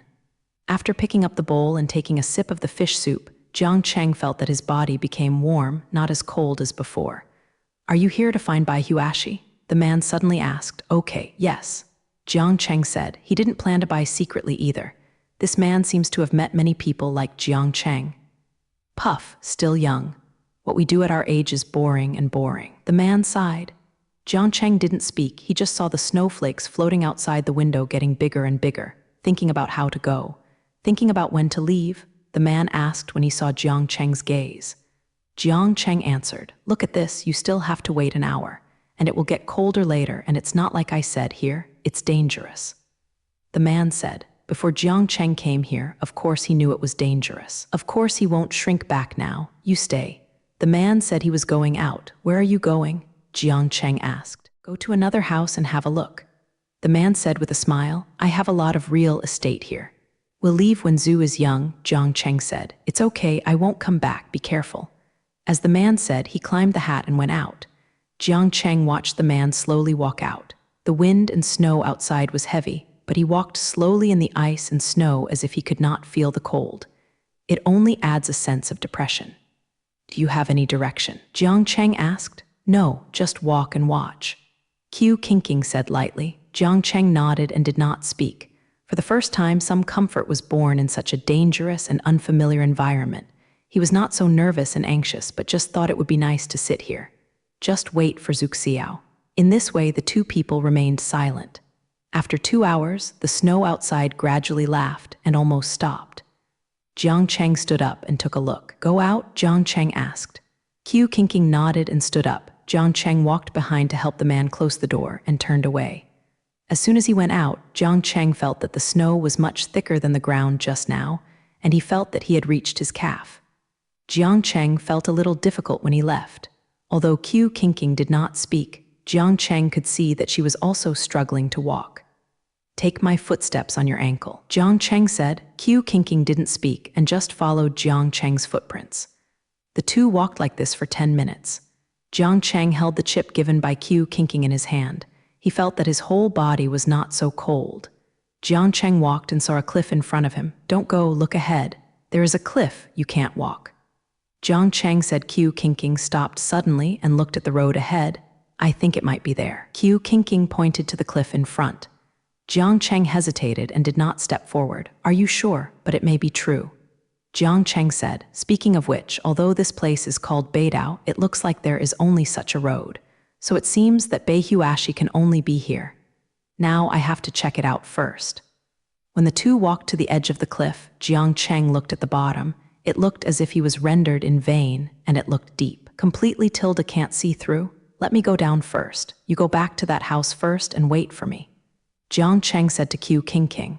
Q Kinking looked at Jiang Cheng and suddenly laughed. "Do you think why should I come if I do this?" Q Kinking said.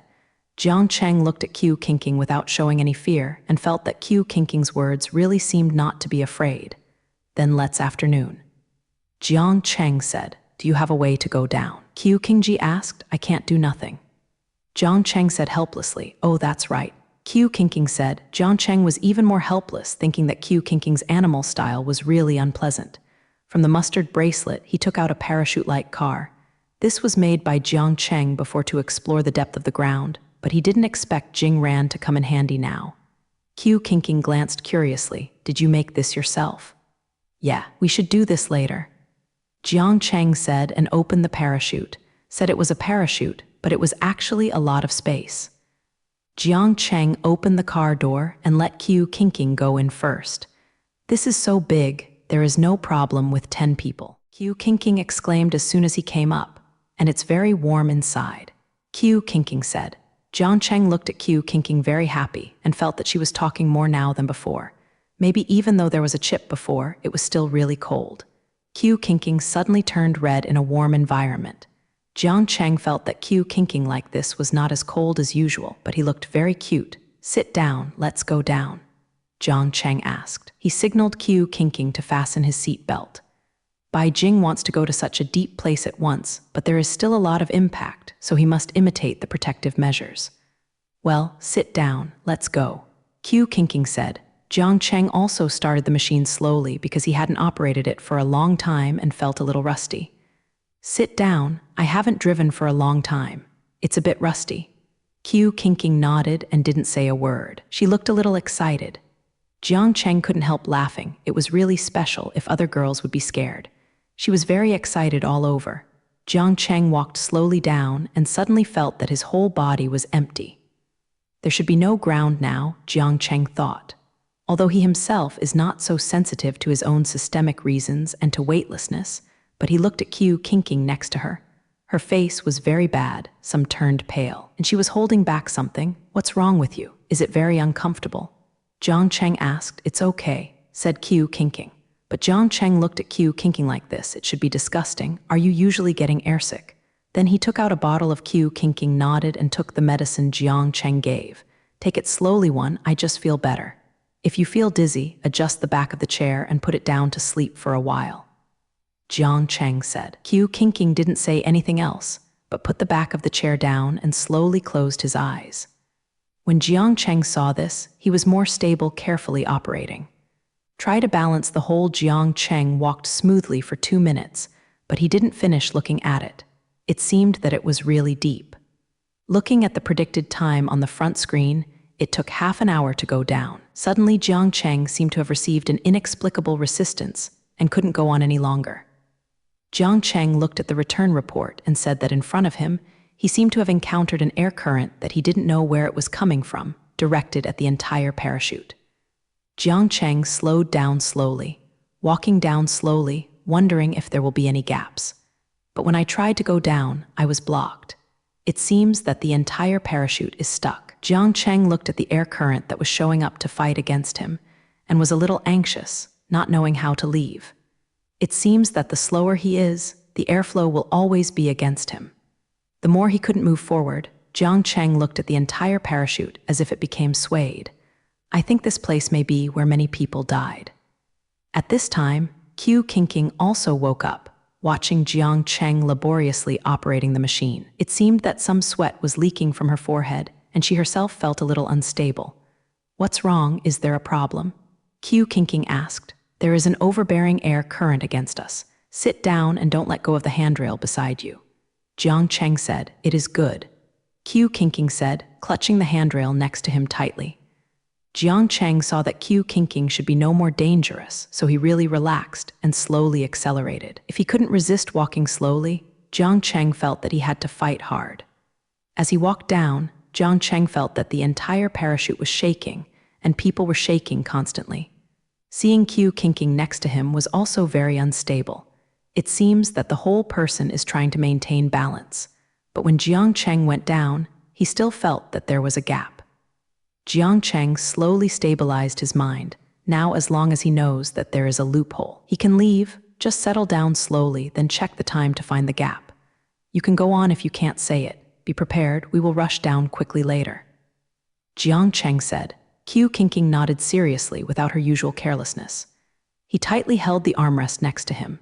Seeing that Q Kinking seemed to be ready, Jiang Cheng slowly stabilized his state of mind, exhaled slowly, and watched the time violently accelerate, and went out from that gap. Jiang Cheng suddenly felt that he was much more relaxed when he left. All right, stable, Jiang Cheng said. Q Kinking also nodded and smiled. Relieving the dangerous situation just now made both Jiang Cheng and Q Kinking a lot easier. Q Kinking also slowly closed his eyes, looking really shocked just now. Jiang Cheng manipulated it slowly and still scared himself when he rushed past. My heart kept beating. I have been afraid if I really can't get out of that gap, it will be the same and Q Kinking will be around. Jiang Cheng really can't take this risk. But seeing Q Kinking's relaxed smile now, Jiang Cheng couldn't help but smile. Just now, you did a good job, Q Kinking said. Jiang Cheng felt a little embarrassed when Q Kinking praised himself so much. It's okay, I should do it. Q Kinking didn't say anything, but Jiang Cheng obviously felt that she was not as worried as she was at the beginning. The next road went smoothly, and Jiang Cheng landed on the ground after 20 minutes. As soon as he landed, Jiang Cheng felt that the surrounding air had become warm, not as cold as it was just now. "Let's go down," Jiang Cheng said. Qiu Qingqing also quickly got off the parachute. At this time, Qiu Qingqing, who saw the surrounding environment, was also taken aback. This is completely different from the ice and snow above. It's not an exaggeration to say that it is green mountains and green waters. Here, why is it so beautiful? Qiu Qingqing couldn't help but admire. Jiang Cheng saw that there happened to be a river where he had arrived, surrounded by trees and grasslands, which looked like greenery. There seems to be a short mountain in the distance with colorful flowers on it. The air here is fresh, the pure smell of nature. Jiang Cheng can't help feeling that the whole person is refreshed and comfortable. Yes, I really didn't think of it. Jiang Cheng was also a little surprised. It's not like I imagined here at all. Just now, Jiang Cheng felt that the bottom should be more dangerous, so Jiang Cheng made some psychological preparations before coming down. However, I came down to see the scene in front of me. But I feel that the road ahead is not so difficult. Let's go ahead and take a look, Qiu Qingqing said. As Jiang Cheng walked and looked at the beautiful place next to Taoyuan Wonderland, he felt more and more that this place was not that illusion. But it said that beihuashi doesn't grow in a cold place. Can there be such a place? Qiu Qingqing said suddenly. Everything about beihuashi is actually rumors. No one has really seen where those who saw beihuashi found it. Jiang is talking. Qiu Qingqing nodded thoughtfully. It makes sense. Suddenly, there was a gunshot from the front. Don't move. Qiu Qingqing beside him must have not heard it yet. What's the matter? Qiu Qingqing was startled by Jiang Cheng's sudden serious tone and stopped and asked, "There is a dangerous situation ahead. You wait here first. I went to see." Jiang Cheng said. Qiu Qingqing subconsciously wanted to refute, but she had never seen Jiang Zai look so serious, and she still didn't say anything against it, just nodded. Jiang Cheng walked forward slowly, getting closer to the gunfire. But just as he reached a corner, the gunfire stopped abruptly. Jiang Cheng quickly hid behind a big tree next to him. "Hurry up and deal with him." It's breathtaking. There seemed to be a sound of smashing, clothes dragging and rubbing on the ground. Jiang Cheng saw two people walking in front of him, carrying a person one after another. Both are young boys, looks young and strong. There was blood on the clothes of the man being carried, and it seemed that he was delirious or even possibly dead. Jiang Cheng suddenly felt palpitated. These are all desperados, regardless of their purpose. You must be careful based on the fact that they hold weapons and imitate others. Jiang Cheng kept hiding behind the tree until the two of them returned from in front of him. No sound was heard again. Jiang Cheng turned around and went back to find Qiu Qingqing. But when Jiang Cheng returned to the place, he found that Qiu Qingqing was not here. Jiang Cheng's mentality collapsed at this time. He couldn't imagine if Qiu Qingqing fell into the hands of the group just now. Would there be any sacrifice? Jiang Cheng was anxious to call Qiu Qingqing's name. I looked for it nearby, but didn't see Qiu Qingqing at all. Jiang Cheng really panicked at this time. Do not know what to do with it. Just walked in place to find Qiu Qingqing for 5 minutes. Qiu Qingqing is still no one. Jiang Cheng felt that he should go there just now. It seemed that it was only there now. Jiang Cheng was ready to turn around and saw Qiu Qingqing behind him. Jiang Cheng was also taken aback. "Where have you been?" Jiang Cheng asked Qiu Qingqing anxiously. Qiu Qingqing looked blank and didn't know what was wrong, but watching Jiang Zai holding his hand was not as sick as others, and he seemed to be very scared and anxious. I just went to the side to see if there is anything to eat," Qiu Qingqing whispered. "I just thought you, alas." Jiang Cheng looked at Qiu Qingqing and was really scared. I was afraid that she would be taken away by those people. There was no way to fight back in front of those desperate people. He was afraid that Qiu Qingqing would really have an accident. At that moment, he really wanted to go to those people to find someone. Qiu Qingqing looked at Jiang Cheng, who was not calm. Some are scared, although I don't know why he is so upset, but he should be worried about himself. "I'm fine.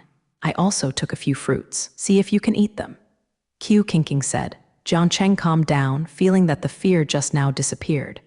Japanese letter looked at Qiu Qingqing. "What fruit?" "Oh, here." Qiu Qingqing earned a hand, and Jiang Cheng found that he had been holding Qiu Qingqing's hand. His whole expression was not very natural. Quickly let go of Qiu Qingqing's hand. Qiu Qingqing stretched out his palm. Jiang Cheng saw a few small yellow fruits in Qiu Qingqing's thin white palm. "It looks yellow and full of appetite. but this kind of fruit is mostly poisonous. Jiang Cheng picked up one and looked at it. Ling reached the tip of his nose and smelled it. You can't eat this, don't you eat it. Ah, no, I was afraid of being poisonous, so I didn't eat it. Qiu Qingqing waved his hand. Jiang Cheng breathed a sigh of relief. He himself didn't know why he was so worried about her, maybe because he was involved in this illusion together. In fact, Jiang Cheng now increasingly feels that this illusion may not really be a common illusion. Are you hungry? Jiang Cheng asked. Qiu Qingqing nodded, blushing a little, and embarrassedly threw away the fruit in her hand. Here you are. Jiang Cheng took out a box of cakes from the mustard spring. You eat first, we'll see if we can find any edible fruit later. Jiang said. Qiu Qingqing took it and nodded. She actually wanted to ask why Jiang Zai was so worried about herself just now, but she didn't say anything when she saw Jiang Cheng, still didn't want to mention it. Jiang Cheng took Qiu Qingqing in the opposite direction, hoping to find the white stone as soon as possible. Jiang Cheng thought, it's really dangerous to bring Qiu Qingqing here. The two people walked in the other direction for almost 20 minutes. Zhuguo has always looked like green mountains and green waters, peaceful and quiet. These roads are all mountain roads. It's not easy to walk. Jiang Cheng is fine, but it seems that Qiu Qingqing must be a little unable to walk. Take a rest in front. Jiang Cheng pointed to the small river in front of him and said. Qiu Qingqing nodded. He looked really tired. Some were panting. When he reached the river, Jiang Cheng took off his coat and threw himself on the ground. Sit down. Jiang Cheng just felt that it had rained here before. The ground is still very humid. Qiu Qingqing was not polite, went to the riverside to wash his hands and sat on the ground. Seeing the sky is getting late. Where do we live? Qiu Qingqing asked. Go ahead, maybe there is a house. Jiang Cheng said that he had made a mistake, forgot to come out with a tent. In a situation like this, you can't just sleep casually. Jiang Cheng just looked at these rivers. The trees are dense and there are no large animals. Qiu Qingqing answered and said nothing. Jiang Cheng feels that Qiu Qingqing now has a human touch, not the coldness and insensitivity of the first meeting.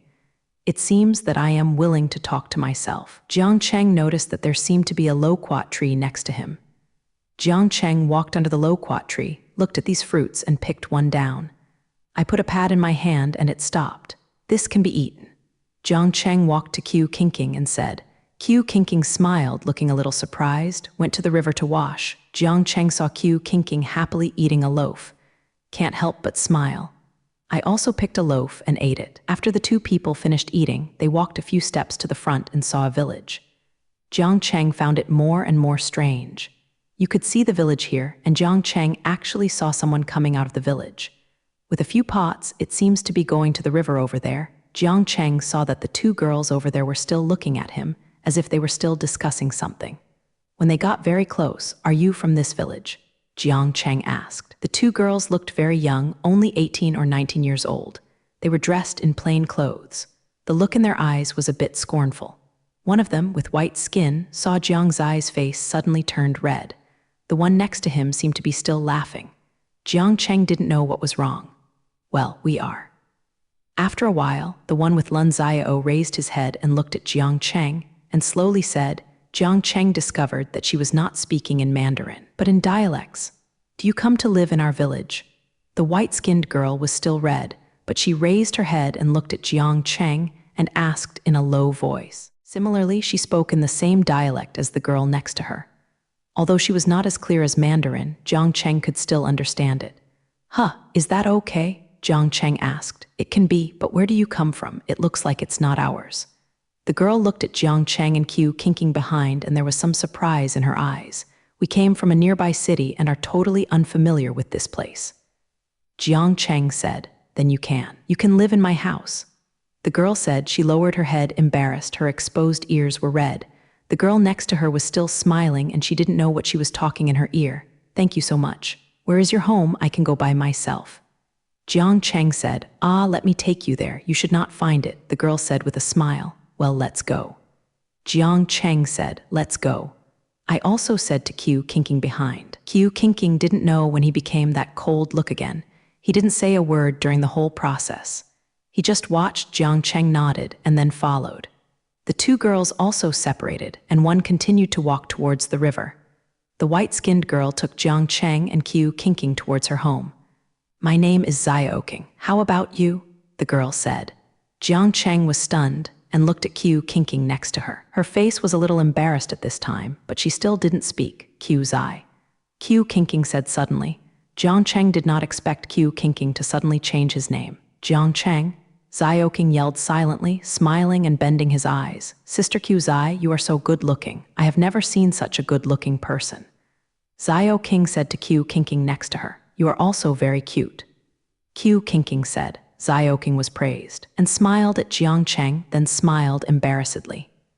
Jiang Cheng didn't expect Qiu Qing to speak, and Qiu Qingqing would generally ignore this kind of sentiment. "It's the front," Xiaoqing said, pointing to an ordinary house in front of him. Jiang saw this village in a very ordinary way on the road. It looked like the kind of self-sufficient, beautiful village. The world is really like a paradise. Throat. Xiaoqing, "What are you going to do?" An aunt who walked across from the other side asked, and she couldn't help looking at Jiang Cheng and Qiu Qingqing next to Xiaoqing. "Ah, Aunt Lai, this is my cousin and cousin, come here to play for a few days," Xiaoqing said. The aunt still looked at Jiang Cheng and Qiu Qingqing and didn't plan to leave. "Oh, they look like people from the city, they all look so pretty. I don't know where it was." Auntie looked at Jiang Cheng and said. Qiu Qingji looked impatient, still cold but looking completely angry.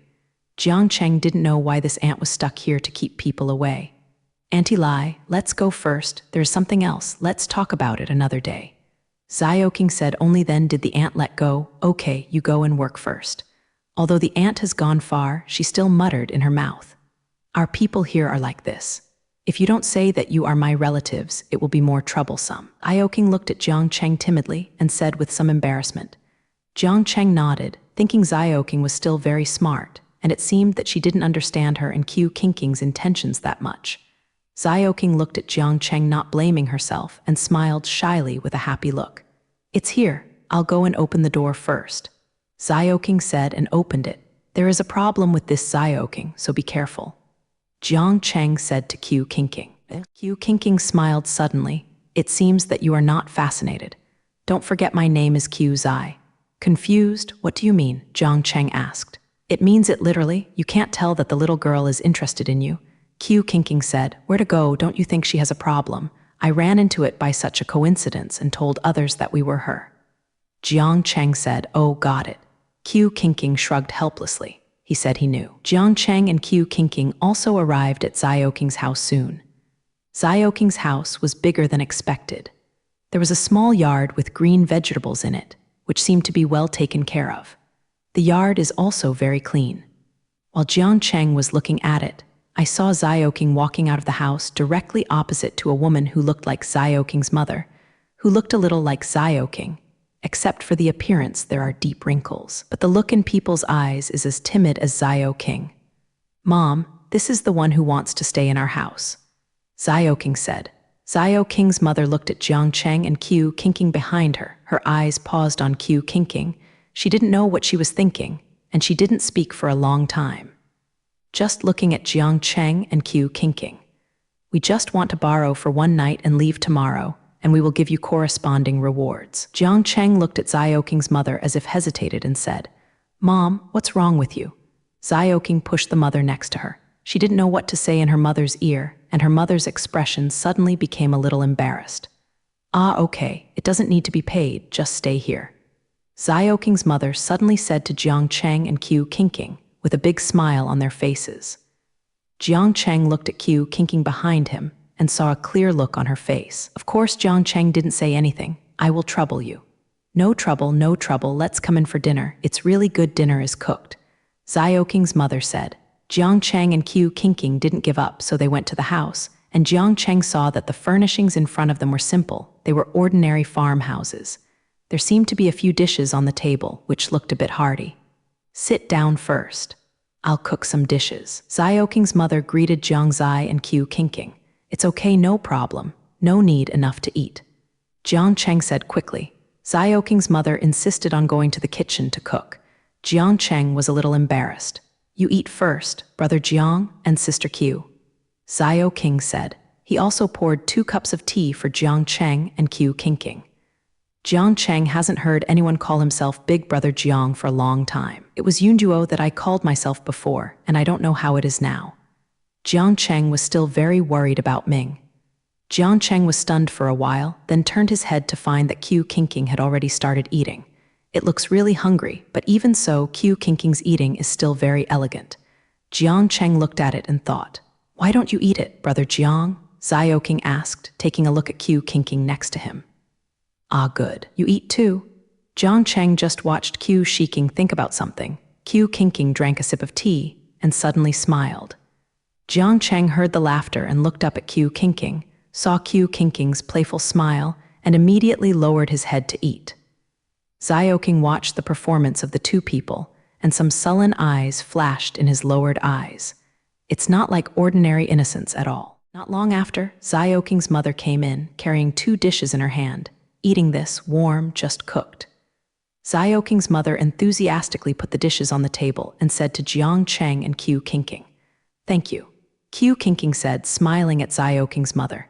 Xiaoqing's mother didn't react for a while, looking at Qiu Qingqing in a daze. "Mom, Mom." Xiaoqing called several times, but Xiaoqing's mother didn't respond, and it wasn't until Xiaoqing pushed her that she suddenly recovered. Jiang Cheng looked a little speechless at Xiaoqing's mother's embarrassment. He hadn't seen a normal person for too long. Forgetting how destructive Qiu Qingqing's appearance was, she smiled at this woman and was stunned for a long time. Xiaoqing and her mother ate very little at the dinner table, and it was obvious that Jiang Cheng and Qiu Qingqing had deliberately eaten them. Also, Jiang Cheng just came into this village and found out that it shouldn't be so rich here, so there is no need to eat so many dishes for such a meal. "I'm done," Qiu Qingqing said good and took a sip of tea. "How about, we are all home-cooked dishes, so I'm afraid you won't be used to Xiaoqing's mother." "Delicious, thank you," Qiu Qingqing said. He smiled sweetly. Xiaoqing's mother also looked a little happy. Seeing Qiu Qingqing smiled, Jiang Cheng also put down his chopsticks. "Thank you, where do we live tonight?" asked. After talking about Xiaoqing's mother and Xiaoqing's face turned pale. "Are you going to live together?" Xiaoqing asked. "Huh." Jiang Cheng realized that his tone might be a little improper just now.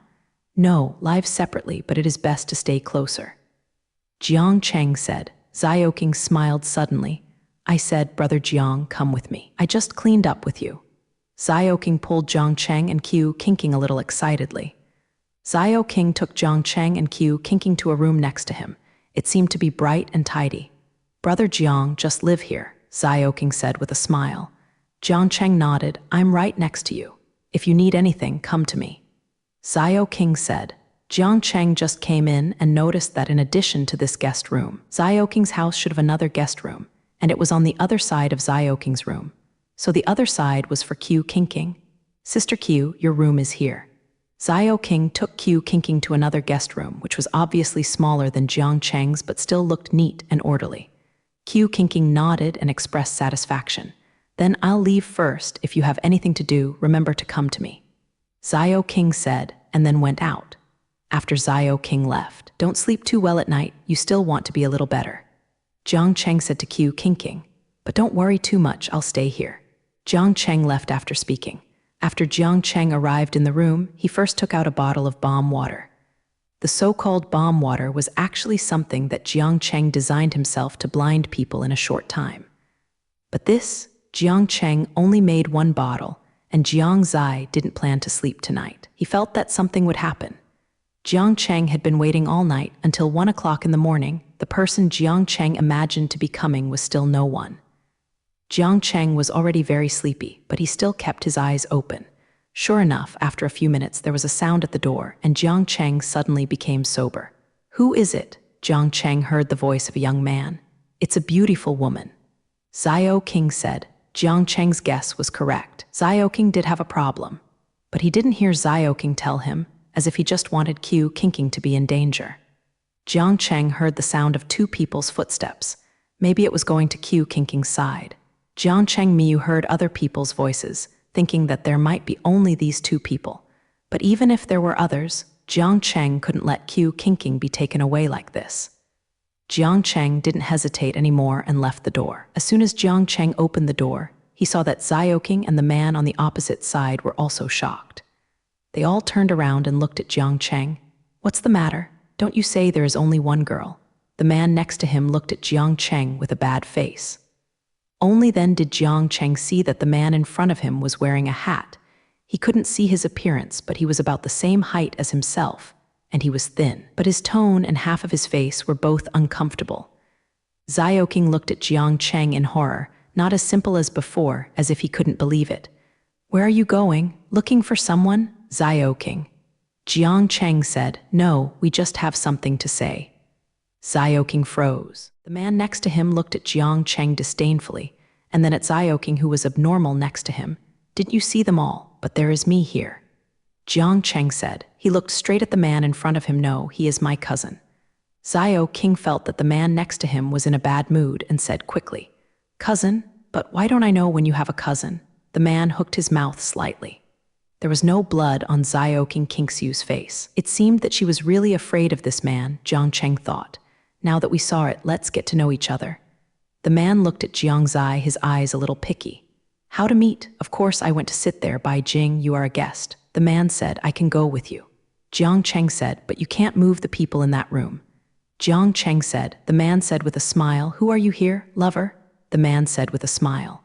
Stop talking, no. Xiaoqing suddenly said loudly, looking at the man a little angrily. The man slowly raised his head and looked at Xiaoqing, who seemed to be angry. Xiaoqing also shrank his shoulders in fear. At this moment, Qiu Qingqing's door was pushed open from inside. Qiu Qingqing walked out calmly, but Jiang Cheng felt that she should have not slept either. But what did she do? Jiang Cheng thought. The man suddenly saw Qiu Qingqing and was stunned. He didn't speak for a long time, but just stared at Qiu Qingqing blankly. Where are you going? Qiu Qingqing asked suddenly, and the cold voice seemed more crisp in the quiet night. Why are you out? I'll just go, you're waiting here. Jiang Cheng said. At this moment, all he thought of were the desperados with guns he had seen before. Now he still doesn't know the details of these people. What if they really belong to that organization? Qiu Qingqing didn't speak, but looked at Jiang Cheng, wondering if it was because Jiang Cheng couldn't see clearly at night, and Jiang Cheng always felt that Qiu Qingqing's eyes seemed to be red. Did I say to let you go alone? The man said suddenly, but his eyes still stuck to Qiu Qingqing. I don't know why, Jiang Cheng always finds this look very disgusting. Don't you worry about each other, then go together. I thought. The man slowly walked to Qiu Qingqing's side, and Jiang Cheng was too anxious to go to Qiu Qingqing when he saw it. Our boss should be happy to give such a beautiful girl. The man looked at Qiu Qingqing and said. Qiu Qingqing still didn't have any expression on the insurance, but Jiang Cheng faintly felt that Qiu Qingqing was angry. Are you doing things for others? Jiang Cheng asked. This is not your business. First thought of a way to hug him, the little man smiled sinisterly and looked at Jiang Cheng. Let's go now. The man looked at Jiang Cheng and Qiu Qingqing and said, No, you said only take this woman away. Xiaoqing stopped the man suddenly. The man smiled and looked at Xiaoqing a little ridiculous. What? You fell in love with him? Then you have no chance. The man looked at Jiang Cheng. You are the one who will think they are unrighteous from the beginning. What? Xiaoqing became even more angry after hearing this. If you don't mean anything, aren't you afraid that I will file a complaint? Xiaoqing said. As long as you can meet the boss, go ahead and talk. The man smiled and said, Brother Jiang, you don't have to go. I know you are capable, so you don't need to go. Xiaoqing suddenly walked to Jiang Cheng's side, looked at Jiang Cheng's sleeve and said. Jiang Cheng pulled his sleeves out of Xiaoqing's hands. You don't need to care. Xiaoqing suddenly lost consciousness, staring at Jiang Cheng blankly. Qiu Qingqing also looked at Jiang Cheng, but she still didn't expect Jiang Cheng to speak like this suddenly. She felt that Jiang Cheng would generally save face. But now, I don't know if I really understood what Xiaoqing meant to him. Jiang Cheng actually didn't expect the girl's peculiar thoughts at all. He just felt that since the two people are in such a hostile relationship, and now Xiaoqing's intentions have been fully understood, he just wanted to draw a line, no matter what she just said. Qiu Qingqing's intentions. Let's go too, the man next to him said suddenly. I don't have to tie you up. Jiang Cheng didn't say anything and pulled Qiu Qingqing ahead of him. Qiu Qingqing watched Jiang Cheng holding his hand for a long time. Finally, he didn't say anything. He followed. It was dark and no one saw him. Red face. After Jiang Cheng went out, he just walked towards the front. The man behind hadn't said anything. Just let Jiang Cheng walk in front. Jiang Cheng is also very curious. Is he really not afraid to run away by himself? Or because I was too confident, I feel that I can't escape. As soon as he walked out of the village, Jiang Cheng saw that there was a fork in the road, but he didn't know which way to go. Jiang Cheng watched. Left.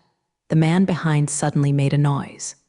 Jiang Cheng discovered that he was 2 meters away from himself and Q kinking, and followed leisurely. It seemed completely voluntary. Jiang Cheng clenched the bomb water in his pocket. Use it later when he doesn't pay attention to it, or use it in the place. Jiang Cheng was a little confused. Don't fix the useless ones. The man said suddenly. I saw it. You will use it later, Tilda. Jiang Cheng stopped suddenly. At this moment, Jiang Cheng said that he was not nervous. The palm of his hand was sweaty. I am just responsible for taking you there, so don't increase my workload. The man looked at Jiang Cheng said.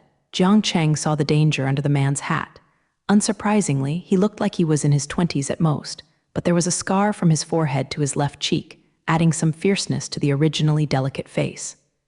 Jiang Cheng slowly let go of his hands in his pockets and slowly looked at Q kinking next to her. Her hands were also sweaty at this time, although she didn't know her actions, but the man in front of her was very capable. Jiang Cheng didn't know how he knew, but this person is absolutely unfathomable. Let's go, it's almost there. The man looked at Jiang Cheng and smiled. The smile was a little weird in this dark night. Jiang Cheng took a deep breath slowly, turned around, and continued walking forward. It was pitch black all over the road, without a trace of light. Jiang Cheng's eyesight is completely unaffected by the dark night, so he can still see clearly that there is a bush in front of him, and it should be very difficult to walk. Jiang Cheng looked at the sneakers on Q kinking's feet. It should be okay, but it will still be a little tired. Jiang Cheng thought. When really walking through the bushes, Jiang Cheng still felt the ruggedness here. He staggered all by himself.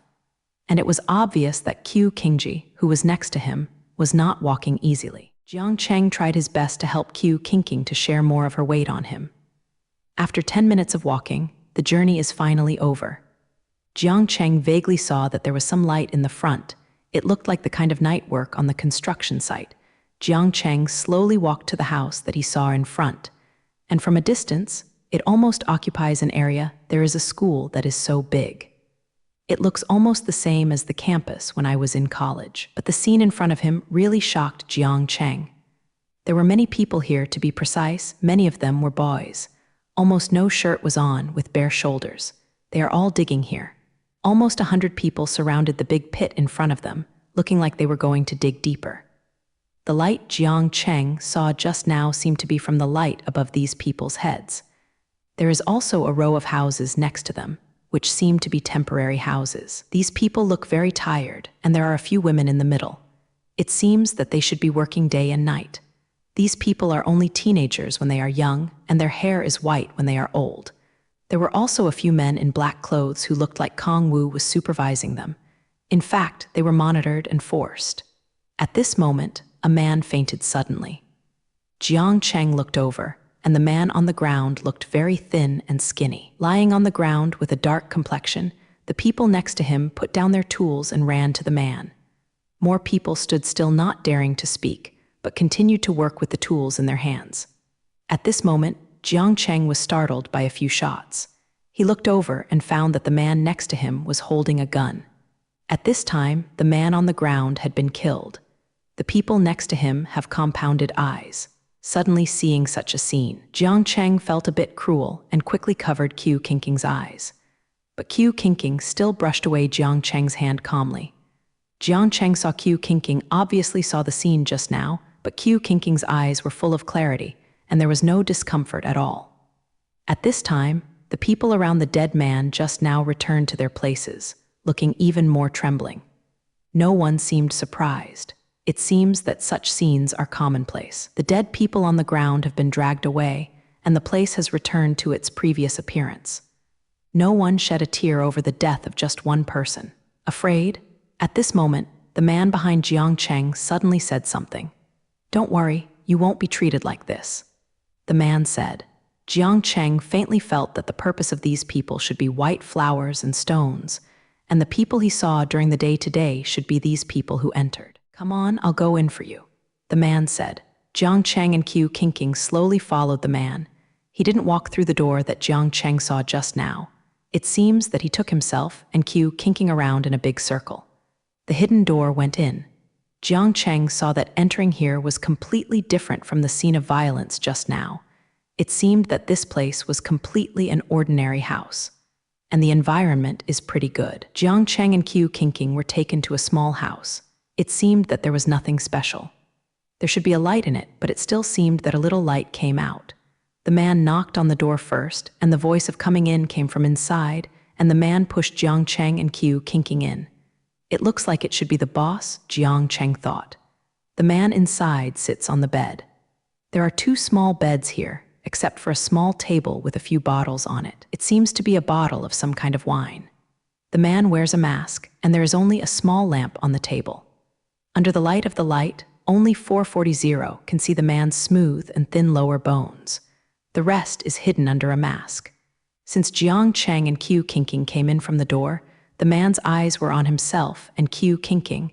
Jiang Cheng could feel a feeling of warmth. But this man obviously didn't just look at Qiu Qingqing, or he looked at himself for longer than he looked at Qiu Qingqing. I brought people. It's obviously different this time, said the man from Jiang Cheng and Qiu Qingqing. The masked man nodded, thanks. His voice was a bit thick, bring some magnetism. Jiang Cheng thought it was a very nice voice. Jiang Cheng heard the sound of the door opening, and it seemed that the man just went out. Sit down, the masked man said. Jiang Cheng and Qiu Qingqing looked at each other and sat on a small bed opposite the masked man. You are here to find Bai Huashi. The masked man said straightforwardly, how about our cooperation? Cooperation? Jiang Cheng asked. Yes, cooperation. You have also seen my strength, but I didn't buy it. I haven't found a little white stone, but you are different. The masked man said, why is it different? Jiang Cheng asked, you should know. I can meet all your requirements, said the masked man. Jiang Cheng didn't know why this person determined that he and Qiu Qingqing were special, because even Jiang Cheng himself didn't have a clue. After a few minutes, after a long silence, the masked man said, how are you thinking about it? Thinking? It's funny, Jiang Cheng thought, was forcibly tied up, and said he was invited over. Also pretend to let yourself consider. What do we do, like those outside? Jiang Cheng asked knowingly. Ha ha ha, you saw it. Of course not. You are distinguished guests. It's been 10 years. There is no decent person here. They are all like the outsiders, the man said, as if he didn't know he was doing very things. Jiang Cheng almost understood what the man meant now. If you and Qiu Qingqing can't find the specific location of Bai Huashi, they will be like those people. Jiang Cheng suddenly felt a terrible chill and fully felt the cruelty and threat between the lines of this man.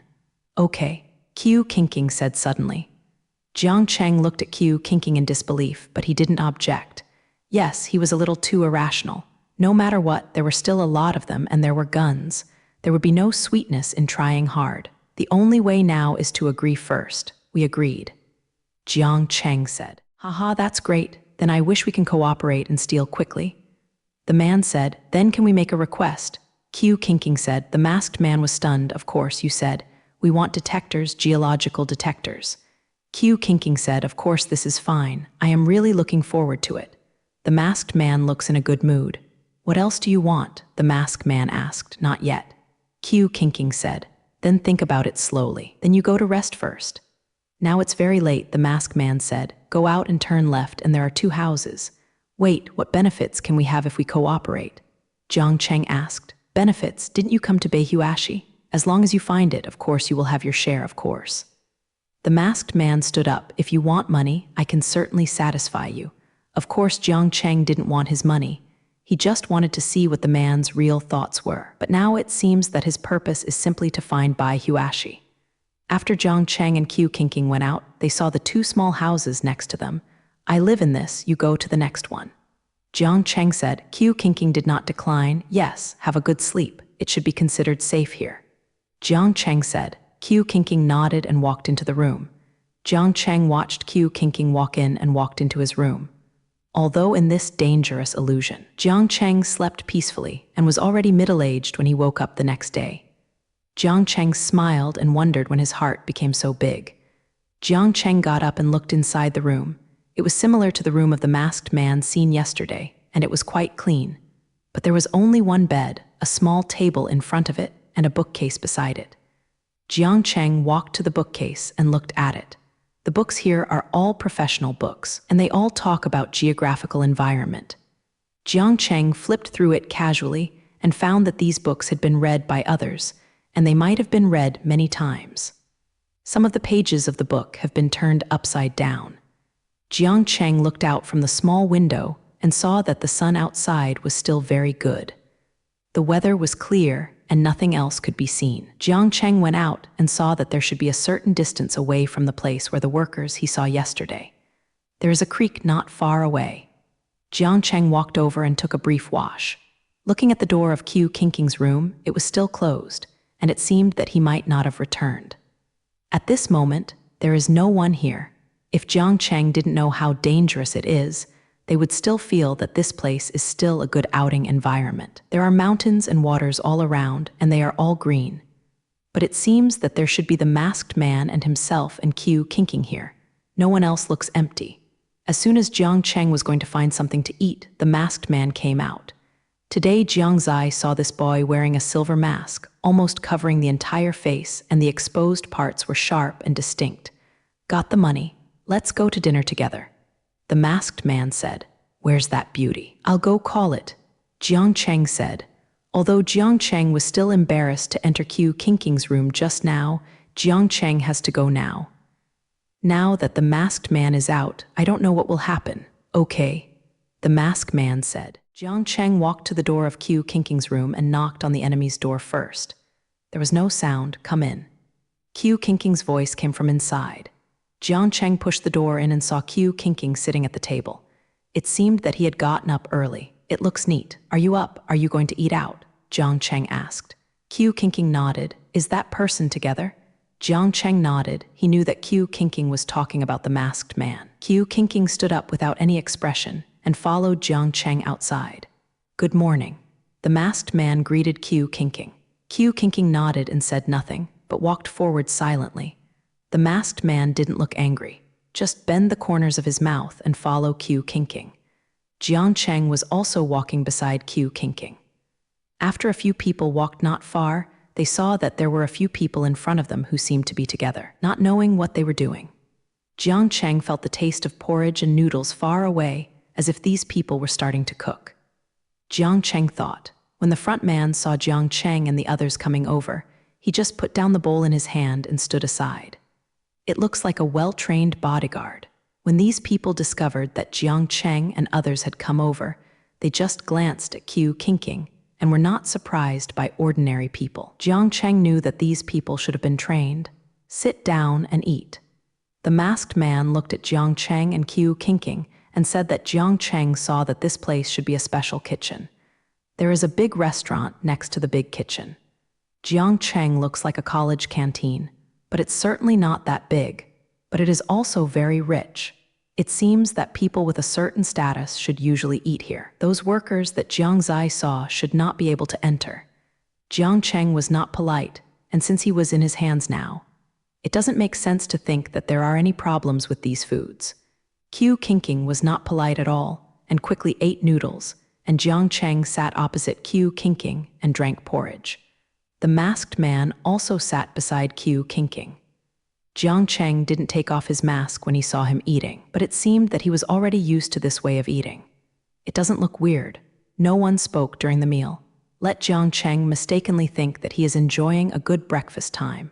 Did you give me the detector I wanted? Q Kinking asked after eating. The masked man on the opposite side had not finished eating yet, with a piece of cake stuffed in his mouth, and looked a little surprised. He probably didn't expect Q Kinking to want to start so soon. Not yet, can you tomorrow? The masked man swallowed the cake in his mouth and looked up at Q Kinking. Q Kinking nodded and did not speak. Jiang Cheng also felt Q Kinking's intense anxiety. It can be said that Q Kinking had always been completely calm and relaxed before. After you finish your meal, go around and take a walk around. The scenery here is not bad. The masked man said. Jiang Cheng was speechless. The scenery is good. Jiang Cheng didn't want to see the scene like yesterday, but Jiang Cheng did intend to wait a while and take a look. I go first. The masked man said and left. Jiang Cheng suddenly felt that this man really came and went like wind, Let's go around. Qiu Qingqing stood up and said to Jiang Cheng. Jiang Cheng smiled. It seems that Qiu Qingqing's thoughts must be the same as his own. They are all going to see around. The two walked forward. This week, the country is full of big trees looking green. There are no houses on the side. Jiang Cheng counted. There should be less than 10 houses except where he and Qiu Qingqing and the masked man live. It seems that there are only 20 people here, but Jiang Cheng remembered the hundreds of people he saw yesterday. These people are locked up as criminals by these people. No one escaped. Many people should not escape at all. These people have guns, and what else are they afraid of? Jiang Cheng couldn't figure it out. And Jiang Cheng and Qiu Qingqing walked all the way, only to see the trees and streams are beautiful, but they didn't see anyone at all. Can you find out the position of the white stone with a geological detector? Jiang Cheng asked. I don't know, try it. Qiu Qingqing looked helpless. Don't worry too much, there will always be a way. Jiang Cheng said. Qiu Qingqing squeezed Sui. What do you see in the front? Qiu Qingqing pointed to the front and said. Jiang Cheng looked at the place Qiu Qingqing was pointing at. A rainbow appeared in the sky. This is strange. It must have not rained just now. Jiang is thinking rainbow. Doesn't it happen after rain? Jiang Cheng said. Yes. What's going on here? Qiu Qingqing also said with some doubts. Let's take a look. Jiang Cheng said. Qiu Qingqing followed Jiang Cheng after speaking. How come I look more and more that this rainbow is not real? Jiang Cheng said as he walked. Possible. Qiu Qingqing said. But in their turf, how can it be dangerous? Qiu Qingqing said somewhat self-deprecatingly. Jiang Cheng thinks it makes sense. It really is like this. There is nothing scary. The two quickly reached a place with a rainbow in front. But when Jiang Cheng walked here, he found that there were still people here. To be precise, it is a person and a computer. It seems that the Rainbow 8 achievement just now was made by this man. Jiang Cheng thought, this man is also very strange. He seems to be very young, just a teenager, but all his eyes seem to be on the computer in front of him. Complete. Jiang Cheng and Qiu Qingqing walked to the boy's side and saw him leaning over the computer table, eyes motionless. Jiang Cheng felt that it was normal for him not to hear himself and Qiu Qingqing coming over in this situation. It seems that he is really focused. Jiang Cheng found that he had been looking at the computer, and Jiang Cheng saw it as a kind of simulation experiment. Let's go. Qiu Qingqing took a look with disdain and said to Jiang Cheng, it seems that he doesn't want to look anymore, although Jiang Cheng still wants to see what this boy is going to do.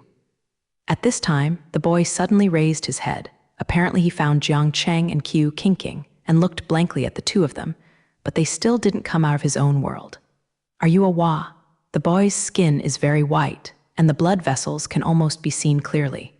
But this whiteness seems to reveal some unhealthy morbidity. Jiang Cheng feels a little uncomfortable.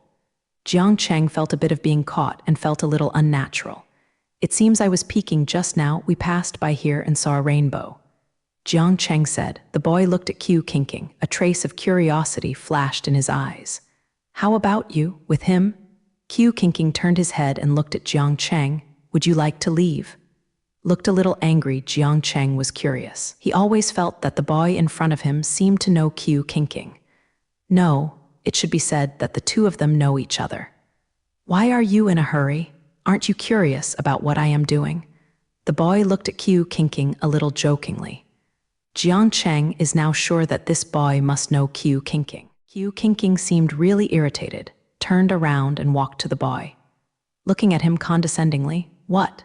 Jiang Cheng only now discovered that this boy seemed to be 5 points like Qiu Qingqing, especially the provoked end of the eye. Putting it on Qiu Qingqing's face felt a faint smoke for no reason, but this boy looked very evil. I have to say that this boy has a very good appearance and should usually cause many girls to be idiots. Sister, you really don't recognize me? I was killed by you. The boy laughed suddenly. His smile was a bit dark and bitter, but there was also some hatred in it. Jiang Cheng saw Qiu Qingqing's face suddenly become bloodless, his lips pressed tightly. Brother and sister Jiang Cheng thought, no wonder they look alike, but they look like enemies. Jiang Cheng thought, more puzzled. But Jiang Cheng felt that Qiu Qingqing was not calm at all, and felt that she must care about this boy. But I don't know why I was so disgusted with each other. But sister, why did you come here? You were also banished. The boy said with a smile, showing his white teeth, it looks very sunny. It has nothing to do with you. Qiu Qingqing said coldly, Haha, sister, you still do. The boy looked at the sky. He looked helpless. Anyway, no matter what you are doing, I hope you will do it yourself. Qiu Qingqing glanced at the boy, turned around and left. Jiang Cheng also turned and followed Qiu Qingqing away. Since Qiu Qingqing left, the boy put his head down again, looking at his computer, but still did not look at Jiang Cheng again. They are really a family, Jiang Cheng thought. They are all so cold. Jiang Cheng didn't know where Qiu Qingqing was going. Just watching Qiu Qingqing keep walking forward. She still seemed absent-minded. It should be something in my heart. What happened just now should have some influence on her too. Are you okay? Jiang Cheng walked to Qiu Qingqing and asked, what can happen? Qiu Qingqing said disapprovingly, but Jiang Cheng still saw her slight head. Jiang Cheng did not speak anymore but walked silently beside Qiu Qingqing. Maybe at this time, she really doesn't want to talk. Qiu Qingqing didn't speak anymore along the way, as if she had been thinking about her thoughts. As he walked, Jiang Cheng heard a loud noise coming from the front. There was also the sound of Tycoon's collision. Jiang Cheng looked at this place, and it should be regarded as the beautiful places of Wangang. All you can see now is bare land. The front should be where we saw yesterday. Jiang Cheng said to Qiu Qingqing, go ahead and have a look. Qiu Qingqing said. Jiang Cheng didn't know what Qiu Qingqing wanted to do, but from the conversation with her brother just now, Jiang Cheng knew that Qiu Qingqing should have been here before or must have known about it. Qiu Qingqing's secret Jiang Cheng didn't want to snoop, but he didn't want Qiu Qingqing to hide too much, because there are only two people here now. It is definitely best to be honest with each other. Throat, be careful. Jiang Cheng saw a big hole in front, but Qiu Qingqing obviously didn't see it. Jiang Cheng quickly helped Qiu Qingqing. Qiu Qingqing didn't fall. Jiang Cheng just stabilized Qiu Qingqing's arm. It seemed that Qiu Qingqing's hand could be cut off almost casually. It's really fine. Jiang Cheng thought, however, Qiu Qingqing is now even weaker than when he first met. But now life is a meal without a meal. Jiang Cheng also felt embarrassed. It's really sad to let a girl live like this. Thanks, Qiu Qingqing said and looked forward. Jiang Cheng headed her gaze and saw that the group of people working in front of him was the group that he saw yesterday. Unsurprisingly, they are still working now, but because they are very hot now. Sweat oozes from everyone's head. It looks really tired, but the men next to them are still forcing them to continue working. Many people are tired and devoid of expression, but these people didn't let them off at all. Still screaming from the side. Still holding a whip, Jiang Cheng saw a teenage boy. He looks very thin and looks malnourished, but still holding a shovel that is big by yourself and digging in the soil. Sweat dripped from his head into the soil, and Jiang Cheng suddenly felt sad. Watching this little boy's thin black skin completely exposed to the harsh sunlight. Qiu Qingqing just kept watching the people here, and Jiang Cheng saw that she seemed to be watching everyone. As if looking for someone, Jiang Cheng kept looking at the thin boy, but the boy seemed to feel Jiang Cheng's gaze. Suddenly raised his head and looked in Jiang Cheng's direction. The boy glanced at Jiang Cheng and saw Qiu Qingqing next to him. Suddenly the boy's eyes became hot, and with a certain envy. Jiang Cheng was a little funny. The gaze was usually the way girls saw Qiu Qingqing. For a while, Jiang Cheng became very curious about a thin boy. I don't know if he felt the boy's hot gaze. Qiu Qingqing also turned to see the little boy. The two looked at each other several times. Qiu Qingqing's eyes ranged from curiosity to satisfaction. Jiang Cheng looked at these two people curiously. It was almost 10 seconds since the two people were still looking at each other. Are you looking for that little boy? Jiang Cheng asked. Should be. Qiu Qingqing said. At this moment, the boy was suddenly beaten by the strong man next to him. The little boy didn't cry or scream, but kept looking at Qiu Qingqing with his eyes fixed. The brawny man next to him had been using a whip to hit the little boy, and many people nearby came over, but the little boy always looked at Qiu Qingqing. With envious eyes, but the tight brows could tell that he was really in pain. In the end, the little boy was beaten and fell, and he was lying on the ground. Qiu Qingqing and Jiang Cheng wanted to go in as soon as the little boy fell, but Jiang Cheng was surprised by the little boy's eyes at Qiu Qingqing. He really didn't know why the little boy behaved strangely. After the little boy fell, he was pulled up by the strong man, as if to throw him out. Wait, Qiu Qingqing shouted. The strong man suddenly turned around and looked at Qiu Qingqing with a lot of surprise in his eyes. Later, I kept looking at Qiu Qingqing. His eyes seemed to stick to her. The people next to Du Guo came over and looked at Qiu Qingqing and Jiang Cheng. They were all whispering on the side. The strong man just looked at Qiu Qingqing and threw the little boy on the ground like that. Qiu Qingqing went to support the little boy. Jiang Cheng saw that the little boy's entire face was bruised. It seems that he should be beaten frequently, and his back is full of blood at this time. The whitish-blue t-shirt he washed was dyed red. Jiang Cheng was shocked. Huh? Wait. The strong man looked at Qiu Qingqing as if he was about to take the little boy away. He was busy blocking the road, but he still didn't do it directly. It seemed that Qiu Qingqing and Jiang Cheng were not ordinary people. Jiang Cheng took the boy from Qiu Qingqing and carried him on his back. Qiu Qingqing didn't even give the brawny man beside her eyes, just smiled at Jiang Cheng. At this moment, the strong man next to him seemed to be irritated, and he stretched out his hand to hit Jiang Cheng. Who are you? Jiang Cheng caught the whip stretched out by the strong man with one hand. Jiang Cheng still felt the numbness in his hand, and the whip thrown by the brawny man still used full strength. Jiang Cheng thought. The man next to him and the strong man were stunned. Keep looking at Jiang Cheng. Jiang Cheng felt that the strong man's hand holding the whip slowly relaxed. Jiang Cheng pulled the whip, thrown on the ground. At this time, Zhu Guo's people looked at Jiang Cheng in shock. There was a light of excitement in his eyes. The brawny didn't dare to act rashly at all, just stared at Jiang Cheng blankly. You say something out of your pocket. Jiang Cheng saw a bad heart. It looks like it's like holding a gun. I don't care who you are, but if I hinder Lao Tzu, I will die. The strong man said very fiercely. I really took the gun out of my pocket, pointing at Jiang Cheng. Don't move. Jiang Cheng didn't speak before he walked by a man in black clothes with a strong man. This man didn't know what to say next to the strong man. The strong man looked at Jiang Cheng's eyes from anger and disdain to fear and curiosity. Jiang Cheng watched the strong man slowly put down his gun. The stone I just lifted in my heart felt like it had fallen to the ground. Qiu Qing, who was next to him, never looked at these people from beginning to end, including when the strong man took out his gun. Qiu Qingqing was not even a little nervous.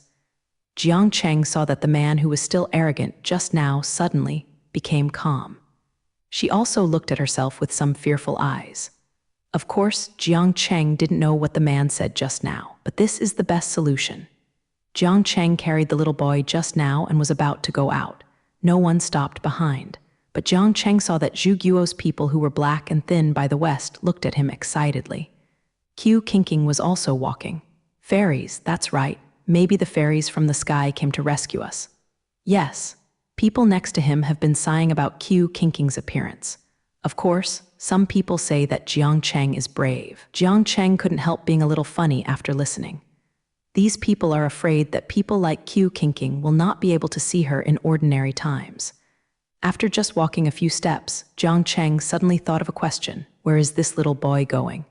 Where is he going? Jiang Cheng asked. How do I know? Qiu Qingqing looked at Jiang Cheng suspiciously. I thought you were going to take him inside. Jiang Cheng said. He took her to that man very badly. Qiu Qingqing said. It's very strange that Qiu Qingqing described it so thoughtlessly every time, but Jiang Cheng could still clearly know that he was talking about the masked man. Will he rule? Jiang Cheng asked. I don't know, there is no other way. Qiu Qingqing said. Jiang Cheng had to take the person to the masked man's room first, and the masked man's room was not locked, so he concealed the door. Jiang Cheng thinks it is better to put the boy in his house first. But Qiu Qingqing had already pushed the door open. Is this okay? Jiang Cheng asked. Bai Jing is still someone else's room. Jiang said, it's okay. Is there medicine in your room? Qiu Qingqing said. Of course, Jiang Cheng had no medicine to treat whiplashes. Jiang Cheng went in and put the boy down on a bed near them. The boy fell asleep all the time. There is no way to wake up as soon as Jiang Cheng put the little boy on the bed. He saw Qiu Qingqing had turned on the table. Jiang Cheng didn't ask any more. He knew that Qiu Qingqing was definitely looking for medicine for injuries. But it was wrong to search Jiang Cheng in such a grand manner.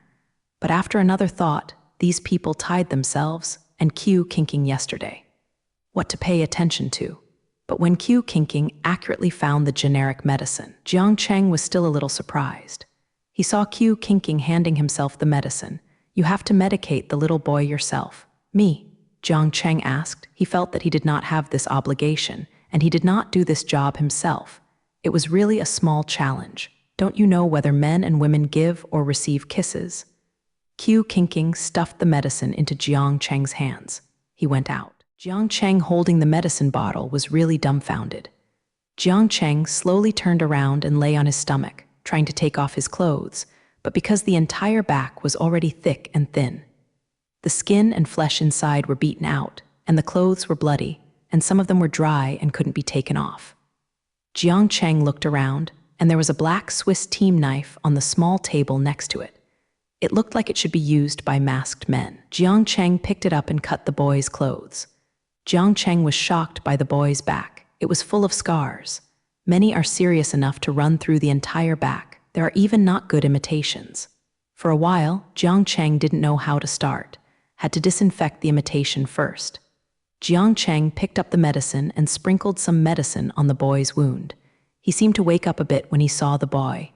It seems to be frowning. It should have been woken up by the pain, Jiang Cheng thought, but the boy just frowned and continued to be unconscious.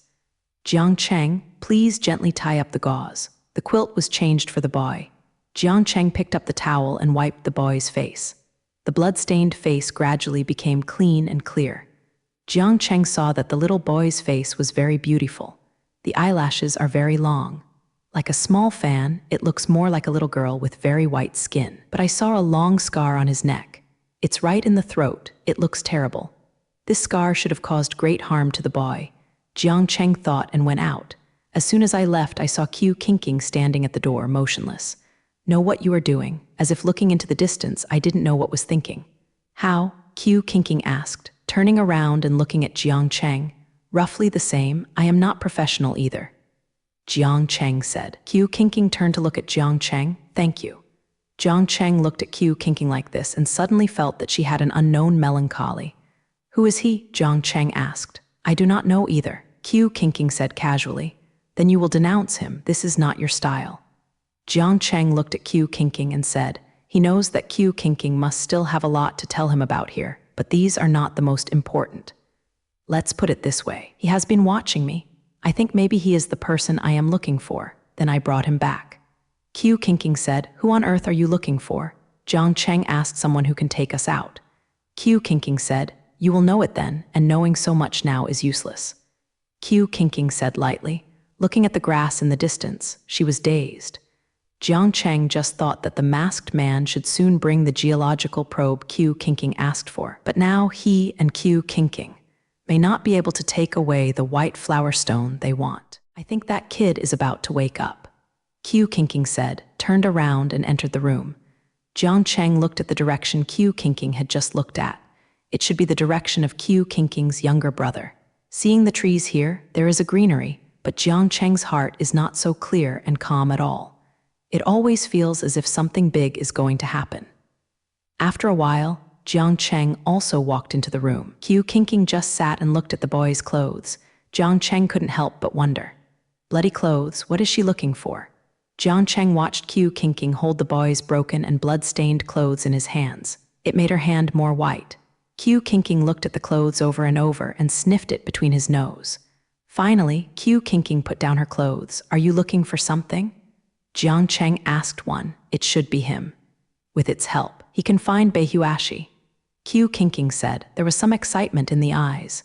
Jiang Cheng didn't question Qiu Qingqing's words. What she meant was that this boy must be different from ordinary people, and it was really important. What about now? Wait for him to wake up, Jiang Cheng asked. Qiu Qingqing nodded and looked at Qiu Qingqing with some concern. The injury is still very serious. Qiu Qingqing said it was the first time that Jiang Cheng saw Qiu Qingqing being kind to such a stranger. But from her appearance, she felt that she was not only worried about being like this. After a while, the boy's eyes moved and his eyelashes were removed. Jiang Zai motioned Qiu Qingqing in his eyes, and Qiu Qingqing hurriedly leaned over to look. Seeing the boy's dry lips moved, the boy slowly opened his eyes. First, he looked at Jiang Cheng and Qiu Qingqing blankly, and his eyes gradually returned to clarity. Looking at Qiu Qingqing and Jiang Cheng, he slowly pulled out a smile. Then he will sit up, but I just breathed in painfully just after getting up.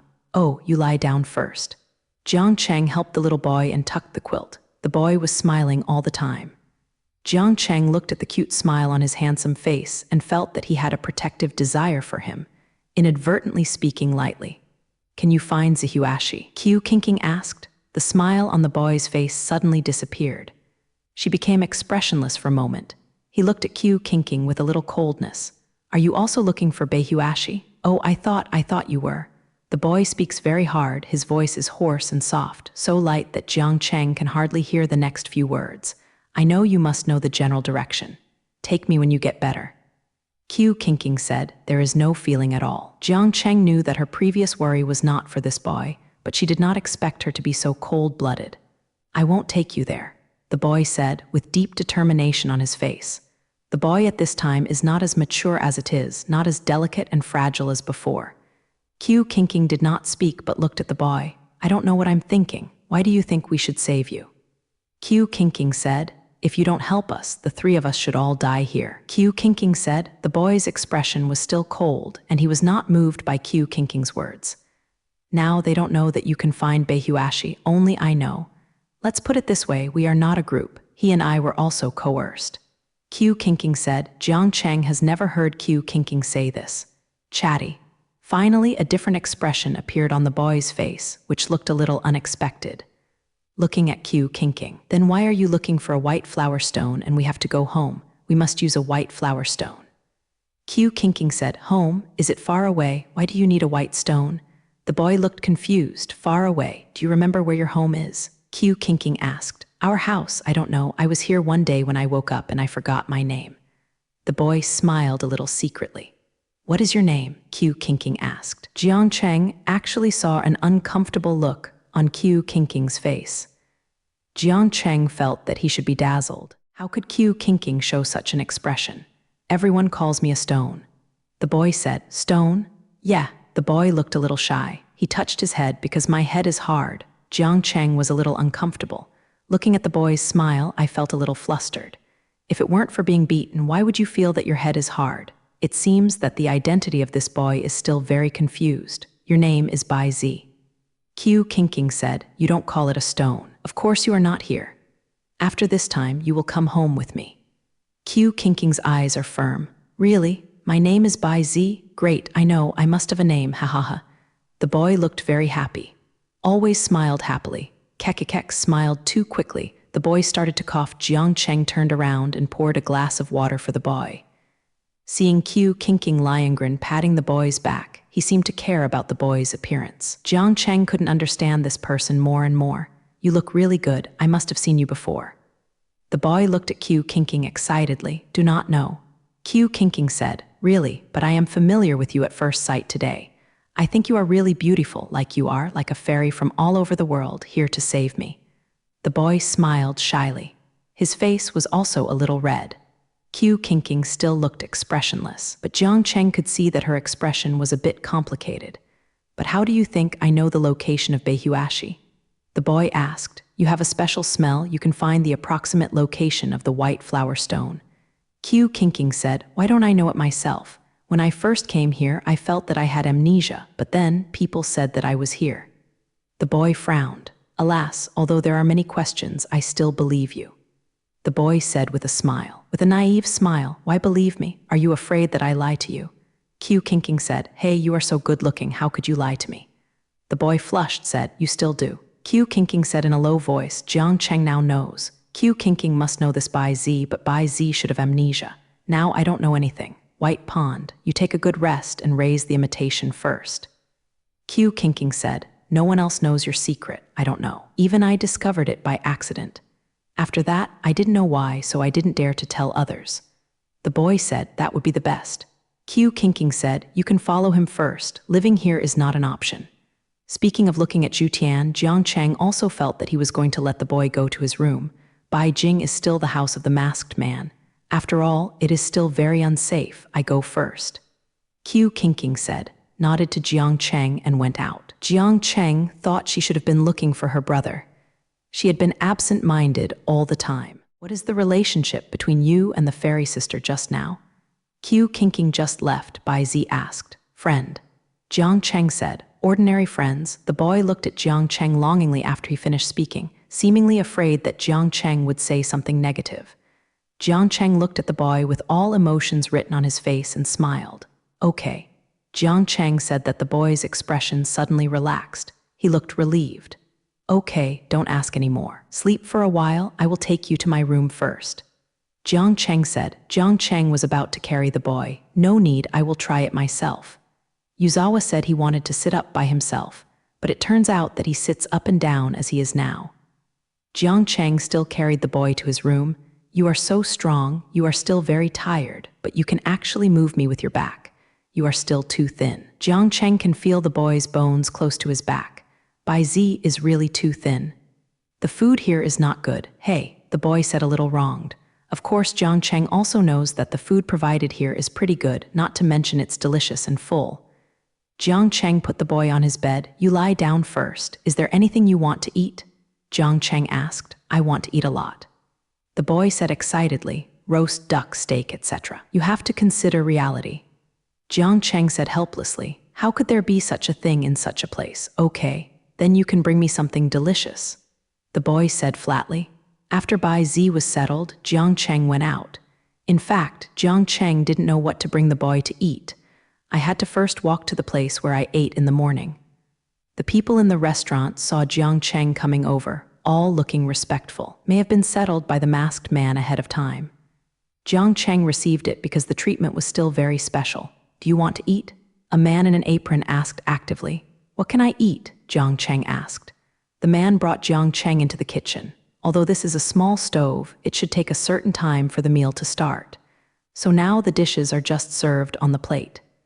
Jiang Cheng saw that these dishes were all home-cooked dishes, and there was even chicken. Dishes were quite complete, which surprised Jiang Cheng. The person next to him has already prepared tableware for Jiang Cheng, said Jiang Cheng, who wanted to take it back to eat. Jiang Cheng looked around and saw many animal lunch boxes, which should be used by these people. Jiang Cheng watched as the person next to him had taken a lunch box and installed it. Please prepare 3 copies. The man nodded and kept holding the vegetables under his hands. Thank you. Jiang Cheng took over the man's quick meal, went out. As soon as Jiang Cheng walked out, he saw Qiu Qingqing's younger brother in front of him. Qiu Qingqing's younger brother smiled obviously when he saw Jiang Cheng, but his white and slightly pale skin made his lips look redder. Jiang Cheng felt that if it wasn't for the Adam's apple on his neck, Jiang Cheng might still think that the person in front of him was a girl. The boy 923 just smiled casually and walked into the restaurant without looking at Jiang Cheng again. Of course, Jiang Cheng didn't care, but it seems that he should be talking to Qiu Qingqing fairly well. At least it looks less resentful than before. But Jiang Cheng always felt that there was a deep negative emotion in this boy. Jiang Cheng returned to the house with the food and saw that the boy was still lying on the bed, already asleep. It looks like the eyelashes are long and curled, casting a small shadow on the face. It looks more like a child. Qiu Qingqing is still not there. I don't know where it went. Jiang Cheng walked to the door, feeling that this place was still very dangerous. Qiu Qingqing is also very worried. Jiang Cheng was really speechless sometimes. To Qiu Qingqing, she was really too ego, and she didn't mean Jiang Cheng as a companion at all. What to do, whether it is dangerous or whatever, will never tell myself. Jiang Cheng suddenly felt a bit of a deep sense of powerlessness. Now, there are only himself and Qiu Qingqing in this kind of place. In such a dangerous situation, it can be said to be isolated and helpless. Sometimes Jiang Cheng can't think of Kai Ruifeng, Zhao Xuai, and Yun Duo at all, and can't help but worry about it. And now Qiu Qingqing must be hiding something from herself, but she did not discuss it with herself. Jiang Cheng sighed deeply. After closing his eyes, he went back to the house and saw that the boy who was still lying down suddenly had been sitting beside the table and was eating. The food was completely stormy, and Jiang Cheng saw that the meal had bottomed out before long. The boy also held the chicken leg bones he had eaten in his hands and took a sip of the water beside him from time to time. Eat slowly. Jiang Cheng said that he poured a glass of water for the boy again. Although he looked at the boy gorging himself, he didn't seem to know why he felt a little graceful, and there were no grains of rice alive in the corners of his mouth. In short, he must have been compared before. Good education. It's so delicious. Thank you, brother. The boy took a piece of paper and wiped his mouth after eating. He smiled at Jiang Cheng and said with a satisfied look on his face. Jiang Cheng was a little bit smirk, and now he knew he was called his brother. Is he hurt? Why is it not for a while? Jiang Cheng asked. It's almost all right, but I woke up when I smelled the scent. It's been a long time since I had such a good meal. The boy said that there were some Hong Jiang Cheng in his eyes and a little moved. Ling Tao is out. His face was also abnormally pale. There are still many people like boys who work day and night and cannot eat enough. Such a full meal may be what the boy has always expected. You go to lie down, Bai Jing is so badly injured. Jiang Cheng looked at the boy with some worry. He was still that and just now, but how could he be able to move now? My physique is good. Haha, it's really good, the boy said with a smile, patted myself. Jiang Cheng looked at the boy's face, not as pale as before, but logically he couldn't get better so quickly. It takes a month for normal people to do anything like that. Jiang Cheng walked up to the boy and couldn't see what was under the clothes. Jiang tried to touch the boy's pottery. Really all right. The boy looked at Jiang Cheng cautiously and smiled, and opened his clothes to show Jiang Cheng, look, it's all right after eating your meal, thank you really, brother. Jiang Cheng was really shocked when he saw the boy at this time. He was still bloodless just now. Jiang Cheng personally helped the boy wrap the boy's body. At this time, it looked just a little bit bruised, and it didn't look like the flesh and blood turned out at that time. My God, what kind of body is this, so defying? Jiang Cheng exclaimed. I said, my physique is very special. It will be done soon. The boy said with a smile. His eyes still looked at the leftovers on the table. His eyes remained motionless. Jiang Cheng looked a little funny. Eat if you want. Jiang Cheng said, didn't you and King King eat this? I didn't eat well, right? The boy said it was not very good, but kept his eyes on the food on the table. I'm not hungry, you can eat first. Even if I want to eat, I can go to Jiang Cheng to say, it is good. The boy smiled and picked up the chopsticks and started eating again. Jiang Cheng watched the boy's movements slower than just before, but he still enjoyed eating. Think of the body that he recovered quickly just now, too. Since this Bai Zi can have some skills that special people don't have, such as the ability to perceive the existence of Beihuashi, then the characteristics of this body are nothing. Jiang Cheng thought. The boy quickly finished another meal. Jiang Cheng now feels that this boy shouldn't just not eat and be full, but the more reason may be that he can eat well. How? Jiang Cheng asked. Bai Zi was on the chair looking very satisfied. Hawk, really satisfying, is this enough? Jiang Cheng smiled. Do you know where King King might go? I don't know. Bai Zi looked at Jiang Cheng. His eyes flashed unnaturally, and he flicked to sit on the bed. Don't you know, it's dangerous here. I'd better go out and find her. Jiang Cheng realized that Bai Zi might not want to say anything, but he can't force him. He said he was going out. Wait, why are you so impulsive? Bai Zi said, anxious in his tone. Jiang Cheng stopped and turned around to look at Bai Zi, but this place is so dangerous. Although I don't know where she is, it is better than sitting here. Jiang is talking. You just go out aimlessly. What if you are also in danger later? Bai Zi said. Jiang Cheng stood there and didn't speak. He just looked at Bai Zi, knowing that Bai Zi must know something. But now he doesn't know why he is reluctant to say. Bai Zi looked struggling, and it took a long time before he said, it's not that I didn't say it deliberately, but it is too dangerous there. I don't know if Sister King King will go. You say, where is it? Jiang Cheng asked. When I first arrived here, I had almost complete amnesia. I didn't know who I was or that my body was different from others. But one day we went to Wanqi Valley.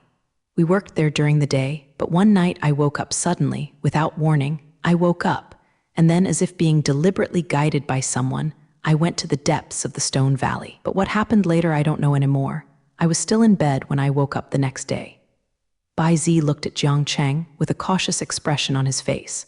It seems very afraid that Jiang Cheng thinks it is fake, and then Jiang Cheng asked without any expression. Then those people found Beihuashi in Wanqi Valley. Bai Zi said, that was the first time I felt like I was a little unusual, but I didn't dare to tell anyone. Until later I found out that if they found a white flower stone somewhere, then I was in a dream before. Anyway, I went there inexplicably at night. Bai Zi said. Jiang Cheng watched Bai Zi finish speaking with relief. He should have been suppressing it for a long time, Ming, Jiang Cheng thought.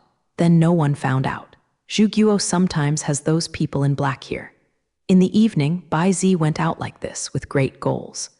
I also find it strange, but I often only remember the place the next day, and I don't remember the rest. Bai Zi said. After listening to this bizarre story, Jiang Cheng didn't feel too surprised. He had already guessed it himself, but I did not expect that he was unconscious. Q Kinking should know your difference. And have you only found white flowers in that stubborn stone valley before? Jiang Cheng asked. Yes, Sister Kinking should know, and I think there is only this place. Bai Zi said. It's dangerous there. If Sister Kinking doesn't go there, wouldn't it be even worse if you go? But now I have to go there first. Jiang Cheng didn't think that it would be impossible to wait anyway. You lie down first, I go first. Jiang Cheng said to Bai Zi that I would go with you. After all, I was also someone who had been there. No, after all, your imitation is still not good, and if we are discovered, we will become more troublesome. Jiang Cheng said, if you insist, you still have to do it yourself. Bai Zi still insisted on getting up, but he called out as soon as he sat up, which seemed to have affected the imitation mouth. Jiang Cheng hurriedly walked over and saw that the wound that was almost healed just now opened again. Blood oozes. Look, can you go like this? Isn't it sure if you go? Jiang Cheng said and gave Bai Zi a glass of water. Bai Zi took a sip and breathed slowly. Looking at Jiang Cheng, then you must remember, don't go to those colorful stones. Don't go anyway. Jiang Cheng looked at Bai Zi seriously. Nodding seriously, don't worry, I won't go anyway.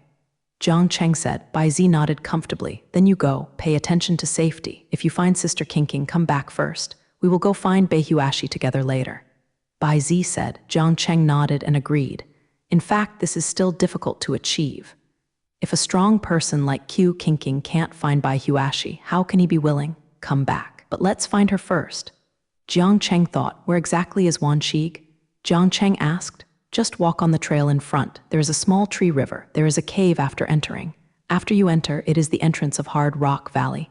This is easy to find and there is no danger, but you still have to pay attention to safety.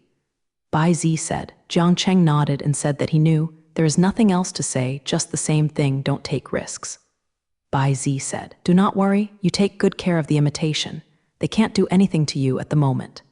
Jiang Cheng said. Now that he and Q Kinking have rescued Bai Zi righteously, those people will certainly not embarrass him.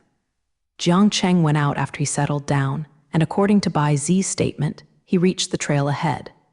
Jiang Cheng saw that this trail was where he and Q Kinking had just met her brother. The desk and computer were still there, but her brother should have gone to dinner just now. Jiang Cheng glanced at it and continued walking forward.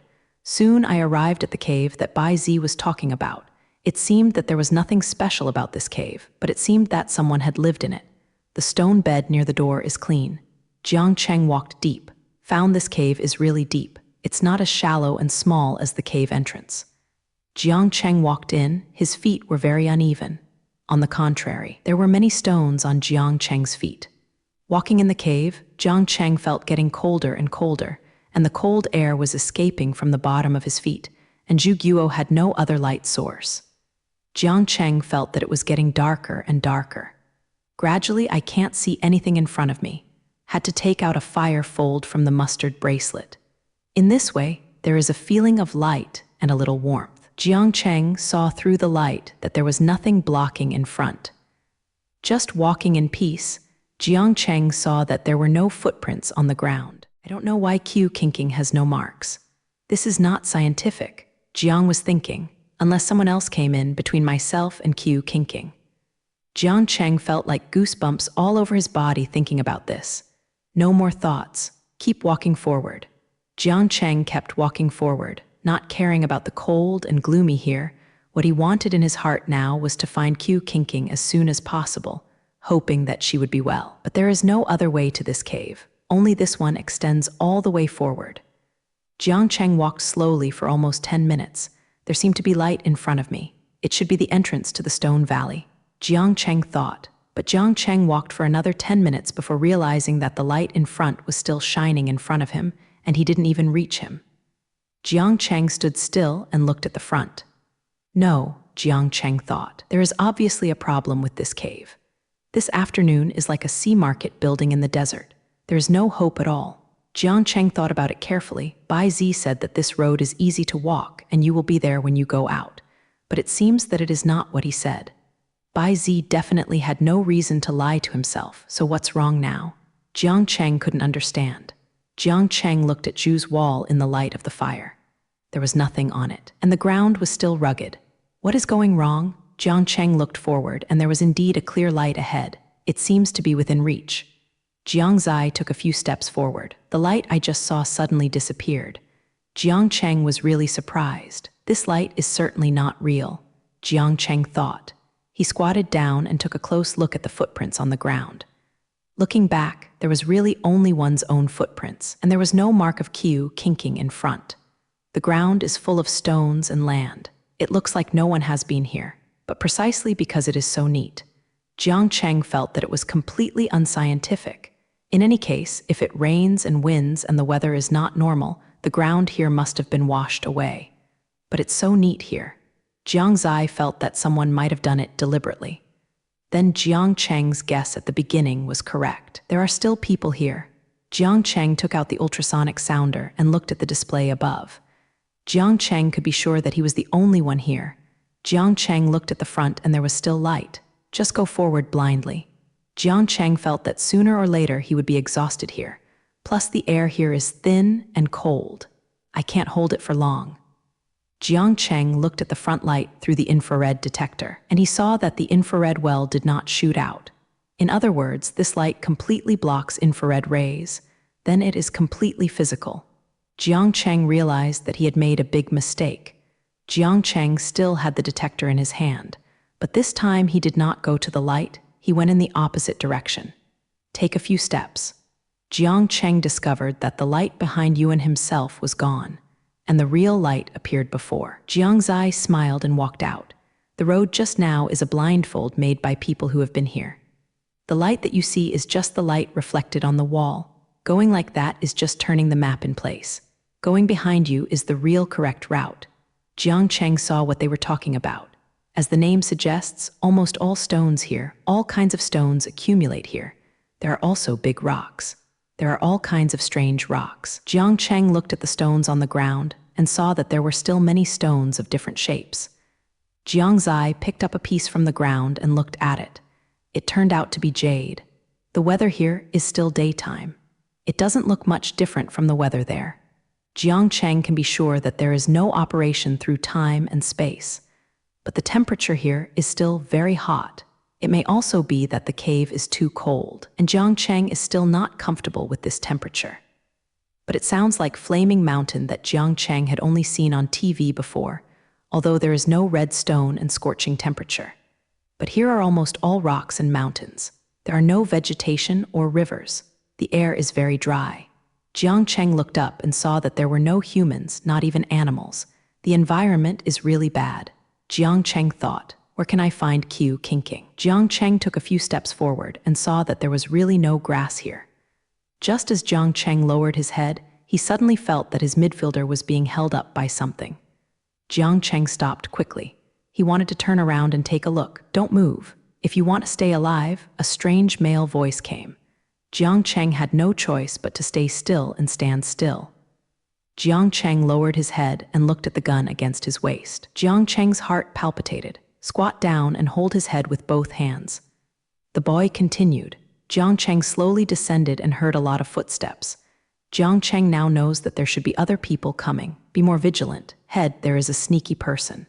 The person who threatened Jiang Cheng with a gun just now said. Slowly, Jiang Cheng's head was lifted up. Jiang Cheng looked at the man in front of him, and it could be said that he was very fierce. His eyes looked at Jiang Cheng like patrolling prey. Jiang Cheng was really unhappy with such eyes. Are you the spy sent over there? The man said in a questioning tone, but Jiang Cheng heard the certainty in his tone. Jiang Cheng knows that he is now being treated as careful. Where? Jiang Cheng said. Pretending to be stupid. The man smiled and gave Jiang Cheng a contemptuous look. Take it away first, the man said to the person behind him. Suddenly, Jiang Cheng's eyes went dark. He lost consciousness. After Jiang Cheng woke up again, he saw a dark room in front of him. It looked small and dusty. Jiang Cheng moved his fingers and found that his wrists were all tied together. But if you didn't enclose yourself, you should be sure that you can't call anyone even if you call for help. Jiang Cheng looked at the room around him. The small one should barely be able to stand with 3 or 4 people. Only at the top, which is the diagonally above Jiang Cheng, has a small window. It seemed that the few bags of sunlight in this room came in through that small window. Jiang Cheng tried to earn the rope from his wrist. Fortunately, I can easily break away from such a rope. Jiang Cheng moved his fingers and wrist slowly and realized that he could still break the rope easily. As soon as Jiang Cheng moved his wrist, he realized that there seemed to be some noise at the door. Someone should have come. Jiang Cheng heard footsteps. Jiang Cheng hurriedly put his hands behind and pretended to be. Sure enough, the door was opened from the outside.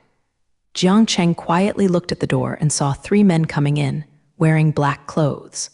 They seemed to be the ones who came to see Jiang Cheng. The person in the lead saw Jiang Cheng watching him turn around and said to the 2 people behind him, "Woke up." People behind also walked in. Jiang Cheng saw that the door was opened and the light outside came in. Jiang Cheng always felt that he should have been in a coma for a long time, at least it should be night. The result is still so bright now. Why do you wake up so soon? It's impossible.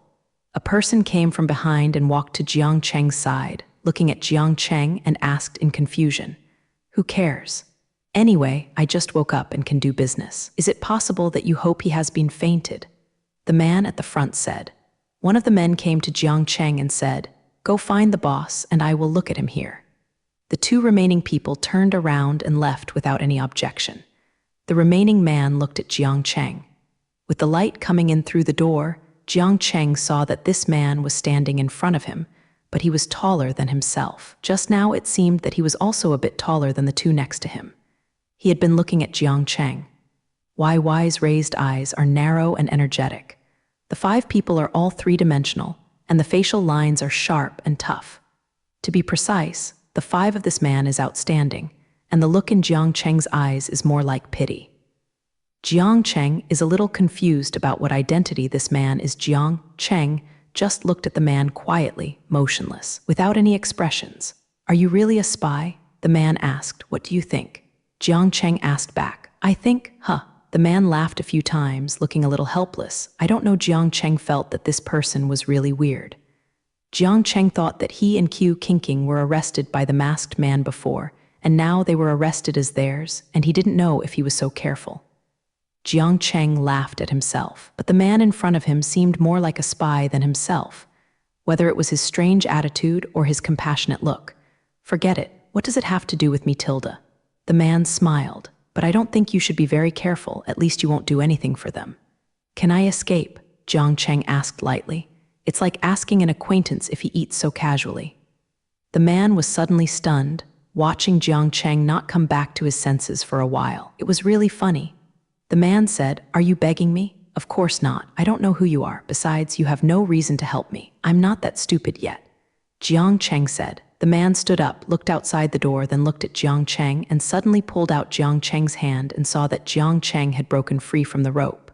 Suddenly smiled. The expression in Jiang Cheng's eyes was a little hard to say. "Of course you can escape, but I have to help you."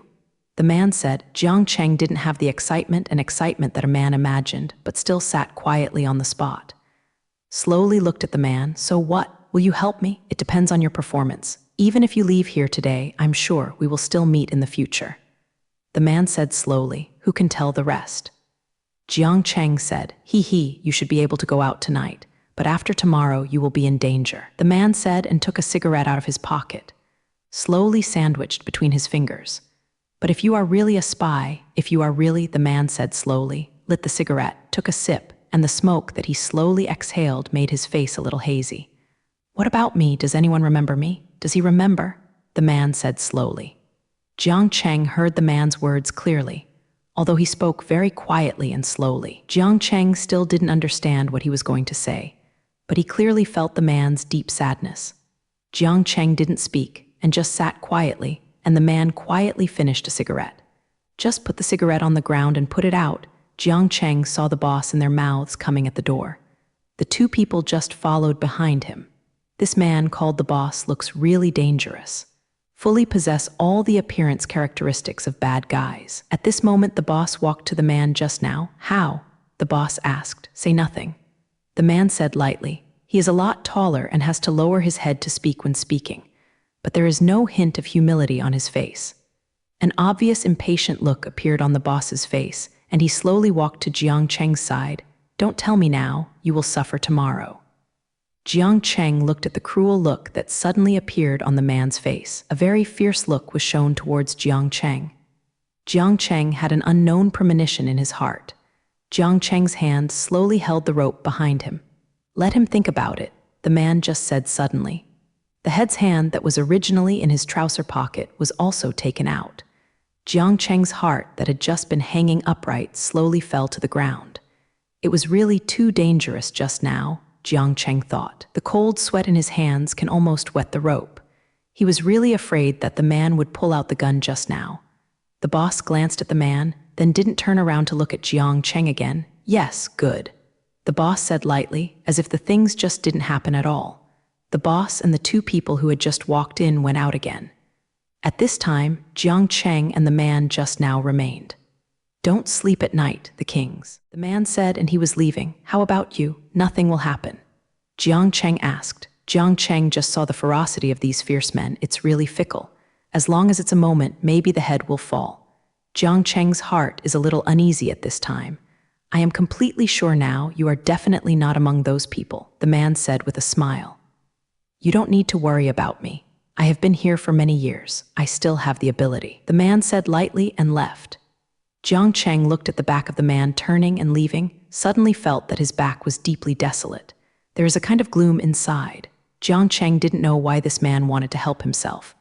Of course there is no reason, but Jiang Cheng feels that he can trust him, one way or another. Now I only have this relatively safe method. Until the evening, Jiang Cheng never dared to close his eyes, and of course he did not idle. Jiang Cheng took out the computer operator in the mustard bracelet and looked at the surrounding terrain.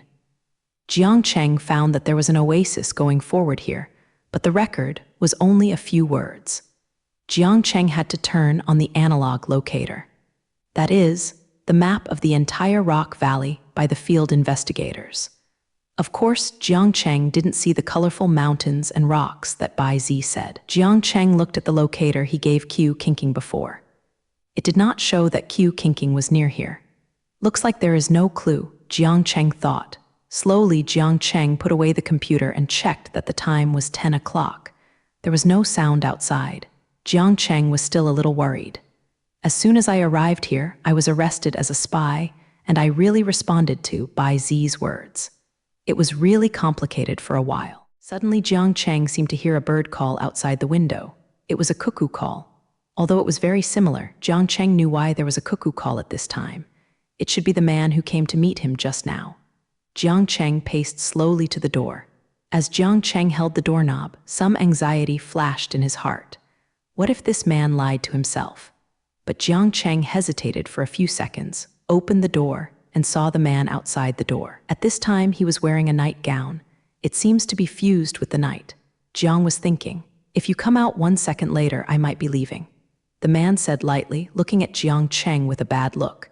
Jiang Cheng felt that he must have seen through his thoughts about going out. "I feel a little embarrassed. Come with me." The man asked Jiang Cheng to come out and close the door. Jiang Cheng followed the man forward. Jiang Cheng, who had been beaten him before, didn't know the structure of this place. But now it is also there is no light, it looks dark. But Jiang Cheng can still vaguely see that this place should be a kind of temporary mobile board house. But there is obviously no such green mountains and green environment here. It looks more like a maze. Jiang Cheng felt that he had been going around, if it hadn't been for the man in front to lead him.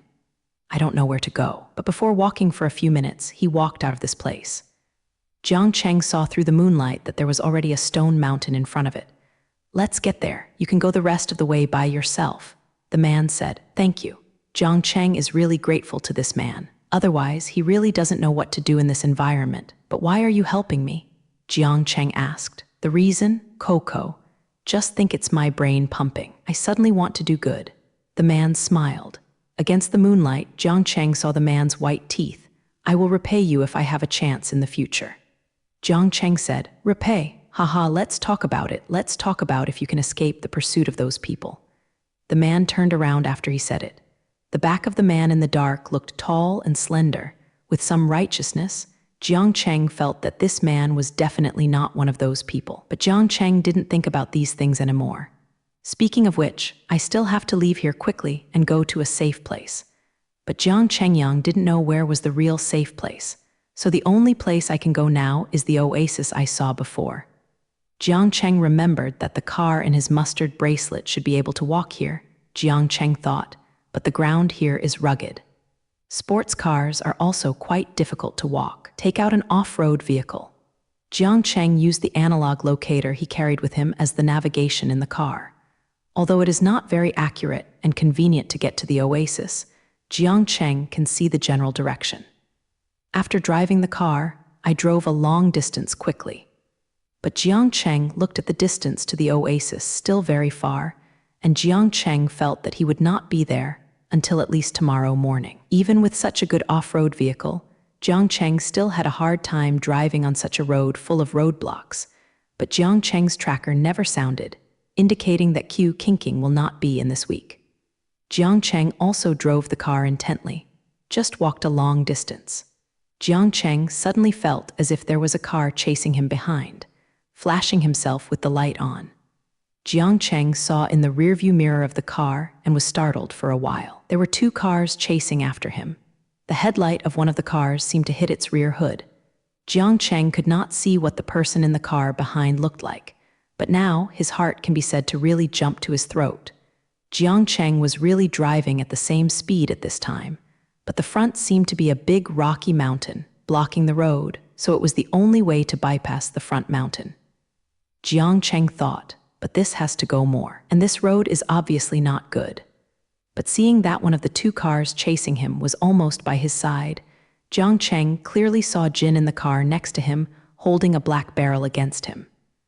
Jiang Cheng felt that it was really the wisest choice to install special glass when refitting the car. Then, Jiang Cheng felt a strong vibration.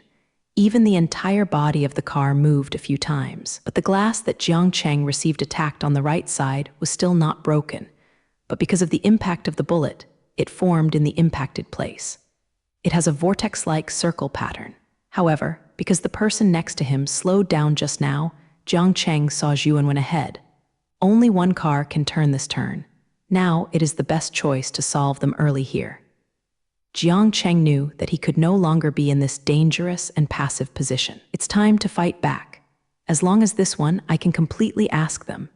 The 2 cars behind kept chasing him. Jiang Cheng felt that the cars were constantly being attacked by them.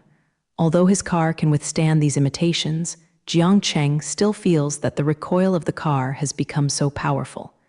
Jiang Cheng felt a pain in his heart. This car can be said to be his favorite after modification. Now it can be said to be full of holes. As the turning point in front was getting closer and closer, member Jiang Cheng felt that the 2 cars behind had also thought about this bay and wanted to squeeze himself into meatloaf.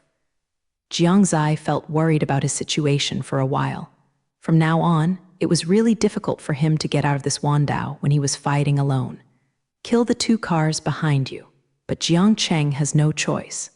Jiang Cheng exhaled deeply, slammed on the accelerator when approaching the curve, and turned around the bay. At that moment, Jiang Cheng could clearly hear the sound of wind coming from his ears and the crash of vehicles behind him. Jiang Cheng looked at the narrow path in front of him and slowly stopped the car. Jiang Cheng got out of the car and looked at the 2 cars behind him. The people inside could not see clearly, but one of them could be vaguely seen in the dark. The car has been squeezed tightly at the turn just now. The crushed is beyond recognition. The car behind seemed to have crashed into the car in front, and the people inside couldn't see the shadow at all. It was really tragic, Jiang Cheng thought, but his car was also a bit horrible to be shot by those people just now. Fortunately, Jiang Cheng modified this car very well. You can still posture. Jiang Cheng took a sip of water from 750 and looked up at the sky. The moonlight was bright, but there were not many stars. I have to say that Jiang Cheng still feels a little aftermath, and his heart that has been pounding just now slowly calms down.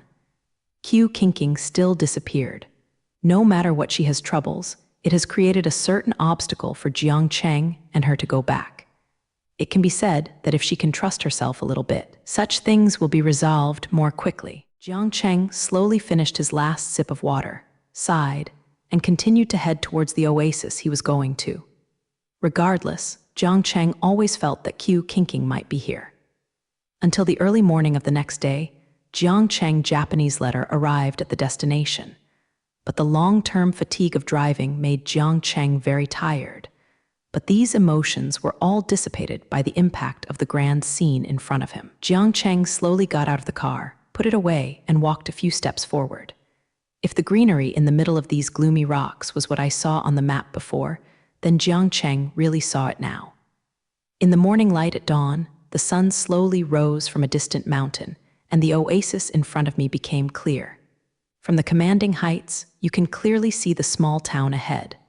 When Jiang Cheng looked far away, he could see that the small town in front was almost covered by a large area of trees. It looks like there are still some houses, but Jiang Cheng did not see any cars passing through the road. It's just that. Jiang Cheng, who admired the perfect scenery for the second time, suddenly remembered that if there are white flowers and stones here, wouldn't it be too conspicuous? Jiang Cheng originally thought that the place where there were white flowers and stones should be an uninhabited place. But now maybe I am thinking wrong. But in this way, Qiu Qingqing can be found relatively easily. Jiang Cheng walked to the front of this town to see the name here, Huangliang Town, Huangliang. Jiang Cheng thought, does Huangliang Yaimeng mean? However, it is truly a dream to have such a town here. Jiang Cheng walked on the street. The environment in Zhu's country is almost the same as a small town on the modern Earth, except that Jiang Cheng did not see cars or the like along the way. It was early morning and there were no people on the street. Look, it was very empty, and Zhu's shop was quiet. Not many opened. However, the fruit vendor has already started doing business. Jiang Cheng now feels that not only his stomach is empty, but his head is also dizzy. Jiang Cheng feels very uncomfortable not sleeping for a long time. Jiang Cheng took out his cell phone to see that Jingren had a signal. Then I went to the nearest hotel and opened a room. Let me sleep for a while, Jiang was thinking. It is also unrealistic to find Qiu Qingqing for the purpose of strolling in this way. While Jiang Cheng was sleeping, the town began to get busy. There are more people on the street. The sun has become more and more shining, and such a small town has become a bright color in the desolate stone valley. At about noon, Jiang Cheng woke up. He woke up from the soft and wide bed and saw the sunlight had melted on the bed and the floor through the thin window. Jiang Cheng felt that the danger and anxiety of the past few days disappeared in a single sleep. He stretched his waist, feeling really refreshed. The streets where people come and go, even though they are small, make Jiang Cheng feel warm. Maybe it's been a long time since I have seen such a normal town. It also brought back many memories of Jiang Cheng on the earth. Jiang Cheng called to order a meal and went to the large bathroom next to him to wash up for a few days.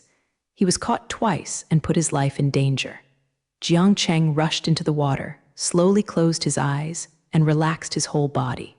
The muscles haven't been so relaxed for a long time. After taking a comfortable bath, Jiang Cheng's meal arrived. The waiter at the door knocked on the door. "Sir, please take your meal slowly." The waiter spoke slowly and left. Jiang Cheng looked at the steak he ordered and looked very good. It can be considered that I haven't had a good meal in a few days.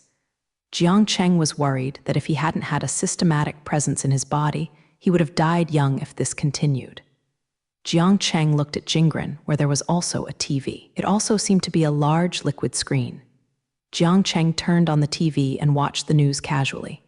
Everything here can be said to be advanced, at least the same level as the current development of the Earth. But Jiang Cheng wondered why there was no car. Through the window, he could see that the vehicles here are bicycles and rickshaws. After watching the current affairs, Xinjian had finished eating. Jiang Cheng had a general understanding of this small town, which can be said to be a very special existence.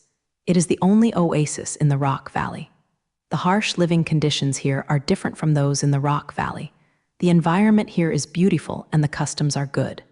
Go for a walk, Jiang Cheng thought. He looked at the locator placed aside, and there was still no indication of Qiu Qingqing's position on it. Where is she competing? Jiang Cheng wore a simple sports suit and went out very refreshingly. The bar lady standing at the door also greeted Jiang Cheng cordially. Jiang Cheng wanted to ask them where to go, but after thinking about it, he decided to check it out by himself. As soon as he walked out of the hotel, Jiang Cheng saw that a lot of shoes were sold here. Jiang Cheng could understand that the shop next to him sold shoes, but there were also many shoe vendors on the streets, which made Jiang Cheng not very understandable. Jiang Cheng walked several tens of meters and saw that many vendors around him were selling shoes, and mostly sports shoes, hiking shoes. Jiang Cheng felt that the place was almost overwhelmed by shoes, and Jiang Cheng heard that these people on the roadside sell shoes very cheaply. Jiang Zai casually walked over and took a look. He picked up the last pair of shoes and looked at them. They were very good running shoes. But how do you sell such an easily announced price? It's so cheap. Jiang Cheng said, "Cheap? You mean my shoes are of poor quality?" said a very young male voice. Jiang Cheng put down his shoes and looked at the young man behind him. They looked 10 years old at most. They were a little shorter than Jiang Cheng. 5 people were very young and beautiful, but with very dark skin. It looks like it should be often exposed to the sun. The quality is good, Jiang Cheng said. When the young man heard Jiang Cheng's words, he suddenly laughed a lot, and it sounded like he was in a good mood. Squinting his eyes and showing his white teeth, Jiang Cheng looked at Jiang Cheng. "You are very discerning, it's not me. The best shoes on this street, hee." The young man said with pride. Jiang Cheng couldn't help but laughed at his tone. He was a child. "But do you really think it's cheap?" the young man asked. "Yes, shoes of this quality are sold very cheaply." Jiang Cheng said, "Ah, you are a foreigner. You are definitely not here." The young man suddenly looked at Jiang Cheng confidently and said, "Okay, I am not a local." Jiang Cheng didn't intend to conceal it either. It just so happens that he still wants to know more information about this town. The young man smiled suddenly, looking very proud. "I knew that before. Many people were like you. I felt that shoes were very cheap when I came here. But the price of people here would be the same. No wonder." Jiang Cheng said, "Yes, speaking of how much do you sell shoes like this?" the young man asked, picking up a pair of shoes. Jiang Cheng looked at the shoes in his hand. "It's more than 1,000, such quality." Jiang Cheng said, "How much? So much? 10 times. The young man looked surprised. Looking at Jiang Cheng for a long time, he was speechless. It seemed that he was really surprised. "Oh my God, why is it so expensive? I really can't imagine a pair of shoes selling so expensive." The young man looked at Jiang Cheng and said, of course Jiang Cheng would not deceive him. But it seems that young Jin has never believed it. It's really funny. "Have you never been out of this town?" Jiang Cheng asked. After the young man heard Jiang Cheng's words, the light of surprise and excitement in his eyes went out. "No, I never went out," the young man said slowly. "Is it beautiful outside?" The young man suddenly looked up at Jiang Cheng. "Some places are beautiful, but here is also good," Jiang Cheng said, picking up a pair of shoes from the young man. "The shoes are good and cheap," Jiang Cheng said with a smile. The mood of the young man, who was still gloomy, suddenly became cheerful. He laughed again. "Haha, do you want to buy it, brother?" "Okay, how much do I buy?" Jiang Cheng said. "Really bought it. You don't want to buy shoes specially." The young man said, "Then give it to you, brother. I think you are a good person." "Good guy? Do you know what kind of person I am?" Jiang Cheng said with a smile. "This boy is really cute." Jiang Cheng doesn't think he is good. "I think it is. I am very accurate." The young man said, "Haha, good, you think so?" Jiang Cheng said with a smile. "But brother, you need to prepare a few more pairs of shoes. At least you can still use them here," said the young man. "How to say?" Jiang Cheng asked. "We hear the reason why there are so many selling shoes, of course, is that there is a big demand here. It is strange that people who go out say that our land is different," said the young man. "The land is different?" Jiang Cheng was a little confused. "Yes, the ground here is even more worn.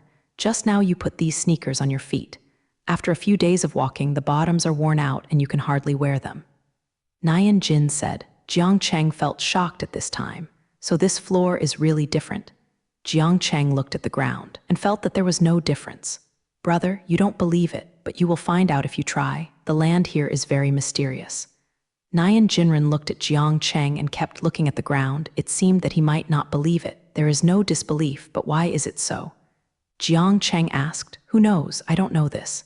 It is said that we have something under the ground, but we ordinary people don't know what it is," the young man said. Jiang Cheng did not expect this young man to give himself scientific answers. Then he nodded. "Eldest brother, what are you doing here?"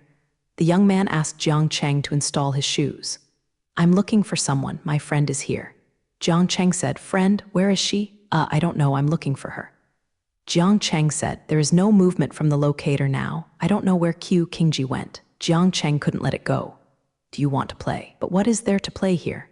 The young man said to himself. "Well, where do you think she will go?" Jiang Cheng looked at the young man, but he didn't know where he was going, just talking to himself like this. "I think she might have gone to a hypermarket," the young man said seriously. Jiang Cheng was originally talking to himself, but he did not expect the young man to answer seriously. "Where did you say?" Jiang Cheng asked. "A hypermarket. It is said to be a hypermarket, but I have not been there, and I heard that it is not selling ordinary things. I think it's pretty mysterious, so I'm telling you about it, but I also just talk about it casually."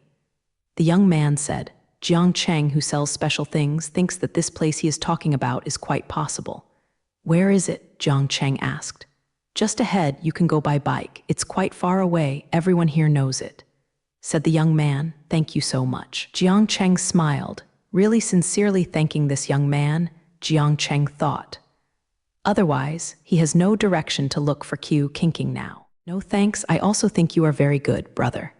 The young man touched his head embarrassedly. Jiang Cheng smiled and picked up his shoes, put the money on it, and left. There was also a young man shouting from behind, telling Jiang Cheng to go back and get the money. Jiang Cheng smiled and went on. "You can see rental bicycles everywhere here, and there are also many people cycling on the street. Perhaps because there are no cars here, Jiang Cheng feels that the air is extraordinarily fresh, and he can breathe the fresh air with confidence." Jiang Cheng approached a bicycle rental spot next to him and picked a mountain bike. "I want to rent this car, how much?" Jiang Cheng asked. The Lord is an ant wearing a red dress which is quite conspicuous in the crowd. The ant glanced at Jiang Cheng. 51 hours. Jiang Cheng didn't say anything and gave the money to the ant. "How long does it take to get to the hypermarket?" Jiang Cheng looked at the shoes he was holding. These shoes were cheaper than renting a bicycle. Regardless, Jiang Cheng felt that the prices here should be controlled. "For half an hour, our place is not very big. The hypermarket is quite far away." Auntie looked at Jiang Cheng, and she seemed to be more interested than she had just mentioned. "But what are you going there for? Are you not here?" The ant came to Jiang Cheng and asked. Jiang Cheng didn't want to answer the ant's question, and this ant didn't seem like a good thing. Jiang Cheng had to go forward after riding the bike. "Throat, this young man." Jiang Cheng didn't hear what the ant was still talking about. Jiang Cheng took out the locator and looked at the specific location of the hypermarket, and then rode forward. Within half an hour, Jiang Cheng arrived at the hypermarket. The so-called hypermarket, as the young people said before, looks like an ordinary mall from the outside. Jiang Cheng feels that this place is more like a tea house. Because this two-story building is open plan, you can even see the people inside from Jiang Cheng's perspective. At this moment, Jiang Cheng's eyes lit up, and his heart jumped suddenly. He parked the car casually downstairs in Jiang Cheng and hurried into the hypermarket. As soon as he entered the hypermarket, Jiang Cheng saw several waiters standing at the door greeting Jiang Zai. This gentleman, Jiang Cheng, ran upstairs without waiting for him to finish speaking, and ran towards the place where he had just seen Q Kinking.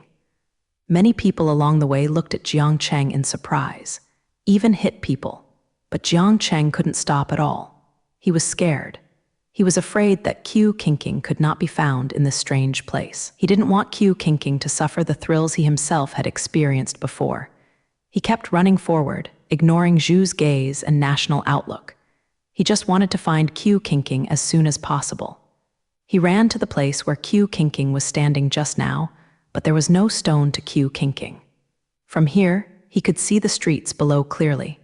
He didn't know if Q Kinking saw himself just now, but at this time his heart was occupied by a great fear and anxiety. In this way, I don't know how long it has passed. Jiang Cheng was patted on the shoulder. Jiang Cheng was suddenly shocked. He turned to see Q Kinking. She just stood in front of Jiang Cheng unscathed, just like she was before the separation. Her hair is now rolled up high, wearing a white dress which looks beautiful and noble here. She looked at Jiang Cheng quietly with some surprise in her eyes, but then she was completely replaced by calm. Jiang Cheng did not move either. He just took Q Kinking's hand. Seeing Q Kinking standing in front of her calmly like this, she looked at herself without any guilt. It seems the same as before. For a while, my worry and anxiety seemed so ridiculous. Qiu Qingqing watched Jiang Cheng grasping her hand and struggling slightly, but Jiang was holding it tightly and staring at herself motionless. Qiu Qingqing gradually became unnatural. How come you? She did not ask Jiang Cheng how he came, nor did she ask him if he had experienced any danger before. He just asked why Jiang Cheng came. Jiang Cheng said. Qiu Qingqing looked at Jiang Cheng's frank and straightforward eyes, and it was a bit astringent, so, "Before me, well, it's all right now." Jiang Cheng interrupted Qiu Qingqing. He didn't want to hear anything deceiving him from Qiu Qingqing. He didn't want to listen. Qiu Qingqing's face suddenly became unsightly. Jiang Cheng sat next to him. He didn't expect to find Qiu Qingqing so easily. For a while, the big rock in his heart was put down. When Qiu Qingqing's locator remained silent, Jiang Cheng was scared. He was afraid. Qiu Qingqing was really dissolved in the hands of the bad guys, but now that he saw her safe and sound, he was more relieved and relieved. But at this time, he really didn't know how to face her. Qiu Qingqing hadn't spoken for a long time and looked at Jiang Cheng sitting opposite him. Called the waiter next to him and ordered 2 cups of tea. There are still many people watching Jiang Cheng and Qiu Qingqing. Wherever Qiu Qingqing went, it was the focus of the crowd, not to mention that Jiang Cheng just ran up to Qiu Qingqing like crazy. Many people saw the scene just now, and at this time they looked at Jiang Cheng with envy and complexity, whispering. Jiang Cheng didn't have the energy to control what others thought. He just watched Qiu Qingqing not speaking. "What are you doing here?" Jiang Cheng asked. "I heard that there are special things here, so I'll take a look." Qiu Qingqing said. There were many people nearby, and Qiu Qingqing didn't say anything. But Jiang Cheng understood Qiu Qingqing's meaning. Jiang Cheng nodded and said nothing. Qiu Qingqing felt that Jiang Cheng's attitude was really much colder than before. Maybe I really did too much, Qiu Qingqing thought. "How are you on your way here?" Qiu Qingqing asked slowly, her expression somewhat cautious. Jiang Cheng still didn't look at Qiu Qingqing. He just looked at the railing on one side, looking more like a trance. But he still shook his head and said nothing. But Qiu Qingqing decided not to tell him anything. Then the dangers and anxiety I experienced are not worth telling her. The 2 people just sat silently and wanted to be right.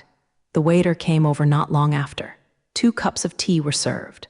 They were handed to Qiu Qingqing and Jiang Zai. Jiang Cheng looked at the tea that came up. "I don't know what you drink, order it casually." Qiu Qingqing said. Jiang Cheng nodded and said nothing.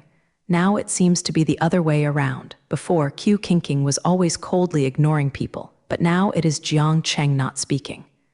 Jiang Cheng took a sip of tea and looked at the surrounding scenes. What he saw was normal. Nothing special. There are many people walking down the street from here, but I still don't think there is anything special here. It is said to be a hypermarket, but now there is no one selling special things here. Everything around is quiet. But this tilde makes Jiang Cheng feel comfortable. "Hello, everyone." Suddenly there was such a sound from inside. Jiang Cheng also looked inside. Because he was sitting on the yang outside, Jiang Cheng saw a simple display stand inside. Jiang Cheng thought this was an auction stand before it, but now it seems that someone often talks here.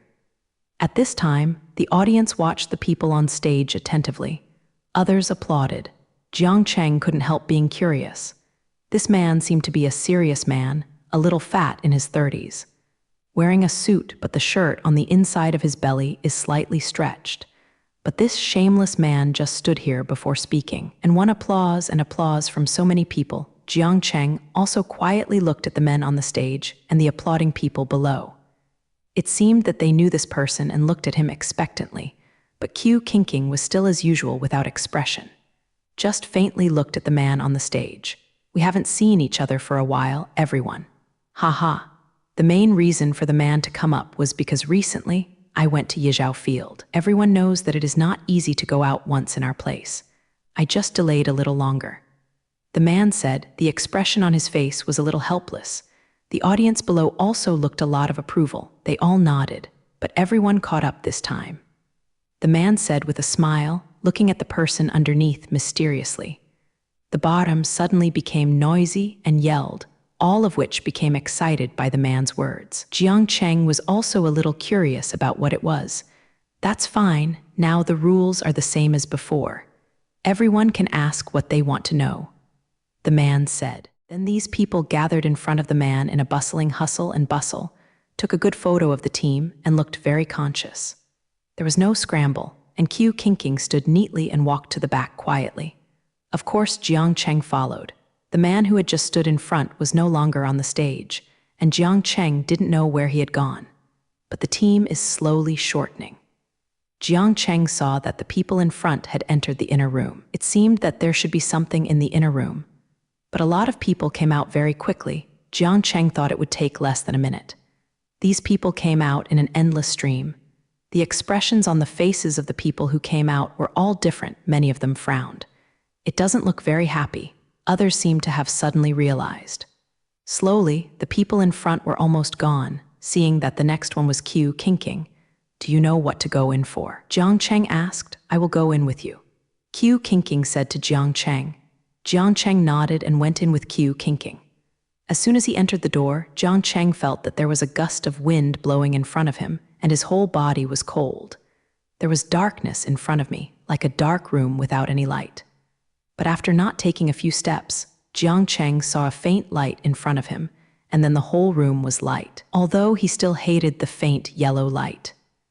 Jiang Cheng saw that there was a black table in front of him, and behind him stood the man just now.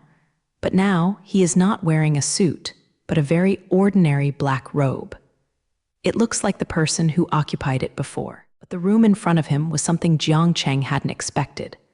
Under the light, Jiang Cheng could clearly see the shelves here.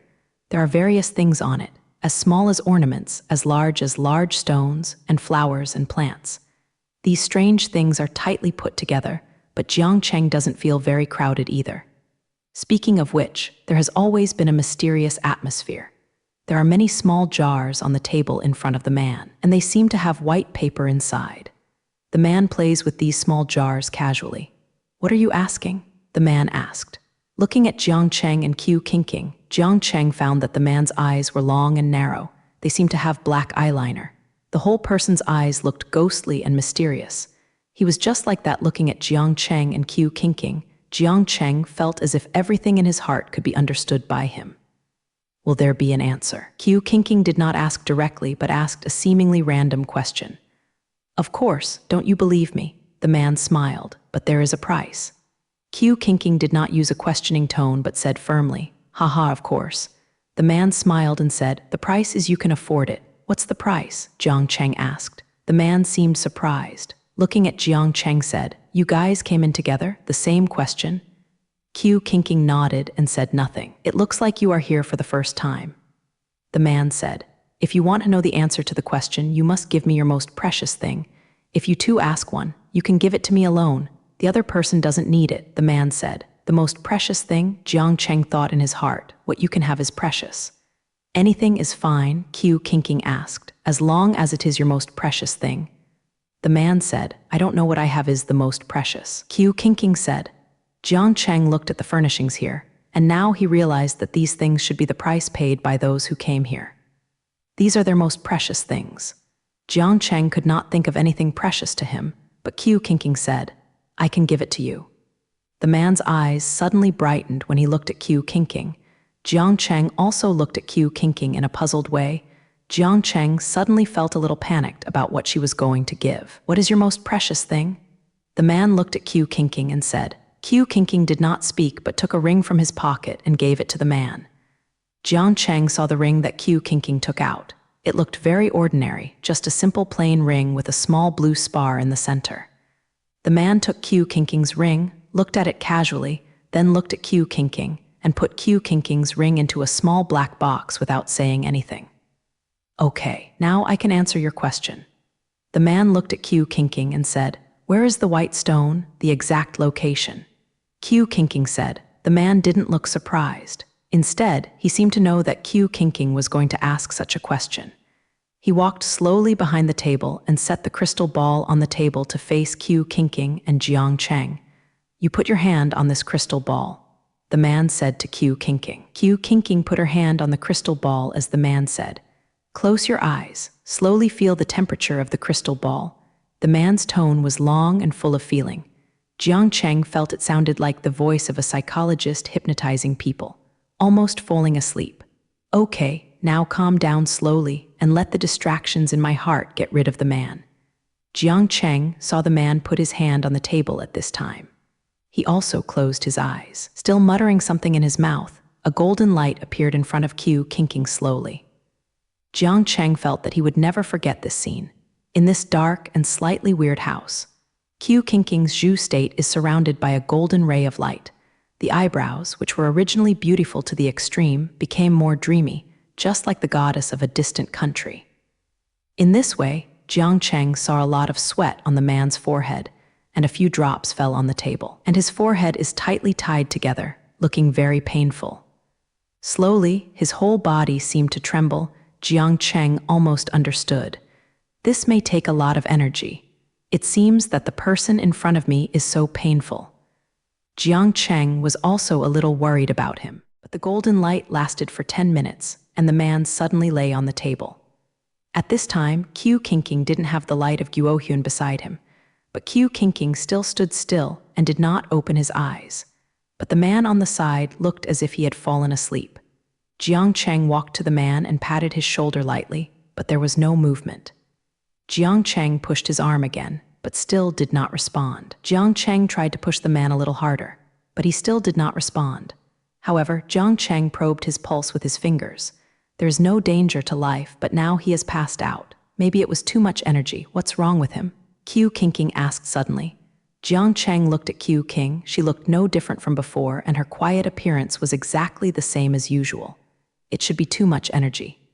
Jiang Cheng said. Q Kinking nodded. Let's go out. Is it all right? Jiang Cheng looked at Q Kinking and asked, what can you do? Q Kinking turned around and asked, oh, you mean Bai Huashi? Jiang Cheng nodded. How to say it? I dreamed of a place. It seems that it exists, but I have to see where that place is. Q Kinking said, in other words, you don't know where it is, but you can recognize it when you see it. Really? Jiang Cheng said. Q Kinking nodded. It looks like this, but I'm not sure.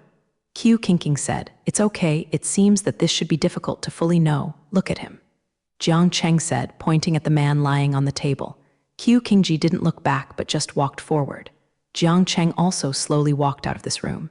He didn't feel it when he just came in, but Jiang Cheng now discovered that there are really many weird things here. There are a lot of big, small, and small jars. There are very strange things. Jiang Cheng felt that he was too cautious, but there is still the question of whether Q Kinking's things will come back. Can you get your precious thing back? Jiang Cheng asked. Q Kinking stopped and turned to look at Jiang Cheng. You want to ask me why that ring is precious? Although Jiang Cheng also wanted to know, but now he just wanted to know if that thing could be redeemed. How to say? That thing was all the beliefs I had lived before, but when I really gave it out, I didn't feel so distressed and felt a little relieved. Jiang Cheng looked at Q Kinking's face with a relaxed and happy smile. He had never seen Q Kinking smile so unburdened. How could Q Kinking before him be so beautiful, but like exquisite porcelain? It seems that there is no emotion. Q Kinking and Jiang Cheng arrived at the door after they came out. Where are we going now? Is there any general direction? Jiang Cheng asked. General direction. I just remember that it was a very high mountain. I have been walking for a long time and there is that man next to me. Q Kinking said. Isn't that what you experienced? Jiang Cheng asked. It should be that I can see him, but he can't see me, because we didn't have much communication during the whole process, but he was normal in the first half. So I can get a rough idea, and then I don't know how to see it. As a result, he was sober and found that he was also lying on the table. Q Kinking said. Jiang Cheng slowly sorted out this matter, which meant that all Q Kingji saw, the man could also see. It's just that he can't see Q Kinking.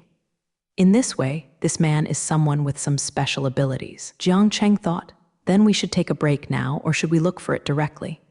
Jiang Cheng asked go back and rest for a while. Q Kinking pinched his eyebrows, still looking very tired. It's also a waste of energy just now. Where are you resting these days? Jiang Cheng asked. Q Kinking shook his head. No rest, haven't rested for a few days. Jiang Cheng felt a little distressed for Q Kinking, and he just did such a waste of energy. It seems that Q Kinking is really anxious to find Bai Huashi. Then go to my place. I live in a hotel.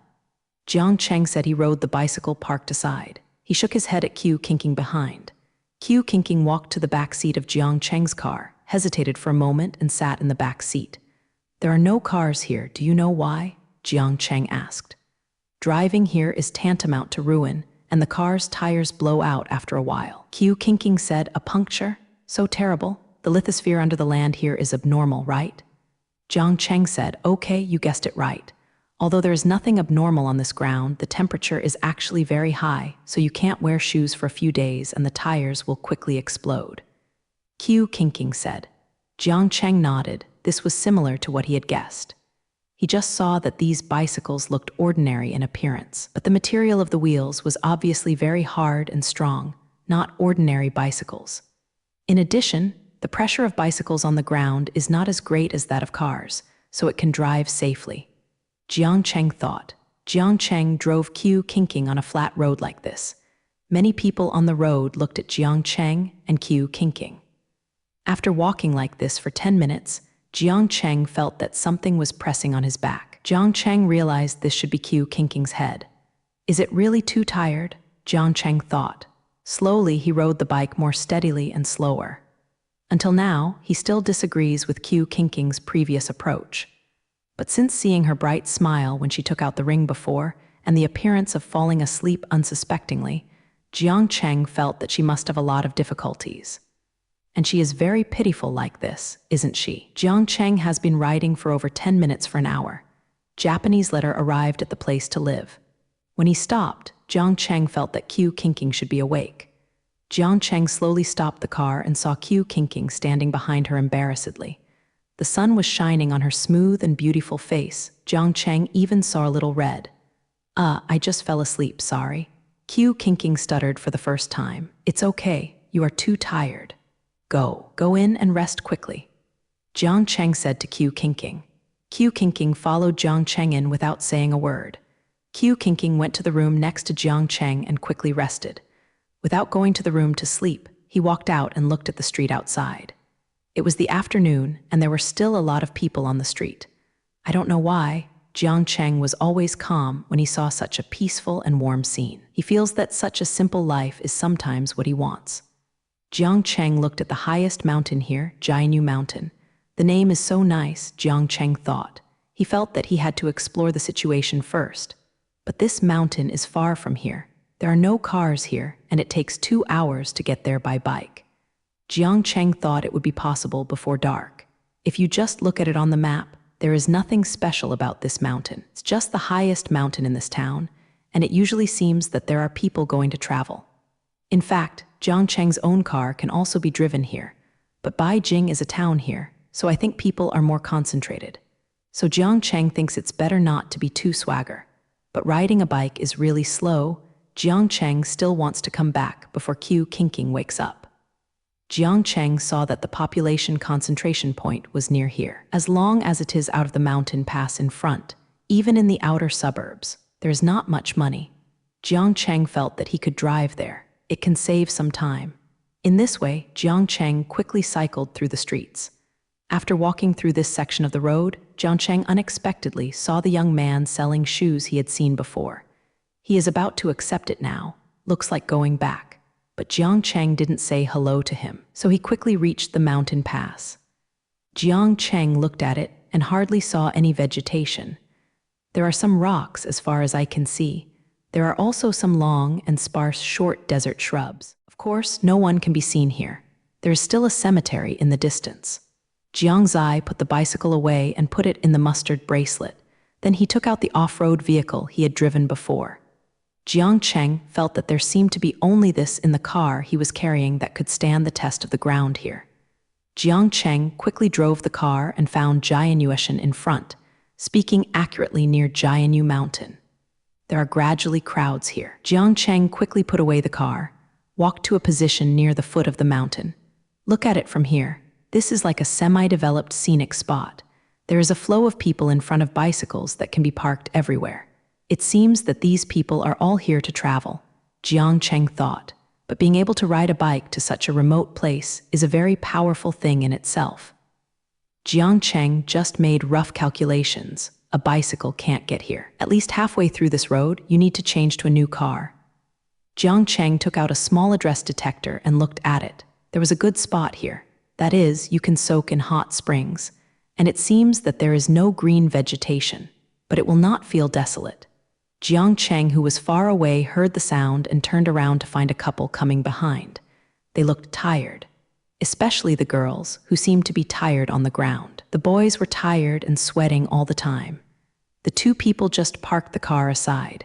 They did not see Jiang Cheng. Blame you. It's so far here, I'm almost exhausted. The girl who hugged the boy is a little fat, and it looks like she's out of breath at this time. Didn't you say you want to bathe in the hot spring of the moon? Now it is to blame me again. The girl was still complaining. Boys sometimes reply a few words.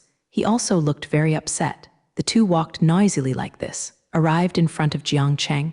They discovered the existence of Jiang Cheng. The expression on the boy's face was a bit ugly at this time. The girl looked at Jiang Cheng more. No more scolding boyfriend. Both of them stopped talking after seeing Jiang Cheng. The boy ignored Jiang Zai and just walked around. The girl also followed the boy. Jiang Cheng saw that this place was like a scenic spot. If Beihua Stone were here, wouldn't it be easy for others to find it? And it would certainly not be as simple as it seems. The front is the place where tickets are sold at the entrance. Jiang Cheng walked over and took a map of this place.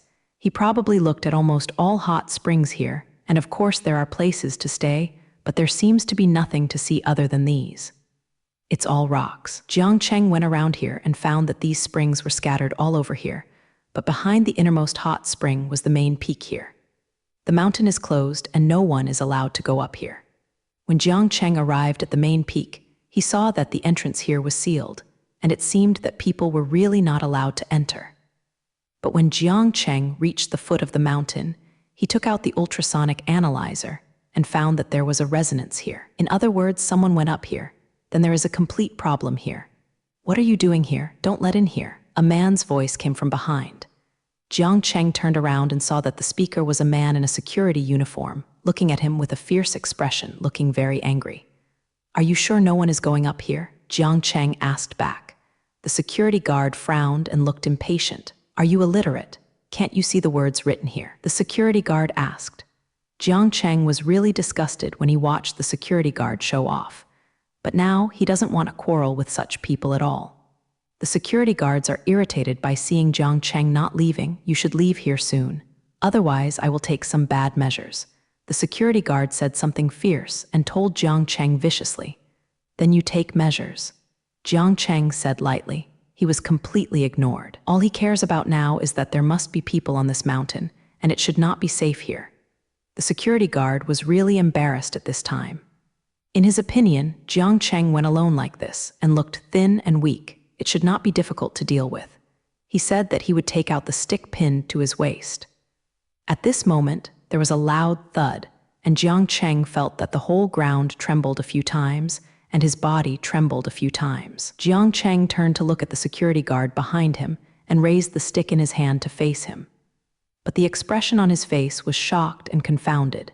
It seems that it should not be him, Jiang Cheng thought in his heart. The security guard's expression was also very shocked, and slowly put down the stick in his hand, and his fierce expression just broke suddenly. It looks very exciting. Obviously, this sound came from the mountain. Jiang Cheng looked at the direction of the mountain. Because the main peak was still very high, Jiang Cheng couldn't see the situation above, but Jiang Cheng knew that something must have happened through that sound. The security guards had no time to care about Jiang Cheng's existence at this time. He also stared at the direction of the mountain blankly and looked stunned. But he stood still and didn't have the same tough attitude toward Jiang Cheng as before. Slowly more people came over, and soon a lot of people gathered around. At this moment, Jiang Cheng saw that the couple he had just seen at the door was walking towards the mountain. They unplugged the roadblock at the foot of the mountain. Go straight up. Jiang Cheng also went up. Several people followed Jiang Cheng walking towards the mountain. Huh? Stop. What's the matter with you? Stop. The security guard behind has been shouting, but these people seem to have discussed it. No one paid any attention to the security guards, and no one even looked back. Jiang Cheng looked at this as a fairly smooth road and walked without effort. The feeling of walking here is no different from that of walking on flat ground. In a short while, they walked far. At this time, the couple who was walking in front of Jiang Cheng turned around. Jiang Cheng couldn't help but stop. You see so many people down the mountain. The girl said to the boy, looks worried on his face. The boy looked at the way down the mountain disapprovingly. Of course, Jiang Cheng saw it too. At this time, there were many security guards surrounding the mountain, and it seemed that they had just arrived. You see, what are they going to do? The girl pointed to the direction down the mountain and said with some horror. Jiang Cheng looked at the direction of the mountain. Those people seemed to be surrounding the foot of the mountain. Suddenly he thought of a terrible thing, closing the mountain. They seemed to be closing the mountain. At this time, someone from behind also reacted. Jiang Cheng saw that besides the couple and himself, there was also a young man who looked like an extreme sportsman and another who looked like a success. The middle-aged man of the people. Finally, there is a teenage boy. When these few people saw such a scene, no one seemed to panic. Only the girl of the couple looked scared, holding her boyfriend's hand tightly. Nothing, don't worry, nothing will happen. The boy who looked small comforted. Jiang Cheng looked at him with a childish face and comforted others. It feels a bit funny. The young and middle-aged people beside them all looked very ordinary, not afraid at all, just quietly looking at the people underneath. The position here is not so clear looking down, but you can still see a lot of people walking around. The foot of the mountain was gradually blocked tighter. Jiang Cheng didn't feel a trace of panic. He just felt that those people were as small as ants. Gradually, there seemed to be a powerful force and confidence in his heart. So Jiang Cheng didn't stay here anymore. He turned around and continued to walk upward. The loud noise just came from above, so there must be something wrong with it now. The most urgent thing is to look at it. The few people behind saw Jiang Cheng go up, and they all followed Jiang's eye. Not long after, Jiang Cheng was followed by middle-aged people, young men, the teenage child, and the couple. None of these people feared anymore, nor did they have bad expectations about the situation down the mountain. They just walked up firmly. Jiang Cheng looked at the locator he put on his hand while walking, and saw that it was still very close to the foot of the mountain. This mountain is really high, Jiang was thinking. However, these roads are not difficult to walk. But as you go up, Jiang Cheng feels that the temperature here is getting lower and lower. He was full of cold air. The body trembled. Why is it so cold? The little boy behind said. You can hear the trembling of your teeth. Jiang Cheng looked at the boy with cold lips and was a little distressed, and he was about to take off his clothes. Oh no, brother, I am a man. I can't ask for your clothes. He waved his hands and said. Jiang Cheng watched the boy firmly reject him and did not continue to take off his clothes. The boy smiled at Jiang Cheng. I will run up first, and it won't be cold anymore. He ran away after a while. Jiang Cheng also had to admire his vitality. Alas, young people are so angry. Ha ha. The middle-aged man behind looked at the direction the boy was running away and exclaimed. Jiang Cheng saw that this middle-aged man was wearing a black suit. He was a very slim fit and looked very unsuitable for mountain climbing. But his steps did not become inconvenient because of the shackles of his clothes. On the contrary, in Jiang Cheng's view, he walked steadily and briskly. Jiang Cheng quickly chased after the boy in front of him. It was obvious that there were still people here, so the more you go up, the more dangerous it is. At this time, no one can stand alone. Soon a few people walked together. It really looks like a team like this. We all met together, and it is also very fate, the girl in the couple said. Yay, haha, the boy catered to his girlfriend beside him. The rest of the people looked cold. No one responded to her, and the couple looked a little bad. After walking for a while, a fork in the road suddenly appeared. At this fork in the road, it is impossible to tell which way to go. Jiang Cheng thought to himself. All the people present stopped here, looking very confused, was wobbly where to go. At this moment, Jiang Cheng suddenly felt that the ultrasonic analyzer in his pocket had changed. Jiang Cheng took it out and found that the direction indicated above was to the right, which means there were people on the right. At this moment, the couple seemed to have made a decision. They went to the left without notifying the people behind. Go here. As Jiang Cheng said, they went to the left. But the couple ignored Jiang Cheng. The girl turned to look at Jiang's eye, her eyes filled with disbelief. Why should I believe you? The boy asked. Jiang Cheng felt that these two people were really inexplicable, and even if they were not quiet along the way, they came to question himself at this time. The rest of the people didn't ask Jiang Cheng. They all followed Jiang Cheng and chose to go to the left with him. The couple saw that Jiang Cheng ignored him at all. Looks even more angry. The girl turned her head and left. The boy also followed behind.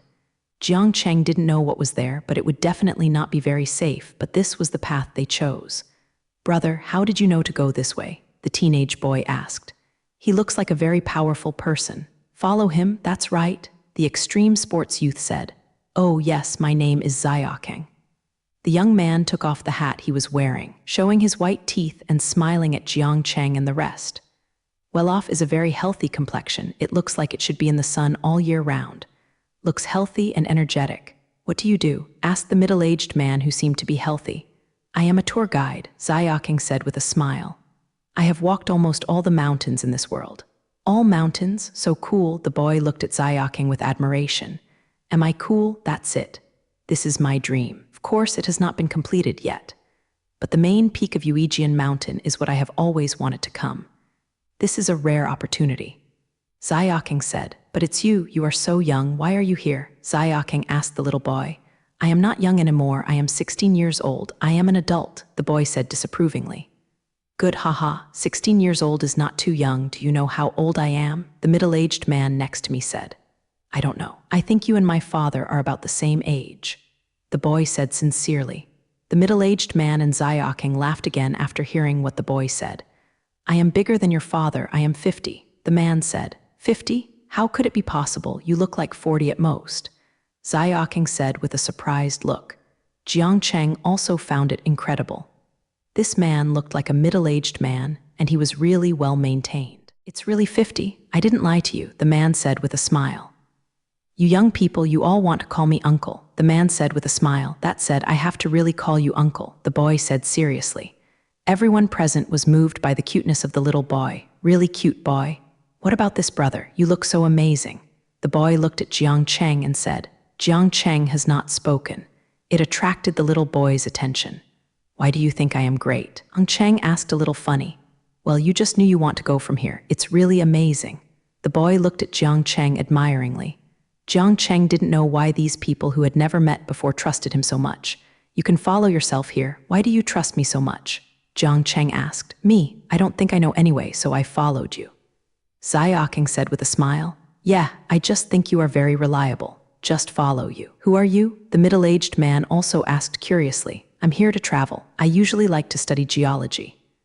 Jiang Cheng said. How do I call you? The boy asked. I'm Jiang Cheng. Brother Zai, hee. The boy smiled and approached Jiang Cheng. He took Jiang Zai's arm. My name is Wang, you call me Uncle Wang. The middle-aged man said. I'm Ah Kai, the boy said. You can call me Kiki, my friends call me that. The boy said with a smile. Kiki, you are so cute. Xiaokeng touched Aki's head and said, several people walked for 3 hours in a row. The weather here has gradually become darker, but because the people present, including the uncle in his 50s, also walked quickly.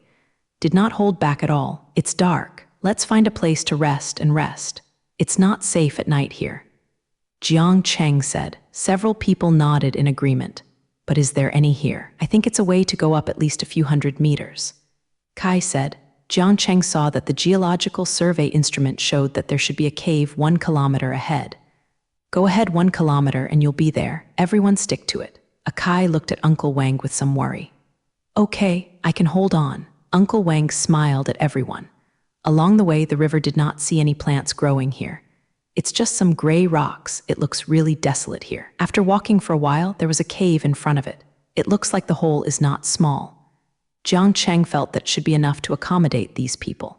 Brother, you are really amazing. There really is a cave here. Kai exclaimed, looking at Jiang Cheng admiringly. Jiang Cheng smiled and said nothing. Let's go in. But you are really amazing. I have been a tour guide for so many years, and I can't predict whether there will be any caves or not. Xiaokeng looked at Jiang Cheng in admiration. Yeah, it's really a hero who grew up since ancient times. We old things are not good. Uncle Wang should have gone a lot, some panting. Jiang Cheng took out a bottle of water from the mustard bracelet and handed it to Uncle Wang. Let's have a drink. My God, where did you take it out? Kai looked at the place where Jiang Cheng just took out the water in shock. Xiaokeng and Uncle Wang next to them also looked at Jiang Cheng's wrist in shock. Jiang Cheng smiled and revealed the bracelet on his wrist. This one. What is this? Storage bracelet? Uncle Wang asked. Curiously looked at Jiang Zai's bracelet and touched it.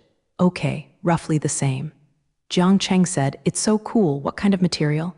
Xiaokeng asked, looking at Jiang Cheng's mustard bracelet. Mustard. Jiang Cheng said, "Show them the bracelet generously." Several people looked at Jiang Cheng dumbfounded, but their eyes were envious and curious. Jiang Cheng himself didn't want to hide it, and always let them see when he got along with these people. Might as well tell them directly. Just when several people were still looking at Jiang Cheng's bracelet with great interest, suddenly another loud noise was heard. It was exactly the same as Jiang Cheng heard before. Moreover, it was louder and louder, and Jiang Cheng felt that he should be very close to him. Sure enough, just as Jiang Cheng thought about it, a few stones on the cave really fell, smashed on Xiaoking's body. "Oh!" Xiaoking yelled and jumped away. Several people looked up at it to prevent being hit by a big rock. "Let's go forward, it's really dangerous here," Xiaoking said. Jiang Cheng didn't expect the people here to be so close to him. In this case, it is still very dangerous. The nerves became very tense for a while. "Everyone, follow, it's dangerous here," Jiang Cheng said as he walked in the front. As he walked in, Jiang Cheng felt that the cave was much longer than it looked. It seems that it is not easy to come to an end. At least there is still a lot to go. The people behind should be in harmony, and they all walked cautiously. What Jiang Cheng is most worried about right now is the people who come out and get in the way. This is really troublesome. Fortunately, after walking a distance, there is nothing blocking the way except for stones. The journey went smoothly. However, Jiang Cheng didn't let go of his heart, and he was still paying attention to the situation ahead. After walking for a while, Jiang Cheng suddenly saw a stone door in front of him. "How come there is a door?" Xiaoking looked at the door and said, "Yes, there are words on this." Ah Kai looked at the stone inscription on the door and said. Jiang Cheng also saw that there were many engraved characters on this door that looked ancient and mysterious. This might really be a tomb, Jiang Cheng thought, because the closer you get to this stone gate, the colder you feel, the feeling of bursts of cold rushing into the body. This is really a tomb, my God, it's so gloomy. Uncle Wang looked at this secret room and said, "Who is buried in such a place?" Akai asked. "Look at these words, it means that the person buried here should be 100 years ago. There is no more information." Uncle Wang looked at the above information and said, "Yes, this information is useless. Isn't it even more terrifying that this tomb was 100 years ago? Are we going in?" Aki asked, somewhat scared. "Let's go in and take a look. There shouldn't be a tomb without any reason." Xiaoking looked at Akai and said, "Yeah, I still have to go in. Don't be afraid. There are so many of us. You will walk in the middle later." Uncle Wang said, "But let's see how to get in now. I can't open this door at all." Xiaoking tried to push the door, but found that it couldn't be opened at all. Akai also tried to push in the past, and it didn't seem to be loose at all. "This door can't be opened just like that," Uncle Wang said. Jiang Cheng has been watching this door since just now, and he thinks there are still many mysteries on this door. This door must not be opened so casually. But why should I just tell the people who come here? This is obviously a problem. There is no trace of opening on this door. It hasn't been opened in 100 years, right? Uncle Wang asked. Jiang Cheng also walked to Uncle Wang and looked at the door.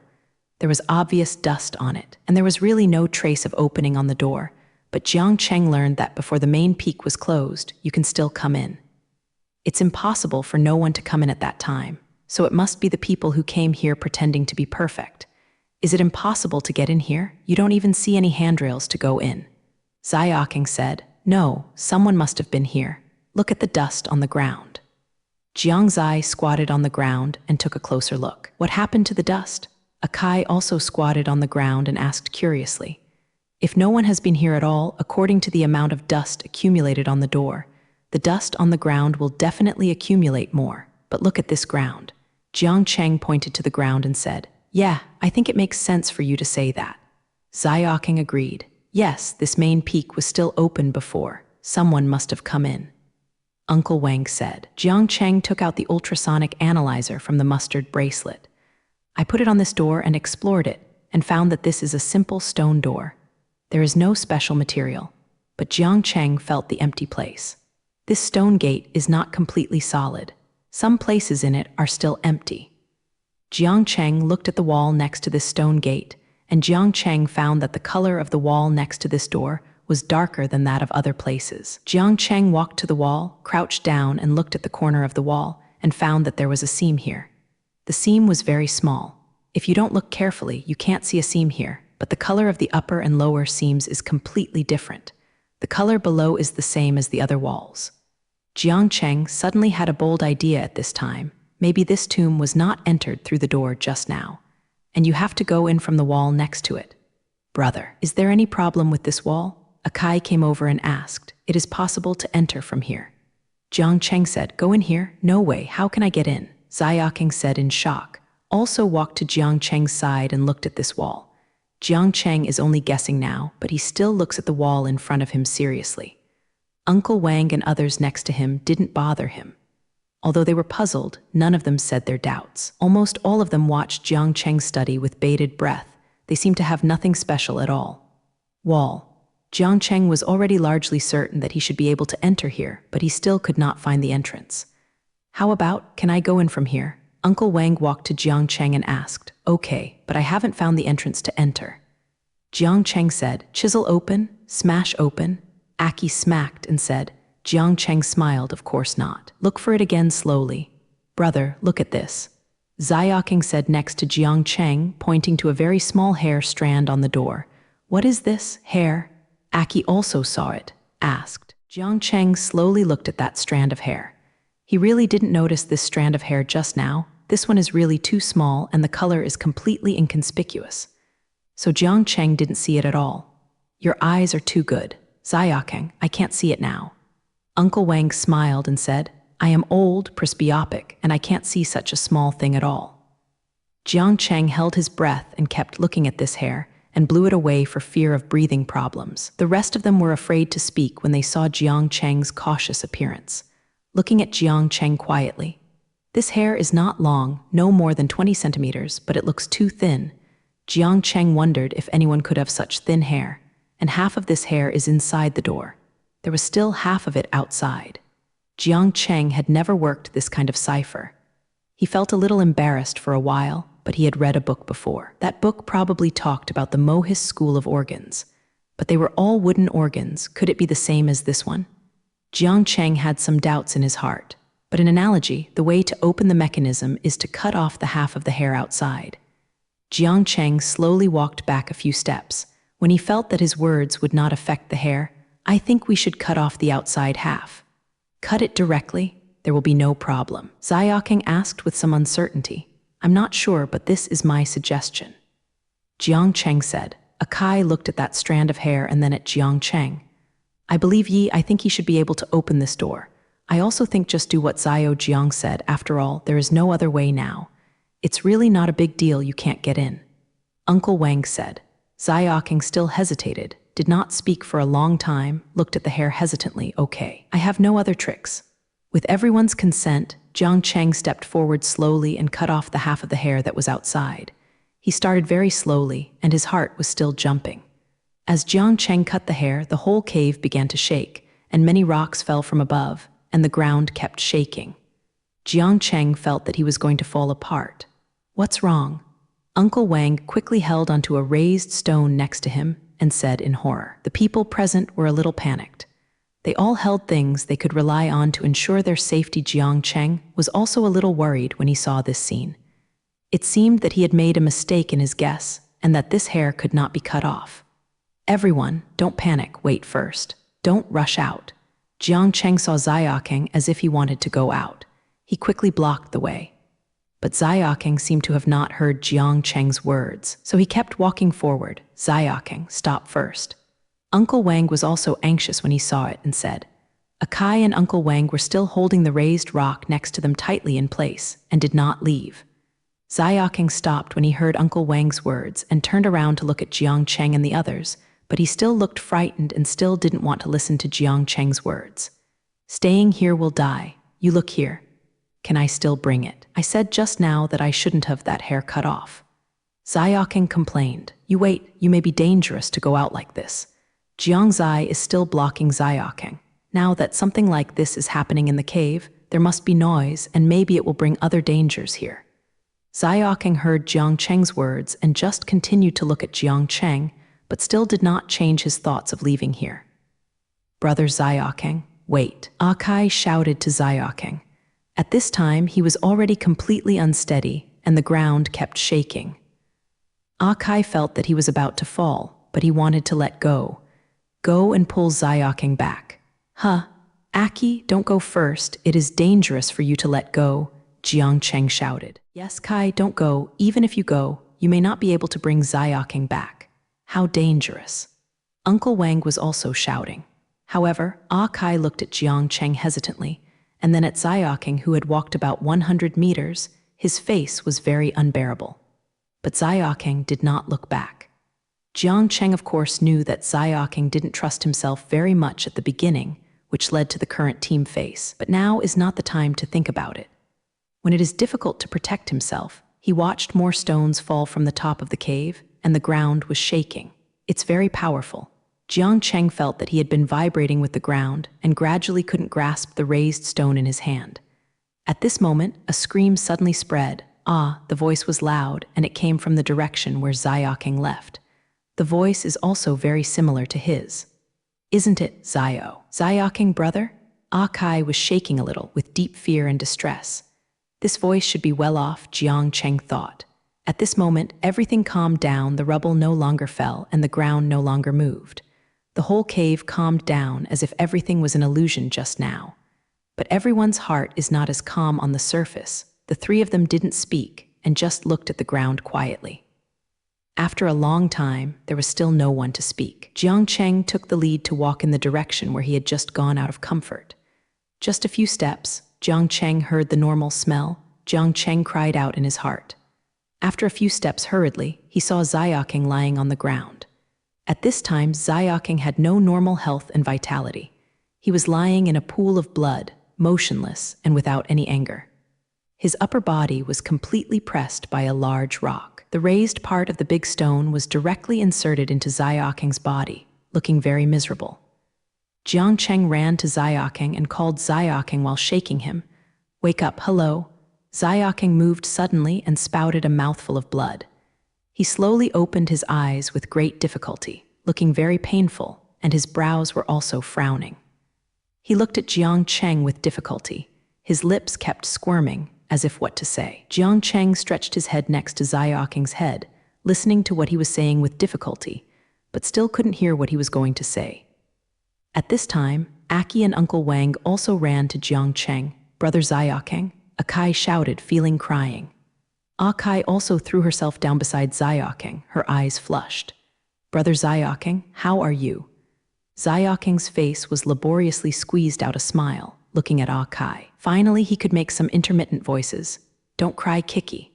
This is me, Before I finished talking, Xiaoqing spewed out a mouthful of blood, and at this time the front of his clothes was almost red with blood. Well off, stop talking. Let's find a way to get you out first. Uncle Wang looked at Xiaoqing and couldn't bear it. Hurried over and said, No, listen to me. Xiaoqing continued to speak, and his voice became weaker and weaker. I didn't listen to Brother Jiang Cheng's words, that's why. I really blamed myself. Xiaoqing said, and laughed a few times. Jiang Cheng didn't speak either.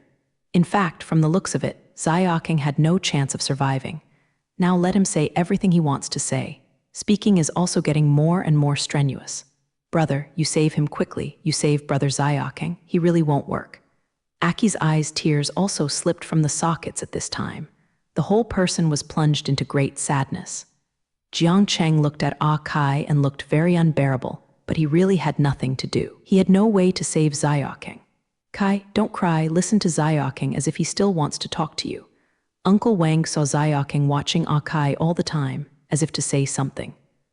Kai pressed her head tightly to Xiaoqing's mouth at this time, for fear of missing something. Brother Xiaoqing, say, I'm listening. Aki wiped his eyes and said.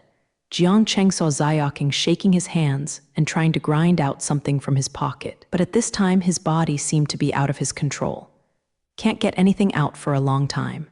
In the end, he took out a jade pendant, which was a jade pendant in the shape of a ring. It looked like the head was full, the green was crystal clear, and the color was full. You hold it. Xiaoqing handed the jade pendant to Kai. Kai took it and looked at Xiaoqing's dying appearance, and could hardly restrain her grief, and big tears fell on Xiaoqing's face. You, take it, this is me, my mother gave it to me. My mother is the only concern in my world. If you have in the future, if there is a well-off, what else will you say? But at this time there is already a lot of blood spraying from his nose and mouth. I know, you want me to take care of her. Don't worry, Brother Xiaoking. I will treat her as my mother. Don't worry, stop talking. Kai used her hands to block Xiaoking's nose and mouth. It seems that the blood won't come out like this. Kai cried fiercely. The hands were also very red with Xiaoking's blood, but Kai still said, "You will be fine. Brother Xiaoking, you still said you want to take me abroad. You said you want to be a free tour guide. You said that the sunset in the desert is the most beautiful, and he also said, Aki is already speechless." But Xiaoking always smiled faintly, not at all saddened by the imminent death. He kept looking at Kai with a smile, as if looking at his beloved brother. He slowly raised his hand and stretched it to Kai's face. But when he touched the good face of Kai, Xiaoking's pupils dilated. The hand dropped, motionless. "Brother Xiaoking, wake up, you." Aki took Xiaoking's hand and shook it all the time, but Xiaoking never moved. Seeing Kai doing this, Wang Shu turned around slowly, raising his hand as if wiping tears. Jiang Cheng looked at Kai and was also a little moved. He seemed to be able to see Kai and Xiaoking together before. They were talking and laughing right in front of them. He also thought they could be safe all the time, but suddenly something happened so soon. Kai kept kneeling next to Xiaoking, holding Xiaoking's jade pendant, crying. "Aki, okay, don't cry anymore," Jiang Cheng said to Aki. He touched Aki's shoulder. Kai still didn't move, but just looked at Jiang Cheng. "What about Brother Xiaoking? Let's take him. It's so cold here and he will be alone," Kai said hoarsely and slowly. Kai's eyes were completely out of focus and she seemed to be in a trance. Tears were also hung on his face as if the spirit of the whole person had been taken away. He just took out a tissue and slowly wiped the blood on Xiaoking's face until Xiaoking's face showed its original appearance. Just stopped. "Kai, I know you are very sad and can't accept it, but we are also sad, but we are so dangerous here, and we may die at any time. It is unrealistic to bring a well-off," Uncle Wang said to Kai. Kai didn't speak, but looked at Xiaoking's body and kept silent. But it seemed that he didn't want to listen to Uncle Wang at all.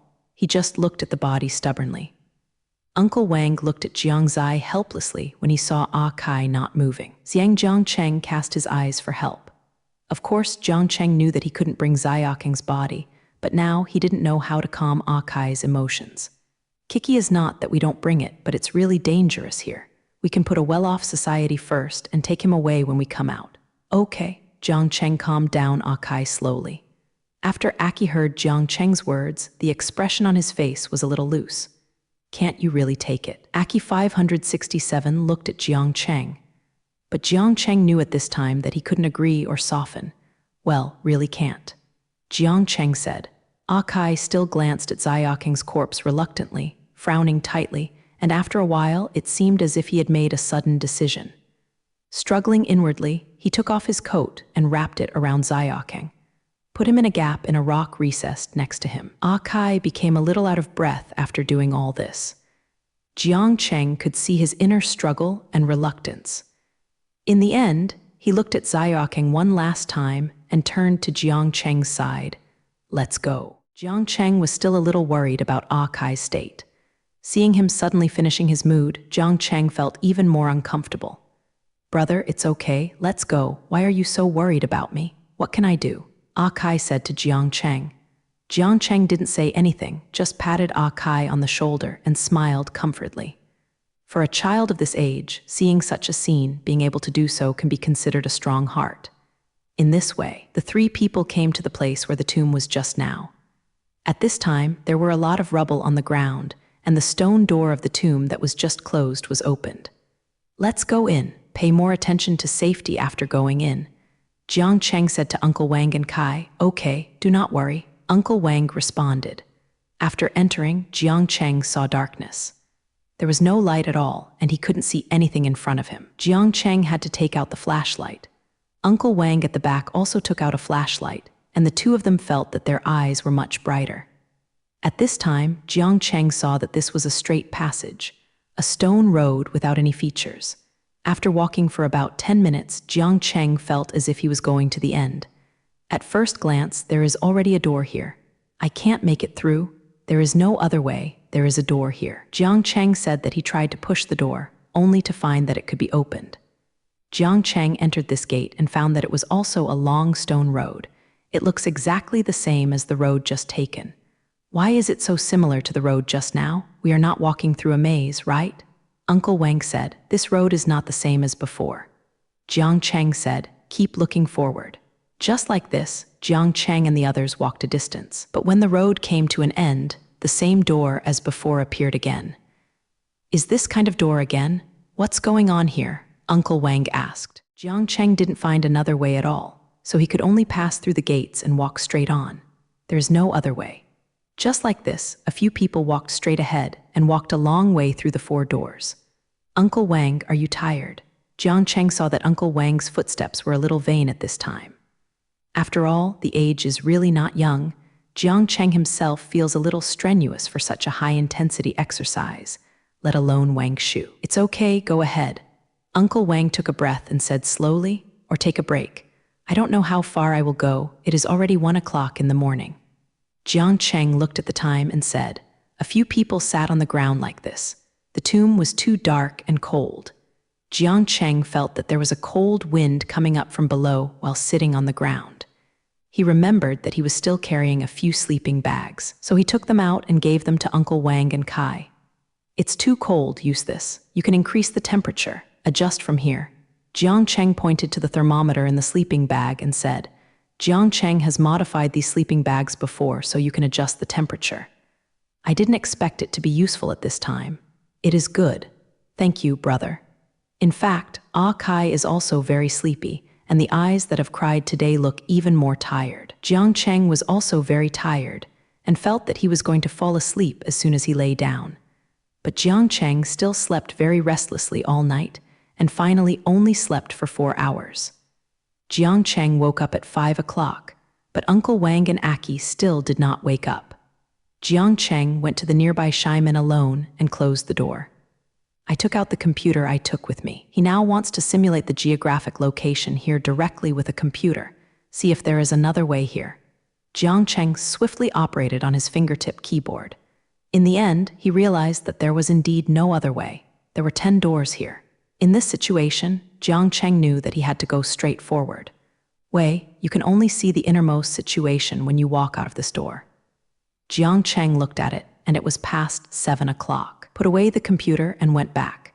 When he walked to the sleeping place, Jiang Cheng saw that Uncle Wang was already awake, eating with water and food in his hand. Xiao Jiang, are you back? Do you want to eat? Uncle Wang shook Jiang Cheng's contents. Jiang Cheng shook his head. I have. You can eat it first. Uncle Wang nodded and put the leftover food in his hand into the bag. Did you just go to survey the terrain? Uncle Wang walked up to Jiang Cheng and asked, looked around here. Jiang Cheng said, alas, I am really relieved to have you. Otherwise, I don't know what to do. Uncle Wang looked at Jiang Cheng and said, at this moment, Kai also woke up. Hey, you are all up. Am I dragging my feet? I just woke up. Kai's tone is very sorry, but he looks very hazy. Obviously, he just woke up. Look like. Kai rubbed his eyes and walked to Jiang Cheng. Brother, shall we go now? Jiang Cheng smiled. Don't go in a hurry. Go and pack up and eat something. After finishing the 7 moves quickly, the 3 of them continued to move forward. This place is really gloomy, and I never want to come again. Aki walked for a while and said, are you scared? The real tomb is about to be reached. Uncle Wang said with a smile. Kai turned around to look at Uncle Wang, who seemed to be quite Hungarian as proof. How could it be possible? If I was afraid, I would not come. But what are you doing here as a kid? Uncle Wang asked. I won't tell you, and I'm not a kid, Kai said angrily as he looked at Uncle Wang. Whoops, don't tell me yet, Uncle Wang said teasingly. What about you? You are so old. Why did you come to such a dangerous place? Kai said not to be outdone. Me, I did it for my daughter. Uncle Wang's eyes suddenly became gentle. She was about the same age as you. Looking at Kai and said, really, your daughter? Does it look good? Kai rushed to Uncle Wang and said excitedly. Uncle Wang's eyes suddenly became sad, but soon he lowered his eyelids and couldn't see the emotions in his eyes. Only when he raised his head again, his eyes were as usual again. It's very beautiful. Kai still didn't notice Uncle Wang's abnormality. Really, I want to see the photos. Kai was still very excited. Photos? I don't have them now. Uncle Wang's mood is getting lower and lower, and he said dully, "Ah, that's it, okay. Then why are you here, because of your daughter?" Aki asked. Uncle Wang was in a bad mood at this time, and he seemed to be immersed in pain. Jiang Cheng also noticed that Uncle Wang's expression was a bit unpleasant. In such a dark and airtight place, if the mood is still so low, it is easy to suffocate. "Aki, come here, let me ask you something," Jiang Cheng said. "It seems that Uncle Wang's daughter should be the cause of Uncle Wang's pain now." Akai glanced at Uncle Wang and ran to Jiang Cheng. "What's wrong? Brother, you take this and tell me if it lights up." Jiang Cheng put the ultrasonic locator in Aki's hands and said, when Akai saw this strange-looking thing, he was immediately attracted. He held the locator and touched it left and right. It was like a child. This locator would only really light up when Q Kinking was nearby. So now it won't light up anyway. Jiang Cheng asked him to hold it just to distract him first. Fortunately, Akai is completely attracted by the locator now. No more questions about Uncle Wang. The front is the last door. Everyone pay attention. Jiang Cheng said, "It's finally here." "It's so far," Uncle Wang said with a sigh. "Well, it will be here soon." Jiang Cheng said. Soon they arrived at the innermost door. The door in front of them was completely different from the ordinary stone door before. There were some ancient patterns on the door that were completely incomprehensible, and there were still some organs on it. Things. This one looks different from the previous ones. Akai sighed.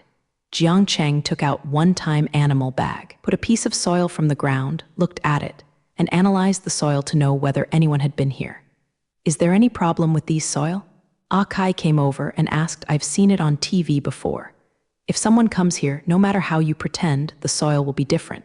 Wang Shu looked at the soil in Jiang Cheng's hand and said, "Yes, I will mainly look at the composition of these soils later, that is, to see if anyone has come in here."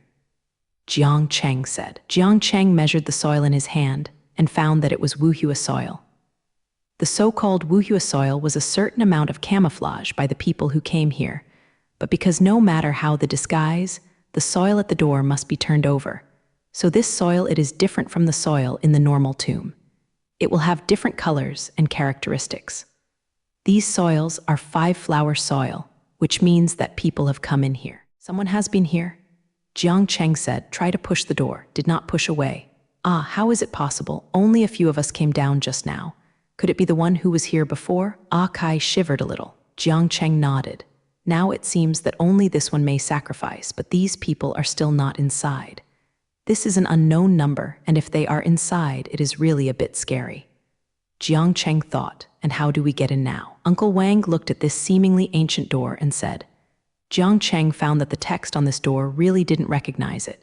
He didn't seem to know where the text was, and there were some very abstract paintings, so he couldn't understand it. "What is this?" Akai asked when he saw something like a button next to it. "What happens when this is pressed?" Akai looked at this button curiously. Jiang Cheng also saw this button that was incompatible with this simple door. "It looks abruptly decorated with this door. Don't click this yet. Let's take a look at the meaning of this door." Jiang Cheng said. "In fact, this button looks really strange." He didn't know what to do. "I also think this thing is abrupt, so I shouldn't be able to move this," Uncle Wang said. Jiang Cheng looked at the pattern on the door. Apart from a strange line of text, there was only one pattern which looked like a woman doing it. The appearance of the woman can't be seen clearly, but what can be seen is that this woman is thin and dressed in a cloak, doing it in front of a case, and there are many people wearing sheep's head and bullhead masks behind. In front of the woman is a very turbulent river. At this moment, the woman seemed to be forgetting what was poured in the river in front of her. "Do you know these words, brother?" Akai asked. Jiang Cheng shook his head. He really hadn't seen these words before. He didn't know what the words meant. But looking at this picture, Jiang Cheng felt that the person in this tomb was most likely a woman and a witch. People, but why is such a woman buried here? And so far Jiang Cheng hasn't felt any connection with Bai Huashi. Try it. There is only this button now. Jiang Cheng felt that there was nothing wrong with pressing it down. And now that there is only such a button, only press this, really? Then I pressed it. Akai pressed the button and said, looking at Jiang Cheng, still a little uneasy, "Really, don't be afraid, just press." Jiang Cheng said. Akai still looked a little worried and he hesitated to press the button. All three of them stared at the door blankly, expecting to open, but also hoped that there was no danger. Uncle Wang and Kai also looked at this door motionlessly, holding their breaths, waiting quietly. While Jiang Cheng pressed the button, there was still no movement and no sound at this door. For a moment, Jiang Cheng felt that he could hear a needle dropped. Just when Jiang Cheng felt that this button seemed useless, the door in front of him suddenly opened, and after a very heavy sound, the door opened. What followed was a smell of dust and corruption. From the outside, it was dark inside, and nothing could be seen. "Go in," Jiang Cheng said with a flashlight. "Still be careful." Uncle Wang and Aki nodded and followed Jiang Cheng into the tomb, walking at the same pace. Jiang Cheng saw that the road here was almost all dirt, and there were some stone sculptures beside the road. "Should I take a break first?" Jiang Cheng asked. "After all, it's been a while. Uncle Wang and Aki are a child and the other is an old man. After all, they can't keep up with their physical strength." "Then sit for a while, I'm a little tired," Uncle Wang said. Jiang Cheng also sat down slowly. "Ah!" Kai suddenly yelled, and the person who was going to be on the ground suddenly jumped up. "What is this? Blame everyone," Kai said. Holding the flashlight in his hand, I took the photo. "Oh, God, brother." Kai suddenly jumped next to Jiang Cheng, holding Jiang Cheng's arm and not letting go. Jiang Cheng watched as sweat oozes from Aki's head, and his face turned pale. "Looks like I was very frightened." Kai kept his head tilted, not looking forward. "Look over there," pointing to the place where he was just sitting. Jiang Cheng also looked at it. It turned out to be a skeleton. It looked like a person who had been dead for a long time. He was also in a sitting posture. Just now, Kai should be completely seated in the arms of this skeleton, and his arm was also broken. Up. It looked terrifying. No wonder Kai was taken aback. "Are people dead here? It's really scary," Kai said in a panic after seeing the skeleton. Jiang Cheng took a flashlight and illuminated the roadside in the distance, and found that there were many skeletons here. It seemed that many people had really died here. All three of them stopped talking for a while. "It's okay, let's go. What are you afraid of?" Jiang Cheng patted Kai on the shoulder and said. Kai still looked at Jiang Cheng with some fear. "I still feel scared. So many people have died here. It must be dangerous inside." Kai is full of fear and anxiety about the situation inside. "It might be a funeral. Don't be afraid, let's go." Uncle Wang also came to comfort Kai. "Really? Why don't I feel like it?" Kai said with deep doubts. "Anyway, it is not safe here anymore. Let's go," Jiang Cheng said. Kai nodded slowly, got up and followed Jiang Cheng and Uncle Wang, but he took every step carefully, following Jiang Cheng step by step. Jiang Cheng smiled as he looked at Kai, but he walked forward with great care. After walking a few steps, Jiang Cheng saw the real tomb in front. It seemed that it should be the main tomb, and it was at the end of this tomb. "Is it coming?" Uncle Wang asked. "Probably," Jiang Cheng said. Looking at Kai and Uncle Wang who were following him, Kai still held the locator he gave and was looking forward to it. "It seems to be waiting for it to light up." "Come, give it to me," Jiang Cheng asked Kai, stretched out his hand and said. Kai still looked reluctant, but it was given to Jiang Zai. "Why is it not bright?" "It's not bright." Jiang Cheng said something casually. "Oh," Kai looks a little disappointed. Jiang Cheng saw that at the end of this tomb was a sarcophagus that looked very old. It was covered with dust. There are a lot of candles next to the sarcophagus, which seems to be for lighting here. Jiang Zai also took out the fire fold and lit these candles. When lighting the candles, Jiang Cheng found that there was lamp oil next to these candles. It seemed that it was not too long ago. It seems that these people have handled the soil at the door very well, but I forgot to deal with this detail. "Do you want to open the coffin?" Kai looked at Jiang Cheng and said, "It may be opened. Are you afraid?" Jiang Cheng asked. Kai shook his head. "Are you afraid of Uncle Wang?" Uncle Wang smiled. "I haven't seen anything at my age, so how can I be afraid of this?" Aki snorted, obviously unbelieving. Jiang Cheng carefully inspected the sarcophagus, and there was nothing around the sarcophagus. It seemed that it had been opened recently. "Let's pull it apart together," Jiang Cheng said, pointing at both ends of the sarcophagus. Kai and Uncle Wang nodded, and the three of them opened the sarcophagus effortlessly. The three people were shocked the moment they opened the sarcophagus, because they didn't see the remains they expected, and the inside was empty. "It seems that nothing has been spared." "How come there is nothing here, brother?" Kai exclaimed. Jiang Cheng looked at the empty coffin, looked at these traces not long ago, and felt that someone should have taken the remains inside. But what's the use of taking away the remains inside? Jiang Cheng couldn't understand, but he faintly felt that it must be related to Bai Huashi. Look at what these mean, brother, Ah Kai said, pointing to some words on the lid of the sarcophagus. Jiang Cheng looked at the text and pictures on the lid of the sarcophagus. It looked very similar to the one on the stone door just outside. This picture shows the woman who did the same on the stone gate just now, but at this moment she was tied to a cross, and there were many people standing in front of her. There were men and women, and there was no scenery like that on the gate. It looks embarrassing. This woman looked like she was going to be executed, with blood all over her body, and she looked bloody. The expressions of these people underneath were very grim and resentful, and it seemed that they were fighting this woman. Then this woman was probably killed by these people. Then it was buried here, and now even the remains are gone. Brother, why is this empty? Come and see. Akai has been beating at the bottom of the sarcophagus. When he hit one spot, Akai found that it was empty.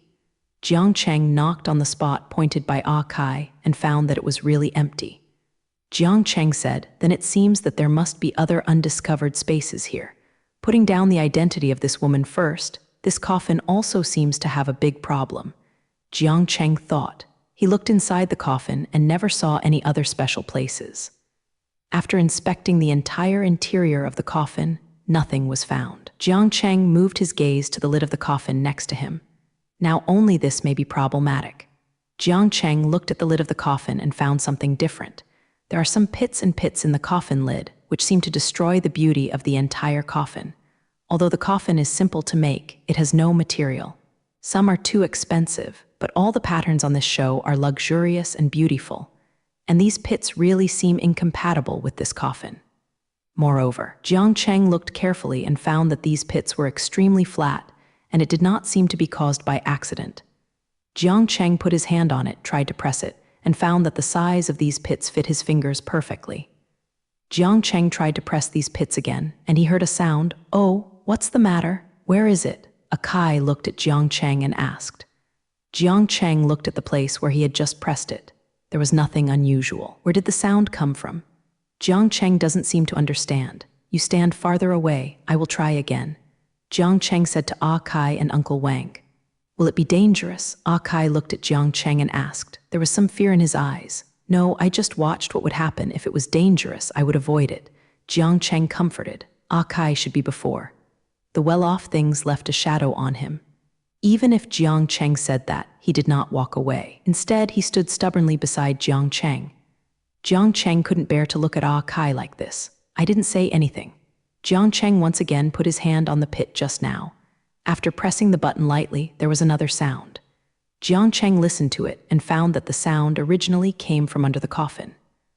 Akai and Uncle Wang also discovered this matter at this time, and both showed a surprised look. Under this, the voice coming from under. Akai pointed at the bottom of the coffin and said uncertainly.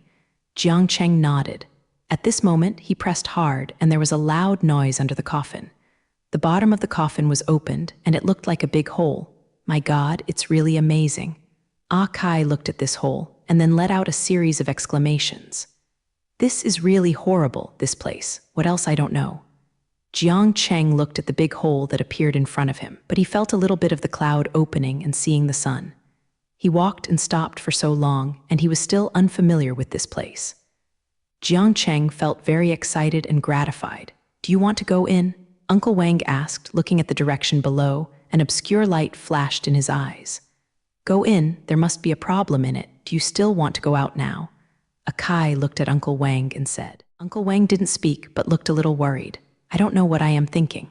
Uncle Wang, what's the matter? Don't you want to go in? Jiang Cheng asked. He looked at that since the hole appeared. Uncle Wang seemed very worried. No, Uncle Wang's expression was a little disturbed, and his face looked a little bad at this time. I think it should be dangerous inside, so do you want to think about it? Jiang Cheng looked at this hole. Of course, even from the outside, it was full of danger, but the road was very dangerous and uneasy. Jiang Cheng didn't understand what Uncle Wang was worried about. Uncle Wang, are you afraid? If you are afraid, you can wait for me and Brother Zai here. Akai looked at Uncle Wang with a bit of teasing and said, How is it possible, hey, you child? Uncle Wang's tone was a little helpless and a little struggling, but in the end he shook his head. Go, how can I shrink now? Then go, Jiang Cheng said to Uncle Wang and Kai. Jiang Cheng was standing right above the hole and found that he could go down a narrow staircase. At least it seemed that he could go down here, and the road was built for this. There is a way, Kai said. I thought I was going to jump down. Come on, Uncle Wang, you and Kai will go down first, Jiang Cheng said to Uncle Wang and Kai behind. Uncle Wang didn't say it was bad, but he glanced at Jiang Cheng gratefully and came to the forefront. Brother, I am the youngest, so let's go at the end, Kai said to Jiang Cheng. What are you talking about? Let's go first. Jiang Cheng pulled Kai down in front of him. The three people walked down in this way. The bottom was not as dark and gloomy as expected, but after coming down from the narrow stairs above, they still felt a stale and cold feeling rushing over their faces. It feels more gloomy inside than it was just outside, and I feel pain in my heart. Kai touched Hun's mouth and said. Jiang Cheng nodded. Candles were lit on the roadside, and floor tiles were also laid on the ground, which looked more like an ancient palace, full of an ancient and elegant feeling. There are some murals hanging on the walls here. The paintings look very much like the nobles of the European Middle Ages. It looks more mysterious. Along the way, Jiang Cheng felt that this should be the most important place in this tomb. Who are these people? They all look so noble. Kai stood in front of a painting and exclaimed, this should be a family member. Uncle Wang looked at these paintings on the wall and said, Jiang Cheng saw that these people seemed to belong to the same family, and their surnames were all Brandt, and the earliest recorded ancestor was named Jenny Brandt. She is a very elegant woman. I am familiar with this family. Uncle Wang said. Jiang Cheng had never heard of it. Brand, is this family famous? Jiang Cheng asked. I have never heard of it. Aki said very suspiciously, of course you haven't heard of it. The time when this family was brilliant was a long time ago, and it completely declined decades ago. I haven't heard of it anymore.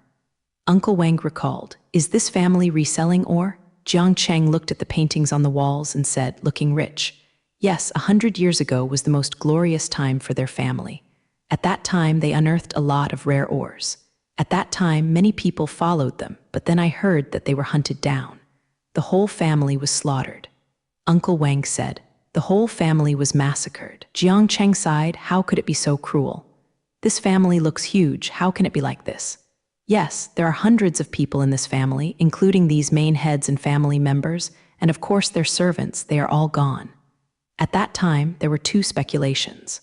The first was that they were hunted down because those people wanted minerals. The second was that they had collected a lot of money, and in order to avoid the coveting of those people, they retired. Uncle Wang said, but they are obviously not retiring now they are here. Jiang Cheng sighed, these people can be regarded as very influential and talented people, and they have died so unclearly. It's really embarrassing. Yes, it's also because it's too rich and too powerful, that's why people are coveted. Uncle Wang said, Kai hasn't spoken. Jiang Cheng feels that he has become very silent since he entered here. At this time, he has been standing in front of a painting, staring at the painting motionlessly. Jiang Cheng walked up to Kai.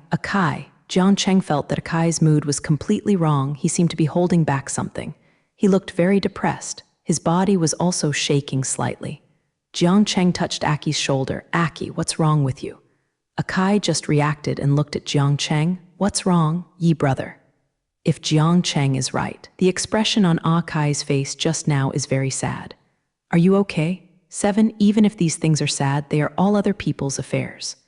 Uncle Wang also felt that Kai's expression was very wrong. Yeah, I know. Kai looked at Uncle Wang and smiled, her eyes a little helpless, and many years have passed. Yes, you child, I didn't see it, it was quite sentimental. Uncle Wang smiled and said, go ahead and take a look. Uncle Wang said. Jiang Cheng felt that this family must have some connection with Beihuashi. Perhaps it was because of Beihuashi that he was persecuted. The road ahead will definitely be more dangerous. But who built this tomb? Now that the entire Brandt family has been persecuted. So how did this tomb come from? Jiang Cheng couldn't understand. He felt that this family must be someone. The three people walked like this for a while. Jiang Cheng saw that there was a big table in front with many urns on it. No, it should be a porcelain bottle to be precise. There should be ashes in it, Jiang Cheng felt.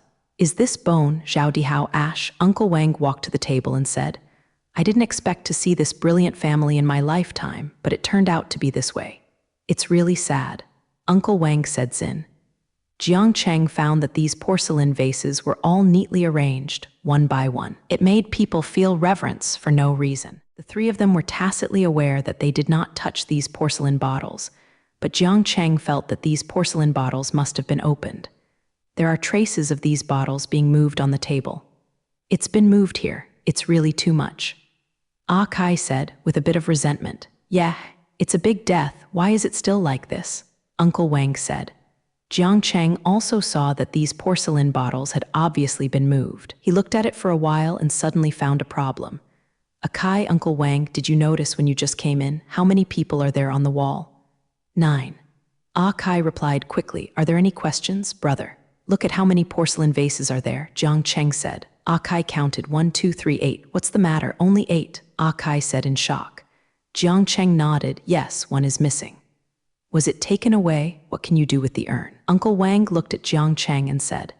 Jiang Cheng felt that he was getting closer and closer to the truth, that is, getting closer to the white stone. At this moment, the locator in Jiang Cheng's hand suddenly lit up. Is Qiu Qingqing here? Jiang Cheng has a big question in mind. What is she here for? There are footsteps. Listen. Uncle Wang said. Jiang Cheng looked at the brighter and brighter locator and knew that Qiu Qingqing should be here. It's okay. It may be a friend of mine. As soon as Jiang Cheng finished speaking, he saw Qiu Qingqing had arrived. She changed her clothes instead of the white skirt before. A set of black tights outlines Qiu Qingqing's good figure. She looks younger and more energetic, but she is holding her hair and wearing a hat. Looks a little embarrassed. But her appearance seemed to shine a beam of light into this dark secret room. You are here. Jiang Cheng asked casually. I still want to come and have a look and then I will find you. Jiang Cheng said. Qiu Qingqing nodded. It's okay. Isn't this just in time? Akai and Wang Shu next to them were shocked when they saw this scene. They didn't know if it was because of Qiu Qingqing's face or because Jiang Cheng and Qiu Qingqing had an unmanned dialogue. Brother, is this you, your girlfriend? Akai asked slowly. No, we are friends, Jiang Cheng said. Qiu Qingqing is still the same as before, never looking here anymore. Wow, fairy sister, my name is Aki, you can call me Kiki. What is your name? Aki immediately surrounded Qiu Qingqing and said, looking obsessed. Just when Jiang Cheng felt that it was impossible for Qiu Qingqing to answer, Qiu Qingqing spoke to Qiu Qingqing. Sister Qingqing, Akai said familiarly, still staring at Qiu Qingqing intently. Uncle Wang and Jiang Cheng both laughed. They are still children. Completely, look at him. He was still sad and resentful just now, and now he can't walk when he sees the beauty. Uncle Wang said to Jiang Cheng. Where are you going now? Qiu Qingqing asked. Keep going. There was a problem just now, Jiang Cheng said. Qiu Qingqing glanced at the table. That Jenny Brandt's ashes disappeared, right? Jiang Cheng nodded, and it seemed that Qiu Qingqing could also see it. How do you know, Sister Qingqing? Akai asked. Jiang Cheng sees that Akai is sticking to Qiu Qingqing now and finds every opportunity to make trouble. Qiu Qingqing did not answer him, but went ahead. Seeing Qiu Qingqing go forward, Akai ignored herself, turned and looked at Jiang Cheng disappointedly. Brother, am I? I'm getting bored with Sister Qingqing. Jiang Cheng shook his head. She is just like such. Let's go. Akai nodded, still a little disappointed. Let's go, Kai, you are still too young, you don't understand women at all. Uncle Wang looked at Akai like this and wanted to tease him. He smiled and said that Akai glanced at Uncle Wang and looked very upset. I'm not young anymore. Humph. After speaking, he followed Jiang Cheng. Uncle Wang was dumbfounded by Akai's crying, shook his head and followed. Qiu Qingqing, who was walking in the front, walked quickly. Jiang Cheng felt that Qiu Qingqing had known the situation in advance. Jiang Cheng always felt that she had a purpose, of walking. My God, Sister Qingqing, how did you go so fast? Akai was out of breath, said.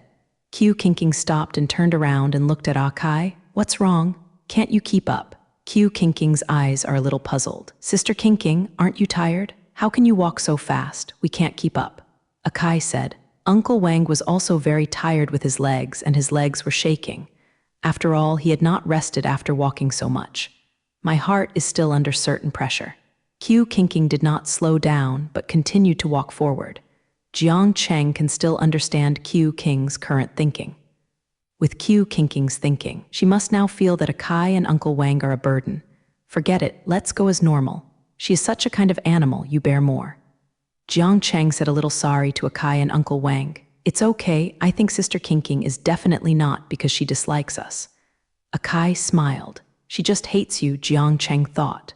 The road ahead looks like a straight road, and it seems there should be no hiding place on this road. Just like that, a few people walked for half an hour. Qiu King stopped suddenly and did not move forward. What's the matter, Sister King? Why don't you leave? Akai asked. Jiang Cheng walked to Qiu King. Is there a problem ahead? Well, someone in front. Qiu King whispered to Jiang Cheng next to the wall.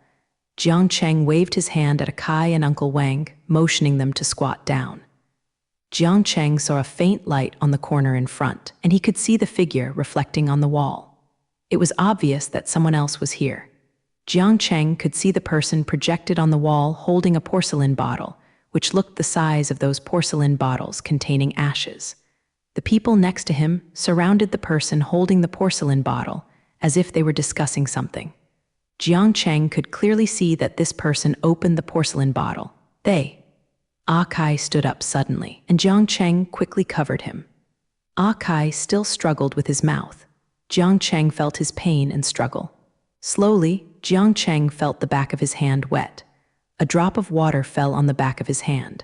Akai's whimper slowly overflowed, and Jiang Cheng felt his whole body tremble, and he seemed to be suppressing a lot of pain. Jiang Cheng didn't know why Akai's mood changed so much, but he was certain that Akai must have something to do with this Bront-Tilda family. Qiu King turned around and made several gestures to Jiang Cheng, indicating that he was going to the front. Jiang Cheng nodded, and Akai's mood gradually stabilized. Jiang Cheng slowly released Akai. You and Uncle Wang are waiting for us here. She and I will go ahead first. Jiang Cheng tried to comfort Akidao quietly. Jiang Cheng winked at Uncle Wang and motioned him to pay attention to the emotions of taking care of Akai. As soon as Jiang Cheng took a step, he was caught by Akai. Take me, brother's eye. Akai didn't seem to be as excited as before, but Jiang Cheng knew he was completely unconscious now. He must not be allowed to go ahead. It is still too dangerous. No, you are here to wait for me first, and later you will go over. Jiang Cheng said, looking at the situation ahead. Akai still insists on following Jiang Cheng. At this time, Akai looks completely unconscious and extreme. Just when Jiang Cheng was still stalemate with Akai, footsteps suddenly sounded in front of him. Jiang Cheng was suddenly excited. Qiu King quickly stood still and didn't move. Jiang Cheng saw two people walking straight toward this side. Some bad feelings arose in my heart. Could it be discovered? Jiang Cheng thought to himself. The four people squeezed into the rocky recess like this. No one spoke. Jiang Zai felt everyone held their breath. You can almost hear the breathing of the person next to you. At this moment, a person walked past Jiang Cheng's eyes. Just a few days before his eyes, he walked straight. Jiang Cheng suddenly let out a sigh of relief.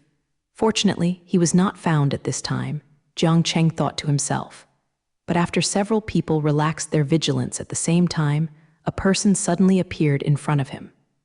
Jiang Cheng felt that his heartbeat was already very fast at this time, and his heart was about to jump out of the Hungarian accent. This person and Jiang Cheng looked at each other for a while. Only then did he hand back the boy who had walked over. At this time, Qiu King was already holding something in his hand. It should be intended to attack them. Jiang Cheng thought. Jiang Cheng blinked at Qiu King. Don't act rashly. Qiu King paused in her hand holding the bottle, and of course Qiu King also saw it. Jiang Cheng saw the stun spray she was holding in the porcelain bottle held by the person behind, and wanted those people to faint. But since he was holding the ashes, and he wouldn't be confused by Qiu King so easily. Who are you? The man asked fiercely. Jiang Cheng saw this man holding a porcelain bottle in his hand, wearing a black suit and carrying a bag, and he was prepared. The other man took out a gun at this time. Jiang Cheng's heart jumped, and he guessed it was correct. Fortunately, they did not act rashly, otherwise they would suffer at this time. At this time, the eyes of the two have been stuck on Qiu King, and the man holding the porcelain bottle showed greedy eyes. Who are you? Qiu King asked lightly. There is no panic or fear. Haha, ask us. The man holding the porcelain bottle in front suddenly turned around and smiled contemptuously at the man behind. Now is not the time to answer your question, the man said with a smile at Q Kinking, and looked at Q Kinking without evasive eyes. Q Kinking suddenly smiled lightly, still with a cold expression, and did not put the two people in his eyes. At this moment, the two of them seemed to be irritated by Q Kinking. They looked at Q Kinking unkindly. The man in front stretched out his hand and reached towards Q Kinking. Before Jiang Cheng shot, he saw that one of his hands was blocking Q Kinking's body faster. It's Aki. The man is obviously much stronger than Aki. As soon as he grasped Aki's wrist, he broke it down. A cold sweat broke out on Akai's face, looking very painful. Just after Jiang Cheng took a step forward, the man behind took a gun at Jiang Cheng. I advise you, don't be too impulsive. After that, the bullet doesn't grow eyes, the man said softly. Jiang Cheng stood there and didn't go any further. At this time, he couldn't go head to head, but he couldn't let them stay so rampant. Jiang Cheng's heart was always on fire. The two men seemed to be just subordinates, but because they had guns, they could suppress him. Jiang Cheng thought angrily. Take them away, the man in the back asked the man in front. Of course, take it away. They are here for no reason, there must be a problem. The man said, let's go, don't play tricks, the man said to Jiang Cheng and his guns. Q Kinking still walked in the forefront, followed by Ah Kai and Uncle Wang in turn, and Jiang Cheng walked at the back and followed the man with the gun. Jiang Cheng just walked slowly, without any movement. He now felt that he wanted to see who these people were. I lowered my head, listened quietly, cleared my throat, and started talking. I know you must have a lot of questions to ask. These questions will be gathered here at night. I will tell you in detail when I start to eat. Now it is mainly about the things that Space-Time Messenger needs to pay attention to. Strictly confidential, it is forbidden to divulge all information related to Time Express and all other information, except in special circumstances. It is forbidden to engage in acts related to illegal crimes, and all acts that violate the privacy of others are prohibited, except in special circumstances. You must keep smiling and treat your customers politely. Service attitude must be excellent. The company prohibits collusion, and company colleagues must be able to love and help each other.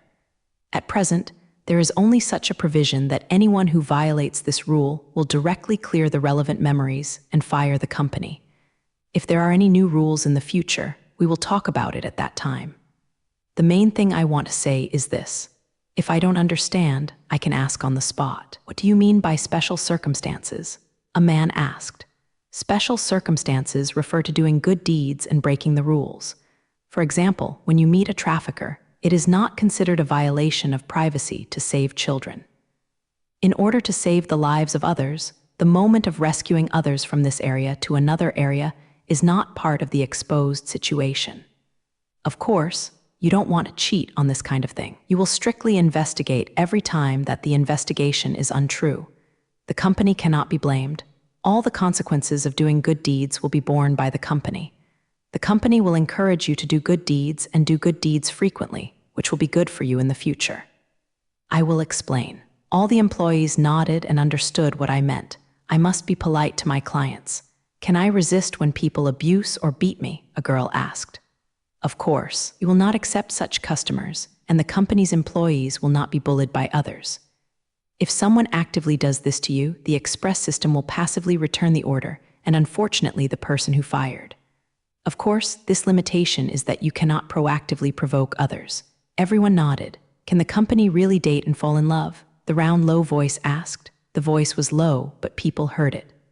Haha, the boys laughed, and the girls couldn't help but laugh. You misunderstood, okay? People think. I was surprised and then said seriously, as long as you are really in love, the company will not stop you and will support you. If someone gives up on the company's employees at the beginning, this is also a direct dismissal, is added to the above rules. People are very happy. These are handsome guys and beauties. Of course, there are many singles. You can find an internal employee to do it. It will be more convenient to go out in the future. You don't have to worry about leaking company secrets. An interesting shopping story, nice to meet you. Of course, I am very happy. Every company is the same. The emotions of employees are often related to the company's performance. The happier the employees, the more serious you are when you do something, the more natural the company's performance good. I don't want the company to fall into the quagmire of stagnant water. Therefore, we must give our employees enthusiasm and hope. Watching the crowd gradually calm down, I asked, "Are you familiar with the industrial and commercial team?" "My uncle belongs to the industrial and commercial team." "I don't know if I can." A male employee raised his hand and said, "Someone agreed, I'll continue. Let's stay with the person chatting now." Others receive orders from the back of the website and start working. If you can find other channels to accept orders, that would be even better. The courier does not have a basic salary. It depends on how much income you can get. The charging standard Renfeng website already exists. I don't have to say that. Everyone knows. Looking at the excited people, the eagerness will be clear. Everyone is waiting for what I say. Listen to the news like that, except for the person who spoke just now. The others will be gone immediately. Go pick up the courier. I see everyone is gone. I asked the people who stayed, "What is your name? Is it clear about the process of starting a company?" "My name is Liu Yi. My uncle works in the industrial and commercial team." "Of course, he obviously wants to start a company," said the male employee proudly. "Then, the registered Space-Time Express company will be handed over to you. You have written all the company's qualifications. You can do anything with your ID card," I asked. "Of course, there is no problem. Give me a day to deal with it," Liu Yi confidently answered. "How much? What information?" "I will ask." "Boss, you don't have to worry about money. Now you don't need money to register a company. You just need some money. Just a few dollars will do. You just need to give me your ID and mobile phone number." "Liu Yi seems to know what I am thinking. Say it." I nodded. This Liu Yi is a smart person. Then gave Liu Yi his ID card and mobile phone number. "Then you can do it first." I patted Liu Yi on the shoulder and said, "Yes, I will deal with it as soon as possible. Take the ID card in my hand." Liu Yi promised to come. Then he disappeared. I watched Liu Yi leave. I don't worry about anything anymore. Whereas here, Jiang Cheng was very confused. This is a place where you can't see your fingers. All around it is dark, as if you are closing your eyes. But one thing Jiang Cheng can feel is that he is not on any planet, because he obviously felt that he was no longer controlled by gravity. The system detects the surrounding environment. Okay, the surrounding environment is being tested. Drop, drop. Environmental testing is complete. You are now in a temporal black hole in the universe. The system detected Jiang Cheng's environment. Space black hole? What is that? Jiang Cheng is very puzzled. He seems to have never heard of this term. Spatial black holes are born in the universe and consist of countless space particles. Behind each spatial black hole is a parallel world. There are as many parallel worlds as there are black holes in the universe. As soon as the system's voice fell, a light source appeared in front of Jiang Cheng's eyes. Gradually, the light spot became bigger little by little, and soon he swallowed Jiang Cheng's whole body. Flower Home Country, Park 2100. This is a city on the East Coast. Tall buildings stand tall in the city. Buildings are connected by various tunnels. In the tunnel, unmanned floating cars are shuttled through them, and each car has reached the speed of sound. On the street, in addition to humans coming and going, there are many robots of different types of work shuttled among them. Cleaning robot, patrol robot, nanny robot. Jiang Cheng was in it, as if he was in a future movie. This is an era where technological civilization is very developed. Jiang Cheng casually recruited a driverless taxi, got in the car, said a place name, and drove to the destination. Jiang Cheng sat in his seat and sorted out the information in his mind. Jiang Cheng seems to have passed through. He found out after he came out of the black hole, and he passed through to a stranger. This person is also called Jiang Zai. He is currently an ordinary employee of the R&D department of Rice Company, mainly responsible for the research and development of household technology. And the world he is in now is the world he was born in. Earth. But the difference is that this is an era more than a century later. The technology of the current era is much more advanced than before Jiang Cheng's first journey. And in this era, people's material life is also very rich. Although stars are still sought after by many people, but high-tech talents can also have their own fans. This is an era of strength. After sorting out the information in his mind, Jiang Cheng returned to his senses. In this era, although there are not many super perverted large-scale high-tech weapons, this is a high-tech civilian picture. The technology in my mind will be popularized in every household in this era. It will be a sense of accomplishment. One thing. The car stopped at the door of Rice Technology Co. Limited. Rice Technology Co. Limited is an established technology company. The company was founded in 2010. At the beginning, it was just an optimization system for smartphones called smartphones. Later, it established its own mobile phone brand, Rice Mobile. Then, gradually, from the mobile phone to the surroundings, it developed into a technology retail company. The slogan of Rice Technology is to let everyone enjoy the fun of technology, and they do so. For more than a century, the Rice Company has always been able to bring the most advanced technology to ordinary households at the most common price, which really makes everyone enjoy the fun of technology. Jiang Cheng liked this company very much when he was studying, and finally entered this company after his own hard work. However, Jiang Cheng of this era has mediocre qualifications and has not been able to provide excellent design and development, and his life is very desolate. Combining the memories and experience left to him by old Jiang Cheng has roughly a new blueprint in his mind. He wanted to change the world and enter the company and his department. Jiang Cheng sat at his desk in a daze, thinking about what he should choose for his first product in this era. Looking at his hand and brain, Jiang Cheng moved in his heart and placed the target on an item on his wrist, the bracelet. The bracelet of this era is equivalent to the previous mobile phone. It integrates all the functions of a mobile phone and a computer using a three-dimensional projection method, but in Jiang Cheng's view, this method has fallen behind. According to the latest technology in Jiang Cheng's mind, people's instant messaging can be done directly through the brain without using any equipment at all. But if you want to promote such advanced technology in this era, it is obviously not possible to do it all at once. It's done, so Jiang Cheng must do it step by step. The first step is to reform the bracelet. The application of the bracelet is very mature in this era, and major manufacturers seem to have reached a bottleneck, and there is no way to make more changes. The current bracelet is the master console of people's lives. Through the bracelet, people can control everything in their lives, such as smart homes, cars, etc. Therefore, if Jiang Cheng wants to reform, he must have a very practical breakthrough technology. Therefore, Jiang Cheng discovered a very mature technology, artificial intelligence, in the technology tree in his mind. In this era, artificial intelligence has already entered every household, but it does not mean that artificial intelligence in this era has been very mature. On the contrary, artificial intelligence in this era only has a little green edge. Today's robots still only complete tasks in accordance with established procedures and do not have their own artificial intelligence. But artificial intelligence is still the top priority in all technological developments. Thinking of doing it, Wang Xiao, Jiang Cheng thought of this and stood up, ready to go to the laboratory. However, when he turned around, he accidentally ran into someone and was full of emotion. Sorry. Jiang Cheng took the initiative to pay. Yo, isn't this Jiang Cheng, a great scientist? A strange voice of yin and yang came into Jiang Cheng's ears.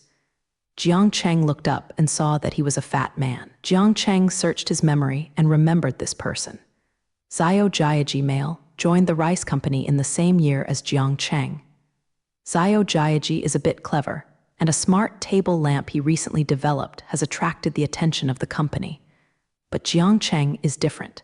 He has been in the company for so long and has made no contributions. Therefore, Xiao Jiaji is full of superiority when he sees Jiang Cheng. He thinks that he and Jiang Cheng are not at the same level.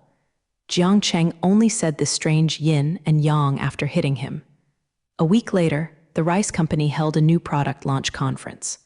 Rice has a custom that whenever a new product is released, the project leader of the product will host the conference.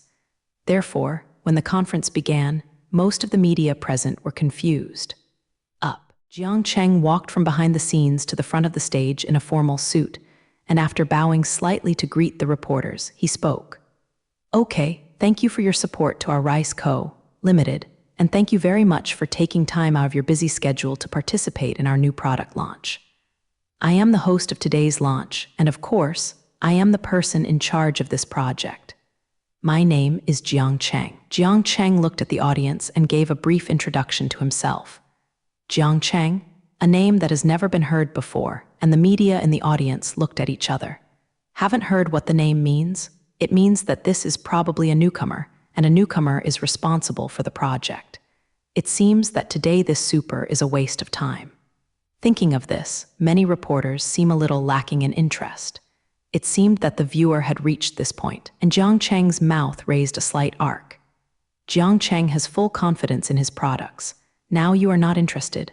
Jiang Cheng thought with a dark belly. Okay, time is almost up, then today's press conference will start at 0:17. Not much nonsense, as everyone knows. Today we are going to release a new bracelet. So where is this new bracelet? Everyone, please look at the big screen. After Jiang Cheng finished speaking, a picture immediately appeared on the big screen. The picture on the picture is an ordinary bracelet, with no features or highlights in appearance, and no changes. Suddenly, many people thought in their hearts that this rice company would not be at the end of the road and want to collect money. I don't blame these reporters for thinking this way. The recent situation of rice is really not optimistic. It has been a long time since rice has produced a product that surprises consumers, and there are more and more negative reviews. It can be said that if there is no more product that can save the market, this veteran company will probably fall into a dead end. So this conference can be described as the top priority. This is also the reason why Jiang Cheng is able to host this conference, because of his place of origin. You can see this bracelet. This bracelet looks really different from other bracelets, but I promise, this will be an epoch-making bracelet. Why? The reason is simple, for one word. Speaking, Jiang Cheng paused and there was no voice. Just when the reporters were aroused by curiosity, only 4 words remained on the big screen. Virtual reality. The simple 4 words made all the reporters in the audience full of expectations. The concept of virtual reality was proposed as early as a century ago, but I don't know why. In this century, the exploration in the field of virtual reality has stagnated, only staying in the field of various simple virtual games. In the depths, no R&D institution can break through. Next, I will demonstrate for you all. Jiang Cheng said confidently. With that said, Jiang Cheng picked up a bracelet from the demonstration stage and put it on his hand, raising his wrist to the level of his lips. Hello, Xiaoyi classmate. Jiang Cheng said to the bracelet. I'm here. What's the matter? There was a voice in the bracelet. This function is nothing amazing. A small company in Subian can do it, but the next sentence from Jiang Cheng puzzled the reporters present. Connect to the virtual network. Okay, connecting. The connection is successful and the virtual network has been entered. As soon as Xiaoyi's words fell, everyone saw Jiang Cheng motionless, as if his soul was out of his body. At this time, a meeting appeared on the big screen. Jiang Cheng appeared on the big screen. He was facing the audience in front of the screen and said lightly, I believe everyone is very curious about the function of this bracelet. Very simple virtual reality network. As soon as Jiang Cheng's voice fell, there was silence on the court. Jiang Cheng continued, I am in a virtual reality network system now. Of course, there is no one but me in the system. Next, I will briefly introduce this system for everyone. The virtual reality network system is the latest scientific and technological research and development result of the Rice Company. This is a system completely independently developed by the Rice Company. In the system, everything is virtual, and the world inside is a 1-to-3 world built according to the size of the Earth. In other words, everyone can enter the world through the Rice bracelet and then interact with others in this world. This interaction includes, but is not limited to, face-to-face communication, hugging, quarreling, and doing things you love to do. Jiang Cheng said with a smile, and a meaningful smile came from the audience. But more people are still in shock. What does this technology mean? It means that human life will be changed. Just imagine, through this virtual interactive system, schools, driving schools, as well as some companies, games, will bring huge disruption. This will be the overthrow of the entire human civilization. Some responsive reporters have already called their editors and asked for headlines. Jiang Cheng looked at the reporters who were busy calling in the audience and did not stop them from meaning, but looked at them with a smile, and then said that every rice bracelet has a virtual network permission attached to the rabbit fee. Of course, there are many. This will be explored by all of us. Well, today's press conference is over. For company's press conference, this release may be the shortest in history, but the impact of this press conference may last for a long time. After an hour, society was boiling. The first response was the three major communications companies. This technology of rice can be said to be subversive, but as long as the place where the internet is needed, it must be inseparable from the three major communication companies. This is confident that they still have it. Soon, the negotiators of the three major companies have arrived at the rice company. Looking at the three negotiators in front of him, Jiang Cheng knew that from today on in this era, Jiang Cheng will also shine brightly. He, and the virtual reality network interaction system he brings, will greatly change this era. Jiang Cheng is sitting in front of the office and planning how to use the virtual network system to get him to the peak of life and marry Bai Fume. Just thinking of the happy place, suddenly a hand slapped him on the shoulder and interrupted his thoughts. Jiang Cheng looked at this hand and was startled. This is not Lei Bin. Lei Bin, the current president and chairman of the rice company, is the grandson of the founder of the rice company Lei. Like his grandfather, Lei Bin has lofty ambitions and is a technology madman, like to develop all kinds of interesting black technologies. Jiang Cheng was also full of affection for this person in his heart. "Mr. Lei, are you looking for me?" Jiang Cheng has probably guessed why Lei Bin is looking for him, but he still understands and pretends to be confused. There are many things that others will bring to him, the greater the benefit. "Ha, Jiang Cheng, come with me." Lei Bin looked at Jiang Cheng with great satisfaction in his eyes. It must be satisfied. The significance of the virtual reality system does not need to be repeated. For the rice company, it is more than just a life-saving straw.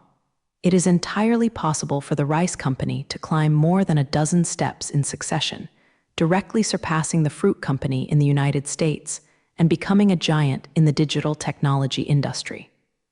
Of course, there is still a lot of work to be done. This is also one of the purposes for Lei Bin to find Jiang Zai. When he arrived at the office, Lei Bin's helper brought a good coffee and walked out. "Jiang Cheng, I won't say more if I am thankful. When you decided to let you develop the conference a week ago, you knew how optimistic I was about you." Lei Bin looked at Jiang Cheng and said. Jiang Cheng knew in his heart that Lei Bin had indeed given him great support, but he still had his own decision in his heart. "Mr.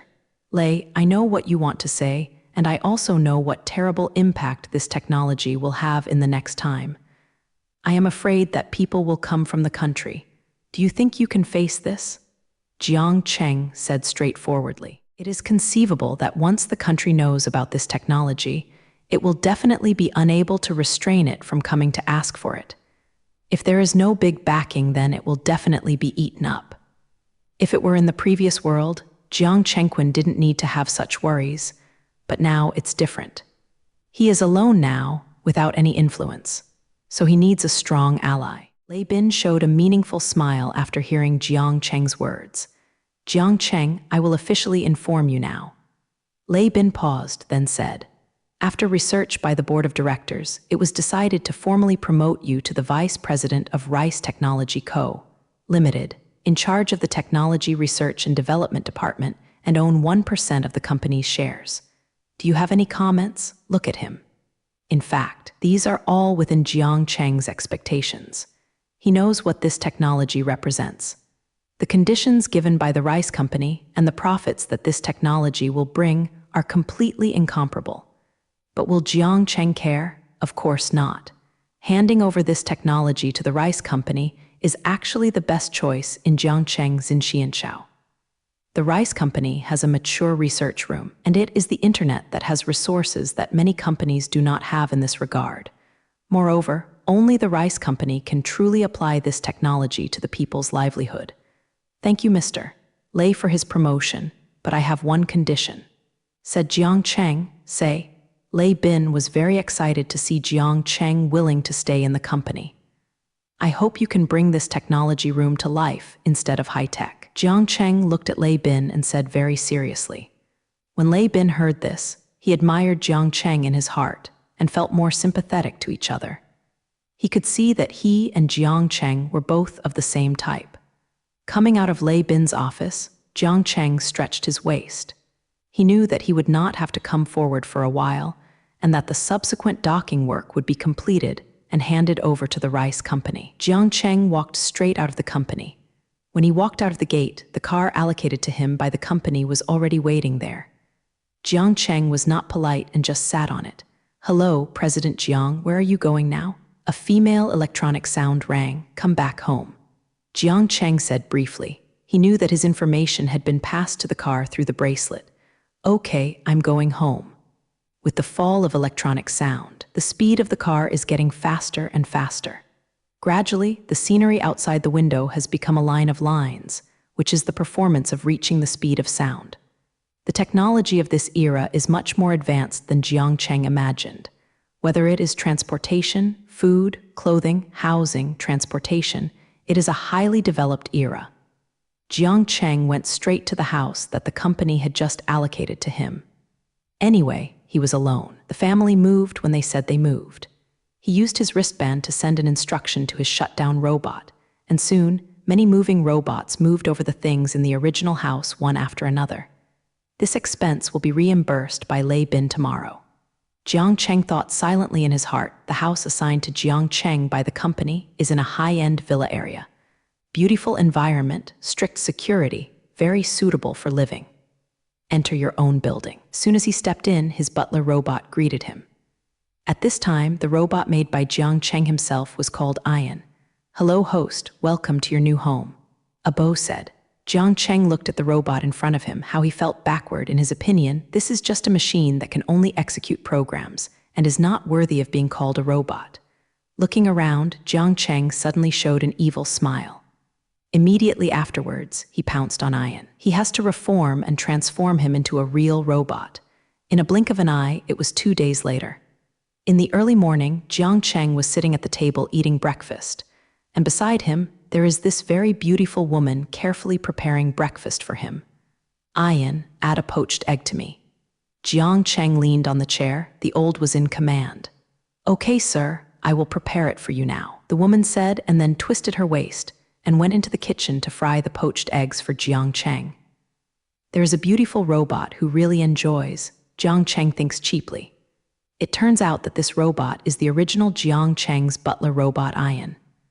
The previous Ian is similar to all butler robots and can only perform some basic operations, such as turning on and off the lights, serving tea and water, and doing housework, and they are all outside the machine. Type. But who is Jiang Cheng? He is a super scientist with many black technologies. Improving a robot and making her have human skin is no problem for Jiang Cheng. Now Ian is an all-powerful robot. It can be used as an airplane in the sky or as a submarine in the sea. It is still the world's most advanced fighting robot. The kitchen can be warmed by the kitchen. Of course, Jiang Cheng has no plans for this. If Ian is exposed, it will be another revolution for the world. Jiang Cheng has no plans to make the world crazy, because a virtual reality system has completely subverted the world. Jiang Cheng hasn't gone out for 2 days, and he has no idea what the chaos outside has become. All the technology companies are crazy, flocking to the rice company to seek cooperation. A variety of virtual reality projects have been approved. Just wait for the rice company to release the qualifications of the virtual reality system. Another month has passed. On this day, the People's Network of Rice Company released an announcement. Anyone who has a rice bracelet can update the system and enter the world virtual reality system at 12 noon today. Starting today, the rice company recruits project partners from all over the world. It was such a brief announcement that caused the sales of rice bracelets to skyrocket instantly, and inventories all over the country were in rush. Moreover, various companies have sent people to come to discuss cooperation projects. The rice company is very busy in an instant. Everyone in the company seems to be running cold with the time, so busy that they can't stop at all, and the company looks like flying dogs. But everyone is busy and happy because Lei Bin promised that everyone will double their salary. So everyone is working like a chicken. Lei Bin looked at the reports from all over the world in his office, too small from ear to ear. It can be said that the current rice company is the most glorious moment in the past century. At 12 noon, Jiang Cheng also entered the 10,000 realms. Jiang Cheng thought of the name Wanji because he felt that the world in the system was full of possibilities and changes. In 10,000 realms, where everyone is located is determined according to each person's IP address, and 10,000 realms are highly imitated in the current situation of the Earth. It can be said that every tree, brick, and tile, reality what's like in the middle. The same is true in the 10,000 worlds. The difference is that in the 10,000 worlds you want to contact whom you want to contact, or where you want to go, you can do it with just a thought. In other words, the tourism industry will also have its life. Jiang Cheng's entry into 10,000 realms was of course still in his own house. When you come out, you are in the community, exactly the same as the real community. Jiang Cheng walked on the road, feeling cleaner than usual. This is also normal. Bai Jing is not everyone who has a rice bracelet, but Jiang Cheng is confident that in a while, this place will be another Earth. Walking in the community with his head down, Jiang Cheng quietly thought about his future plans. As he walked, he suddenly ran into a soft object. In 10,000 realms, all touching is real and simulated, and the degree of simulation is 100%. So after the collision, Jiang Cheng immediately responded that he had hit something, but because he was a little fascinated by thinking about things, his brain was short-circuited for a while. For some reason, he raised his hand to push away the object in front of him. But when he hit the object, Jiang Cheng was stunned.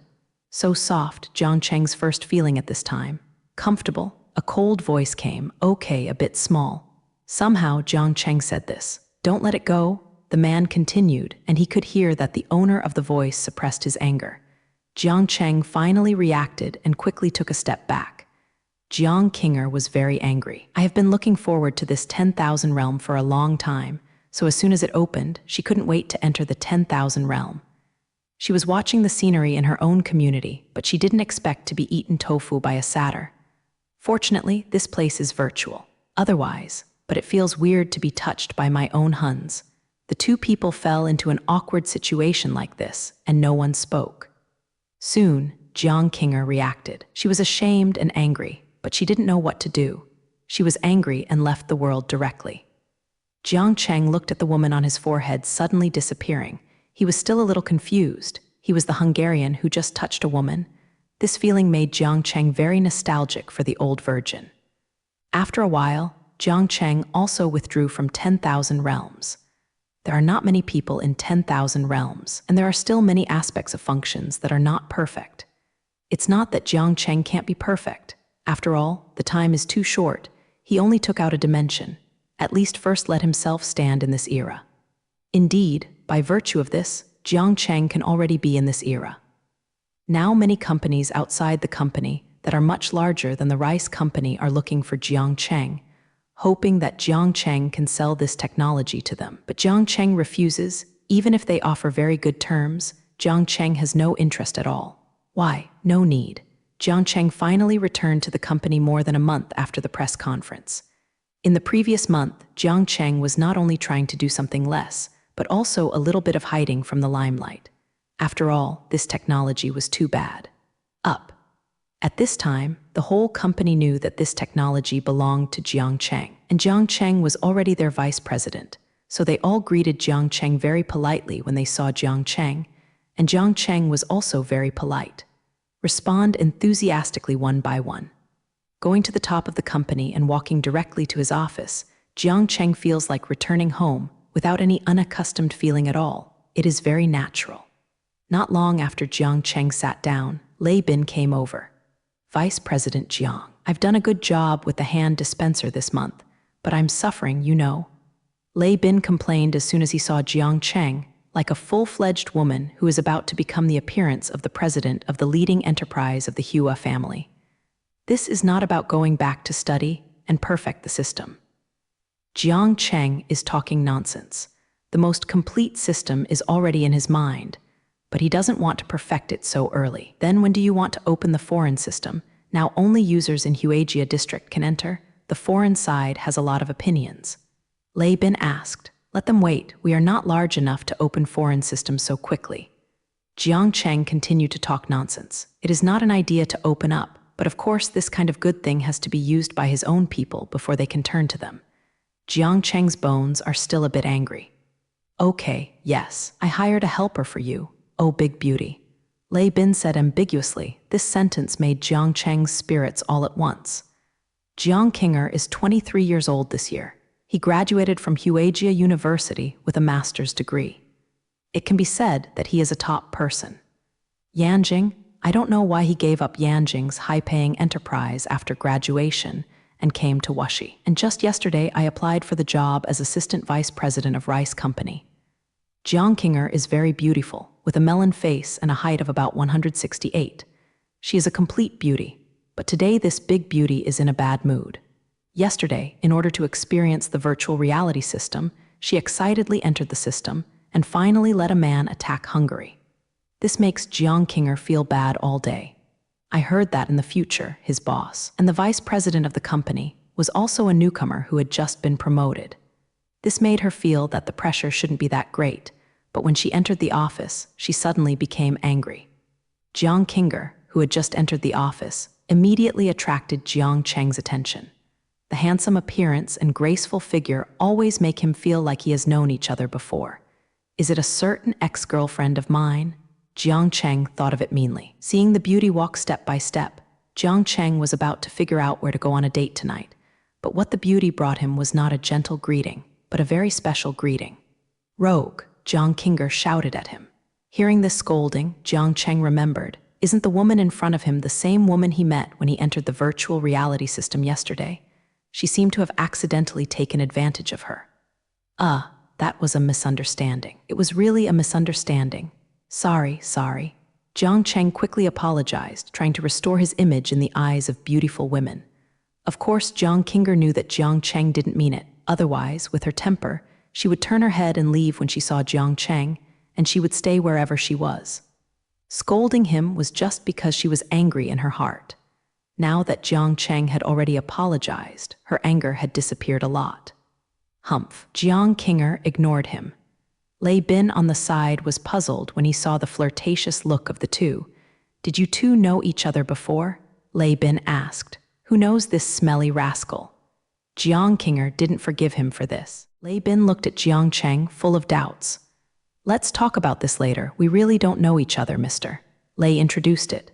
Jiang Cheng awkwardly touched his nose and winked at Lei Bin. "This is Vice President Jiang Cheng, and this is your future assistant, Jiang Kinger. You two will get acquainted with each other. I have to leave beforehand." After that, Lei Bin hurriedly left the place. The two young let the two young people deal with human matters by themselves. That beauty, don't yell hooliganly, give me some face in the company. How can I say it is also a vice president? Jiang Cheng said pitifully, "Oh, rogue vice president."